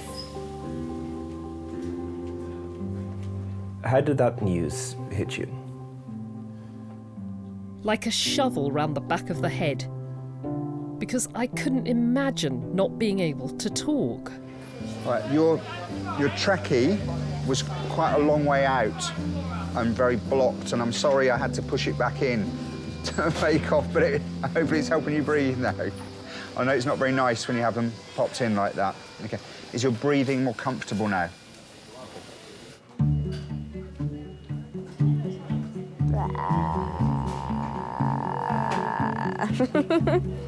That is exactly how I feel right now. It expresses it so perfectly. I'm in my 30s and I am a complete generation away from the teenagers of today, and it just baffles me. They baffle me a lot of the time as well. And the clothes baffle me. Do you want me to give you a breakdown about her? Yeah. She's first year university away from home. She's an asthmatic. She's been smoking, increased alcohol intake. She's been coughing up a little bit of blood. Her mother doesn't pick up her prescriptions for inhalers anymore. That's it. She's probably got a little bit of a chest infection. Okay. Cool. Yeah, Thank you. She's nice. Strobe call, 10 minutes. Strobe call, 10 minutes. Strobe call? I heard stroke. You heard strobe. I heard strobe, but maybe it's just a call for everyone to stroke each other. Maybe there's a specific time every hour where everyone just has to stroke each other. Well, that would probably make people feel better. That would cheer me up. Yeah, definitely. Being stroked. It's a nice thing to be stroked. I would never be a teenager again for anything in this world. It is a really stressful time. I survived, and I would never want to do it again. I'd go back to my 20s in a heartbeat. That was fun. I like the Irish lady. And the doctor's hot. She's nice. The doctor's good looking.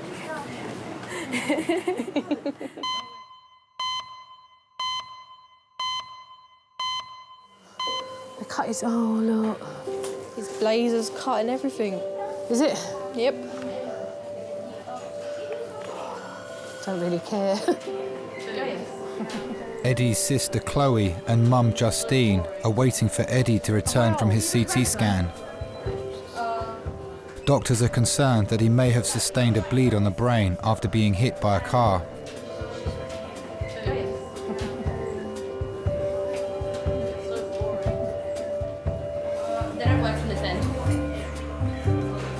Apparently I was a gymnast today. Was you? Did some cartwheels, front flips. Yes, so you're a very, very lucky boy. Yeah. And the lights were working and they were green and you ran across them. So don't think I don't know. I had a good shot because I broke the windscreen. Yeah, it's not funny, is it? Hey. Chloe, it's a great shot. I saw the windscreen. Ching.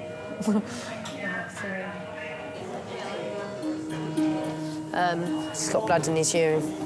A small amount, Des, but I think I'm going to earn myself another trip to the CT scanner. You can always ask the radiology guys if they do an ultrasound rather than CT him, just as a young boy who you don't want to Well, radiate. this is the thing, he's already had a CT scan. Yeah. You know when you sit there and think, oh, actually, no, I'll just do his head and neck, and you think, why? He's smelling him? Of course it should be top to But with kids, we should not You be know, rushing to top to toe them, that's the thing. Oh, my God, I'm Right, making Eddie, honey, there's good news and there's some... Not quite so good news. The good news is that the head and the neck, they appear OK. There is a big bruise That's there. the main thing. There is a little bit of blood in the urine. Right. And seeing as he's got a graze on his back, I'm just going to have a look at that. It might well be that we have to go and scan the kidneys. Oh, more scanning. More, yes. I was trying to protect you from the luxury of that, sir. They can make you a bit Eddie's mum, Justine, is a manager in the paediatrics department of a local hospital. Oh, sorry, sweetie. I know that what you see at first is not always what is, because I thought he's got away with this, he's really lucky, and then at that point when they said he's got blood in his kidneys, I'm thinking he's not. Yes, blocks away, please, and then the hard collar away, please. But I knew it could have meant surgery. It could have meant he'd damaged something inside, he'd split something, he could have been bleeding. All the things you know, but you don't let them penetrate your brain. That's it. Breathe out and say, I'm calm.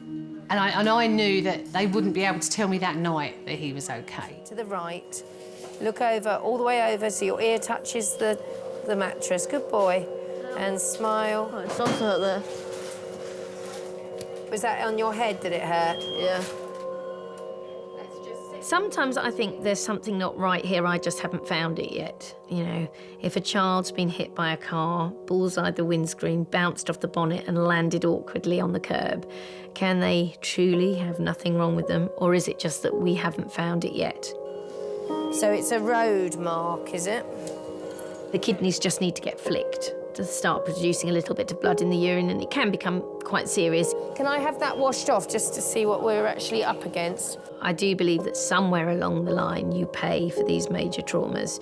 You don't walk out of it scot-free. Eddie, move right forward, please, onto your bottom. So he's got like a scuff mark there, hasn't he?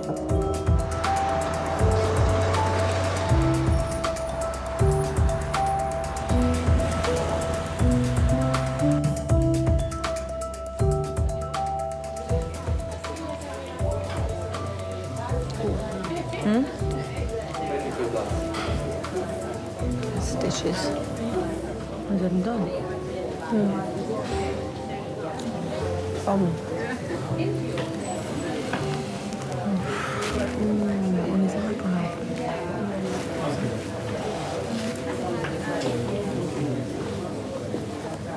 It's all bruised. Thank you so much. Okay, see you in a bit, bye. What happened to you? Cycling accident. What, a car? Motorcycle hit me, On your bike? Yeah, I was on my bike, yeah. Did you have a helmet on? You know, I usually often do wear it, especially if I'm commuting to it, but I didn't have the helmet, unfortunately. And, so it might have made a bit of a difference. It's swollen on your eyebrow. Yeah, I reckon it'll swell up quite a bit. Headache but later. Yeah. The Resus team has replaced Linda's tracheotomy tube after it was dislodged in a fall. Hi, darling. Will you look at me? She's breathing normally again, but she remains in a vulnerable condition. It's only 3 weeks since she had a major operation to remove a cancerous growth, as well as her voice box.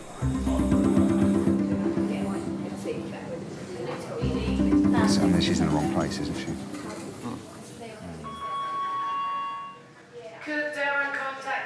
I mean, she's clearly had quite a big neck dissection as well. Well, the thing is that she's got chest infection or something like that.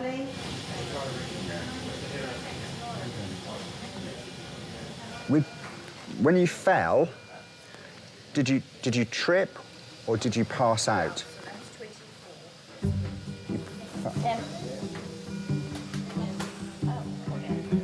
A lot of the nurses are used to people without voice boxes, so they're quite good at lip reading. The doctors are lousy at it. Have you got a headache now? Nasty bang there. But is it harder to kind of express how you're feeling? I can bang just like the rest of them. And quite often they say to me to stop shouting. Are you happy if we do some blood tests on you, or do you not want us to? Don't mind, okay.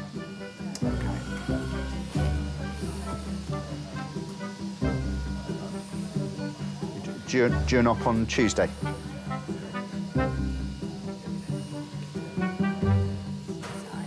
Okay, I'll leave you my pen. I'll get you some more paper as well if you want to write something down, okay?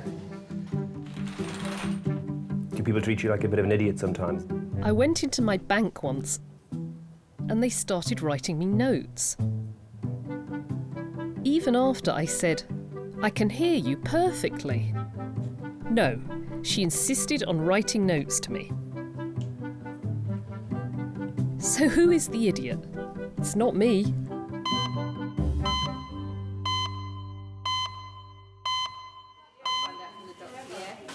I haven't eaten since like 9 o'clock.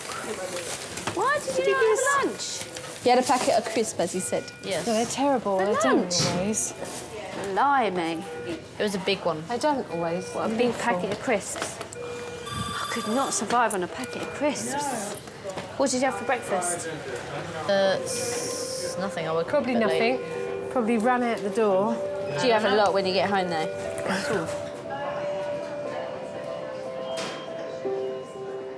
I've been on my own since I was 8 months pregnant because the kid's dad left at that point. So I've brought them up on my own. He sees them every other weekend. My dad died when I was 9 and I've got 2 brothers, so my mum brought us up on her own. Yeah, my mum's a really... I'm gonna cry.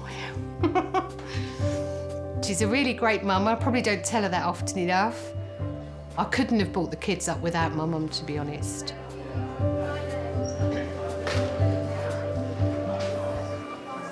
Right. Next. Despite his earlier head and neck scan being clear, Liz has decided the blood in Eddie's urine needs further urgent investigation. Justine. Yeah. He has got some surface marking on his back there from the road, and he's got a little bit of blood in his urine. Yeah. Now, we can sit and wait and watch and look at that, or I can offer him up to the CT scanner. We'll get him through the CT, just check out the outline of his kidney, check all's all right. In truth, that's where I think we should go with this. Yeah, just because he's had a very significant history of injury. He's got some road grazing there, and he's got a small amount of blood in his urine. But I don't want something coming and catching you 2 or 3 months down the line. Being a parent is simply the hardest job out there. The trouble with children is they don't learn by being taught or being told things, they learn by experience. And with that experience is the risk of injury, and so often awful things happen. They're children, and children will do what children do simply because they're children. Thanks, CT. I was trying to be cautious initially just because of the fact he's had them before and he's a child. Eddie is about to have his second CT scan in less than 2 hours.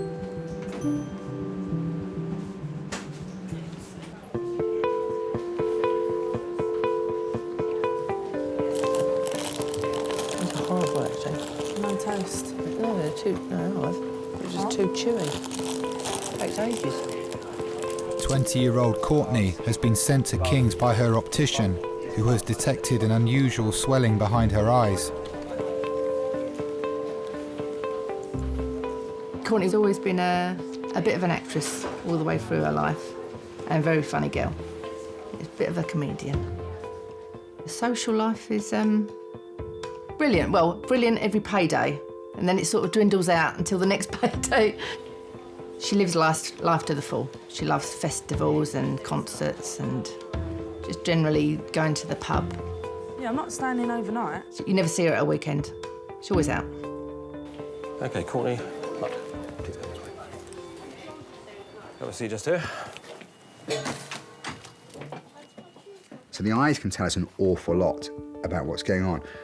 People may go blind in one eye, go blind in a certain area of one eye, which may indicate something going on further back in the brain. They may have had a stroke, they may have a tumour. Lean forward just there for me. Is we have optic nerves that connect our eyes to the brain.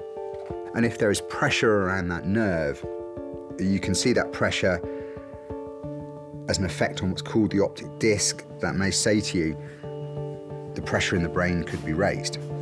I've already spoken to the medical team. They're going to admit you, and you're going to have a scan of your head to rule out anything there. And they're most likely going to try and do a lumbar puncture to see the pressure. No. A raised intracranial pressure is not good. If your pressure inside your brain goes up, it's harder to get blood and oxygen nutrients up into the brain, and your brain will become damaged from that. I think we was a bit dumbfounded when we walked out of that room and she just started crying. I don't think I even knew what to do. I even thought then, why are you crying? It's just fluid behind your eyes. I don't know whether I was self-consciously thinking, don't cry, because then she's going to feel even worse. It's not good. She's got to stay here. There's pressure in the back of her eyes, so something's pushing against the back of her eyes, basically. So until they do a CT scan, they're not going to know what's there. She's crying her eyes out.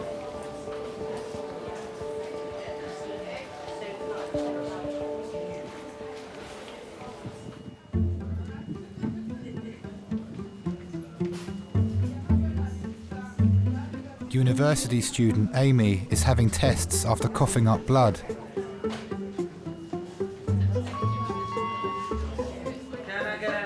I think when people leave home and mummy's no longer taking care of them, they don't realise that they have to take that responsibility on themselves. But it is about teaching your child as a teenager how to be independent, how to look after themselves, how to look after their health, and I think most of all, how to take responsibility. We've gone wrong. I have a very, very close relationship with my mummy. We speak several times a day, every single day. Yeah. You're in A&E.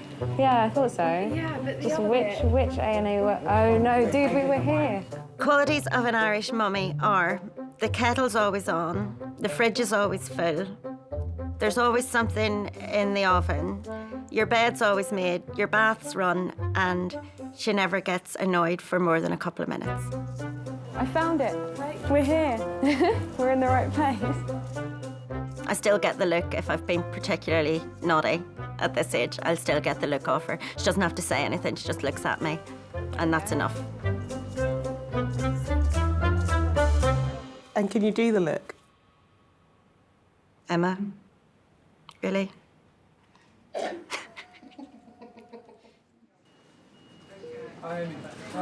Just take a look at your blood results. There is one of the results a bit deranged, which shows any... Amy's results show signs of a chest infection on top of her asthma, so she's being kept in King's overnight for observation.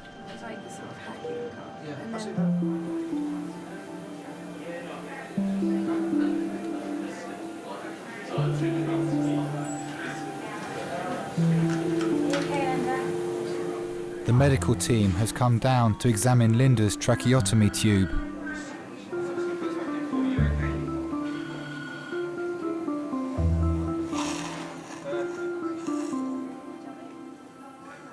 Tell me a little bit about your family. I got married to John in 1982. But then unfortunately he started to drink too much. And he died this time last year. And what did you like to do together? We walked a lot. And we'd go on pub crawls. And have one in each pub. You miss having him around? Oh yes. I didn't think I would, but I miss him terribly. And of course, I got this 2 months after he died.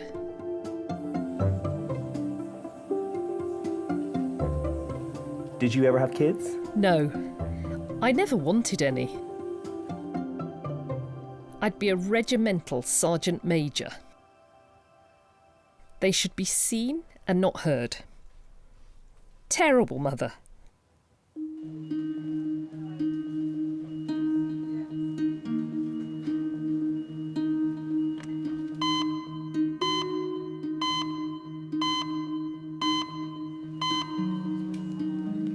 I don't know how long I'm going to be at hospital, but she's going to have majority of the tests tonight. But we don't, because it's so busy here, we don't know. Hold on, let me ask her what she needs. What do you need, Courtney? Oh, I don't know if I've got to stay in or not. You Some have got pyjamas. Right, some pyjamas. Deodorant. Oh, and deodorant.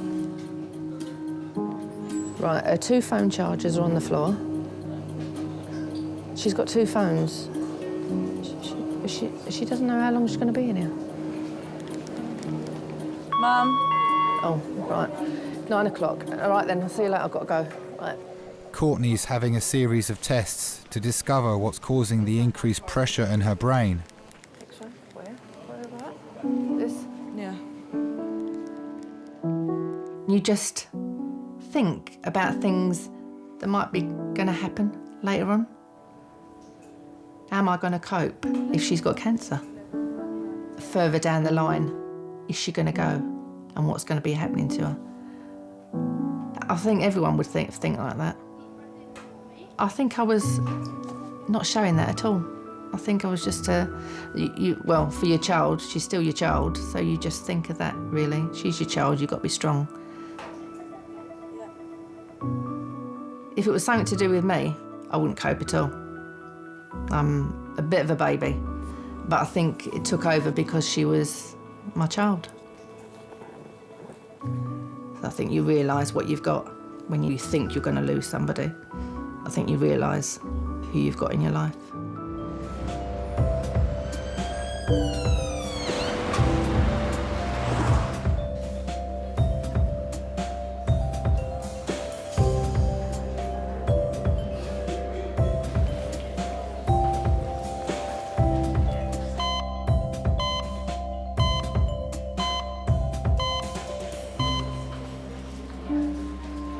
It's 2.5 hours since Eddie was rushed to King's after being hit by a car on his way home from school. He's had a second CT scan after doctors became concerned when blood was found in his urine. Provisionally, that looks okay, Mum. I know the orthopaedic doctor's been thinking about worrying about the... She said, I can't pin anything on him at the moment, all right? You know, and it's a really remarkable story that he's had. Unbelievable, so I'm very isn't it? cautious, ladies, if we can say that. I think it's like anything. You don't think it's going to happen to you. Eddie would never have thought it would have happened to him. I'm a lucky lad. You are. Very lucky lad. You want to have learnt your lesson big time. Kids don't. You just don't. You just think, yeah, I'll make that. That's easy. So I want to put him overnight on the ward. It might be in the morning something will crystallise that we need to look at. But we know the main nuts and bullets of everything in there are good. OK? When you're older, you think of the damage it can do. You think of the impact, you think how much it hurt. But when you're a kid, you don't, because you just don't. You don't think it's going to happen, so you don't think of what could happen if it did happen. And that's the difference, isn't it? The difference between growing up and being young. Have you got any questions you want to ask me, Eddie? Can I have a wheelchair? He wants a wheelchair at home. Sweetheart, don't say I that. know, silly. Eddie, there are people out there, there are children like you get hit by cars who never get out of a wheelchair. You have your arms and your legs. You have your brain. You have your mum. You have everything to be thankful for. Don't ever ask for a wheelchair, sweetheart. Listen, I thought you were going to be a zoologist anyway. That's what you told me. Zoology? All right, well, let's stick to the plan, shall we?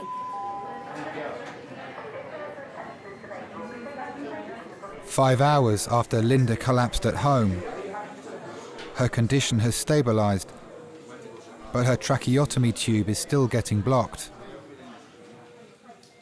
She's due another operation on her throat in 4 days' time.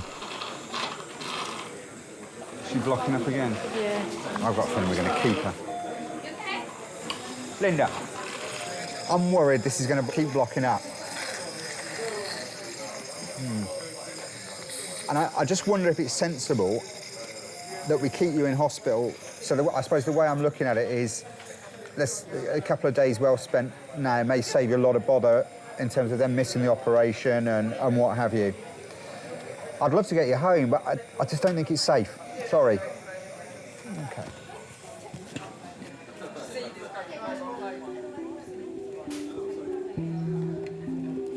Tell me then a bit about your various careers.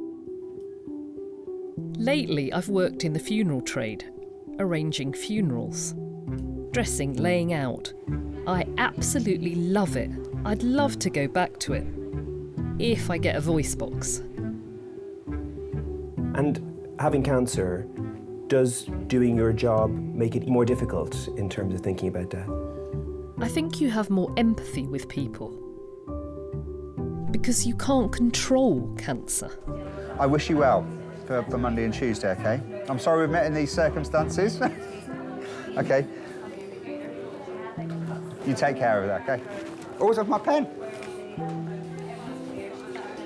Take care. She's got quite a cheeky sense of humour. Quite an interesting outlook. It's not so much what she would write, it was the look in her eyes and things like that. So you get the sense of the person even though you can't actually talk to them. Do you have less of a fear about death in a job like that? I think so, yes. It doesn't bother me at all. I know it happens because it happens to us all. So embrace it. Live life while you can and enjoy it.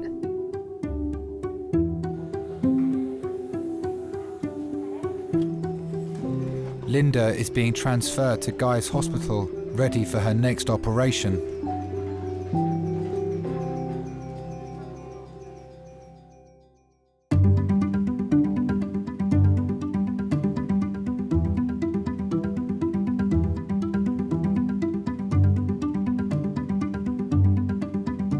Doctor told me it can happen in young girls who are overweight. I'm finding it quite hard. I do like my food and to have a beer, but him telling me that has made me put on more weight, I think, anyway. So I just need to go to the gym and exercise. Courtney never takes notice of anybody. You can all give your opinions and Courtney will do exactly what she wants to do. So tell her to diet and she'll eat more.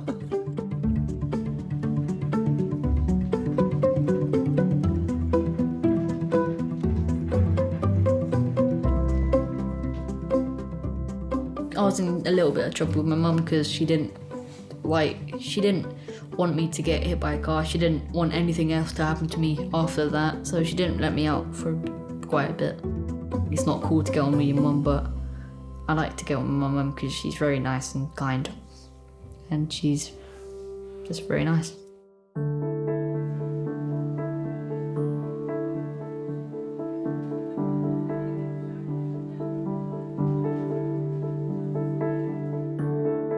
I know you've had a few cheeky brandies through that tube.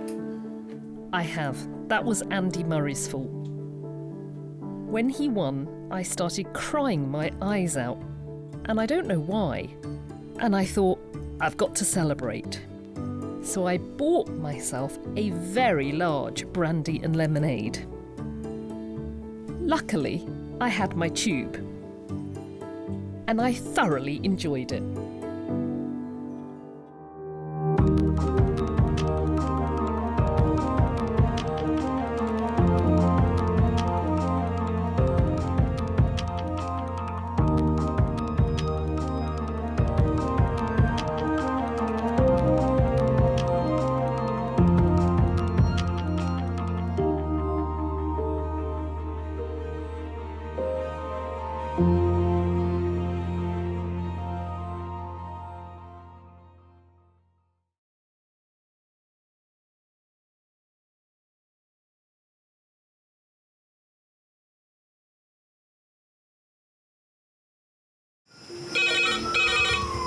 went from the bonnet, found face down on the floor. Pediatric trauma call. It's a stabbing quadrant. 25 feet from a ladder onto his back. He's really unwell, and I think anaesthetics need to see him before he goes to theatre. Daphne?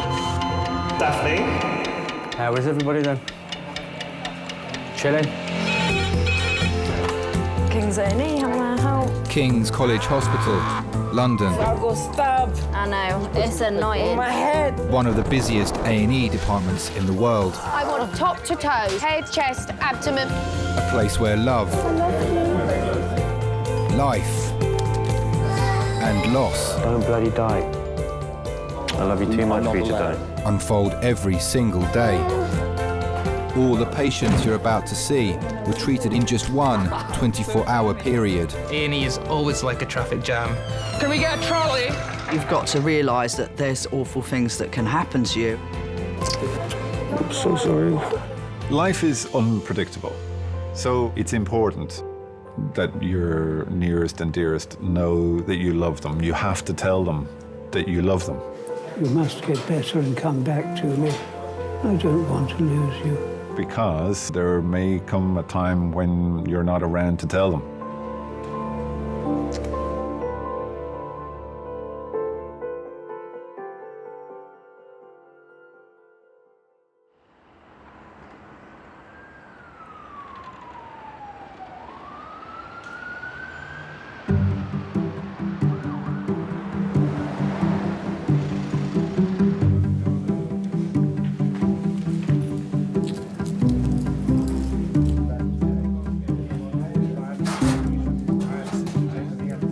Hello, lovely Desmond. How are you?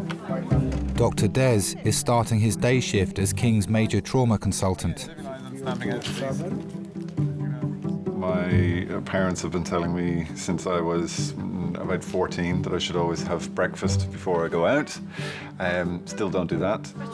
And then I did anaesthetics for a year. And, you know, in anaesthetics, if you haven't had a cup of coffee by 10 or half 10 in the morning, I feel like theatre has to close.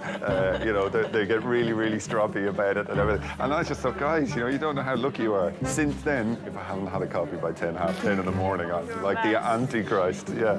My parents have always tried to support me in whatever it is that I've wanted to do. Yes. Yeah. To this day, they still continue to offer support and helpful advice, constructive advice, and they're usually right. Exactly, but I knew of being on trauma, I wasn't going to have the luxury for, you know, a big Americano or a latte, so I had an espresso and said, right, we're off. It's never something that I thought of before I had children of my own, but I will always be their parent. A parent's job is to provide for and protect their children. And that will continue until the day I die. Say that 9 times a quarter, 5% like, oh my God! And I can't.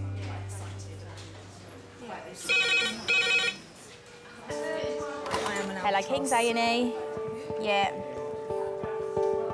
Yeah, was she a pedestrian? Yeah. Are you coming by air or ambulance? By ambulance, okay. Pediatric trauma call, 25 minutes. That's pediatric trauma, 25 minutes. 6:50. A 12-year-old pedestrian hit by car, found trapped underneath the bus. A young girl is being brought to King's after being hit by a car on her way to school.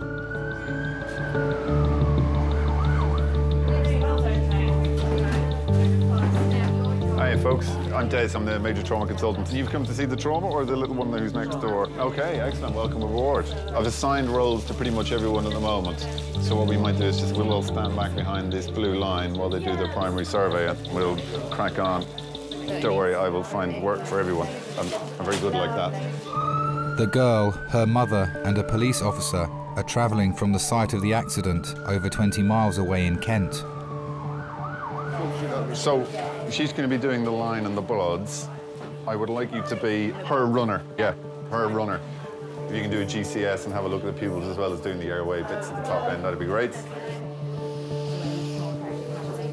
Pediatric trauma is difficult.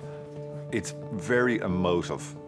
Nobody likes to see kids in distress or injured or unwell. They seem to attract so many people from everywhere. People just want to be useful, they want to help.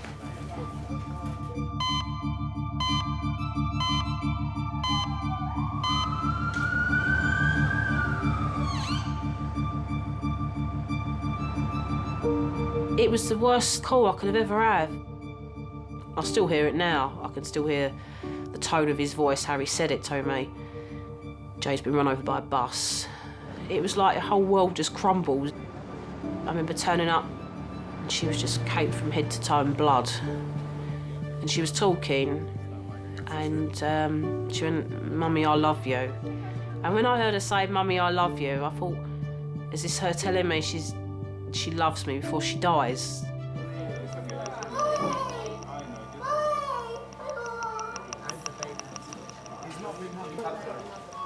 It's a parent's worst nightmare, what I lived that morning, getting that call.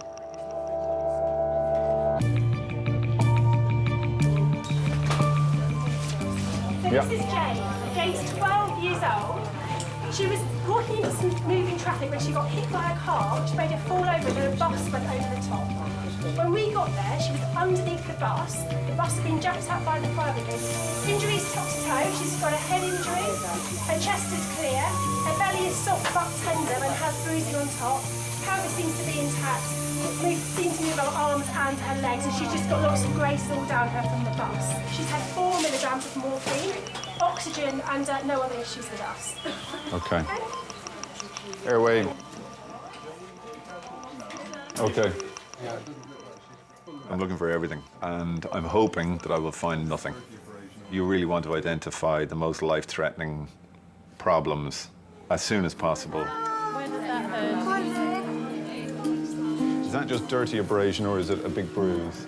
I think that's abrasion. Yeah, it's a dirty abrasion. She's got quite a big abrasion with some road rash over her abdomen as well. Can we transfer her on the scoop? I was at East Tilbury. I just took a load of scrap metal over there. And I got back in the cab and I see I had five missed calls from Amanda. So I tried phoning her back and she said, "Dad, she's under the bus.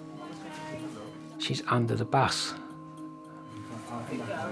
When I took the truck back to the depot, I had to go past where Jade had been run over. And as I approached it, I could see 5 police cars there and a council van. And I thought, I could see the police car, and I thought, what's that council van doing there?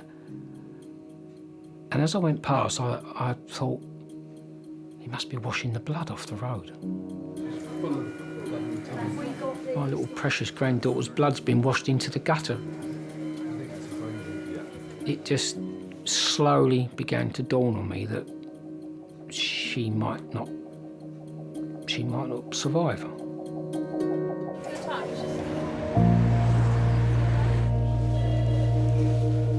It's been nearly 2 hours since 12-year-old Jade was hit by a car and knocked under a bus whilst making her way to school.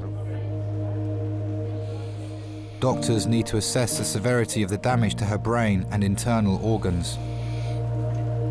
Ready, steady, go. Oh, one moment, Katrine.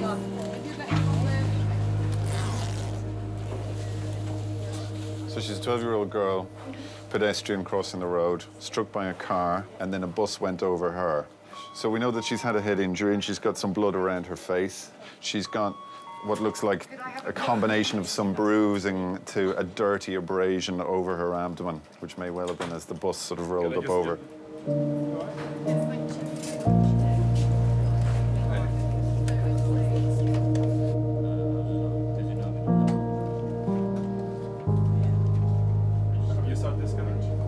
Jade was born late afternoon or early evening on a Thursday. When I went home, it was so overwhelming. I thought, there was this little girl, and I thought, she's totally reliant on me, and I thought, am I going to be any good? You got this little person that you bring into the world, and it's your duty to protect her, you know, until I die. Yeah, I was reacting. I used to worry about everything. most daftest things. My biggest concern, like, as Jade was getting older and going to school on her own, was her getting run over going to school. That was a big fear of mine. And it happened.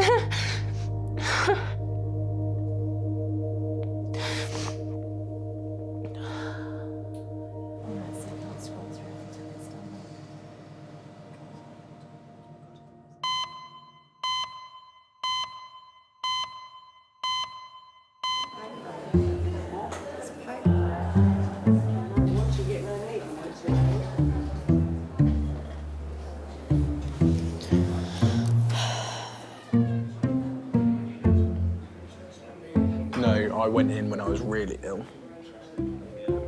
So then I could call up the next day and take the day off and not be that ill. And they were like, oh yeah, no, to be fair, he came in when he was really, really ill. Like, if he's taking the day off, he must be really, really ill. Yeah, exactly. The last thing you want to do is be fine one day, call up and say something's happened, and then not go in, and then go in the day after and be pretty much fine. That's the last thing you want to do.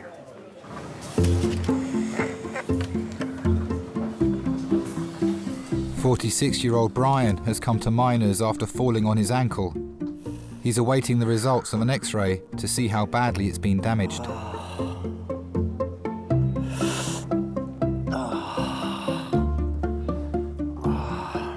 Brian has recently been released from prison.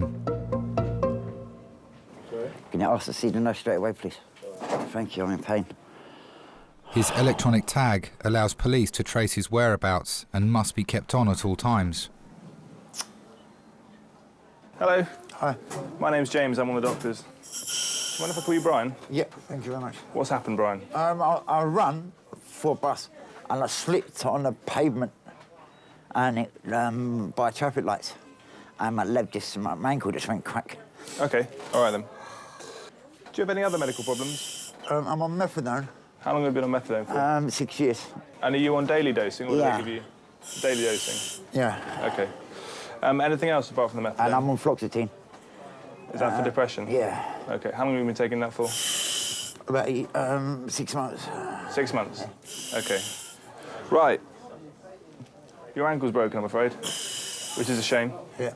And it's quite a nasty break. So there's two bones that sit at the base of the foot, called the tibia and the fibula, and both of them are broken.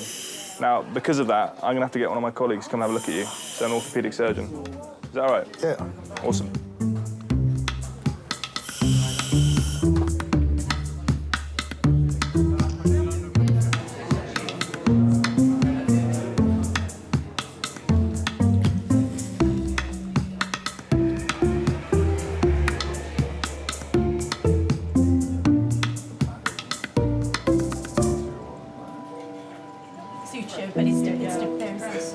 Jade has had an emergency CT scan to show the extent of her injuries after she was hit by a car and then trapped under a bus. Yep. There is a liver laceration, there is fluid around the liver, there is some fluid around the spleen. I didn't see a splenic laceration, but I'll have a better look at it. Okay. I'm not quite sure what's going on in the pelvis. Okay, fine. Well, we'll give you some air then to let on her head CT, she's got a skull vault fracture that's minimally displaced posteriorly. She's got a large extracalvareal hematoma and a small bit of intracranial blood just under the fracture. I wish I didn't let it go. It's all my fault. It's not your fault. Oh, God. From what we can see, she has pulmonary contusions left and right, and we think that she may also have a liver laceration. She's going to be going back to A&E now in the next couple of minutes, OK? I can't believe this is happening. I just want to wake up. Yeah, it does seem... Steady, roll.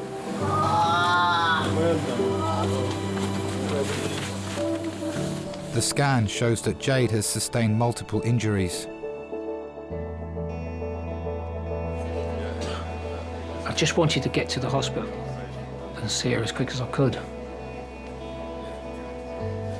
She was 3 days old when I took her to church. Well, I walked straight in the door and was greeted by Sister Elizabeth. And I said, "Here, sister, there's another one for you." And she said, "Oh, she's lovely." And she really was. She was beautiful, utterly beautiful.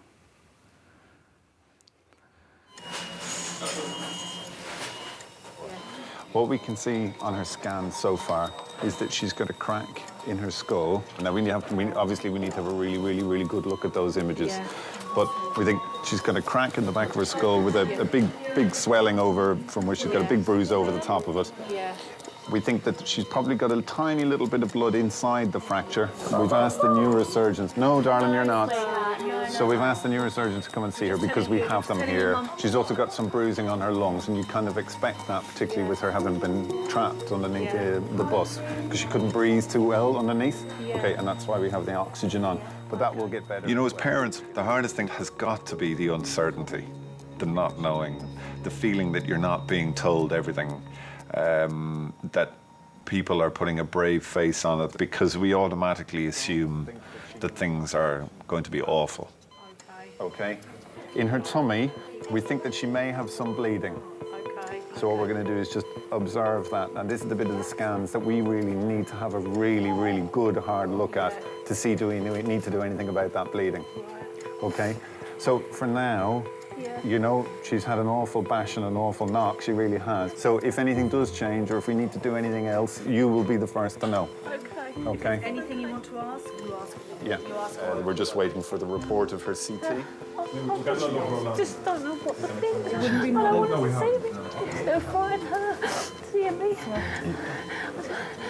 You've got a good girl there. You've got a good girl there. Every time you spoke to her before, you've been really calm. All right? Okay? You've been really calm. She's holding her own as well. And she She's needs... holding her own. I just want her dad to be here. Paul. I just want to be in it, but if she sees me like it, it's going to make her worse if she sees me. What you've got to do is get your normal face on before you talk to her. Yeah.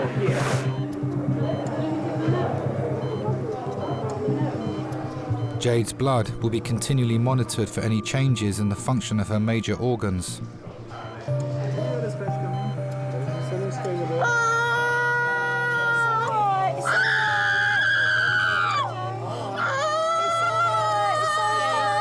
It's okay. It's all done. That will go numb soon. Well done. Well done. Good girl. That's all bit done. It's all Well finished. done. We'll give you a minute or two. I can't give No, you right any at the water at the moment. moment, darling.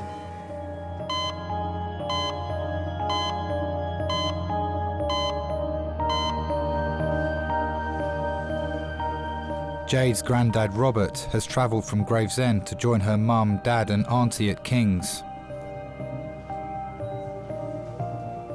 I felt a duty as a parent and a grandparent to try to sort of keep it sort of level head on things. Well, it's that paternal instinct. Even though Amanda's over 30 years old, I still see a 10-year-old girl there. I thought it was very important that I didn't start crying my eyes out when I went in there. But secretly, down, I thought this could all go at any minute.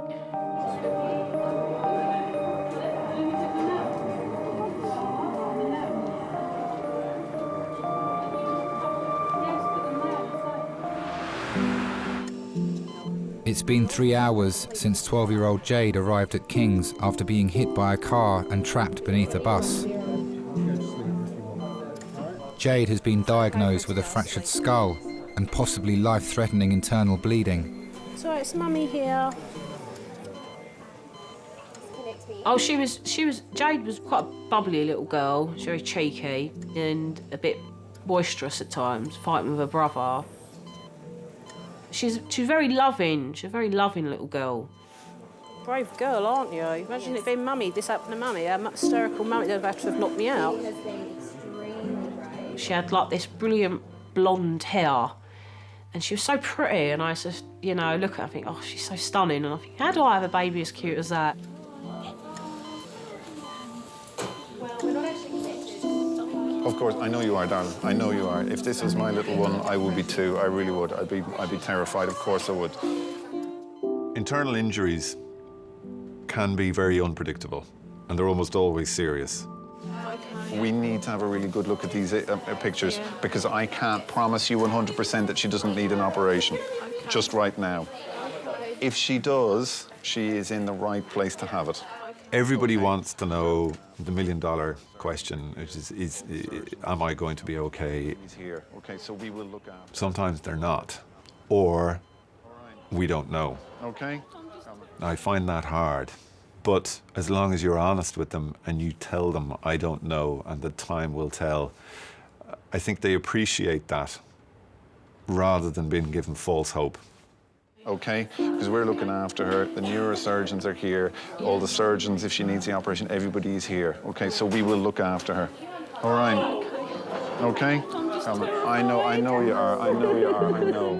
It's a human response to want to comfort the parent because their role is vital in comforting the child. You have to involve them. You have to tell them everything that's going on. To some extent, you have to tell them that everything is going to be okay, but only if you know that it is going to be okay. You have to be straight. Can't handle things. You're doing great. When you're up there and you're beside her, and I can see you being strong, you're being brilliant. And that's what we need. That's all I want you to do. All right, and you're doing great. If you've got anything you want to ask me, any concerns, ask me. And if there's any change, I will tell you. Okay. All right? Okay. Brilliant. Well done.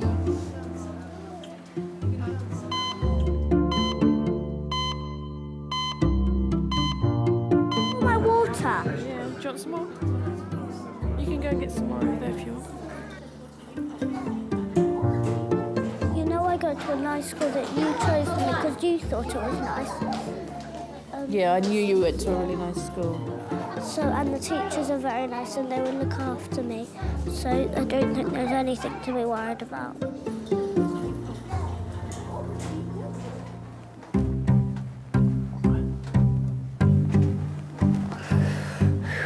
God, man, I'm in pain. Hello?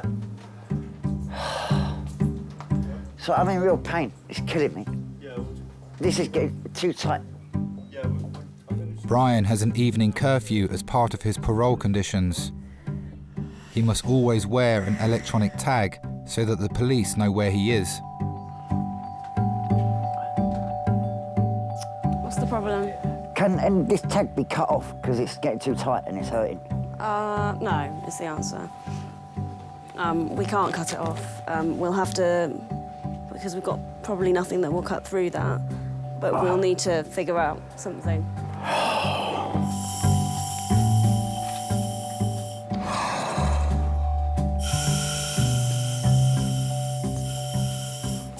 Thanks, nurse. I'm reminded I was on my way up to collect my methadone and go to care for my mum. I'm a carer for my mum. Are you? Yeah. If you are not there... Oh, she's all right. She's at bingo at the moment. So if you're not there to care for her, she'll still be able to... She can get about with a trolley, but she can't open tins and things like that, and I have to shower her. Because my dad passed away a year and a half ago. Has she ever thought about probably getting in carers to help her with that, or...? The carers that she has had before, she don't like what's happened. But I was in prison about 3 weeks ago. Okay. For a month. And in that month, she couldn't have a proper shower or bath. She had to wash down by flannel. Okay. Well, what I'm going to need to do, because if we need to put a plaster on, we need to get that tag off. Is there a number on it that we can call? I think so. I'm not too sure. You could just cut it off because it's emergency, isn't it? I have a patient here. He has an injury to the ankle that he has a tag on. We need to have the tag probably put to the next ankle. Okay? We just use what we use, just one of the tough cut scissors. Okay. I'm just going to have a butcher's at your tag. Yeah, OK. It's tight. It's tight, no doubts. Tell me, thank you. All I need you to do is stay still, because I'm going to be chopping. I don't want to jab you in a bit you've hurt. You're welcome. You can keep it. Pardon? You can keep it for me. Yeah, I have to give it back to you. Yes, I know that, mate. There you go. Cut is cut. Thank you. Done. A patient came here once, and he was to be admitted. So somebody came down, and somebody was saying that they can't take it off because this guy took off his and put it on his cat. And they were wondering in the night, why is he walking up all over the place? You could see so much activity in his house. And when they went there, it was the cat that he wasn't home. And it's the cat prancing all over the house with the tag. Because if you do that, you get back incarcerated in it. You have to go to prison and serve your time, the rest of your time.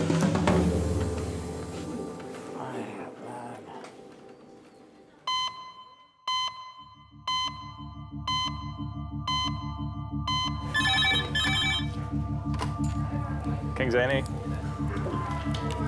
Okay. HEMS trauma call, ETA 10 minutes. HEMS trauma call, ETA 10 minutes. 60-year-old pedestrian versus car. A woman is being brought to King's after being hit by a car whilst out shopping. It's the second road traffic accident of the day for trauma consultant Des. Running a trauma team, mentally you have to be running through the scenarios before they ever come, before the red phone ever goes off. You're already thinking, what's the next one going to be?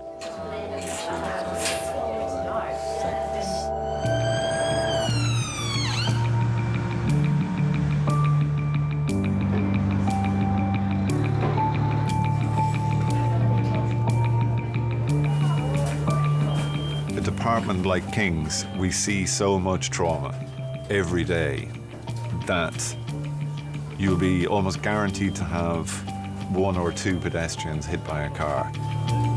It's not that it's predictable, but it's almost what you expect. Okay, guys? Hello, sweetheart. I'm just having a little feel of your neck and your chest. Do you have pain? In your back? Okay. My job is not to stop accidents from happening. Major trauma consultant?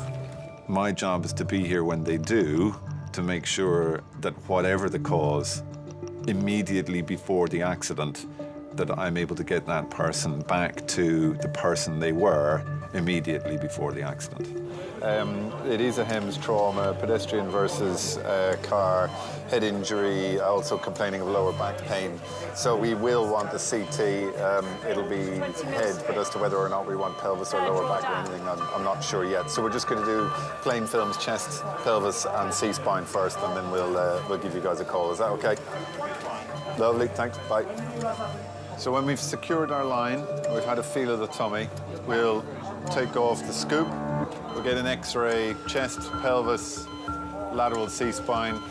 We'll be going for a head CT, because we were told loss of consciousness, and weren't we having hit our head on the windscreen? Is it? Geraldine, how do you do? I'm Dave. I'm yet another one of the doctors here. I just want to have a little feel of your neck, Geraldine. Have you got any pain in your neck at the moment? It feels stiff. Stiff? Yeah. Okay. Happy? Right, let's go. 40 minutes after arriving at A&E, Geraldine is going for an emergency CT scan to check for damage caused by the impact of the car.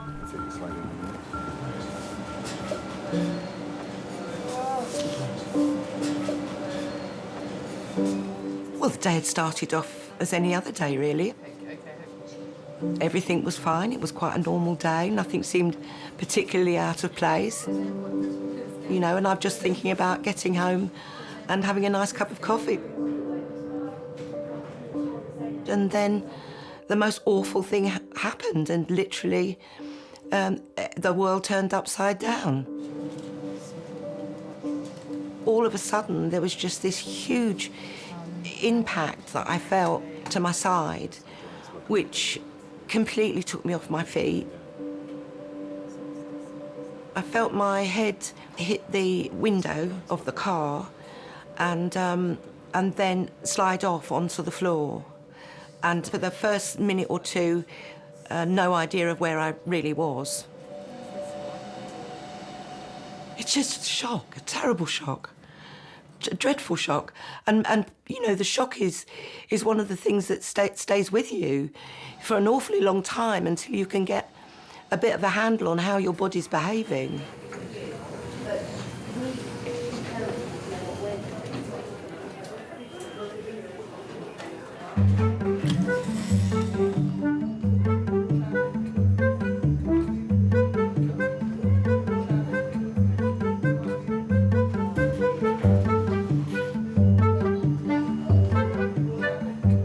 I don't like the sound of it one little bit. Can't really do her voice. What if, squeaked Alan Taylor, bravely weeing himself in fear. How can a gingerbread man wee themselves? 6-year-old Linus has come to King's after claiming he swallowed a ring during his school assembly. Now, at the mention of that name, they all went very quiet. Oh, don't do that then. It's hurting. Is it hurting again? Oh. Have a little rest. Thanks. Yeah. Hi. Hi, is it Linus? Yeah. Hi, I'm Bryony. I'm one of the doctors here.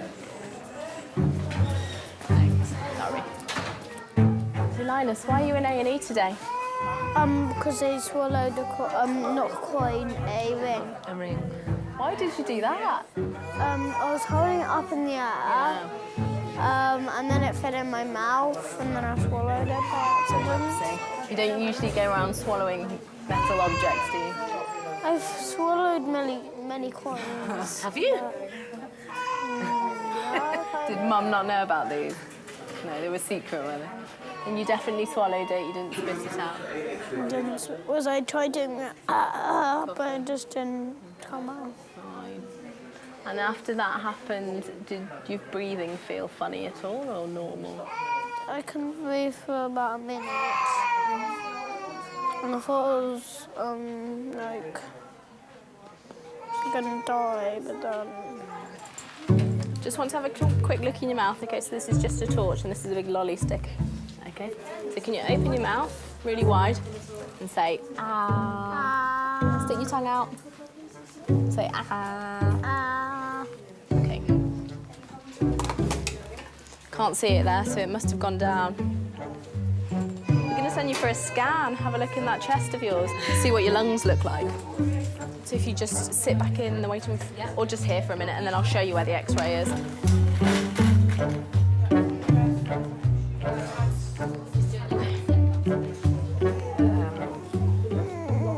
never swallowed a ring before. No.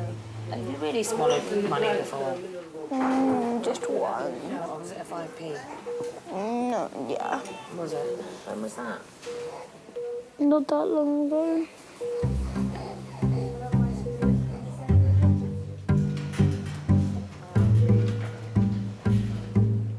Geraldine's awaiting the results of her scan. To keep her comfortable, she's been given a cocktail of painkillers. Hello? Hello?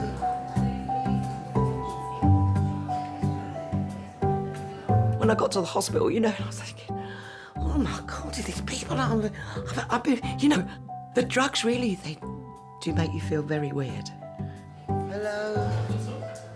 They do make you feel very weird. They do. Hello? Spaced out. Hello? Hello? I hear somebody calling. Yeah, me again. Good. So, half of your reports are come through, and they were all looking very good, as it's said. So I'm just waiting for the last couple to come now. What we're going to do is we're going to give you another painkiller. I know you're lovely and comfortable while we have you lying flat, but that might change when we start to move you. So we're going to give you another painkiller in advance of taking all this stuff up and maybe sitting you up, okay? All right? Back of my head is beginning to throb. That's a good sign. It means that everything else is settling down and you're getting the pain from where you hit your head, either on the car or the ground. All right. Not at all. Anything else? Any other questions or anything you want to tell me? No? Okay, fine. Great. We'll keep you posted. Thank you.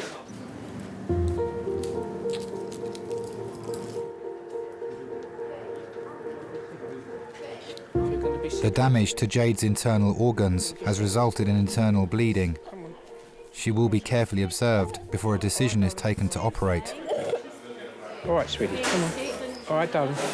Spit it out, darling, spit it. I don't think that I ever appreciated being a father and having children when they were little. Nobody can prepare you for being a parent.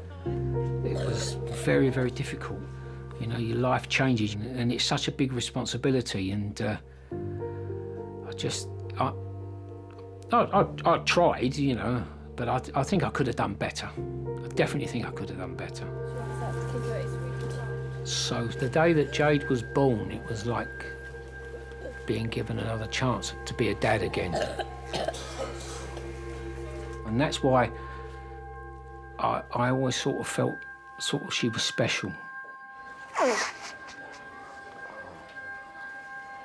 This one's my first grandchild, this one was. Hey? This is my first grandchild, this one. Special, the first. It's special. The first grandchild was the first granddaughter, so always special.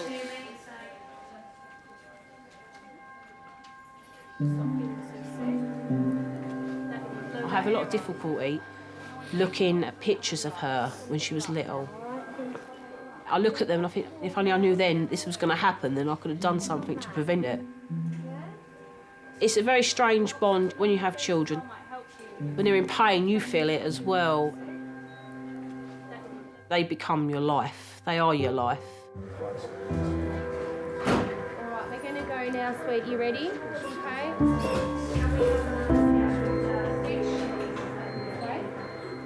The results of Jade's scan reveal no damage to her brain, but she'll be taken to pediatric intensive care to monitor if the life-threatening bleeding in her stomach requires emergency surgery.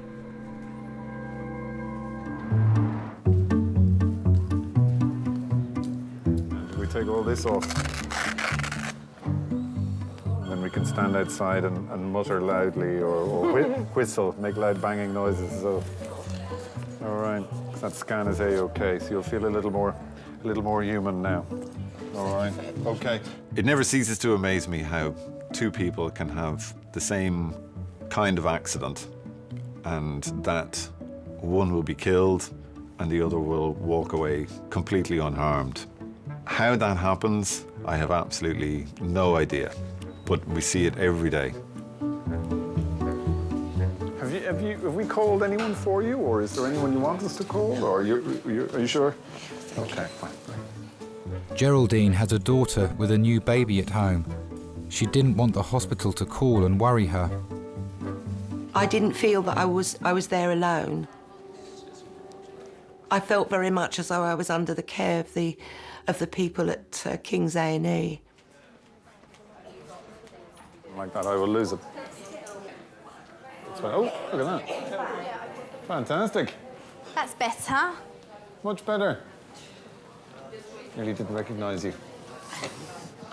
Do you want some more painkillers? I'd love some more painkillers. You look all sort of tensed up.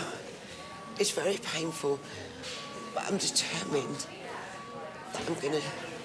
Yeah, but there's no need to do be in my that best. much pain. We'll give you something else. What can we give her, Des? Thank you very much. Not allergic to anything, are you? Money makes me go funny. Does it? I think it makes us all go a bit like that. I wouldn't know, I've never seen enough of it, so... OK. OK, I'll get you some more Brilliant. painkillers now. Brilliant. See if I can get them. Thank you very much. Almost 3 hours after being hit by a car, Geraldine is given the all-clear to return home that evening.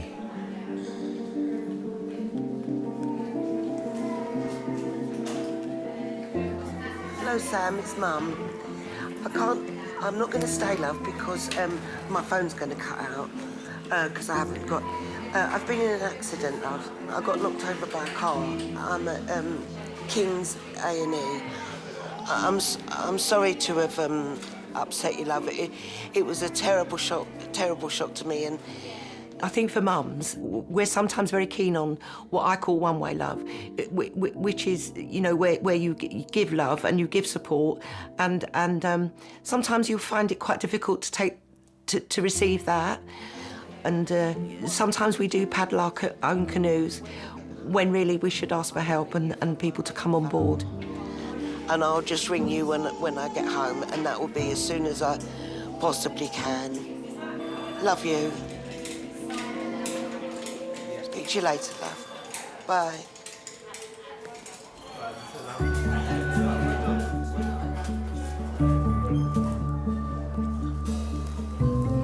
Oh, Mum, can I watch a movie when I get home? Yeah. What would that be my TV time done? Just extra. I need to go to the toilet. Linus is awaiting the results of his X-ray after swallowing a ring. So this is you.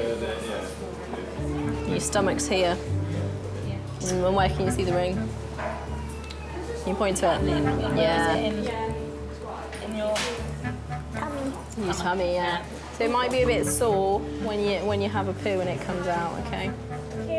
But you let Mum know. I mean, you're supposed to keep an eye on the poo to check that it has come out. Thank you so much. All the best.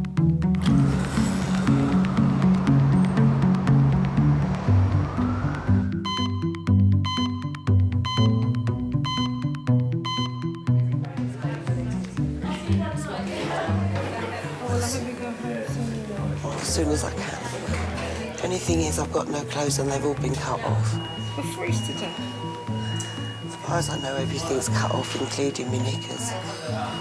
I was mortified, absolutely mortified. Where I got knocked over was opposite where I live, and I thought, all my neighbours have seen my boobs. Sit on the edge for a minute because you've been lying flat for so long. I think Have you got someone that could come and bring some clothes in and maybe give you a lift home?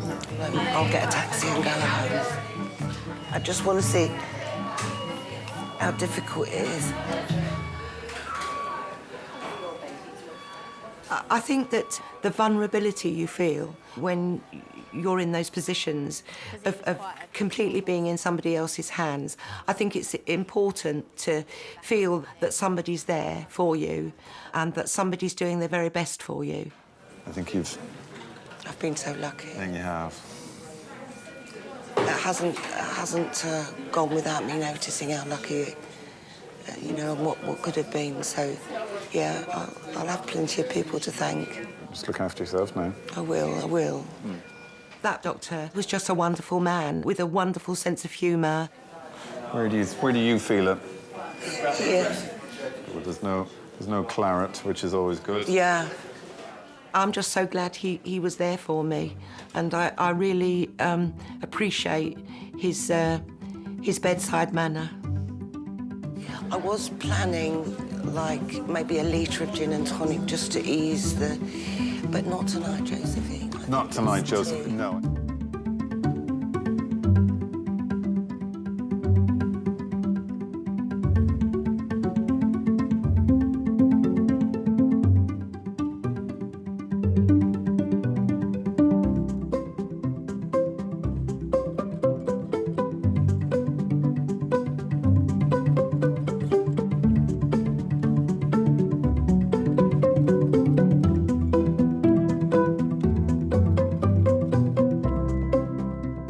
By the time I reached home, there was a taxi with my daughter and her friend in it, waiting to scoop me off to their home to be looked after. So it was super.